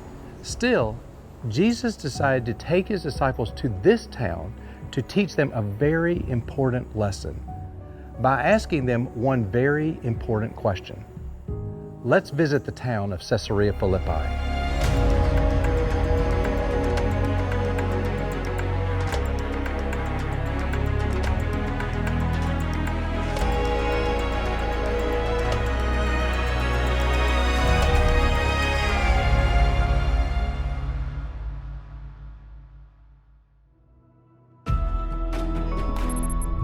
Caesarea Philippi sits about 100 miles north of Jerusalem in the region known today as the Golan Heights. This would have been the far northern part of Galilee during the time Jesus walked on the earth. Today, the city is a big draw for tourists who come to take in the historical sites. During the first century, Caesarea Philippi was the location of a large temple where people would come to worship the god Pan. This god was one that people would sacrifice to for good flocks or crops and physical prosperity. He was believed to be the god of nature. You can still see the ruins of the temple when you visit the site today. There's a spring inside the mouth of a cave where people would make sacrifices.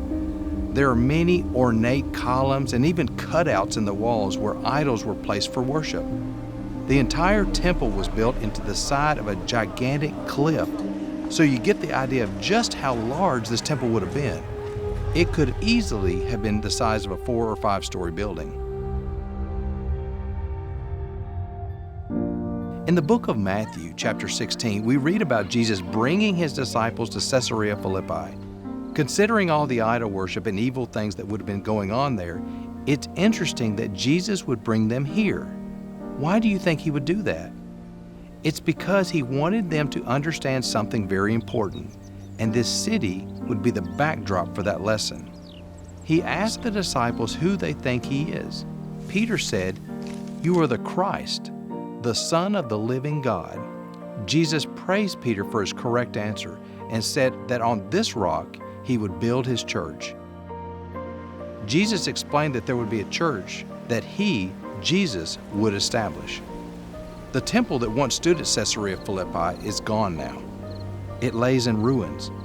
Nobody's going there to worship and to make sacrifices to the god Pan anymore. However, Jesus' church lives on over 2,000 years later. So what's the rock Jesus talked about? The rock is what Peter confessed about Jesus and is the foundation of Jesus' church, that he is the Christ, the Son of the living God. Man can come up with all kinds of ideas for worship. We can invent new religions, we can build the biggest church buildings, but in the end, these things won't stand. Only Jesus and the church he established will stand forever.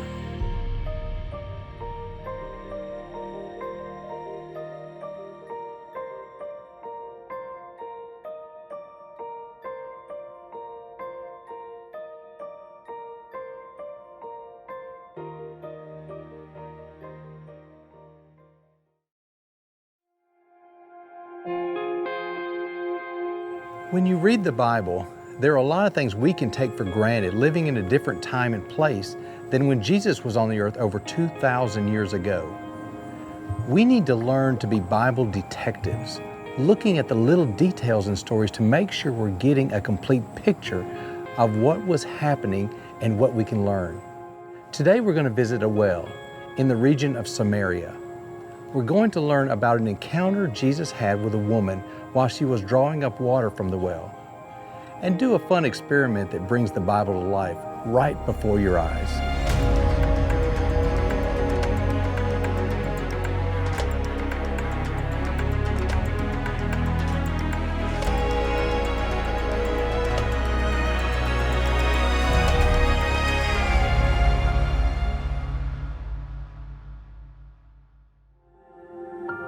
The town of Nablus is in a region of the country known as the West Bank, just 30 miles from Jerusalem. During the first century, Nablus was known by a different name, Sychar. This was the place Jesus decided to stop for a rest, mentioned in the Bible in John chapter 4. If you travel to Nablus today, it's home to a church building that has something rather peculiar in the basement.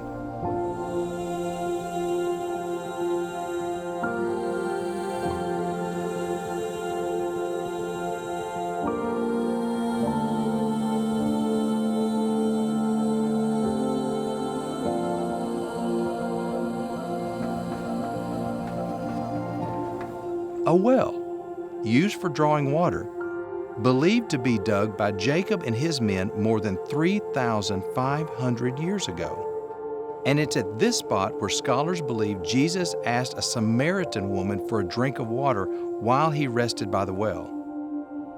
Samaritans, like this woman, and Jews, like Jesus, didn't talk to each other. Jews tended to look down on Samaritans. But does that sound like something Jesus would do? We see that the woman is surprised when Jesus asked her for some water. In John chapter 4, verse 9, we see her response. How is it that you, being a Jew, ask a drink from me, a Samaritan woman? Jesus saw this as a teachable moment. He started talking about the living water that he could provide, which would quench thirst forever. The woman didn't understand what Jesus was referring to when he talked about living water. And in response, she says in verse 11, "Sir, you have nothing to draw water with, and the well is deep. Where then do you get that living water?" Notice her statement, "The well is deep." This is one of our clues that can be pulled out of the text to help bring the scripture to life. Have you ever drawn water from a well? If you live on a farm, maybe. But for most of us, we go to our sink, turn the faucet on, and the water comes pouring out. No bucket necessary. That wasn't the way you get your water during the first century. You needed to walk to a well, much like this woman was doing. When I visited Annapolis with Jeremy DeHutt, we drew water from the well and performed a little experiment. Take a look. I'll tell you what, why don't you draw some water for us?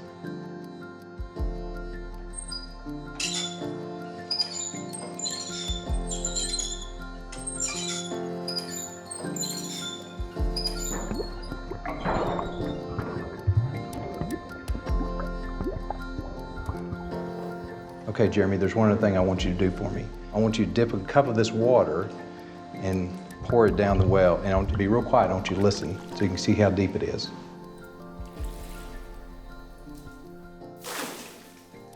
How high up is that? It's amazing, isn't it? Yeah. It's got to be well over 100 feet deep. Wow.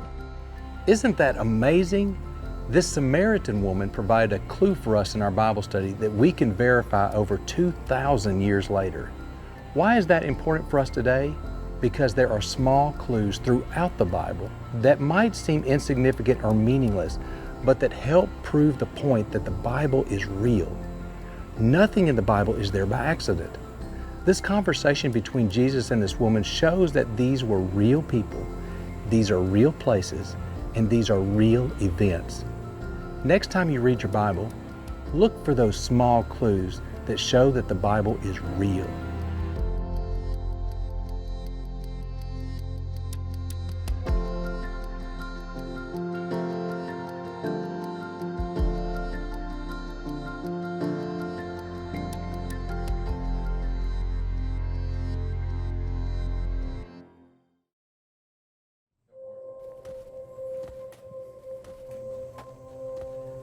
I'm sure you've heard this said before. I want you to listen carefully. Why do people tell us to listen carefully? Whether it's a parent or a teacher or someone else, usually it's because they're about to tell us something that's very important and they want to make sure we're paying attention. We live in a world with all kinds of distractions. Computers, TVs, oh yeah, and these little devices. The point is, it's become harder to listen to what's important and easier to be distracted. Jesus would often teach to large crowds of people and didn't have the luxury of using video or a loudspeaker system to broadcast his message. So how did people hear him? And were they really listening? Today, let's visit a little cove on the Sea of Galilee and try a fun experiment that I think will have you all ears.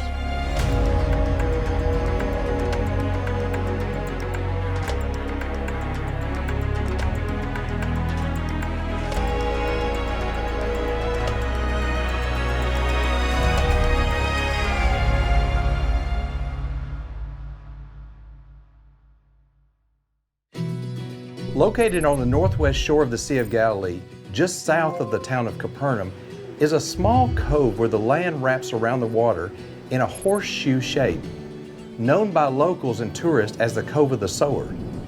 This spot is widely believed to be the location of Jesus' telling of the parable of the sower in Matthew chapter 13.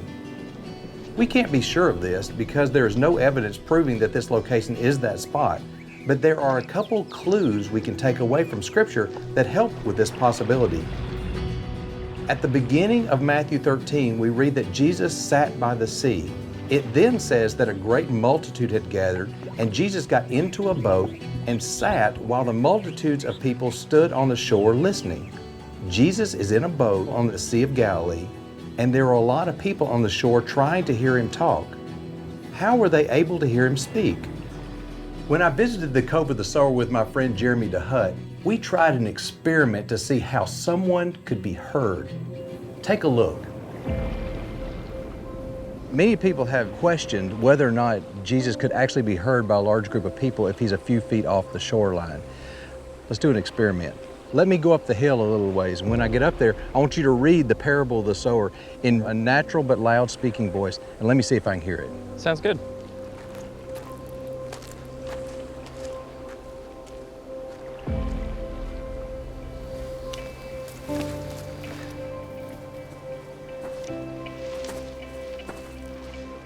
Jeremy, I'm in position.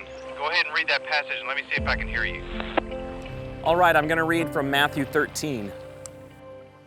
That same day, Jesus went out of the house and sat beside the sea, and great crowds gathered about him, so that he got into a boat and sat down. Isn't it amazing how the sound from Jeremy reading the Bible could be heard all the way at the top of the hill?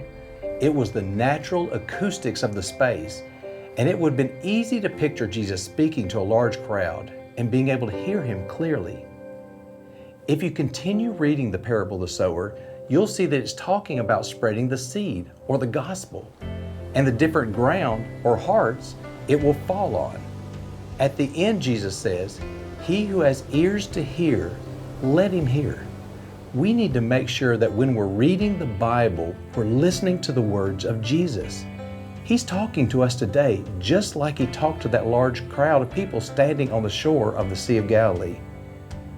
Are you taking time to get away from distractions, to read God's Word, to know what Jesus wants you to do?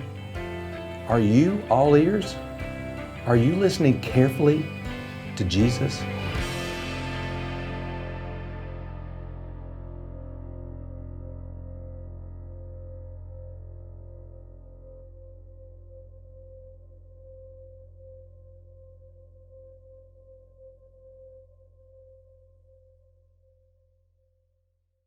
This is my favorite part of the day. And the reason is because Jeremy has gone to get lunch. So it's your favorite part because Jeremy's not here, or it's your favorite part because lunch is on the way? Actually, there's two reasons why I like right now. All right, this is episode 101, take one. Mark? We are filming some stand-ups for Lessons from the Land, the Gospels. We have about 6 folks down here.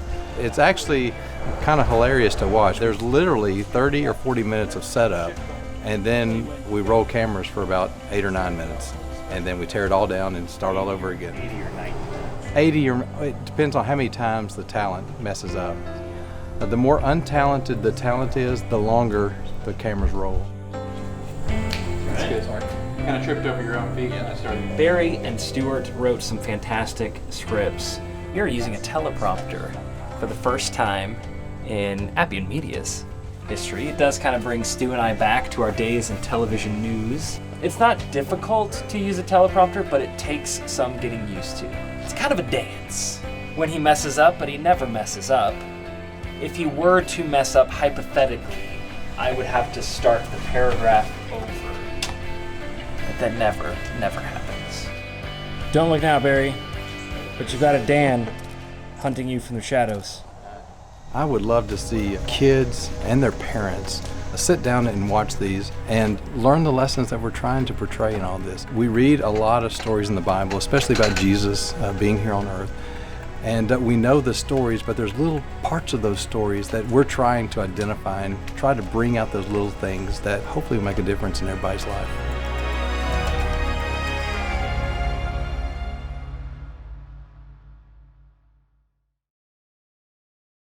I'm Craig. And I'm Stu, and we're the founders of Appian Media. We really hope that you've enjoyed the content that you've just seen. This was only made available through the generous donations of so many of you. We believe that the world should have biblically accurate, visually engaging content about the Bible, and it should be free for everyone.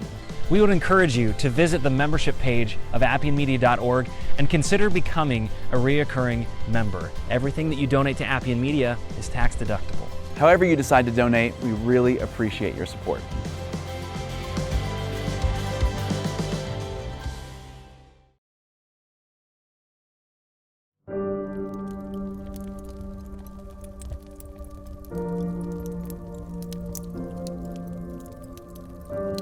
I, John, your brother and partner in the tribulation and the kingdom and the patient endurance that are in Jesus, was on the island called Patmos on account of the word of God and the testimony of Jesus. I was in the Spirit on the Lord's day, and I heard behind me a loud voice like a trumpet saying, "Write what you see in a book and send it to the 7 churches, to Ephesus, and to Smyrna, and to Pergamum, and to Thyatira, and to Sardis, and to Philadelphia, and to Laodicea." Then I turned to see the voice that was speaking to me, and on turning, I saw 7 golden lampstands. And in the midst of the lampstands, one like a son of man, clothed with a long robe and with a golden sash around his chest. The hairs of his head were white, like white wool, like snow. His eyes were like a flame of fire. His feet were like burnished bronze, refined in a furnace. And his voice was like the roar of many waters. In his right hand he held 7 stars. From his mouth came a sharp 2-edged sword.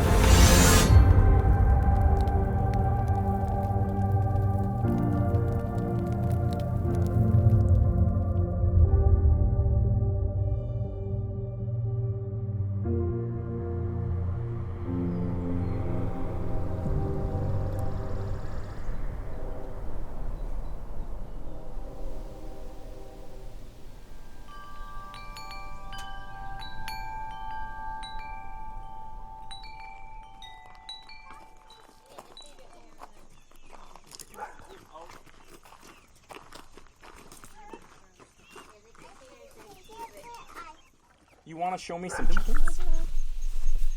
My interaction with the book of Revelation has been lifelong. I mean, I remember reading it as a kid and being so confused with the imagery of it and just not understanding what it was all talking about, when it was talking about things. It was just a couple of years ago when my teenage son, we were having a conversation about his Bible and his exposure to the Bible, and asking him, what are some weak spots in your Bible knowledge? And he said, well, there's some places in the prophets in the Old Testament and Revelation. Like, I don't get what it's about. And I was like, I get it. So before you graduate high school, we're doing Revelation.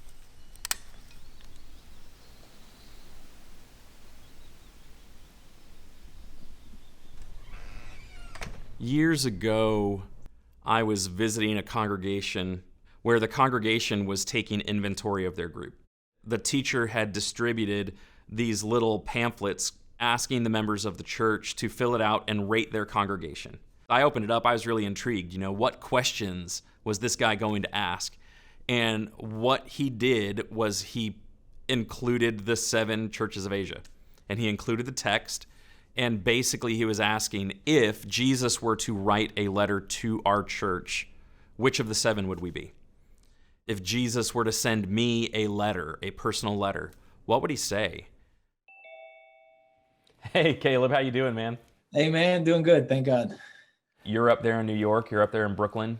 As you look at Revelation, you look at those first 3 chapters, what are the problems, what are the challenges that you think churches face today? I think one of the greatest challenges for us as Christians is to keep our eyes on things above, to set our mind on things above, to set our hearts in the heavens in the midst of all the chaos and confusion and crises around us. In America, some of the challenges are maybe complacency. We've become really comfortable. We're in a very wealthy nation, and it's very easy to lose sight of the mission of the church. without going on a huge tirade tangent against the American church, no offense or anything like that, Yeah, because yeah. I think materialism, modernism, postmodernism, a lot of the cultural things that have kind of seeped in, I think those are some of the biggest challenges that we face now in developing a culture of Christ. We are living in a time of uncertainty and doubt. In many ways, I feel like we as a church, as a people, we've given in to the fear. In some parts of the world, they're still getting legitimate persecution, like burning the churches and harming the members, whereas here it's more of a social or emotional type of persecution, not so much physical. It's fascinating to see the similarities. I've lived in different places, different states, worked with a variety of congregations, and they're saying the same thing. I mean, they're all talking about witnessing apathy, worldliness, the idea of compromising. Christians everywhere encounter the same struggles. Talk about your personal experiences and struggles and trials.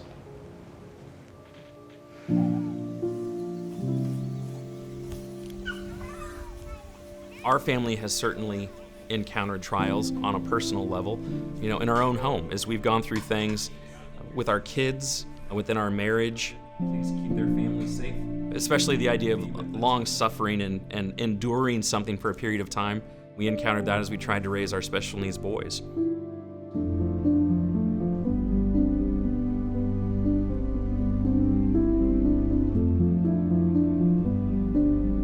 It was just an ongoing, you didn't know how long that time of service would be. And it was hard. You get worn down over time. You can feel alone, you can feel isolated, you can mistakenly think that you're the only one. You kind of get tunnel vision, super focused on your circumstances, and you're not as aware of the people around you and what they're going through. Heading to a study. We normally get together once a week over at the coffee shop. We've gone through Daniel and a harmony of the Gospels. I think one of the questions that we need to consider that most people will ask is whether the trials that we're facing are getting more difficult. And I think that's a perspective question. That if you go back and we look at what the saints were going through in the first century, we realize that what they went through was really hard. So I think there is a lot of application and relevance between what those Christians were going through and what our culture is going through. We have been granted as a gift to suffer for Him. Pain is a more powerful teacher than pleasure by far. Gets our attention. We are granted the privilege of suffering for Christ's sake. Paul Earnhardt is a friend of mine who's been preaching for decades, and he's been extremely helpful to me and my family as we have worked through some of our own personal struggles and trials. Every age and every generation, Christians face the same challenges. It may be in varying degrees in different generations, but they're all there. Revelation is significant. It gives us a vision of a time and place when there are no more tears, Amen. No more sorrows, no more disease, no more death, no more sin. That is the most blessed thought. And he intends these letters to the churches to turn them in their course. There never has been an idyllic time when we could say the churches were all doing well, and certainly things were not perfect in the churches of Asia. There will be opposition. The culture in which we live is never on our side. The gospel is always countercultural.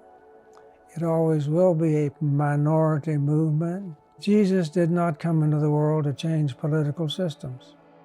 He did not come into the world to change economic systems.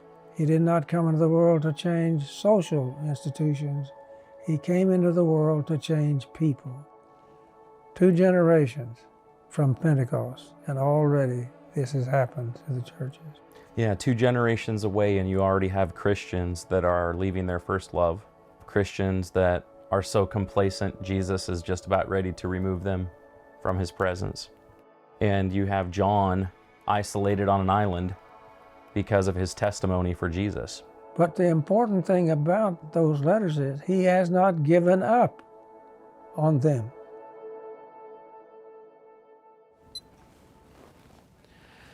Well, visiting with Paul was great.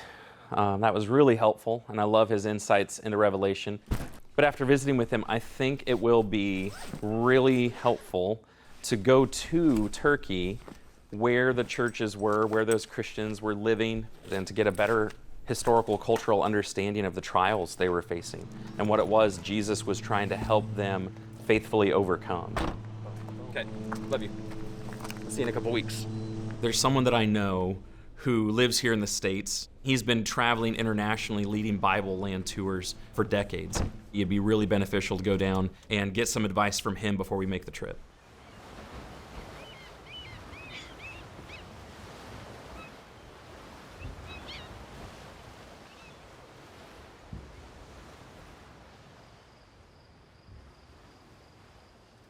I've got a collection of lamps that gives all periods of lamps. See, so that's oh, how beautiful. Yeah. So you're beginning to think in terms of 7 lamps. Mm-hmm. But actually what you have is 7 individual lampstands. Mm-hmm. So it's the stand, the church holds up the light. So the church is the lampstand holding up the light.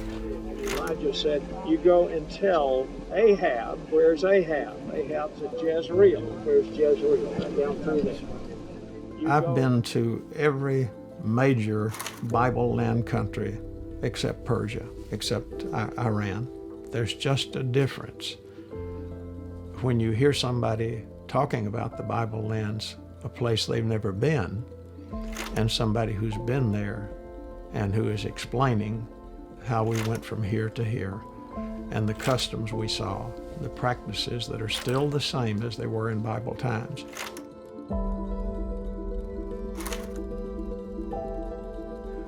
Yeah, these are my archaeology books, mostly here, all of these down to here, from there, and I ran out of space on that too. Okay. Yeah, so this one shows it. So you could do this, you could fly into Istanbul to Izmir, which is Smyrna, and from there you can visit a number of places. You have Ephesus, and then you can go north from there. You can go to Pergamum. So you do then the Thyatira, and you come on down Sardis, and then Philadelphia, and then Laodicea. Yep. This was a postal route. So you actually started down here, you went up like this, you came down like this, and this was a main road too. Are there any things that we need to be aware of? Any concerns that we need to have as we make the trip? Actually, Turkey is a very friendly place. Get your guide that you know to write you a statement. And what they write in my little notebook is something like, these men are history teachers, and they are wanting to see historical sites, and please help them any way you can. Something like that. They write it in Turkish. Okay. And so then you go, you show that, oh, they just light up. Because they want to show you something. They want to help you.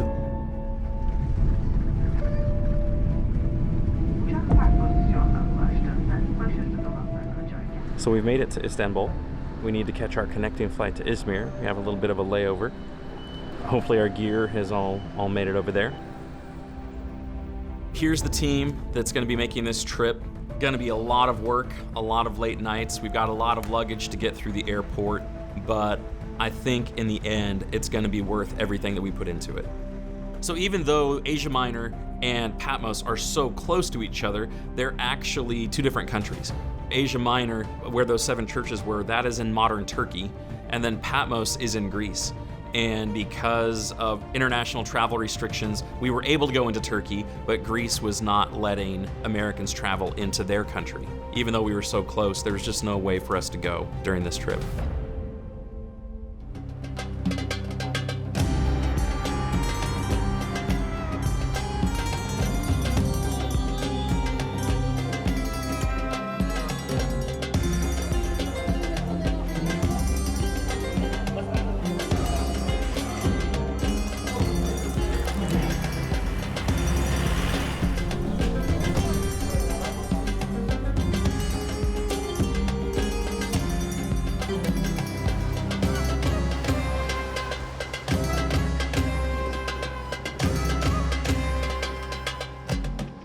When visiting with Farrell, he mentioned a friend of his that he's known for a while who lives in Turkey. His name is Mark Wilson. Mark has been there for about 15 years, living there with his wife, and I think he is going to be the right man for the job, leading us around to the sites of the 7 churches. As we talk about John himself, we're told that he is the companion and the sharer of the sufferings of these Christians here in the 7 churches. And so this is the very reason now that he is no longer with them as a leader. So he's been separated from them, put on the island of Patmos. And so you can feel the pastor's heart in John, as he's writing to them. And from the island of Patmos on a clear day, you can actually see the coast of Asia Minor. So you can just imagine looking across and praying for the churches and knowing what's going on there and hoping that the revelation that he's had is an encouragement to them to persevere and heed the words of Jesus. Jesus acknowledges the fact that John is someone who has been a faithful witness, and then Jesus identifies himself as a faithful witness. And then through the course of Revelation, John and Jesus are communicating to others, trying to encourage them to be faithful witnesses. I feel like we got a little sense of what that would have been like, not to the degree that John felt, but we were right there and we'd made this trip and we were so close yet so far away. I think John would have felt that magnified. There's a tradition on the island that his nephew by the name of Prochorus is with him there, and he's the one who's actually writing down the visions for John as he's receiving them, and then he becomes the messenger. So he comes by ship, arriving in Ephesus, and then makes the circuit, going to the 7 churches. It follows a natural road that we know about that existed in the 1st century.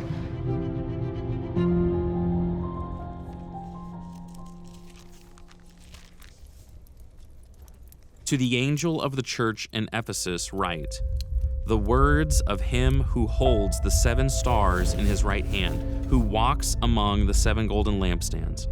I know your works, your toil, and your patient endurance, and how you cannot bear with those who are evil, but have tested those who call themselves apostles and are not, and found them to be false. I know you are enduring patiently and bearing up for my name's sake, and you have not grown weary. But I have this against you, that you have abandoned the love you had at first. Remember, therefore, from where you have fallen, repent, and do the works you did at first. If not, I will come to you and remove your lampstand from its place, unless you repent.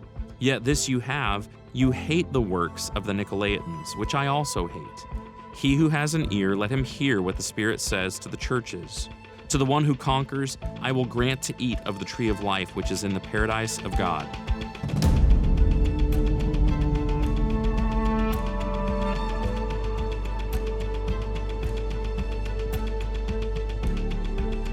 So by the time of Paul and John in the 1st century, because of silting, the harbor had significantly decreased in size, and so it was reached by this narrow channel coming in from the Aegean Sea.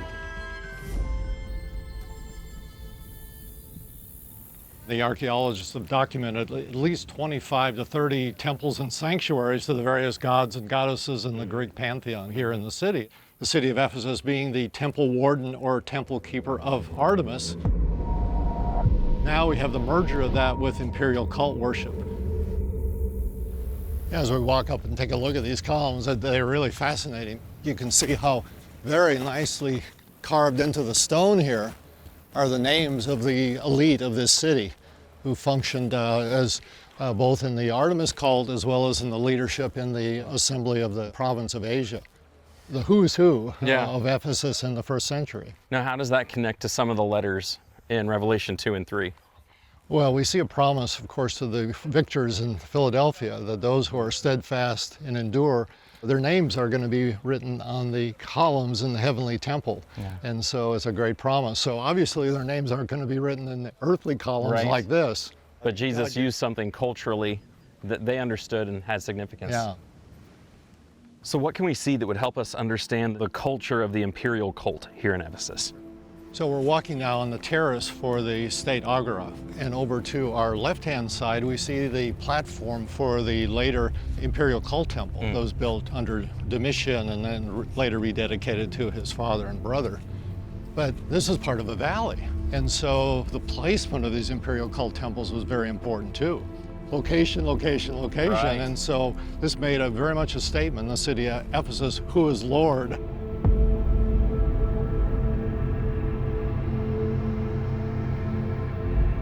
In the museum, you'll see one of the heads from the statue. So these supersized emperors that ruled over this city. You really get a perspective as you stand in front of this monumental structure here, and everyone would see that imperial cult temple. The reason for the emperor worship was not religious, it was political. They were using that system to keep their empire together.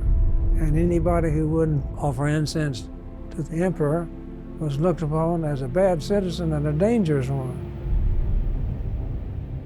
We're looking at a beautiful fountain dating to the early 2nd century, and the leading citizen dedicated this to the Emperor Trajan. So any idea what that round thing is? No. The ancients actually understood that the world was round, and so it's the globe, the globus. He's got his foot on it. Yeah. Right foot, showing domination. Again, we're looking at symbolism, how important it was of the Roman power in the empire, especially here in the city of Ephesus. This is the Greek goddess of victory. She's got her left arm outstretched, holding something. Any idea what that might be? It looks like a wreath. It is a wreath. The theme of victory, of course, is very important to Revelation. And, huge. The Greek word nikao ends the promises to each of the 7 churches there. To the one who is victorious, the promise is that they will receive the crown, or really wreath of life. And then in one of his later visions, John's looking up to heaven and he sees a crowd there. And they're wearing white robes, but what are they holding? Palm branches. So what's Nike holding there? Palm branches. They are the victors. They have overcome and have made their way into the presence of God. So culturally, what's the significance? When would people here in Ephesus have seen someone receiving a wreath? Oh, at the games that would be held regularly in the stadiums here and in many of the cities of the 7 churches. So the idea of athletic competition was very relatable to the audience of Revelation. Yeah, they love their sports just as much as we do today. I don't think it's an overstatement to talk about how impressive it is to walk the streets of Ephesus. All along the way, you would have had these statues and these busts. You would have seen all of these idols placed there. It just would have been overwhelming to walk that street and to see how prolific idolatry was. And it was just in your face.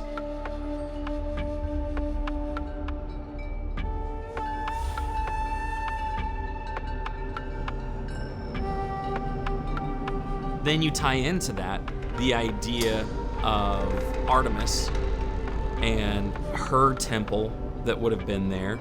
When you hear that, you think back to Acts and you think about the riot that took place in Ephesus because of the influence of Paul. The statues of Artemis or Diana, their sales had gone down. It was just everywhere.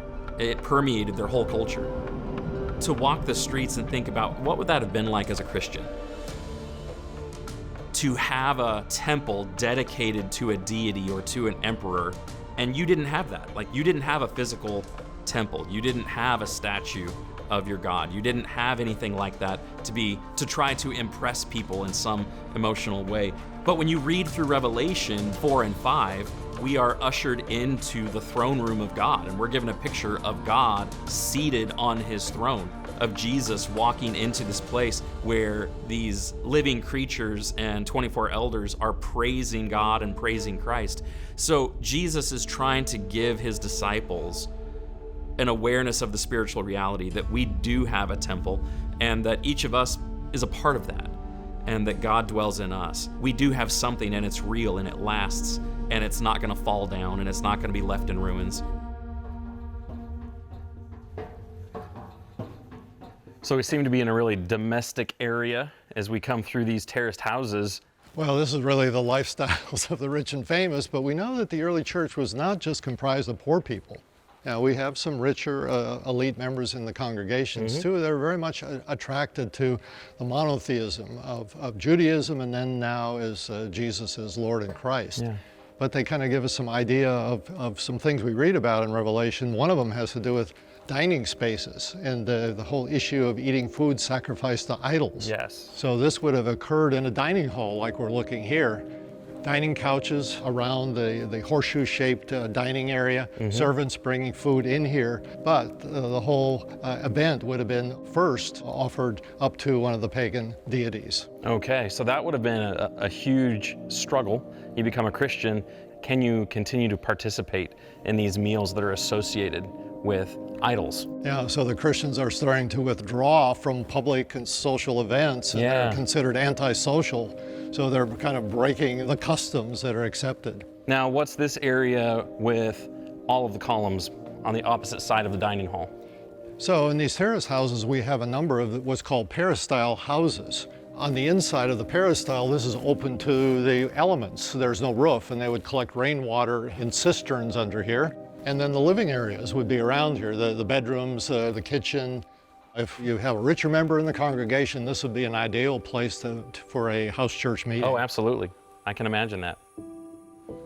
So it could be that the churches in Revelation are assembling in places like this. Yeah, very much so.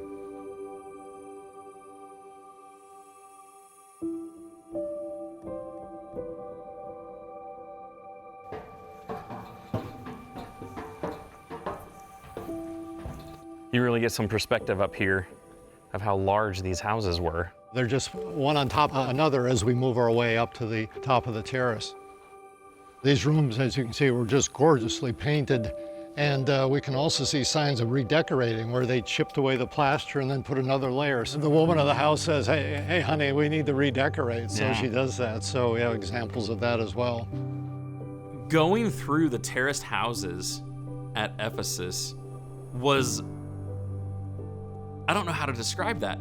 Most people, when they think about going to worship, assembling with their church family, most congregations have a property or a building that they've constructed, and they've got a sign out front in their own paved parking lot, and some people have large signs to advertise who they are. But that is not how most congregations get started even today, and that's certainly not how they got started back in the first century. Thinking about a place like this is likely where the congregation there in Ephesus got started, where they're meeting in these open courtyards, they're meeting in these personal homes, in places that can accommodate the size. It's not about trying to have some super impressive place, it's about meeting the needs. Where can we meet? So I thought about that as we were walking through the courtyards and thinking how little has changed between the first century and now.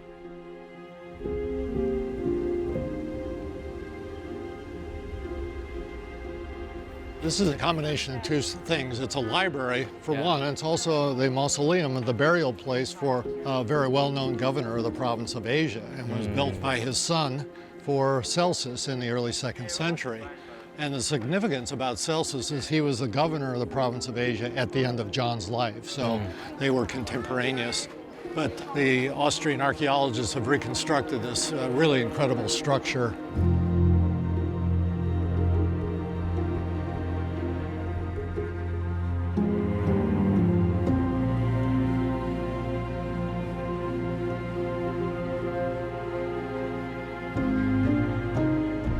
We know very clearly, Josephus and other writers tells us that there were Jews in this city, but archaeologically speaking, very little has been found. But when they were excavating here in the library and doing the restoration some years ago, they found this very interesting thing.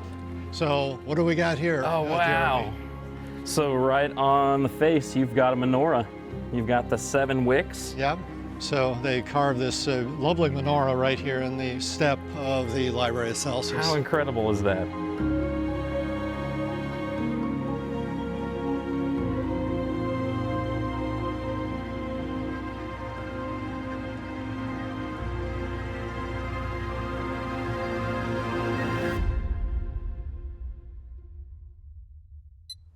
To be in Ephesus, to see the city and see how steeped it was in idolatry, the pressure to compromise and try to keep a foot both in the Christian faith but in idolatry and emperor worship, it would have been hard, and there are pressures in our culture today on Christians to compromise, to soften our message, and to try to make Christianity more palatable, more marketable, more acceptable to people.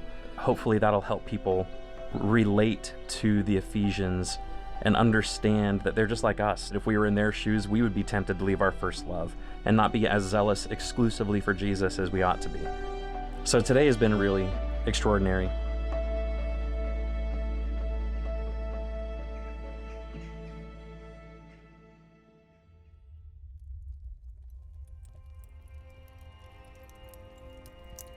And to the angel of the church in Smyrna write, the words of the first and the last, who died and came to life. I know your tribulation and your poverty, but you are rich. And the slander of those who say that they are Jews and are not, but are a synagogue of Satan. Do not fear what you are about to suffer. Behold, the devil is about to throw some of you into prison, that you may be tested, and for 10 days you will have tribulation.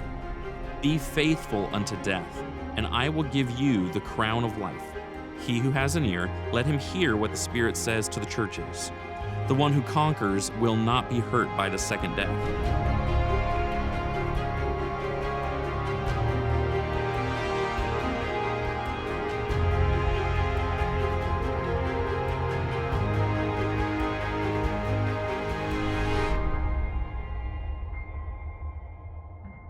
I can already tell that it's going to be invaluable to have Mark with us. He has connections to a lot of different specialists in many of these locations. Smyrna is the most beautiful city of Ionia. It's the political and commercial heart of the city. We are at the courtyard of Agora, the city center of the modern city. So tell me a little bit about your background. How are you connected to the Agora excavations? Well, I'm an archaeologist, and I'm working for here more than 12 years. I'm the part of the excavation team in here. During the Archaic period, the city of Smyrna was located at Bayrakli, on the other side of the Gulf of Izmir, at north. This building is first built in the 2nd century BC. What are the different layers that we're seeing here on the walls? Well, we have 2 different layers of stucco, or the plasters in here. Most of them made after the earthquake, which takes place in the Agora in 177. It's a huge earthquake. The whole city is collapsed. So by the generous aids of Marcus Aurelius, the emperor didn't take any taxes for 10 years, and they rebuilt the city in such a small amount of time. So you can see lots of different layers in here just because of the fast reconstructions in here. Turkey has been struck by a powerful earthquake off its Aegean coast, a magnitude of 7.0. At least 20 buildings have collapsed. More than 70 people lost their lives and nearly 1,000 were injured. We know from history that Asia Minor is prone to large earthquakes. About a week and a half after being in Turkey, that was the epicenter of this 7.0 magnitude earthquake that hit the region. And that was just scary. We missed that earthquake by just a week and a half. So to realize what we read about in the history of these cities is still going on. I'm starting to see inscriptions. Some of them are quite new. Yes. Yeah, this is just because of the part of the vandalism the modern people made. But these are the graffitis. People can imagine the harbor and the ships, so they can come here and depict it. And these areas open to the citizens, the normal people. They are shop vendors. They are tenders. They are trying to selling their goods in here. It's hard to imagine, but there are hundreds of people in here. So when they are selling their goods, they can depict something. And they are not artisans. They are normal people, just like you and me. Now there's some special graffiti that we want to try to see. Yes. Are we able to go in and see that?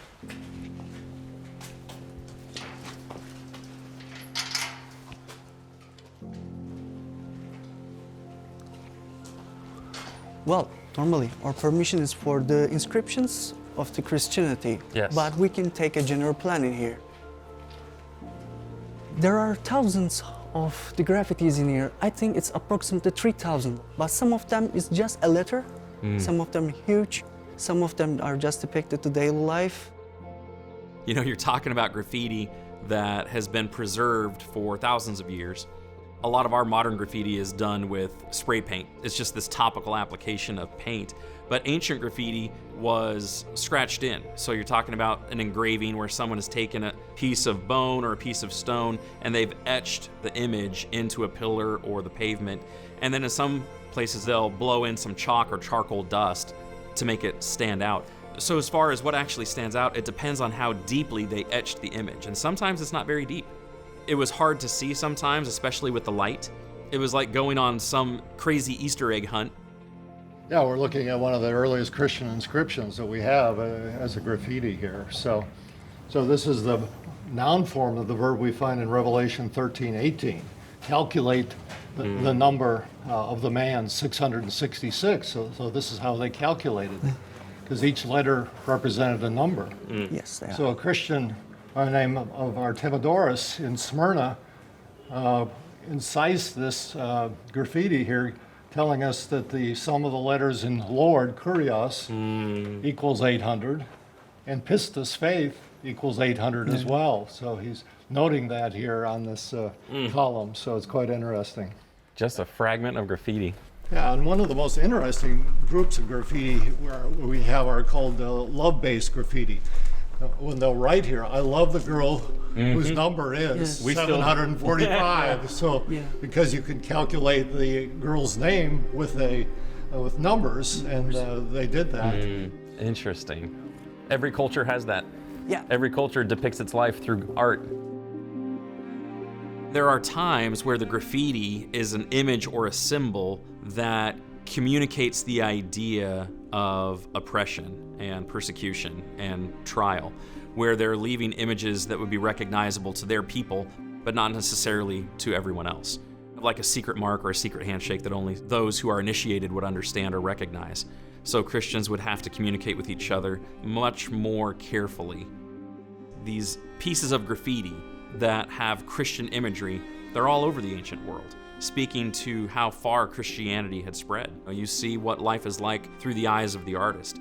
And Smyrna, out of all the cities, is not particularly wealthy historically. Economically, it was on the lower end. And so these people would have been your average blue-collar people, living life and trying to be a disciple under their circumstances. So that's super relatable. I mean, any blue-collar worker, anybody who has less, this is where you would have been. And so to read through that letter and to realize Jesus understands them, he understands their daily life, he sees them, looking at that everyday graffiti really reminded me of that. And so there was value even in that graffiti, not just the Christian artwork.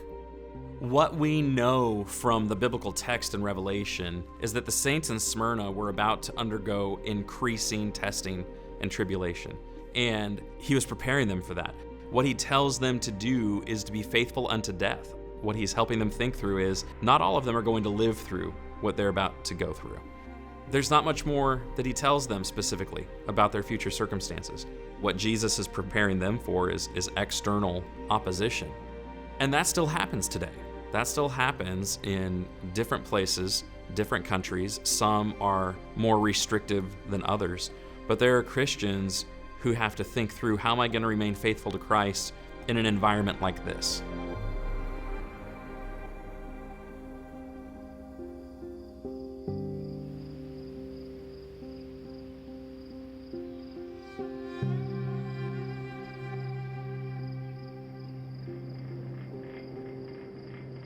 I've lived in Tahlequah, Oklahoma all the way up until I was like 25 or so.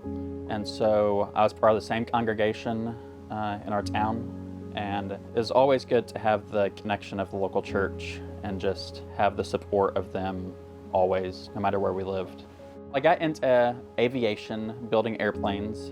My wife and I, we had plans of moving to Saudi Arabia for a while, and as I got the job offer to build military planes over there, everything just seemed to work out perfectly. It seemed like this is God's plan. And so we sold our house and most things that we owned and moved over there.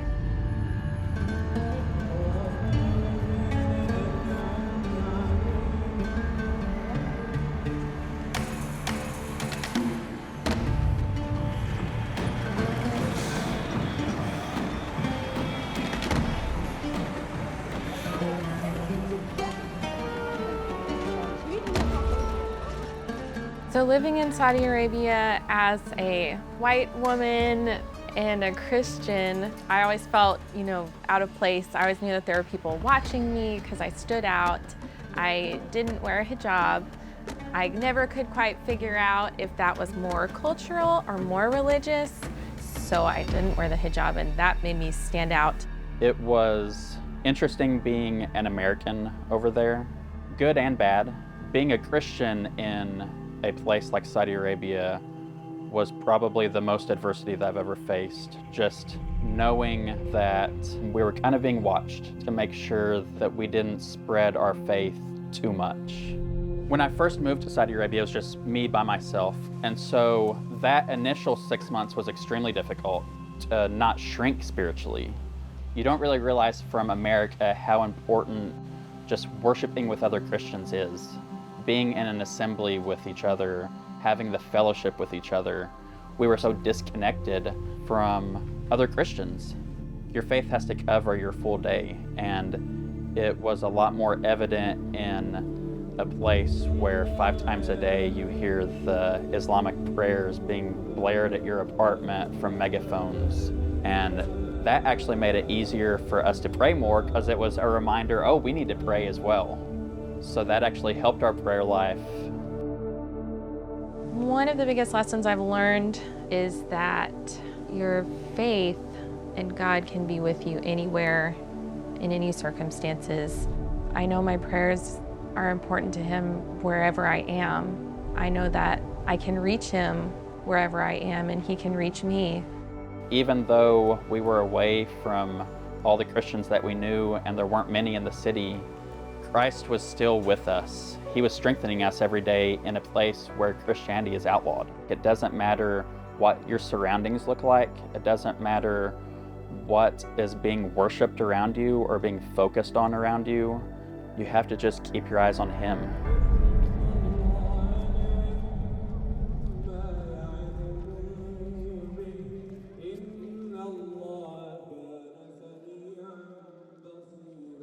And to the angel of the church in Pergamum write, the words of Him who has the sharp two-edged sword. I know where you dwell, where Satan's throne is. Yet you hold fast my name, and you did not deny my faith even in the days of Antipas, my faithful witness, who was killed among you where Satan dwells. But I have a few things against you.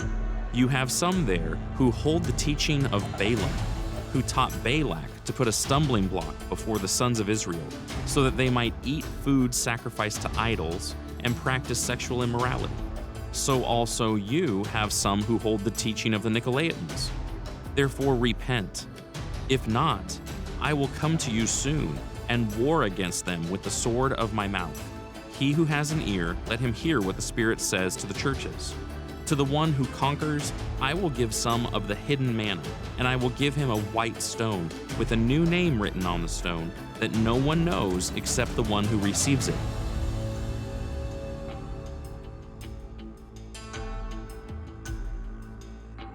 We're up about 1,000 feet over the valley below. Spectacular setting here. Oh, it's incredible. It's one of the most unique cities in the ancient world here at Pergamum.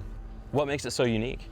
Well, the fact that they located the city on this really impregnable fortress up here, and so you can really understand why it's so defensible. Our near view right below us, we have the steepest theater in the Greek world. So how many people could sit there? Somewhere in a neighborhood of 15,000 or so. 15,000. The nosebleed seats way up the top. I mean, that's really an incredible theater there. And then right next to it, a Temple of Dionysus. So these are from the Hellenistic period.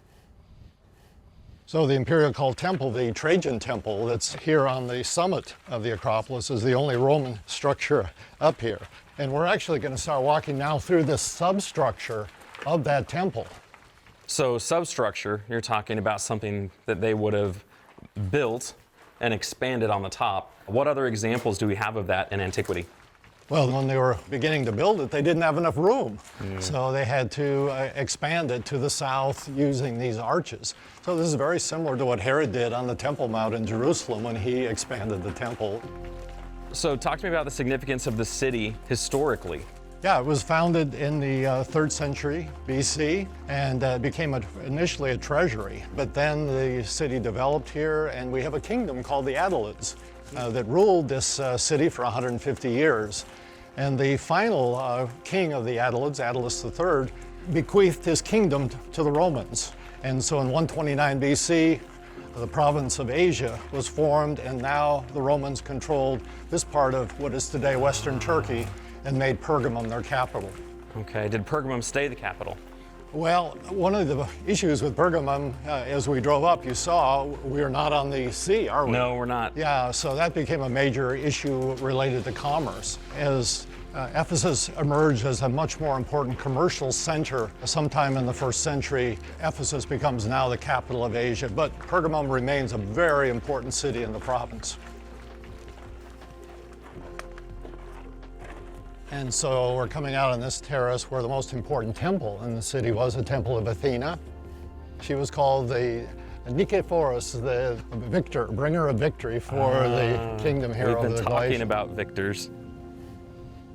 Well, I like to point this inscription out because it has names of 2 of our 7 churches on it. And of course, the one we're at right now, Pergamum, yes, but also the next church, Thyatira. So this is the neighboring city just to the southeast. And so they are honoring their neighbor here by erecting this inscription for the honor that they've been given to be the first and the second neochorus of the emperor. So this is our key word again, dealing with the ability of hosting an imperial cult temple in your city. So the first one built for Augustus in 29 BC, this one built in the early 2nd century for Trajan.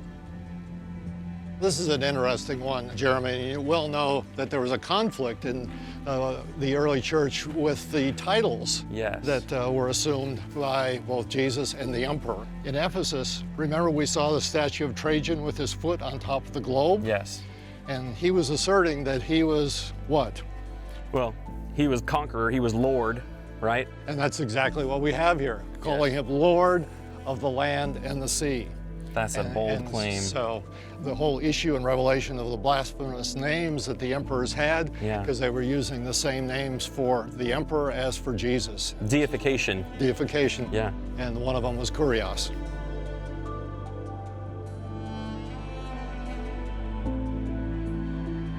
Another big issue in Revelation is the image or statue of the beast. As we look down in the end of this hallway, we see a statue of the Emperor Trajan. His head is missing, and this is a copy of the original ones in the museum. These statues would have been everywhere in the cities of the 7 churches. This particular one shows him as the head of the Roman legions in his military garb. So strength and might and conquering victory. Absolutely, and he would also be depicted totally naked, which was how male Greek gods were depicted as well, showing his divine nature.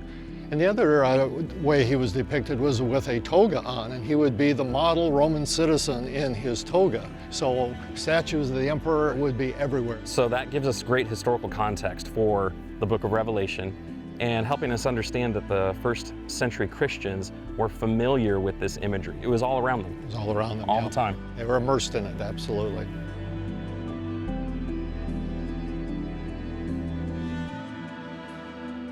What do we have here with these steps leading up to this tree? Well, we got the base of the altar of Zeus, and this was the largest altar in antiquity. So Pergamum was very famous for having this altar here in the city.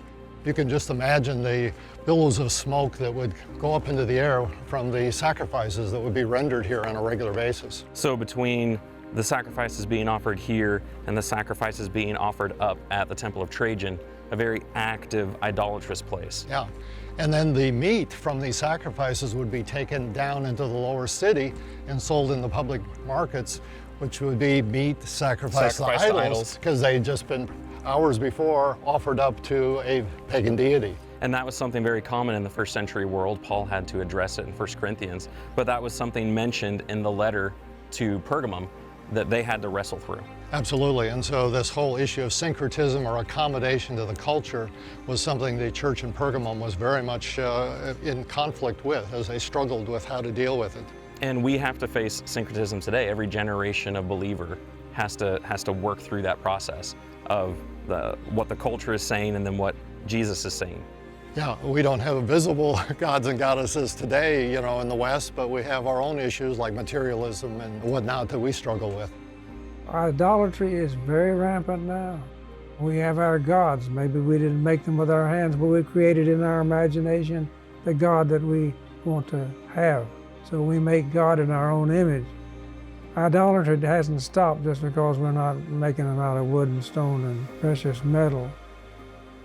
There's another phrase in the letter to Pergamum that talks about the teachings of Balaam and the sexual immorality that they were facing. How is that relevant to Pergamum as a city?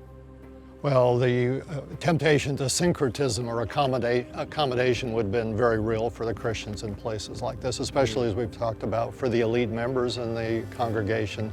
We have both external pressure coming from the Roman governors and then internal issues with some false teaching that are going on.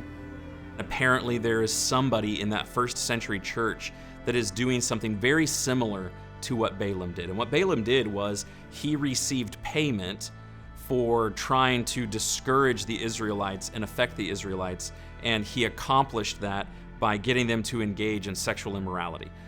So for profit, Balaam authorized and tricked the Israelites into being sensual. And that's something that takes place in every age, but certainly took place at Pergamum, and they were being warned about that. It was easier to understand the letter that Jesus sent to Pergamum after walking the ancient city, going to the top of the hill where there used to be this altar to Zeus. And then just maybe 100 yards away, there was this huge structure dedicated to the Roman emperor. Jesus's letter had to do with not compromising. Farrell Jenkins made the point that the first century world was not persecuting Christians for their faith in Christ. They were persecuting Christians for their exclusive faith in Christ, the fact that they wouldn't compromise and acknowledge all of these other deities and participate in the cultural and religious practices of this idol worship.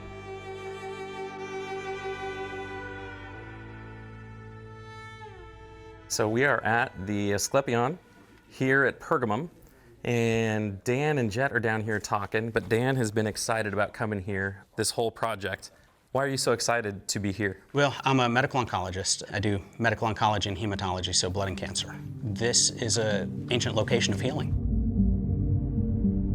The Asclepion, you'll see the stone columns with the snake wrapped around, generally a staff, and the snake was associated with healing. And we even think about the story of Moses and the bronze serpent. Even modern medicine uses the caduceus as well as the staff of Asclepion.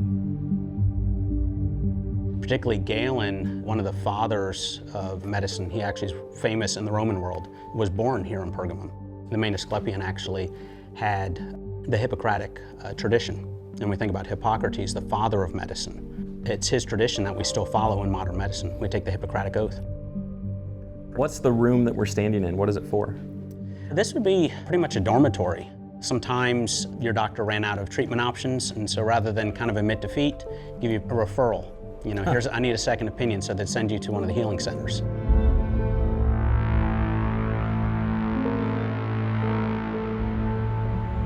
Right around the corner, there's a healing tunnel.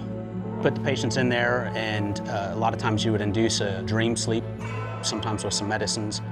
Healing could actually come through your dreams from the gods. You would actually stay in there, and the priest could be up above, kind of through the skylights, shouting encouraging words down to you.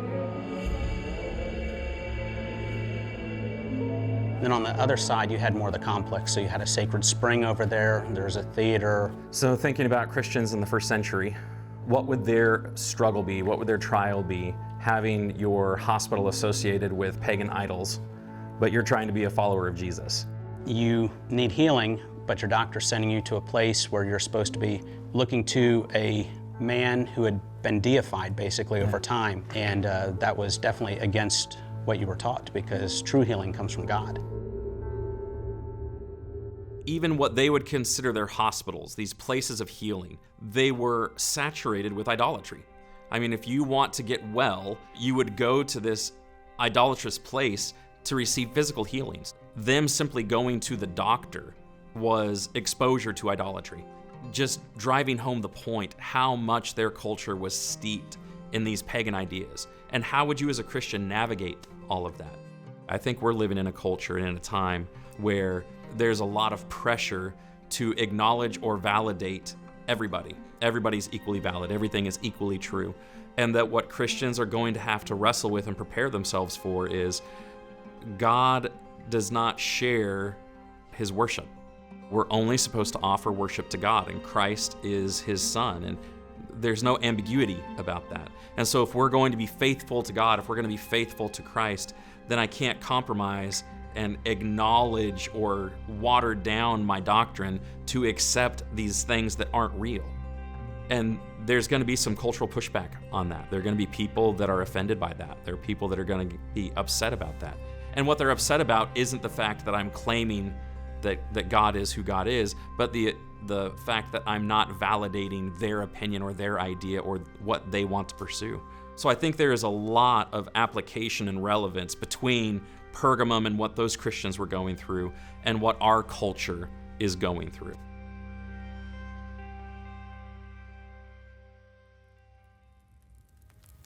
To the angel of the church in Thyatira write, the words of the Son of God, who has eyes like a flame of fire and whose feet are like burnished bronze. I know your works, your love and faith and service and patient endurance, and that your latter works exceed the first. But I have this against you, that you tolerate that woman Jezebel, who calls herself a prophetess and is teaching and seducing my servants to practice sexual immorality and to eat food sacrificed to idols. I gave her time to repent, but she refuses to repent of her sexual immorality. Behold, I will throw her onto a sickbed, and those who commit adultery with her I will throw into great tribulation, unless they repent of her works. And I will strike her children dead, and all the churches will know that I am he who searches mind and heart, and I will give to each of you according to your works. But to the rest of you in Thyatira, who do not hold this teaching, who have not learned what some call the deep things of Satan, to you I say, I do not lay on you any other burden.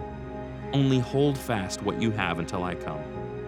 The one who conquers and who keeps my works until the end, to him I will give authority over the nations, and he will rule them with a rod of iron, as when earthen pots are broken in pieces, even as I myself have received authority from my Father. And I will give him the morning star. He who has an ear, let him hear what the Spirit says to the churches.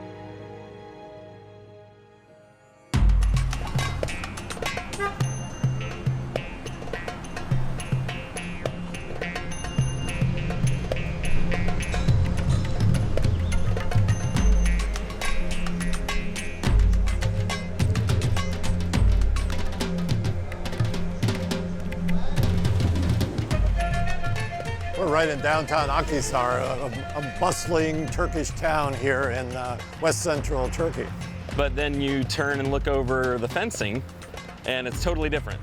Exactly. We've got the ancient city of Thyatira right here. So the modern city is built around the ancient city. Compared to some of the other places we've seen, there's not much here. This is part of the issue of urban archaeology, you know, when a modern city is built over an ancient one. So I would imagine we have a lot more underneath us. Yeah, all around here, if you dig down under these apartment buildings, you're going to find ruins. What are the buildings that we're looking at? Well, we've got a Roman stoa, we've got a later Byzantine basilica, so we're clearly in the central part of the ancient city.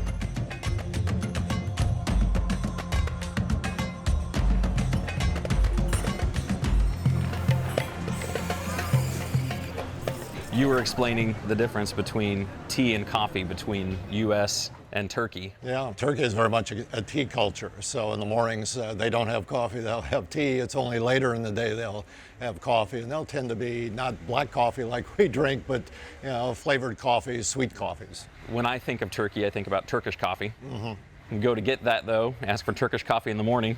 You don't. That's a faux pas. Why is that a faux pas? Well, Turkish coffee is typically drunk only after at least lunch, or more typically after the evening meal. It's like the final course, you know, usually with fruit or some sort of a sweet. So what is it like to live in a place where you're eating and dining and living right next to such history? Yeah, for me, the immediacy of these texts, you know, is just renewed over and over when I come back here and visit them. I'm reading them and re-engaging with these texts. So it's just a constant reminder of, you know, John and Paul and the other apostles speaking to me in a for me, much more vivid way. Does it make you more passionate about what the Bible has to say? Oh, very much so. And that passion in me is to communicate it and share it with others. So that's why I'm so delighted that you're here. Yeah, absolutely. I've been pronouncing it Thyatira. You've been pronouncing it Thyatira, which is the influence of hanging around with some Greek guides who know how to speak Greek. Pronounce Greek. Well, it's the central letter of the seven, and it's the longest. So it's a bit ironic that the least number of ruins are in this city. Right. But Jesus speaks the most words to this particular church. Yeah. And we've got a very famous lady from this city. Do you remember her? Yes, Lydia from Acts. Yeah, and Paul runs into her in Philippi when he's there, a Roman colony. So she apparently is representing the guild of the purple dyers in there, selling them the dye they need for their togas and clothing. This is a city that had many trade guilds, and we know them from the inscriptions here in the archaeological park. They have two inscriptions that mention the fullers and the wool workers. So we know they were active in this city for centuries. One of the things that Mark talks about throughout this trip is this element of the first century world called the trade guilds. Very similar to our modern unions. If you wanted to participate in the economy of the day, it was helpful to belong to a trade guild. And to belong to the trade guild, you had to pay your dues, you know, you had to agree with what they agreed with. And a lot of that was steeped in some form of idolatry, where there was a god or a deity that was associated with each guild.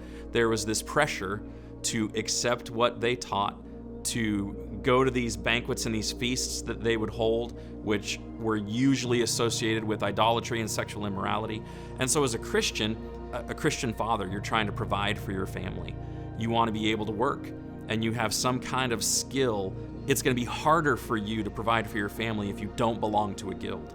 And so the pressure was just economic.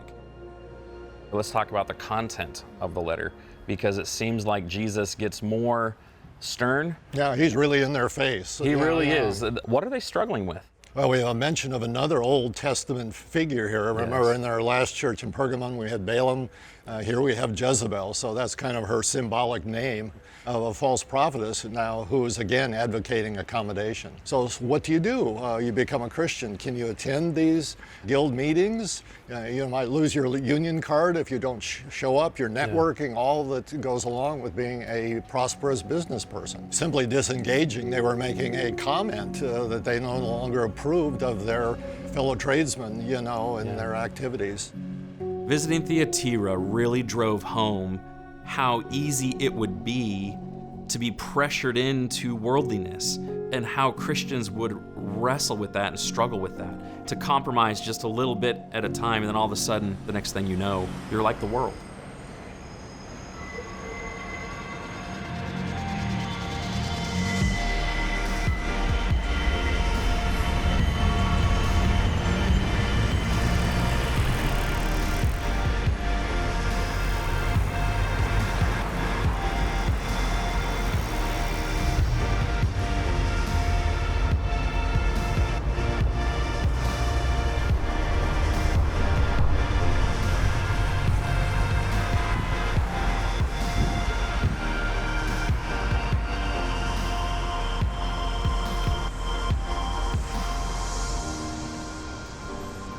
I leave Indiana, I go down to Florida College. One of the guys who I became friends with at camp also went to Florida College. So I spent a lot of time with him, and his roommate was Roger Polanco. Roger is my brother-in-law, and we both work here in New York City, sharing the gospel with people. Within a week or two of being in New York, I was in love with the city. I grew up here, and I love it here. I love the people. There's always people around. and you feel like there's always something to do. I've always felt suited for New York. And he was a mess. He was kind of a character at the time. I got around the wrong kind of people, but then I started getting around good people, or good people started getting around me. At that time, his life really changed. I've never seen somebody change as quickly as he did. And from that time on, he was serious about sharing the gospel with people, about teaching people about Jesus.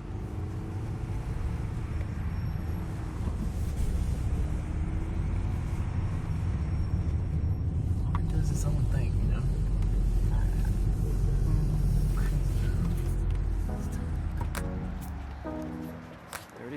There was something special about being able to come to a place where people had none of the privileges that I had had, spiritual privileges growing up, and yet see their faith and devotion, their eagerness to learn about the Lord and to get to know God. I think the book of Revelation, especially when he's addressing the 7 churches, really helps you to see that, number one, people were part of a local church, that there were differences, but that you lived in that community. Jesus expected you to be there. And I think that's important. And I think there are tremendous benefits from studying the scriptures with people who are different than you.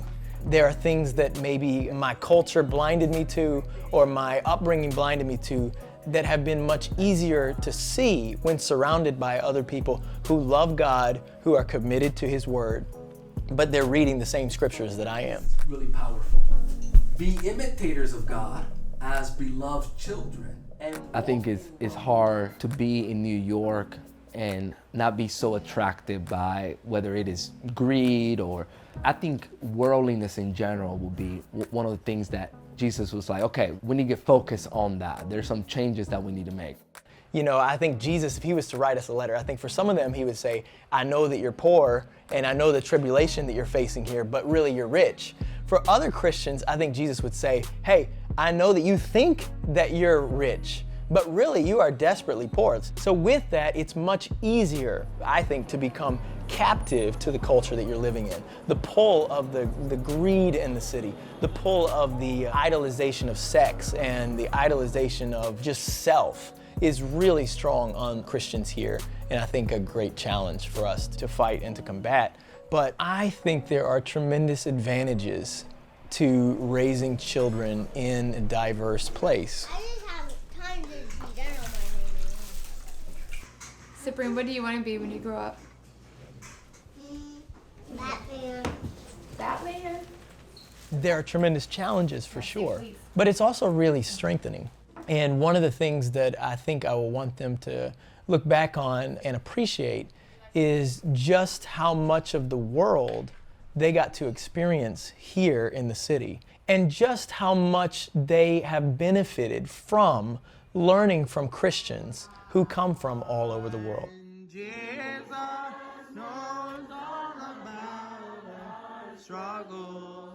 We're blessed to be able to worship with brethren from South America, all over the Caribbean, Africa, the Middle East, Asia. I mean, it's a very diverse church family.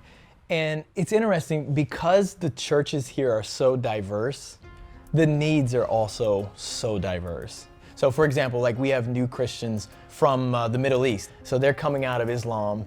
Now they are no longer allowed to return. They had to apply for asylum when they became Christians, because if they were to return, there'd be a good chance that they could be hurt or even killed. So for them, you know, some of what's said to the church is about persevering and enduring, and you know, you're being tested right now, but this is just going to be temporary. Those messages would ring very strong and be very important for them.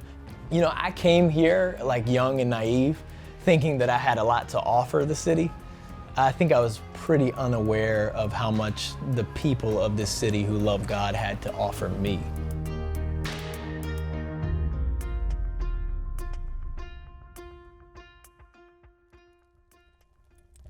To the angel of the church in Sardis write, the words of him who has the 7 spirits of God and the 7 stars. I know your works. You have the reputation of being alive, but you are dead. Wake up and strengthen what remains and is about to die, for I have not found your works complete in the sight of my God. Remember then what you received and heard. Keep it and repent. If you will not wake up, I will come like a thief, and you will not know at what hour I will come against you.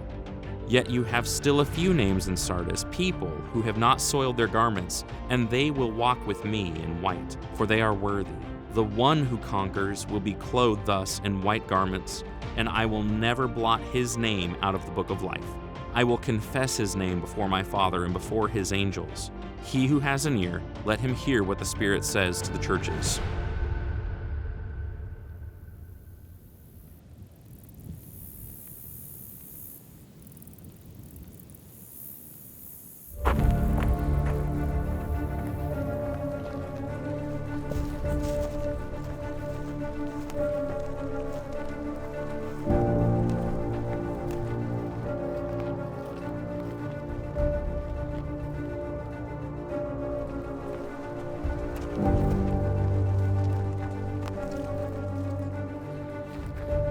Careful, careful, careful. You got it?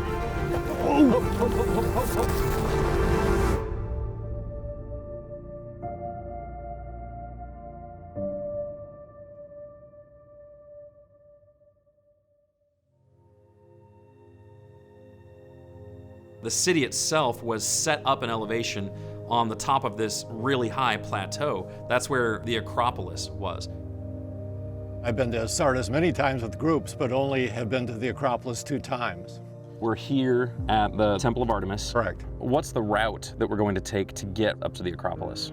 Well, there's a path coming in a ravine right behind the temple. We're going to follow that up through the open clearing and make our way up on this ridge, and then we get to a final ascent, which is quite steep. Okay. Let's do it.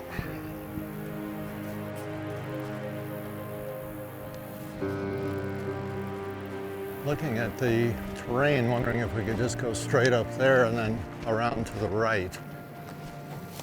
Yeah, so we'll end up just going straight up through the vineyard. There's a fence line there.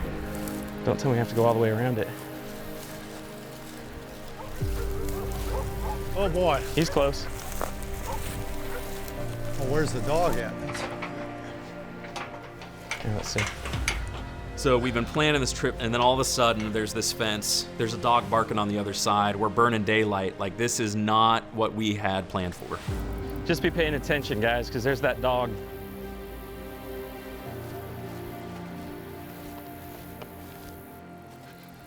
There we go. I think this is where the other trail comes up from the ravine. See, we got a clear trail going up now.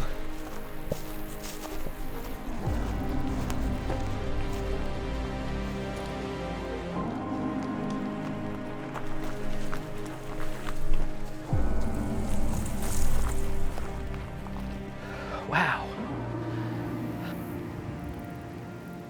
Well, we're within view. We are within view. It's exciting. Here's the trail switching back. Careful, careful, careful. Yeah. You got it? Oh. Ho, ho, ho, ho, ho. That was not good. Can you get it?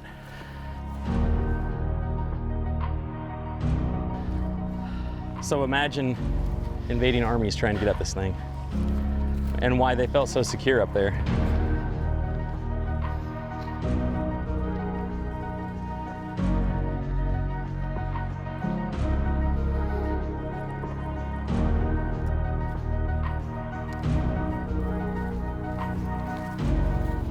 Oh, yeah, the view is outstanding.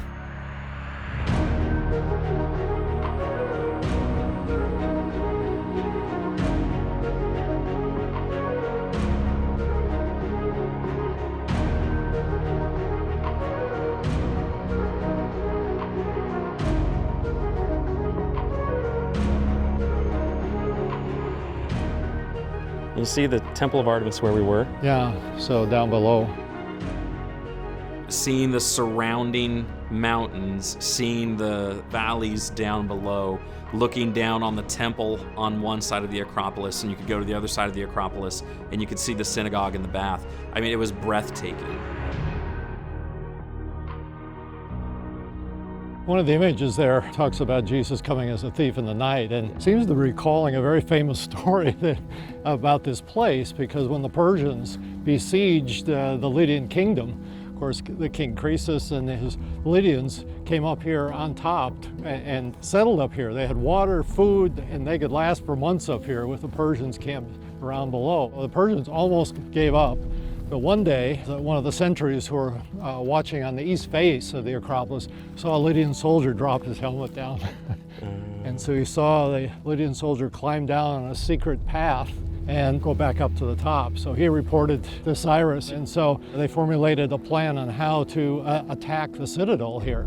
So they did on one side, painted an attack there, and then they sent a commando unit up the back, came through the wall, able to open the gates, and this citadel was captured. So it seems like in the letter to Sardis, he's playing off of that, but he's warning against prideful self-deception, where you think you're one thing, you think you're strong, you think you're defensible, but really you're not. And that seemed to be going on with the Christians at Sardis. Yeah, the same false sense of security that the Lydians had up here, the Christians now seem to have too, you know, in their walk with Jesus. So you need to be able to see yourself the way the Lord sees you. And it also seems to mention there's a group of the saints there at Sardis that have not given into that self-deception. They really do see themselves the way that they should, humbly. And the admonition to them is to hold fast and to hang on. Yeah, they seem to be kind of a mediocre church, you know, not doing anything really wrong, but they're really not excelling either. Right. So there's some encouragement there. You know, you can be a part of a group that maybe isn't everything that the Lord wants it to be, but he still sees you as faithful. Absolutely. And he hasn't removed you from among his churches yet. Yeah. But there's a warning to repent and make the changes you need to make. Yeah, fire up and get some more passion for following Jesus. Yeah. I think that's one of the lessons here. After making that strenuous hike and realizing the effort that it took just for our team to try to get up there, I can imagine how the citizens of Sardis would have felt about their location. Like, who on earth would be able to get up there and take them down? They were literally the kings of the hill, but they weren't. Jesus is trying to humble them. He's trying to help them understand. We need to take that lesson to heart as well. It is so easy for us to be prideful, to be more confident in where we are, and we need to be careful of that. We need to take heed lest we fall. And we need to be humble and honest about our strengths and especially our weaknesses.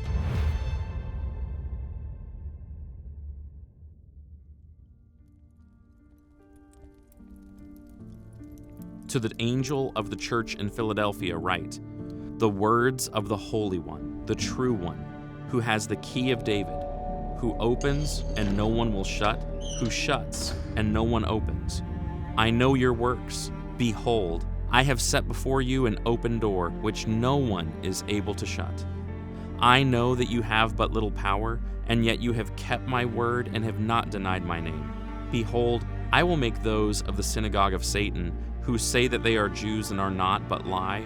Behold, I will make them come and bow down before your feet, and they will learn that I have loved you.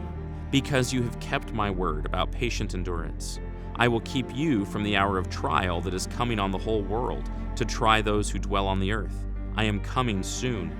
Hold fast what you have, so that no one may seize your crown. The one who conquers, I will make him a pillar in the temple of my God. Never shall he go out of it. And I will write on him the name of my God, and the name of the city of my God, the New Jerusalem, which comes down from my God out of heaven, and my own new name. He who has an ear, let him hear what the Spirit says to the churches.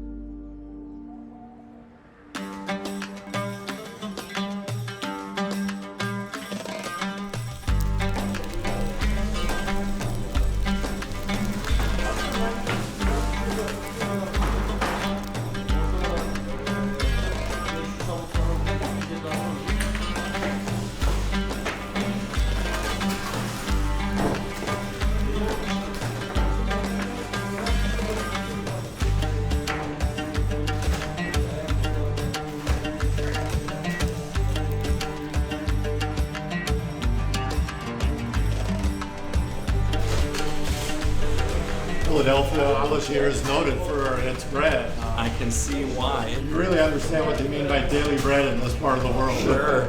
Are we able to buy some? We sure can. Super.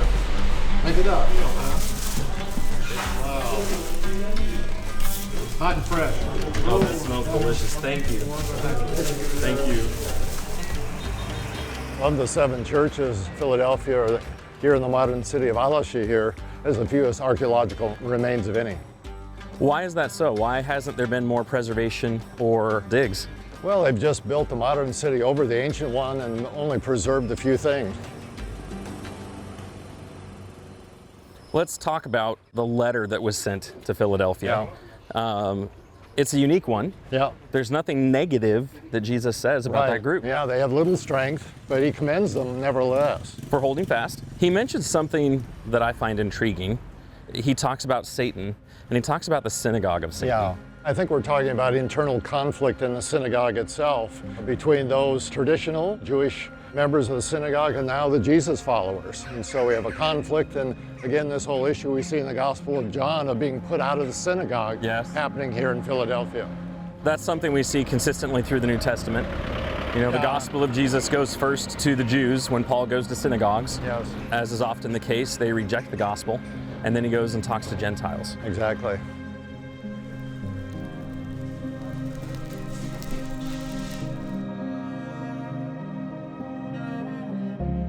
Look at what we got ahead of us here. This is one of the few remains in the city. So this is a pillars of a 6th century basilica dedicated to St. John.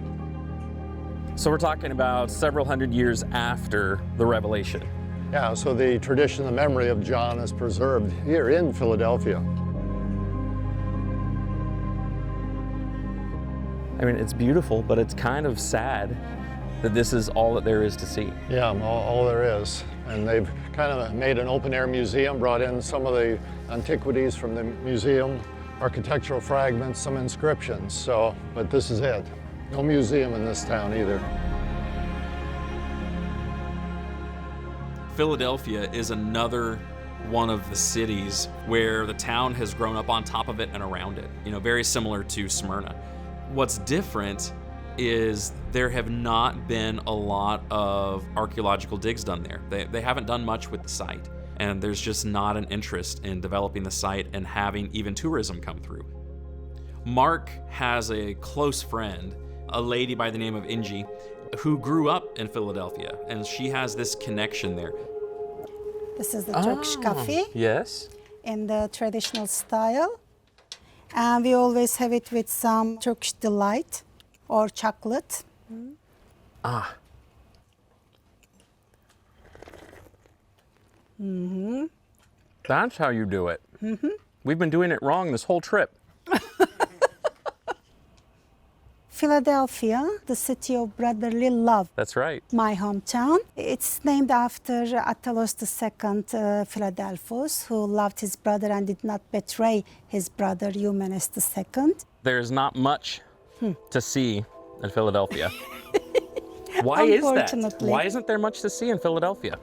I was born there, and I spent the first 5 years of my life, and I still have relatives there. First of all, awareness is missing. And then the other thing, there were excavations only at a temple up Toptepe and the theater and the prehistoric mound, only for like 5-6 years, and it didn't last longer. Everybody's home is on top of some ruins, so in the past they were rebuilding. Of course, in the past the houses were 1 story or 2 story. Mm-hmm. And I grew up with stories, oh, there are tunnels under this way, under that way, and we got a torch, we went this far, but we were scared, we came back. I grew up with these stories. That's amazing. But it's difficult to say that there's nothing to see there, but there's all things to say about it. Right, right. There was a Jewish presence in Philadelphia. All these 7 churches had a Jewish presence because for a monotheistic religion like Christianity to find some roots in the ground, you do need to have some background, you know, and that's Judaism.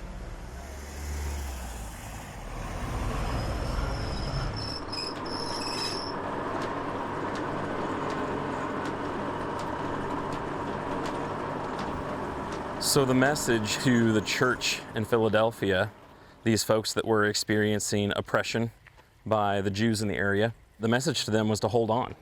Yeah, You know, absolutely. keep doing what you're doing. Don't grow weary. I think that's a message that any Christian in any era would benefit from hearing. We've seen a number of columns in temples, haven't we? Yeah, everywhere. everywhere. There's a promise to the faithful, the victors here in Philadelphia, that if they continue on and endure, they're going to become columns in the temple of God. So what a precious promise. But very different, because instead of a broken down remnant of a column or a pillar laying on the ground, we're talking about being a pillar or a column in a heavenly temple that's never going to fall apart. Exactly. So pillars represent strength, stability, even in earthquakes. Yeah. They know how to anchor them, and how we're anchored in Jesus. Oh, that's a fantastic illustration. The letter that Jesus sent to Philadelphia is super encouraging, but it's sent to this city that is smaller and even in its original setting, maybe a little bit less significant. It's to these people where he does not have something to say to condemn them or correct them. He doesn't offer any kind of rebuke. It's just flat out encouragement from start to finish, where he's encouraging them to hang on. Jesus, as he looks at these churches, he's not impressed with size. He's not impressed with wealth. The thing that Jesus values is faithfulness. And so he praises them for their faithfulness and encourages them to hang on and hold fast and to endure. And I think that's a lesson that we need to take. Jesus is not impressed with our attendance size. He's not impressed with the size of our building, the location of our building. He's not impressed with how much money a congregation contributes on a weekly basis or an annual basis. That's not what he's worried about. But what he is impressed with is faithfulness, especially faithfulness that can endure any kind of trial.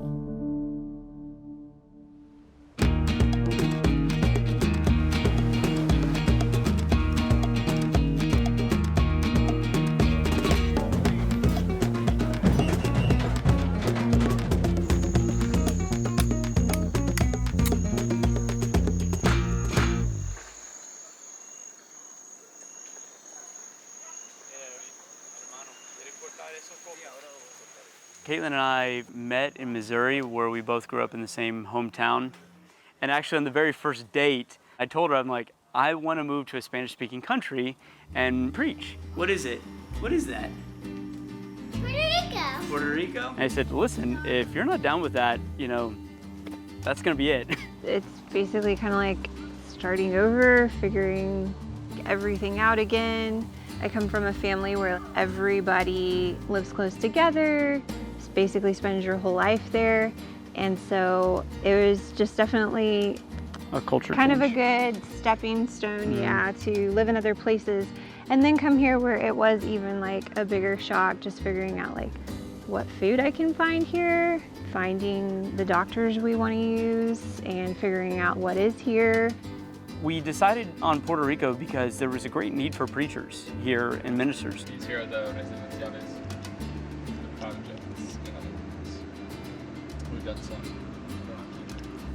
I've known Eric for a long time and elated that they were able to come, and we're thankful for their dedication to this work. And we've definitely bonded and worked together at overcoming trials. 2017 was rather difficult for us. The latest track brings the hurricane eventually across Puerto Rico. This is one of the strongest hurricanes so far this season. Everything is going down. We've lost all communication, we've lost power. We're hunkered down and waiting for this to pass. Category 4 when it came here, the eye of the hurricane actually passed over San Sebastian, and it just devastated everything.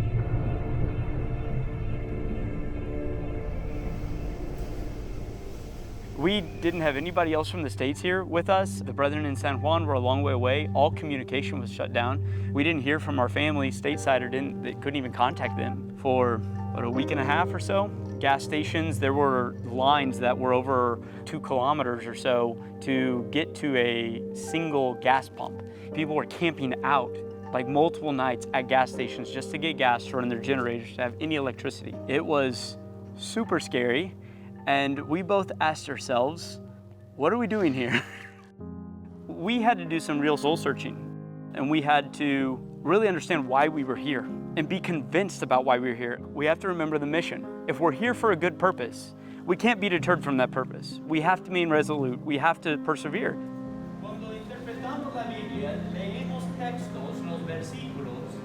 And I think it's really important to think about externals, because too many people, and myself included for years, we look at success and define success based upon these external things. And so it's very easy to get discouraged.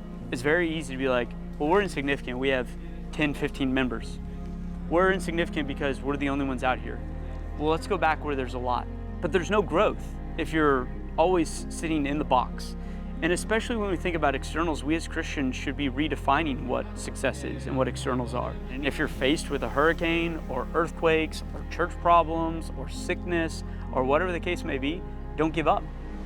Don't do what the rest of the world does. We've got to push beyond being molded by the world, being molded by the mediocrity of our society, and to accept what's comfortable and really be convicted about our mission and purpose and stay faithful to that.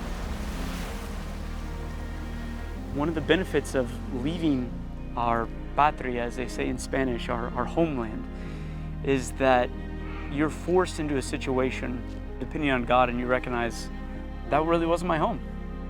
And we're just in tents. And we're hoping these tents will be transformed into wonderful abodes someday. But we're not there yet, and we gotta keep pressing on, and we gotta keep working.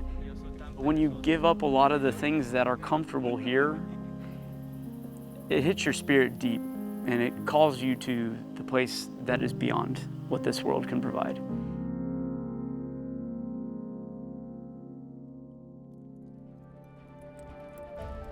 To the angel of the church in Laodicea write, the words of the Amen, the faithful and true witness, the beginning of God's creation.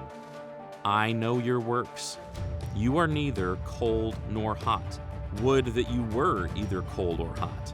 So because you're lukewarm and neither hot nor cold, I will spit you out of my mouth.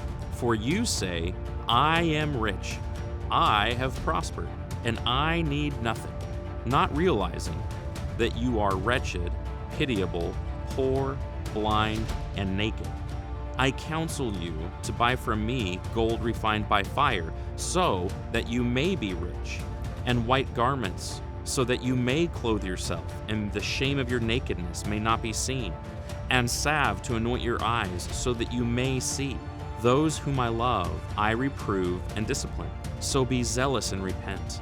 Behold, I stand at the door and knock. If anyone hears my voice and opens the door, I will come in to him and eat with him, and he with me. The one who conquers, I will grant him to sit with me on my throne, as I also conquered and sat down with my Father on his throne. He who has an ear, let him hear what the Spirit says to the churches.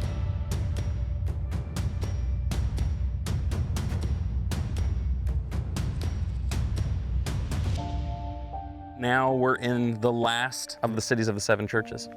Yeah, we're walking one of the main streets of Laodicea. This is going to the Syrian gate, and that's oriented all the way to Pisidian Antioch, Iconium, Tarsus, and Antioch. So this is the road you would take to go east. So if you were to go through that gate and head toward that mountain, you'd even come across Colossae? Yeah, that's the next city down the road. So we've got this cluster of early churches, Colossae, Laodicea, and Hierapolis in the 1st century. And what about going the other way? So the west gate is the gate to Ephesus. This is the main superhighway of the ancient world.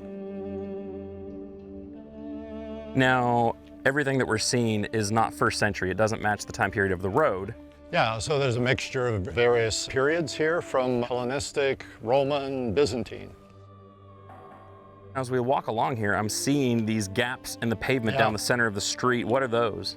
So in these ancient cities, they ran the sewage system right underneath the central street. So fresh water would come in for drinking, go into the fountains, then go into the baths, and then the gray water would be used to flush out the sewage. The water system is important in Laodicea, especially considering what Jesus said through John in their letter. Yeah, we've been drinking a lot of hot drinks here, haven't we? We have. Between the Turkish coffee and the chai. And in this heat, we've been drinking a lot of cold drinks. Powerade, cold water, exactly. So lukewarm really doesn't cut it. Doesn't do it? No. And you can really understand the image. I'm gonna spit it out of our mouths, doing that. And the behavior of the Laodiceans is prompting Jesus to use this very image. And he is really upset with his church because they've got everything they need. And he uses really ironic language here as he's speaking to them, that they're poor, blind, and naked. Here we are in a very rich banking center, wealthy city. When it was destroyed by an earthquake in AD 60, the Romans asked if they needed help, and they said, no, we can do it on our own. We're rich enough to do it. So this spirit of self-sufficiency was in this city as well. And this is a noted textile center. What have we seen growing all over around here? Oh, we've seen cotton in all these fields. So a city was noted for its wealth. They sent their goods all the way to Rome. Imagery here is they're naked, Right. And then finally that they're blind. This is also noted as a place that a particular salve was produced to help with eye illnesses. And so these three things the church was lacking, at least spiritually. So their perception of themselves doesn't match reality. That on the outside, they think they've got it all together, that they're adopting the spirit of the city that they're living in. Absolutely. But Jesus sees them in a different light. Yeah. And so in his letter, he's very stern with them. He wants them to repent, and he's giving them an opportunity to humble themselves and change. Yeah, and we have this great image, behold, I stand at the door and knock. Yes. And these are believers that he is knocking. Which is scary. You would think that they've already let him in. Yeah, exactly. Yeah, and I would think that that has a lot of application to us as believers today. Yeah. That we need to see ourselves the way that Jesus sees us, and not be self-deceived or prideful.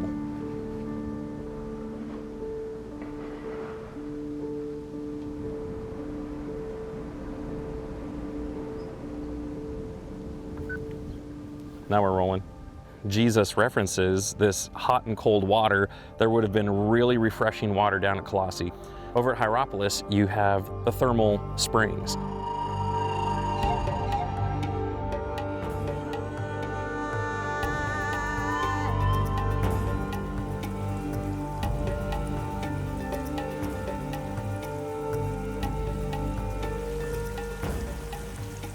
Jesus, through John, talks about how they're lukewarm.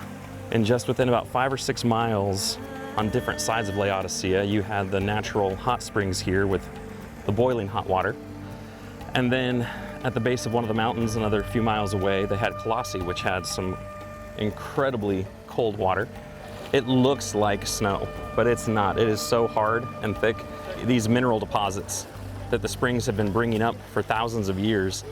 He used imagery that was familiar to them and their culture, and we're here at one of them. So they had these great visuals that they were familiar with that made them think of hot and cold, but Jesus is calling them lukewarm, that if they don't repent and change, he's going to spit them out of his mouth. Jesus is not saying that hot water is better than cold water or cold water is better than hot water. He said that he wished that they were either cold or hot. He's saying, I wish that you were useful, that you were one of these extremes that were beneficial and productive, not this mediocre, half-hearted in-between. They're coasting. There's no zeal. They're going through the motions. And Jesus is asking them to get off the fence. They need to re-engage and develop a passion for Christ. And I know there have been seasons in my life where I've either been on cruise control or distracted, and it's easier to not be as active or zealous or passionate. And that's the challenge that Jesus is issuing to all of us, is to be mindful of that, to be aware of that, and to make sure that we re-engage and our focus is on being useful to him, not just being complacent and looking for an easy life. We're not promised an easy life, but what we've been asked to be is active for him.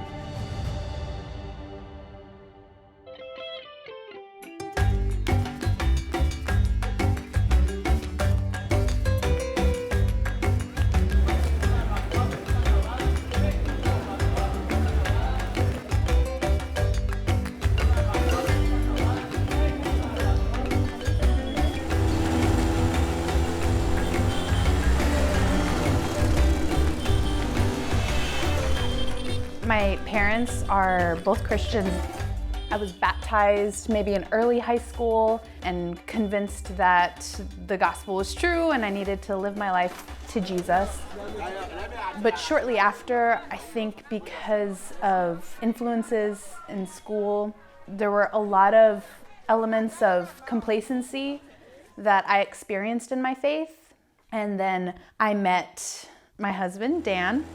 I was compelled by his faith to reconsider and evaluate my own. What I saw when I first met her to who she was just a couple years later was just a dramatic difference and a dramatic change.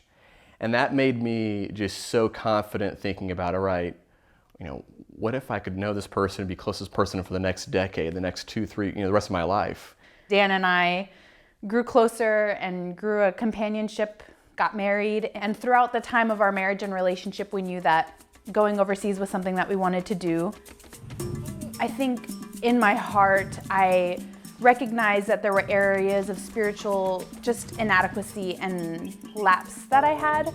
And talking to Dan, I saw something different. Dan's way of teaching and influencing people was very much a day-to-day in people's lives all the time, and all hours of the day. And so that was definitely a lifestyle change that was really different than what I expected. Chapter 6, Papa God, where they're not heaven. Now you one grand, not God. When we were first aware of a potential need in Sierra Leone, when both of us were there and we were talking with the people and studying with them and just getting to know them, I think both of us were just touched by the eagerness that they had to learn and grow, the deep desire they had for God's Word. Loving Jesus, stand by me. Stand by me.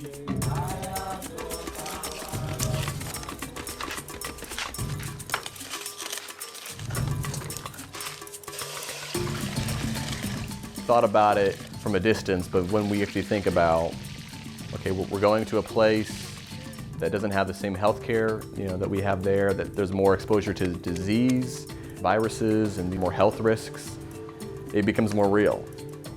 I mean, we've asked ourselves, why would we go? Why should we go? What if something happens?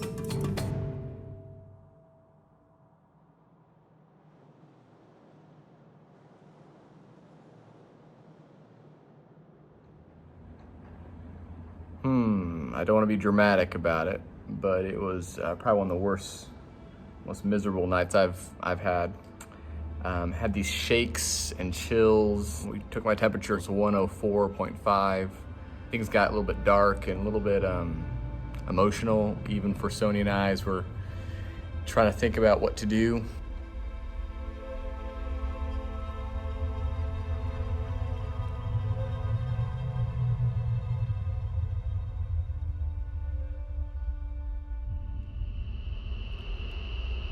On the drive to Freetown today, some pretty dark thoughts and emotions were running through my mind, and been crying a lot. Just it's been one of the most testing weeks of my life. I think this experience revealed some kinks in my armor and in my faith, and I intend wholeheartedly to learn from them and to grow from this experience. Down the tube and into Eden's body to fix her problems. Yeah. Couldn't be more thankful for Sonia. She's just taken amazing care of me. I'm so thankful for Sean and for Abby Reich, our good friends and our co-workers here in Sierra Leone, enabled Sonia to be able to then take care of me. If risk and if health and safety were the number one priority and God intended it to be the number one priority, then Jesus would never have left heaven. The apostles would never have fulfilled the Great Commission. There's a knowledge that Jesus has about me and about what I do and where I live. And that just reminds me, no matter how lonely it gets at times, or how difficult or how scared or how challenging it can be, knowing that the Lord knows that and is aware of that, it brings courage.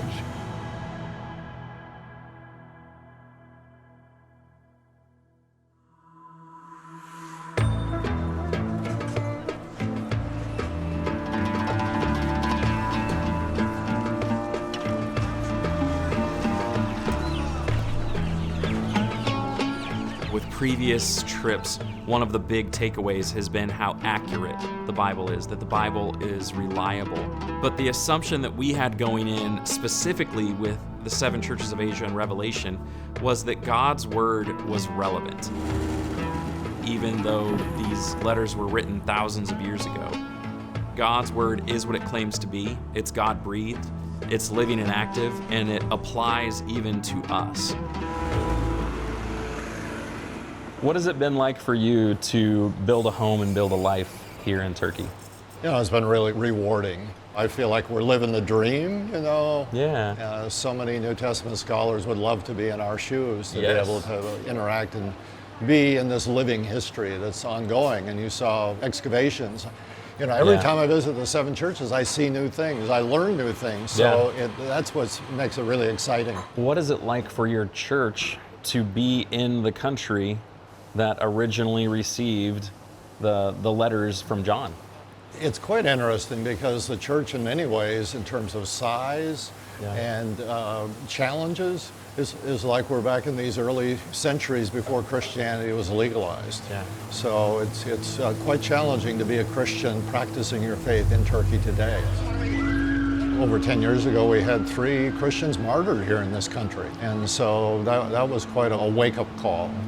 I was at the funeral for one of them, and you know, you read about Antipas dying, you know, in the book of Revelation, and other martyrs in the early church, but to have it, you know, right in your own community, it was really quite a wake-up call. The West has minimal persecution, but many parts of the world, persecution is a reality. And so Revelation is a living document for them as they read it, and they say, this is our situation, you know, and these words are challenging to us and how to endure in the midst of social, economic, political pressures that are trying to push us back to renounce our faith.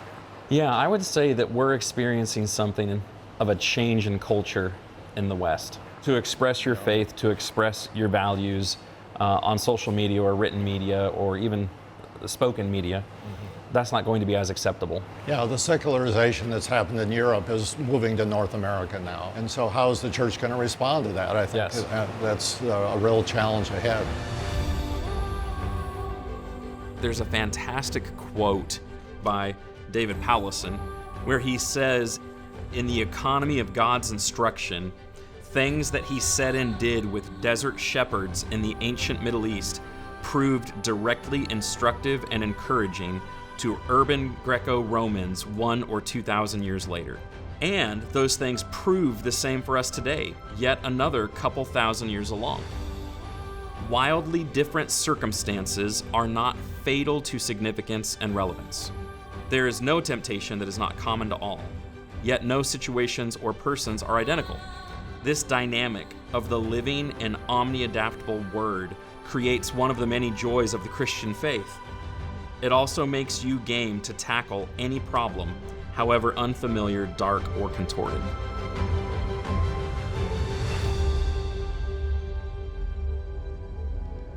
We've got a culture that will say, because we're removed by thousands of years, it doesn't apply to us. Or because it was written to this culture of people, it doesn't apply to us. That's absolutely not the case when it comes to God's Word. Because it's inspired, it's written for all people, all time, while it still acknowledges we live in a different place, in a different culture, in a different millennium. Taking this journey has just reinforced what I think Jesus is accomplishing there for those saints, and what he wants to accomplish for us. He wants his people to understand that life here on earth is not always going to be easy. It's just not. He has not promised his disciples an easy life. He has promised them a full life. He's promised them abundant life. He's promised to be with them, and that's one of the things that he's trying to communicate. There are things going on behind the scenes that we don't always understand or see, but he knows them, and he's engaged with them. He wants us to have a better perspective. And so what you see through the book of Revelation and the 7 churches is you see a Jesus who understands, he's aware and he knows. He sees every single one of us and the unique struggles that we're going through.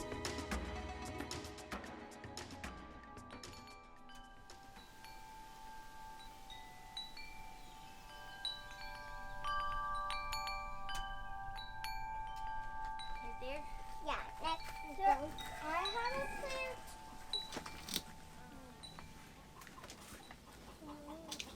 Got the red lines for Cooper.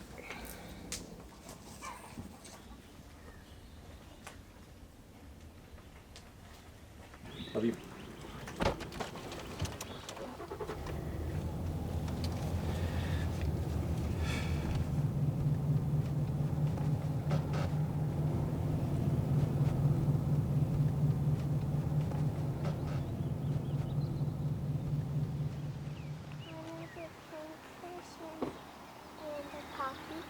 You want a puppy? You want a yellow puppy?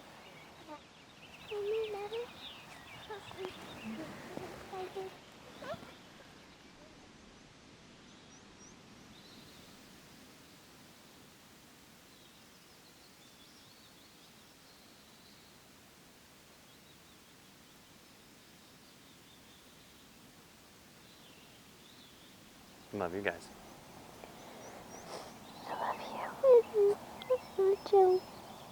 We don't like this message of you're going to suffer, but that's in Revelation. We've got to get through the tough times, and if we got some tough times ahead, that's okay. Our God is greater than all that. And if we're looking at Him, we know things are going to turn out all right. So I'm afraid sometimes we don't take a look where we need to look. We look at things that are around us and all things, it looks like everything nailed down is coming loose. Some people that were on a ship in the South Seas, and a storm came up, and it was really ripping and tearing. One of the passengers said, somebody needs to go talk to the captain. He came back and he said, I have seen the captain's face, and all is well. Jesus really tries to expand people's perception of him. He's not this weak person from history who died. He's this victor who's overcome. There is a lost and dying world, and they need to hear about Jesus. And we need to do a better job reaching out to them with the good news of the gospel of Jesus Christ.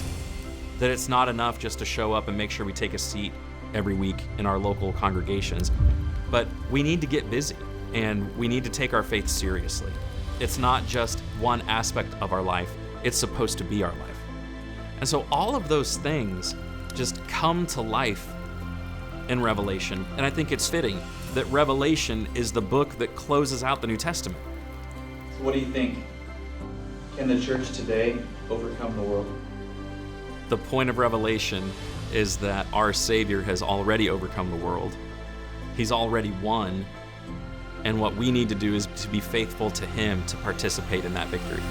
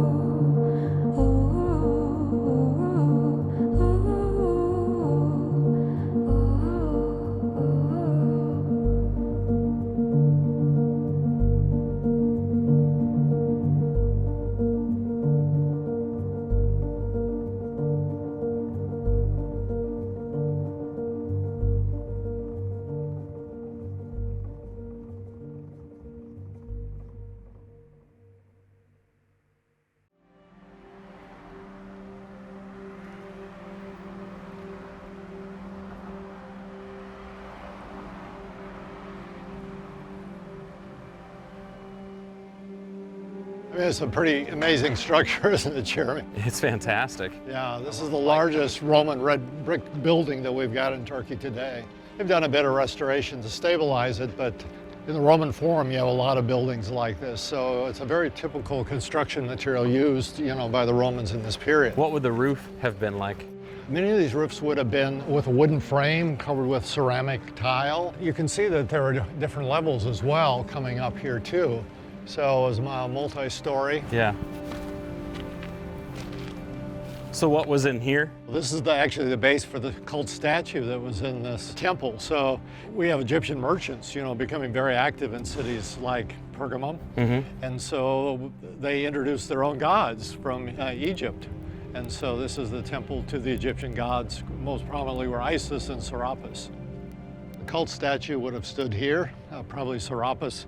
And what's unique about it is we've got a grate over here. Let's climb up and look down in there. You got a hole and then a tunnel going down in. Where does that connect? Yeah, in days of old, you used to be able to crawl through that and come up in here. The phenomenon is illustrating something we see in Revelation 13, where the beast out of the earth is able to give life to the statue of the first beast. The priest would come up, literally move the arms, the smoke and sound and light show. So a serious show. Yeah, a serious right? show. And so all for the purpose of deception. They knew what was going on. Some did, some were probably gullible. And actually thought this was a statue coming to life.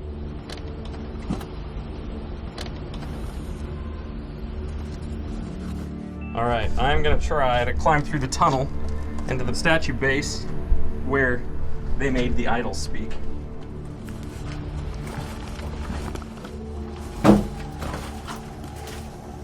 Let's see here.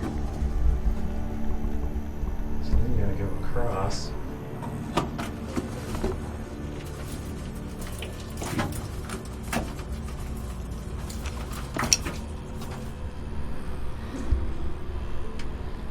That's wild.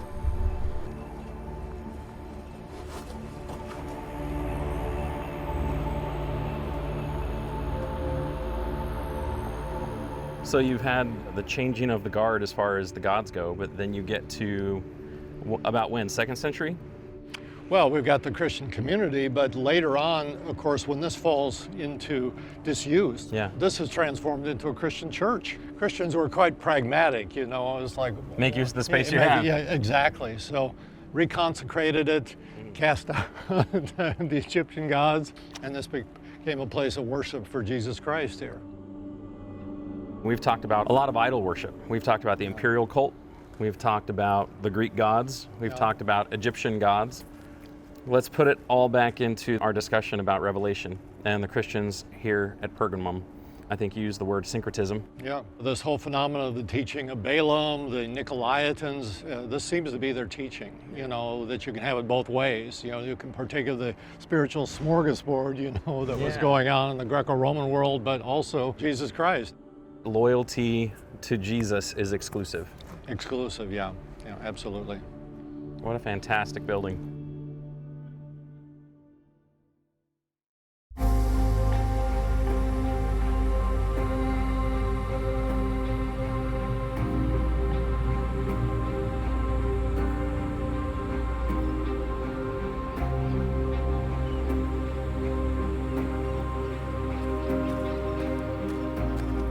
We're in a raised terrace area that was artificially created around a necropolis or a cemetery in antiquity.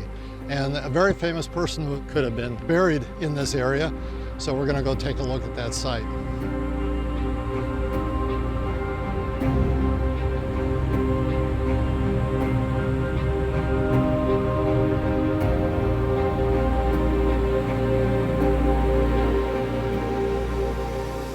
What was this building?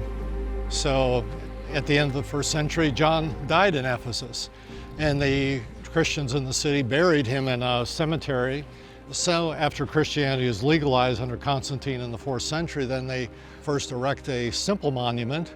Then later on, Theodosius, as emperor in the 5th century, builds a church around that. It's good size. Yeah, but that church was destroyed by an earthquake. Oh, so then this isn't that. This isn't that. So this is the very large church that Justinian built in the 6th century.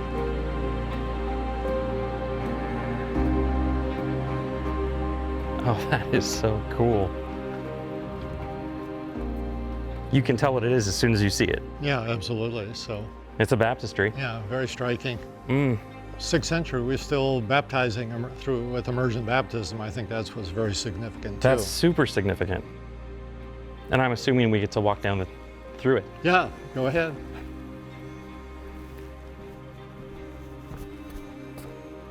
There are very few times that I feel tall.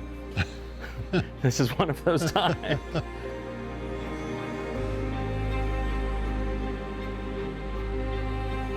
So how certain are we that this is actually where John was buried?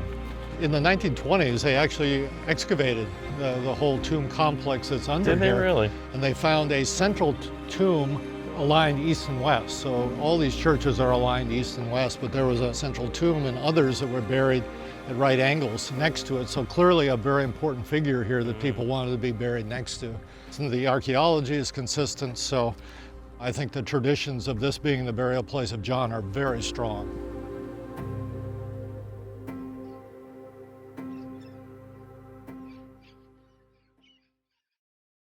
I'm Craig. And I'm Stu, and we're the founders of Appian Media.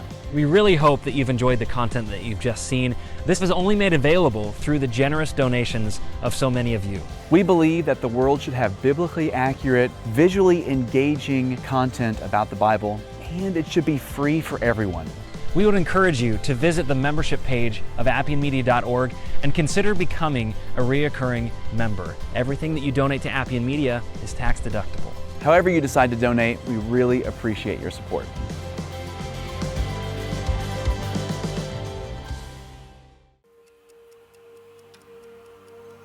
What does it mean when something's out of order? Maybe it's a toy or an elevator or a ride at an amusement park. It means that something isn't working the way it intended to. It's broken. We're all familiar with the term out of order as it relates to objects or things, but did you know that in the book of Judges, in the Old Testament, God's people were out of order? And that led to some serious trouble.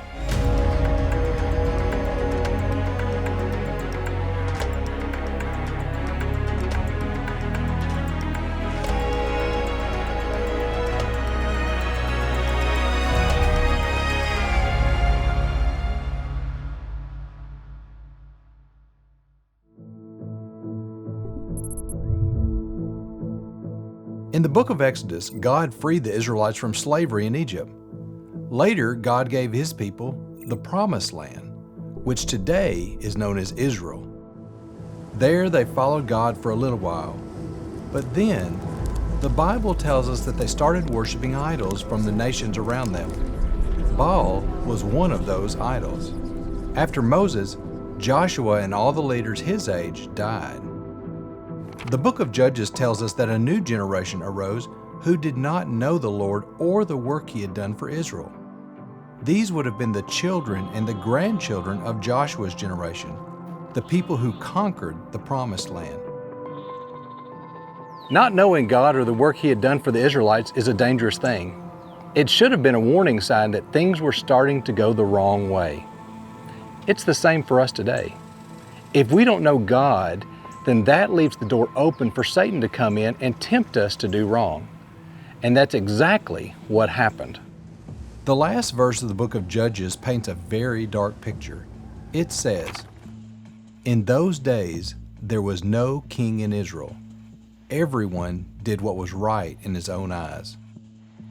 What do you think happened when each person got to decide for themselves what was right and what was wrong? Trouble. They were hurting each other, killing and going to war with each other. They were afraid of the people around them, and they were sadly becoming evil like the people around them. The Israelites were out of order. They even went to the prophet Samuel and demanded their own king, ignoring the fact that God was their king. That's how Saul became Israel's first king. They wanted to be like the world, instead of wanting to be faithful to God. Were some people still faithful? Yes. People like Samuel still followed God. But overall, the nation of Israel had turned away from Him and did what was right in their own eyes. This needs to be a warning sign for us today. We also live in a world that's out of order. A lot of people have turned away from God and are doing whatever they think is right. That could mean lying or cheating in order to get ahead, being disrespectful to parents or teachers, even hurting others, making choices based on their feelings instead of based on what God says is right. As God's people, we shouldn't make the same mistake. If we do, we will get out of control. It's easy for us to look at the world and want to be like them, wear the same clothes, talk the same way, do the same things, and forget who our true King is and the blessings that come from knowing Him. Don't let the world influence you and cause you to be out of order. Instead, let God be your King and use the Bible to learn about the right way to act.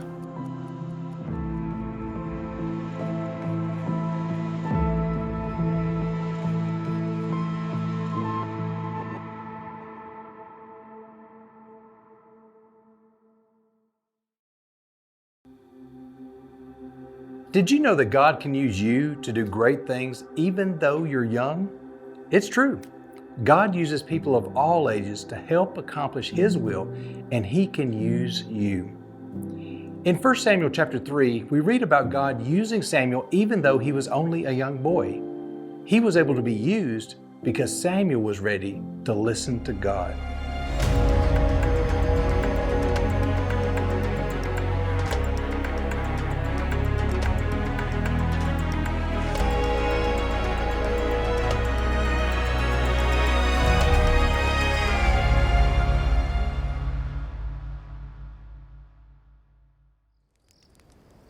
Before God anointed His first king over His people, there were priests and prophets. They didn't act as kings, but were instead religious leaders, and they shared God's message.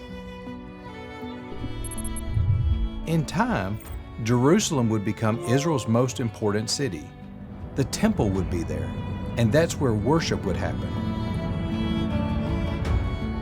But before Jerusalem, there was Shiloh, where people came to sacrifice and worship. This is believed to be the area where the tabernacle once stood.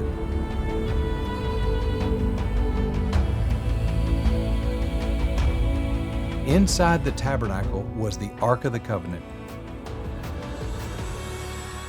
This was also the place where the priest, Eli, offered sacrifices to God for the people.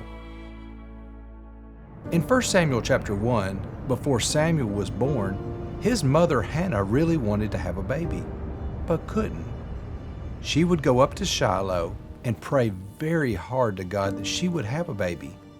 She even promised that if God would give her a son, she would devote his life to serving God. Guess what? God heard her prayer, and in time, Samuel was born. Hannah kept her promise, and when Samuel was old enough, she gave him to Eli to serve the Lord. One night, while young Samuel was asleep, he heard a voice calling out to him. Thinking it was Eli, he went and answered, "Here I am." But it wasn't Eli calling him. This happened 3 times. After the 3rd time, Eli told Samuel the Lord was talking to him and to respond by saying, "Speak, Lord, for your servant hears." Again, the Lord called Samuel, and this time Samuel responded to the Lord. Samuel was ready to hear what the Lord had to say, and he was ready to work for the Lord. God gave Samuel a message that was going to be hard to share. Eli and his sons had not honored God like priests should. They had been evil, and God was going to punish them. It wasn't going to be easy to tell Eli this message. It might even upset him. But Samuel did the right thing and told Eli everything that God had said. 1 Samuel 3 goes on to tell us that Samuel grew older, and the Lord continued to be with him. God made him a prophet in Israel. Samuel would grow up to lead the people and later anoint 2 kings in Israel, Saul and David. It all started with a young boy who was ready to listen to what God had to say. Just like Samuel, you need to be ready to hear God's word and to respond with action. Remember, you're never too young to tell someone the good news of Jesus or do the work that God has for you to do.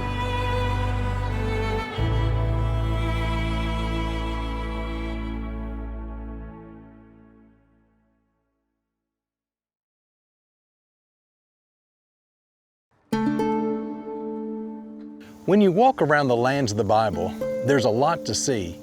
You can visit hundreds of places mentioned in the Bible, and at the same time get a little peek of what life was like long ago. Every year, people called archaeologists are discovering new things that are connected to the Bible. How are these things discovered? And why are they so important to us as we study God's Word? Let's dig a little deeper as we learn about archaeology and how it relates to the Bible.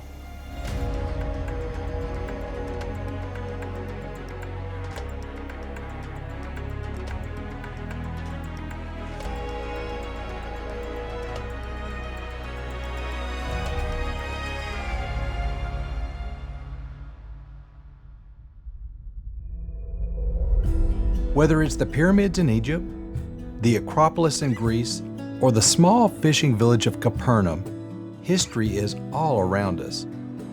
Archaeology is the study of history through the things that people made, used, and left behind. It's a type of science that helps us better understand cultures that we may not be familiar with today. In the Bible, we read about people that lived a long time ago and cities and places that have changed over time. It may be a real challenge to picture in our minds the places in the Bible when you live in a different part of the world thousands of years after those places existed.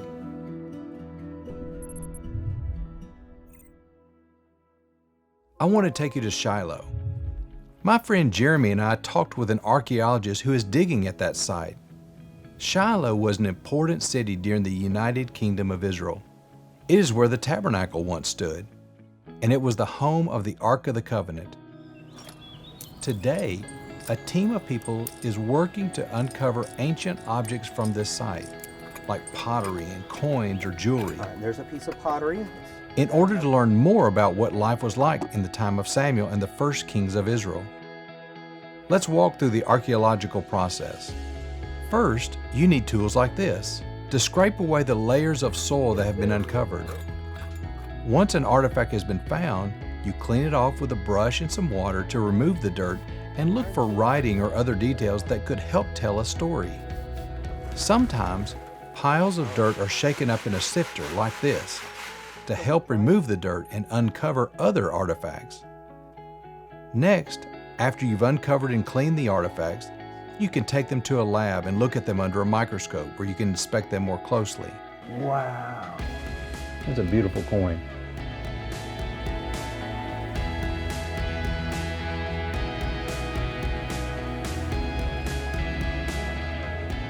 Artifacts that they want to keep are stored in a large warehouse in Israel where museums can borrow them and put them on display for other people to look at.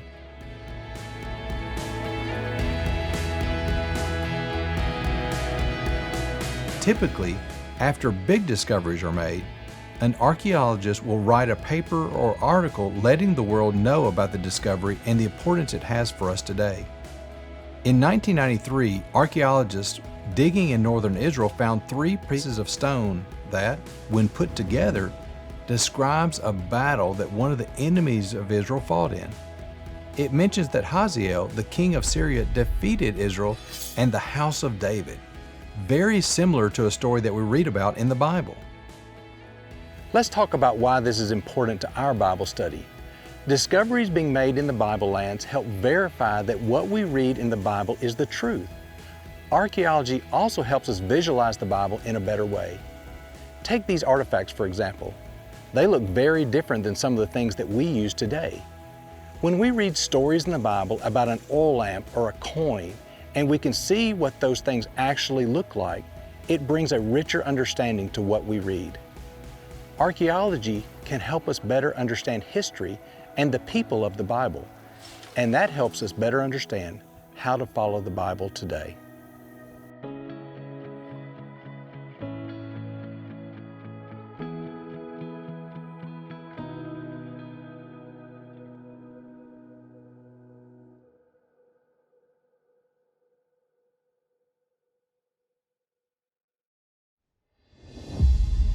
Throughout the Bible, God's people faced many enemies. Whether it was the Egyptians while the Israelites were slaves in Egypt, or the Romans who were hurting Christians in the New Testament. During the time of the United Kingdom, God's people fought with many different groups. One of the nations that comes up over and over again is the Philistines. Let's visit one of the cities of the Philistines and talk about why they didn't get along very well with God's people.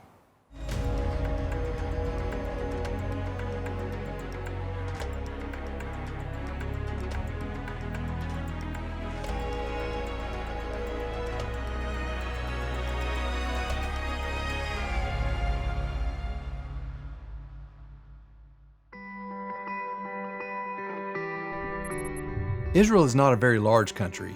In fact, in some spots, it's only about 40 miles between the Jordan River to the east and the Mediterranean Sea to the west. With such a small area, these two different nations were constantly trying to push each other out of the land and expand their own kingdom.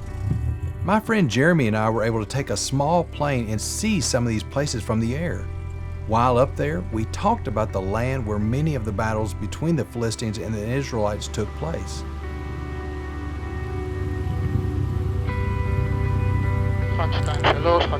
Everybody can hear me, yes? Yes. Okay. I think to understand a lot of the time of the United Kingdom, I think it's important to understand the geography as well. And of course, there's really no better place to do that than from the air. And so what we're going to do, Jeremy, is we're going to head over the Shpela, which was an area between the coastal plain and the hill country. It was the border area between the Philistines who lived in the coastal plain and the Israelites which lived up in the hill country. There was not very many ways of getting from the Mediterranean Sea, for instance, up to Jerusalem. So those small valleys in the Shpela were extremely important. Whoever controlled the valley controlled the access. That's exactly right. And that just jumps out at you when you see it from this perspective. The Israelites mostly lived in the land in the middle and eastern portions of the country, near the Jordan River, and the Philistines lived in an area on the coast. In the Bible, we read about the 5 Philistine cities: Gaza, Ashkelon, Ashdod, Gath, and Ekron. This area was known as Philistia. Here are some of the ruins of Ashdod, although these are from a much later time period. Look how close the city was to the sea. The Philistines were seafaring people, which means they often traveled around by boat. However, they wanted to take over other parts of Israel, land where God's people lived. The Philistines did not worship God like the Israelites did, or like we do today. They worshiped idols, or false gods. One of their gods, Dagon, may have looked like a half fish, half man. Remember, the Philistines were people of the sea. We read many times in the Bible about the battles between the Israelites and the Philistines.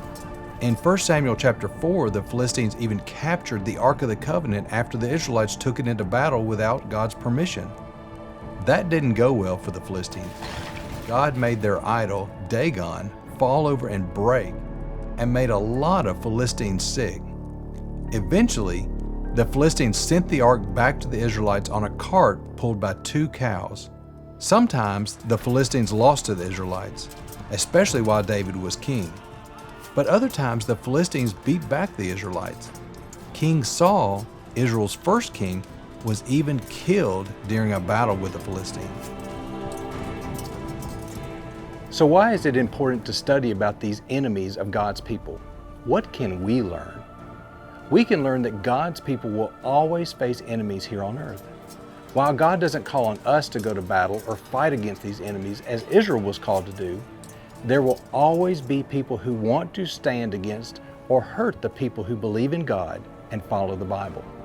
It's important that we don't become discouraged. Instead, we need to remember to trust in the God of the Bible, the true God, and if we follow Him, He will protect us against the enemies of today.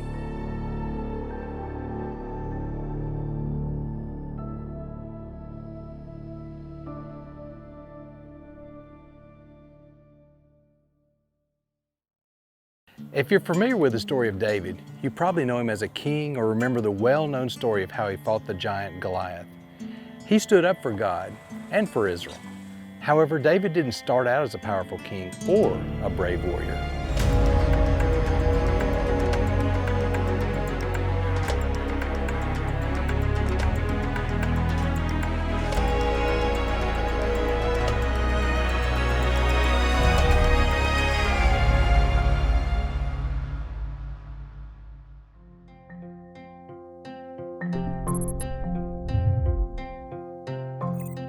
A long time ago, the town of Bethlehem was just a small place south of Jerusalem.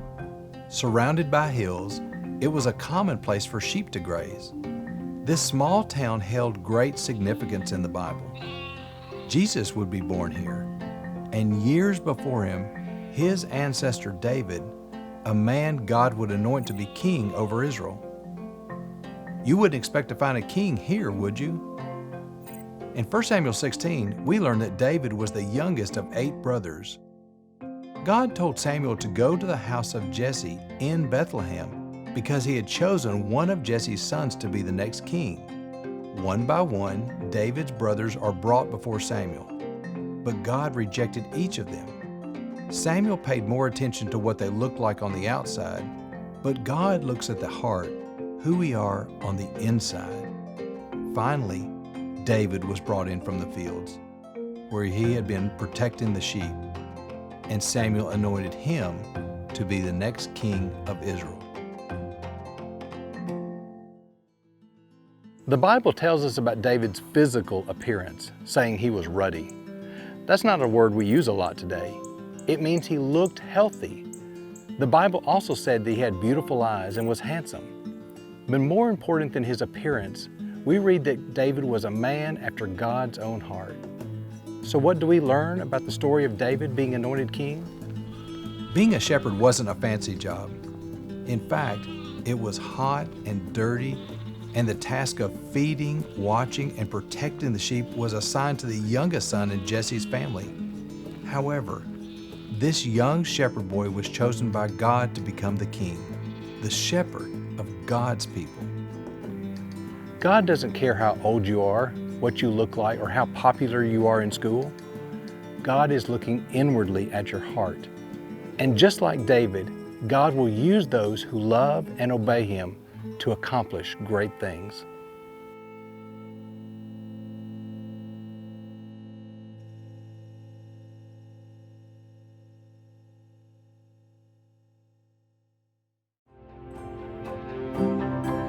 When the Philistine giant Goliath cursed God's people and challenged them to battle, David had no sword, no shield, no armor.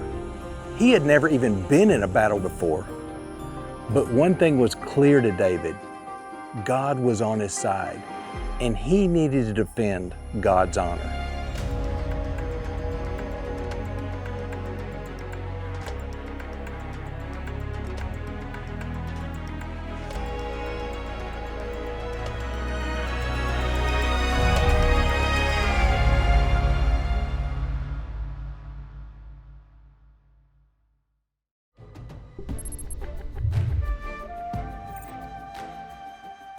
The Elah Valley sits in the middle of Israel in a hilly part of the country.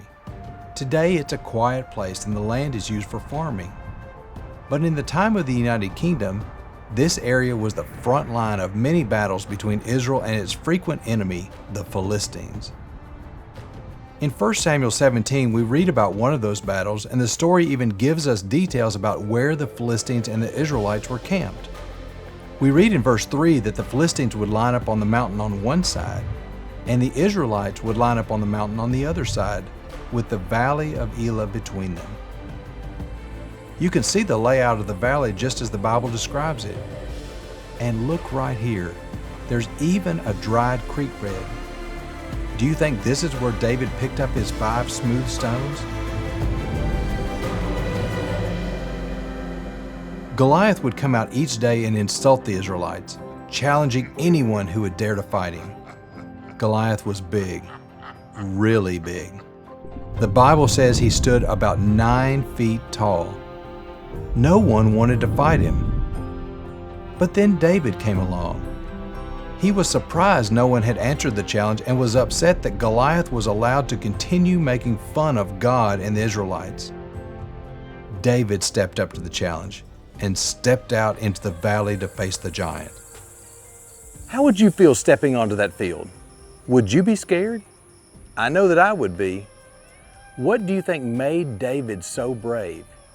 He was brave because he knew God was stronger. He knew God could take down this giant. He was also brave because he didn't want the name of God dishonored. When David faced Goliath, he said something really powerful and really brave.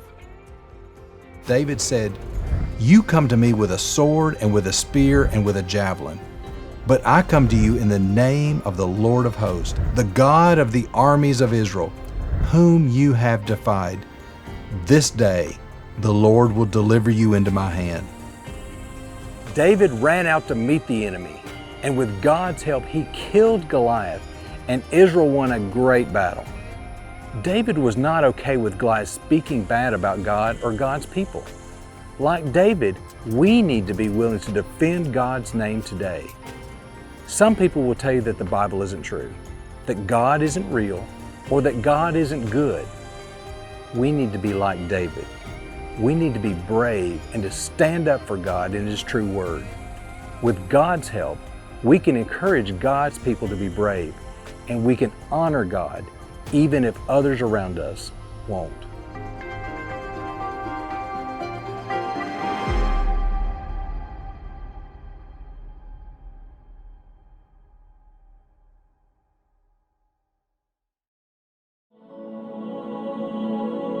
Sometimes it can be hard to wait for things. Maybe you're trying to wait patiently for your birthday or for a vacation your parents have told you about. Now imagine David waiting to become the next king. God had promised him he would be king. He was even anointed by Samuel, but for now, Saul was still the king. Even worse, Saul was trying to kill David, and David was on the run.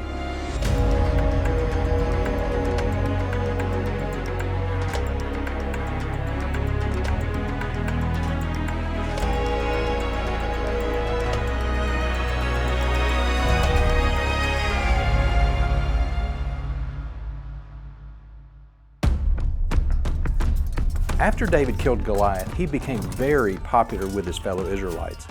He went on to be a great warrior. He was even best friends with Jonathan, Saul's son. All of this popularity made King Saul jealous of David, and he tried to kill him. David ran away and hid in a very remote part of Israel, in a cave called the Cave of Adullam.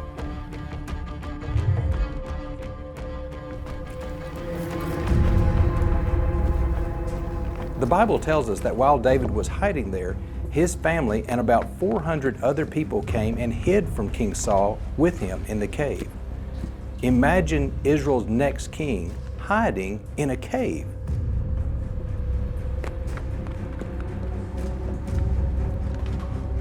David was on the run for several years and eventually went to a place called En-Gedi, which is near the Dead Sea.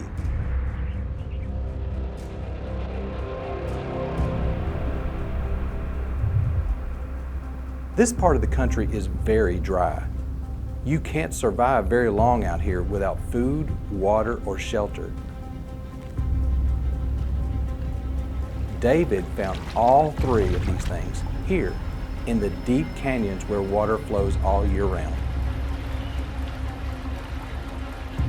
And there are caves here where David hid with all of his men that were loyal to him. One day, while King Saul was chasing David, he went into one of these caves. David was in the cave with Saul and could have snuck up and killed him, ending this dangerous time on the run. But he didn't. Instead, he cut a small piece of cloth off the corner of the king's robe. Later, he felt bad about even cutting off the cloth. In 1 Samuel 24, the Bible tells us that David actually went out of the cave after Saul and bowed in respect to him. Why do you think David spared Saul's life? Killing him would have meant that David would no longer have to be on the run from danger. Killing him would also have meant that David could take his rightful place as king of Israel. But David didn't kill the king because he respected the position God gave him. David recognized that it wasn't time for him to be king yet, because Saul was someone anointed by God. We need to respect our leaders just like David did, whether it's our parents, teachers, elected leaders, or church leaders. It's important to recognize that God has put those people in charge for a reason. Unless they're asking us to disobey God and do something we shouldn't, we need to listen and respect what they tell us to do. They won't be perfect leaders, but respecting God means respecting the people who have authority over us.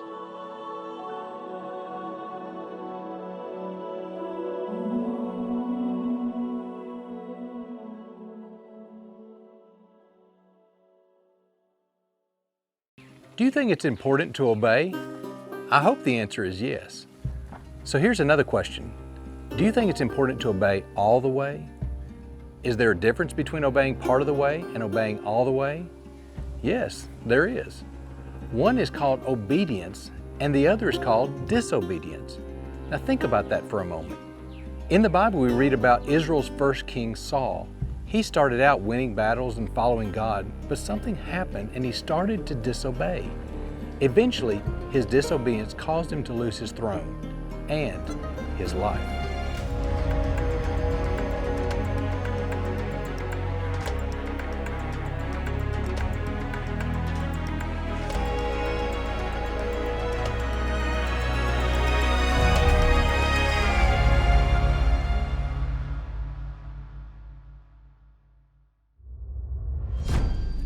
Saul was anointed king over Israel around 1050 BC. That's over 1,000 years before Jesus was born. Before that time, there was no king in Israel, only priests and prophets, like Samuel.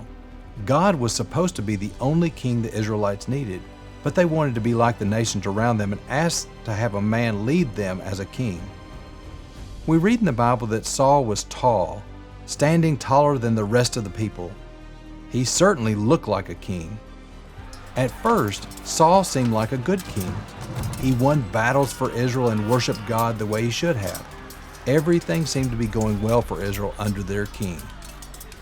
However, it didn't take long for Saul to become prideful about his new power.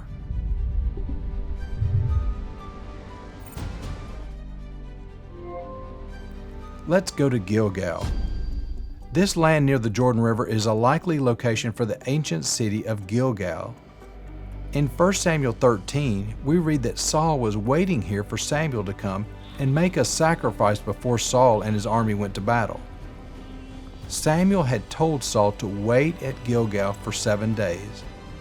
At first, Saul waited and waited and waited. Eventually, Saul became impatient and went ahead with the sacrifice without Samuel. This was very wrong, as only the priests were allowed to make sacrifices. The Bible tells us that as soon as Saul had finished offering the sacrifice, Samuel arrived. When Samuel confronted Saul about his sin, he blamed the people and made excuses for his disobedience. On another occasion, Samuel told Saul that God had commanded him to punish the wicked Amalekites. He was told to completely destroy every person and all their animals. When the battle was over, Saul had allowed the enemy king to live and kept some of the best animals to sacrifice to God. Saul disobeyed God, because even though he did some of what God said, he didn't follow God's instruction completely. This disobedience led to God taking the kingdom away from Saul and giving it to David. That was Saul's punishment for disobeying. Now let's go visit Mount Gilboa, the mountain in northern Israel, about 15 miles south of the Sea of Galilee. It's here that we find Saul and his sons in one more battle, this time against the Philistines. Saul fought in this battle without first asking God for permission or advice. He refused to listen to God's warning to him. Mount Gilboa would be the place where Saul was eventually killed, ending his reign as king of Israel.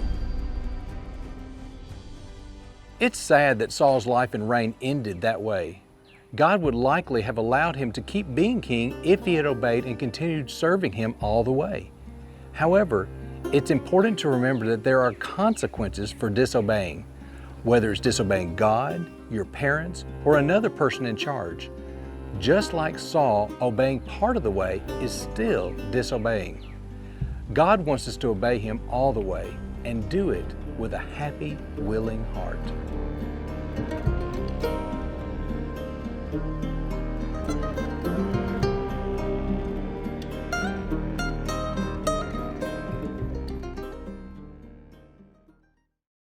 Have you ever had a friend give you a challenge? Maybe it's a contest to see if you can run faster or possibly beat their high score at a video game. Maybe it's a challenge that seems at first impossible. King David once issued a challenge to his men that seemed impossible, but one of his men stood up, accepted the challenge, and did something amazing.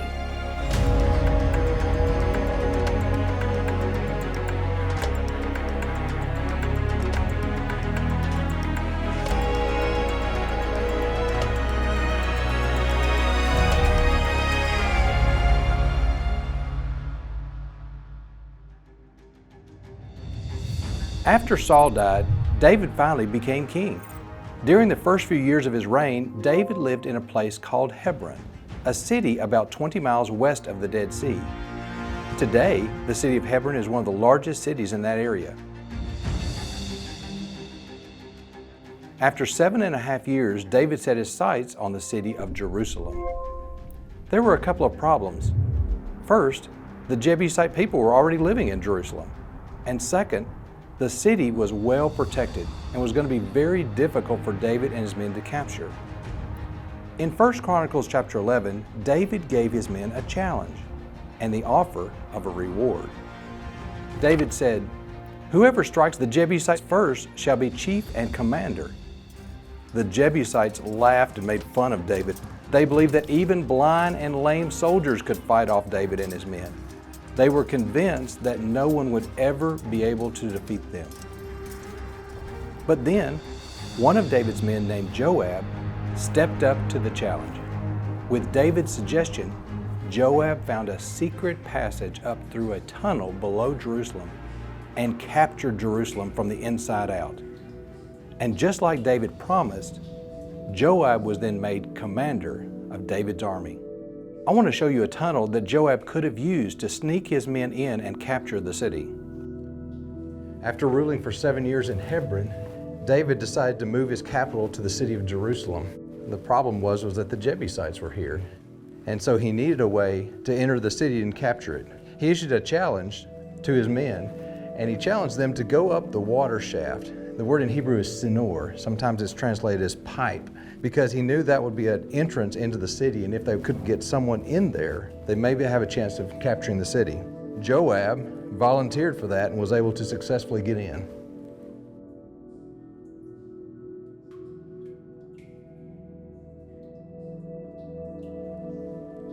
For a long time, we didn't understand exactly what that meant in the Bible. But in 1867, a British explorer by the name of Charles Warren came to this land looking for different biblical archaeological sites. And he found this shaft. And he actually climbed up this shaft and discovered this whole tunnel system under here. And he proposed that this was probably the way that the citizens of the Jebusite city came to retrieve their water. And so he proposed that this is the pipe, the water shaft, the sinor that is mentioned in Scripture.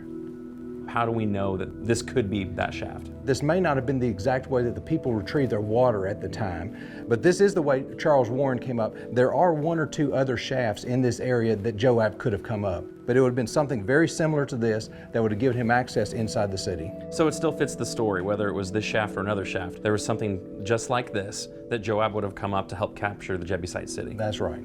Why would David ask Joab, or one of his men, to come up a water shaft in order to help capture a city? Well, the city of Jerusalem, the ancient Jebusite city, sat on a little peninsula of land that was surrounded by the Kidron, Hinnom, and Central valleys. So it was very defensible. It was very hard to attack the city. I think that's one of the reasons why David wanted the city. There was going to have to be something secret to happen. And as you can see, it wouldn't be very easy to get here. Only one man could come up here. You couldn't pull a whole army. And so probably Joab came up a shaft like this, then was able to open the door and allow the army in.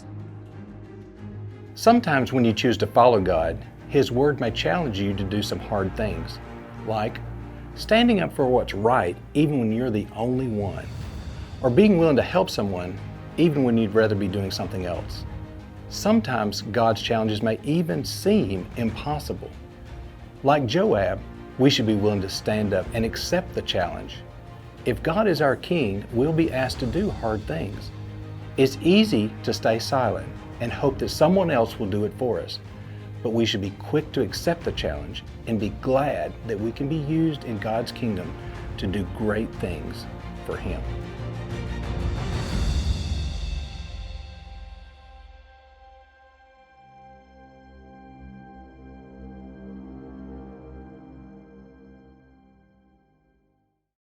There's an expression that goes something like this: someone was in the wrong place at the wrong time. It means that something bad happened to someone, or they got themselves into trouble because they were somewhere that they shouldn't have been. David found himself in the wrong place at the wrong time, and that led to some very bad things.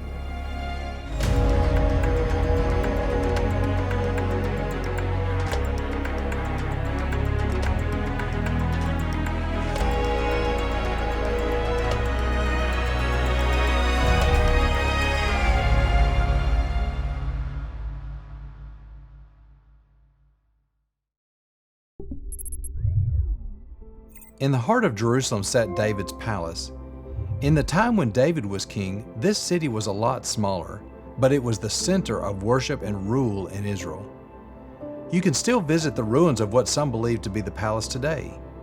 Archaeologists have made a lot of exciting discoveries in the area. An archaeologist is a person who studies human history by digging and looking for clues buried in the ground. They've uncovered a giant wall that may have been part of the wall around the city in David's day. From high up on the wall, you can see down over a lot of the valley below. Built into the wall, archaeologists have discovered houses, so people actually lived in the walls of the city. Wow, that's a big wall. We know cities had homes built into the walls from stories like Rahab in Joshua chapter 2, verse 15, where it mentions that her home was built into the city walls of Jericho. One year, in the spring, when David should have been at the battle with his army, he decided to stay home in Jerusalem. In 2 Samuel chapter 11, it says that late in the afternoon he decided to walk out onto his roof, which was more like a balcony for us today. It says he saw a woman named Bathsheba taking a bath, and he thought that she was very beautiful. David asked about her and brought her to the palace and committed adultery with her. Bathsheba became pregnant, and David tried to hide his sin by murdering her husband and marrying her. David had been in the wrong place at the wrong time. Where should he have been? He should have been out at battle with his army, but instead he stayed home. That was the first step that led to David's sin with Bathsheba. We need to make sure that we're doing our best to be in the right place at the right time, to keep from getting caught up in sin. Maybe you want to go to a friend's house, but they're a bad influence on you. Maybe you want to stay up late and play, but it's time for bed. Whatever the situation, in order to do the right thing, we need to make sure that we're always in the right place at the right time.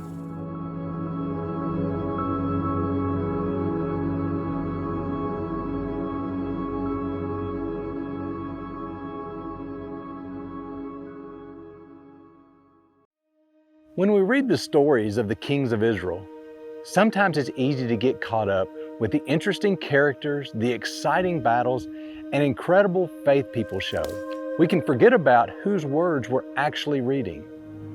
Today, we're going to visit a place where a hidden treasure was kept safe for thousands of years, and we're going to learn a secret for finding God on every page of the Bible.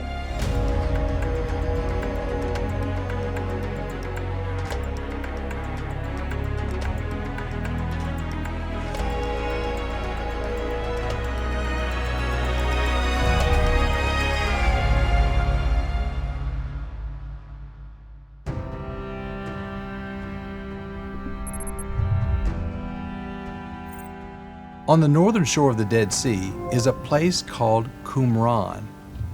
The area is very hot and dry. There's not much out there.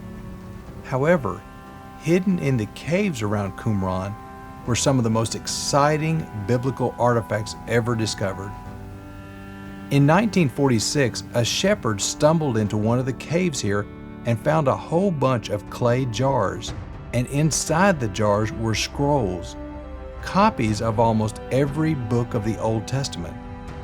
Some of these scrolls were very old, kept safe in these jars for more than 2,000 years. Among the scrolls found were copies of the Psalms, Proverbs, Ecclesiastes, and the Song of Solomon. Much of David's most beautiful and heartfelt descriptions of God, and much of Solomon's God-given wisdom are included in these books. Think of it. The Bibles that we read today came from these and other scrolls saved for us after all this time. Why would God have kept these scrolls safe for so long? What does He want us to know? Here's the secret God wants us to know about Him. As you read the stories of King Saul, David, and Solomon, when you read the Psalms of David and the Proverbs of Solomon, you should always ask, what can we learn about God from this?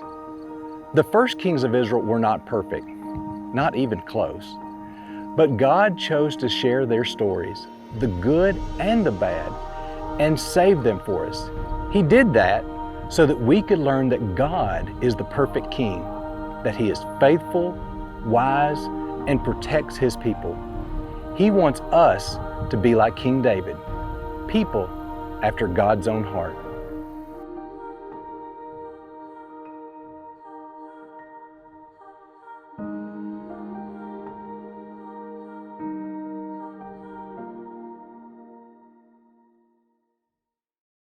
Have you ever found yourself distracted by something? Maybe you're trying to do homework, but you're also watching TV. Or maybe you're praying to God or reading your Bible, but your mind is really thinking about that new phone you want. We can all find ourselves distracted from time to time.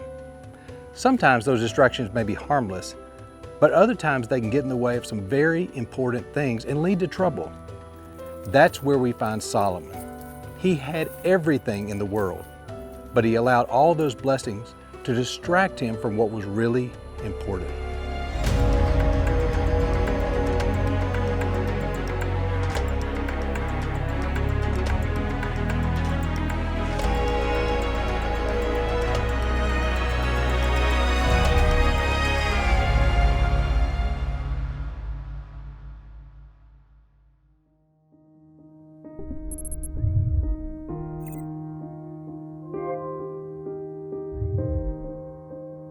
By the time Solomon became king, Jerusalem was a thriving city.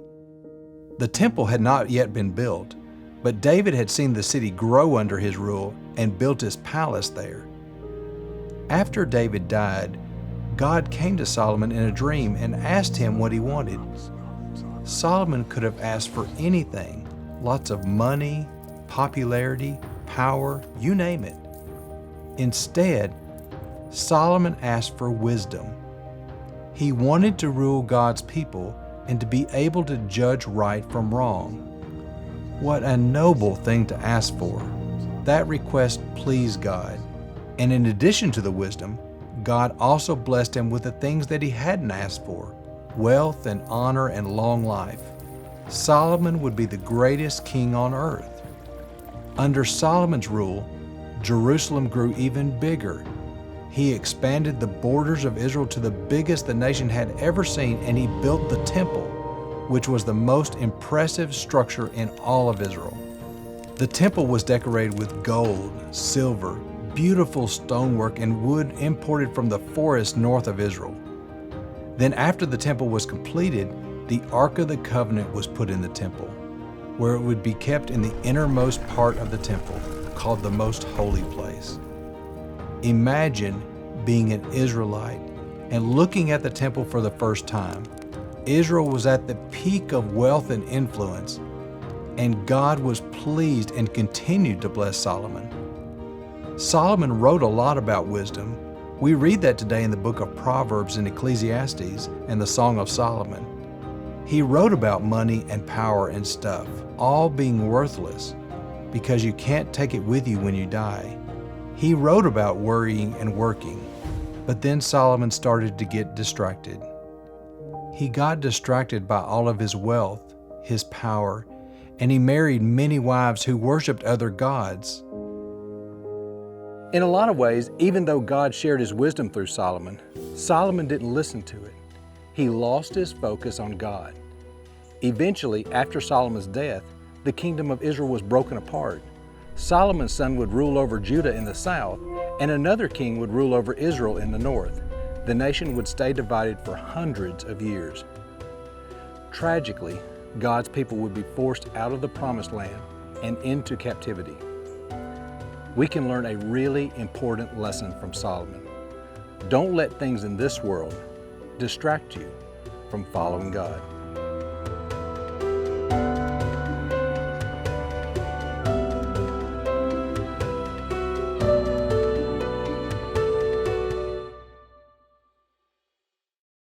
One of the darkest times in Israel's history was when the people divided into two nations after the death of King Solomon. It showed that God's people couldn't get along with each other. It also showed that there were men who were not interested in following God anymore. One of those men was Jeroboam, who eventually became king over the northern kingdom of Israel. Once king, he made a very bad choice not to follow God.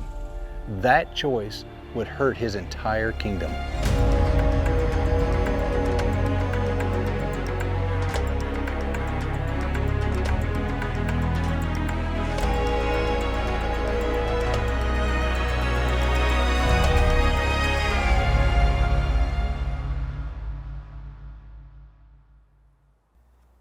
After the death of King Solomon, who was regarded as the wisest person to ever live, God's chosen people, the Israelites, were divided up between Rehoboam, Solomon's son, and Jeroboam, one of Solomon's servants.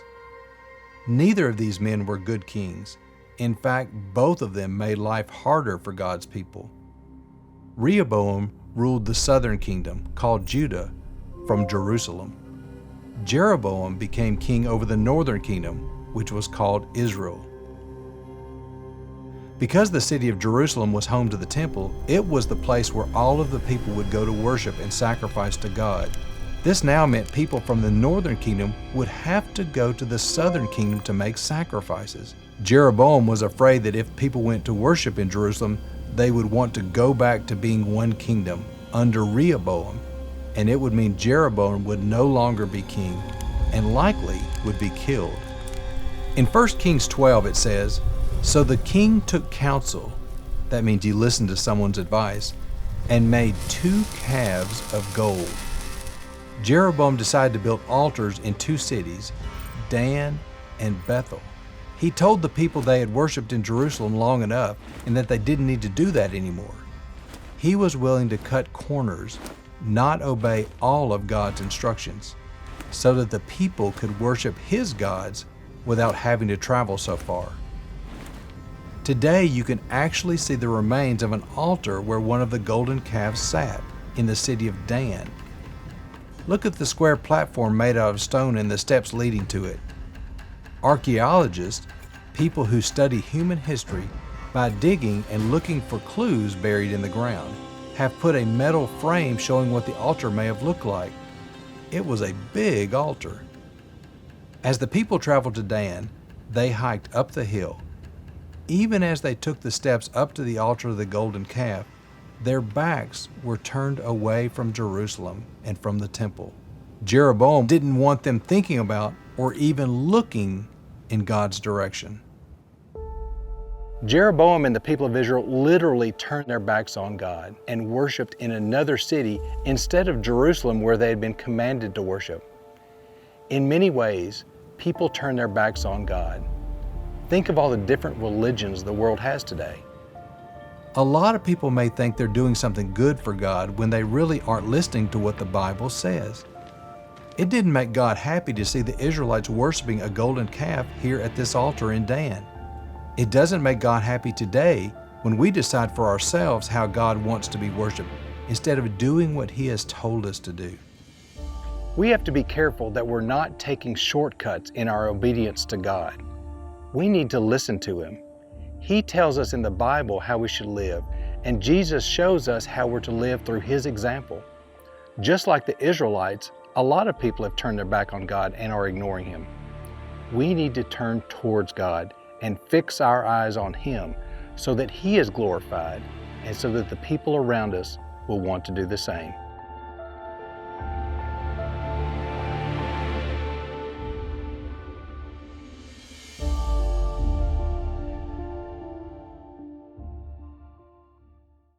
I'm Craig. And I'm Stu, and we're the founders of Appian Media. We really hope that you've enjoyed the content that you've just seen. This was only made available through the generous donations of so many of you. We believe that the world should have biblically accurate, visually engaging content about the Bible, and it should be free for everyone. We would encourage you to visit the membership page of appianmedia.org and consider becoming a reoccurring member. Everything that you donate to Appian Media is tax deductible. However you decide to donate, we really appreciate your support.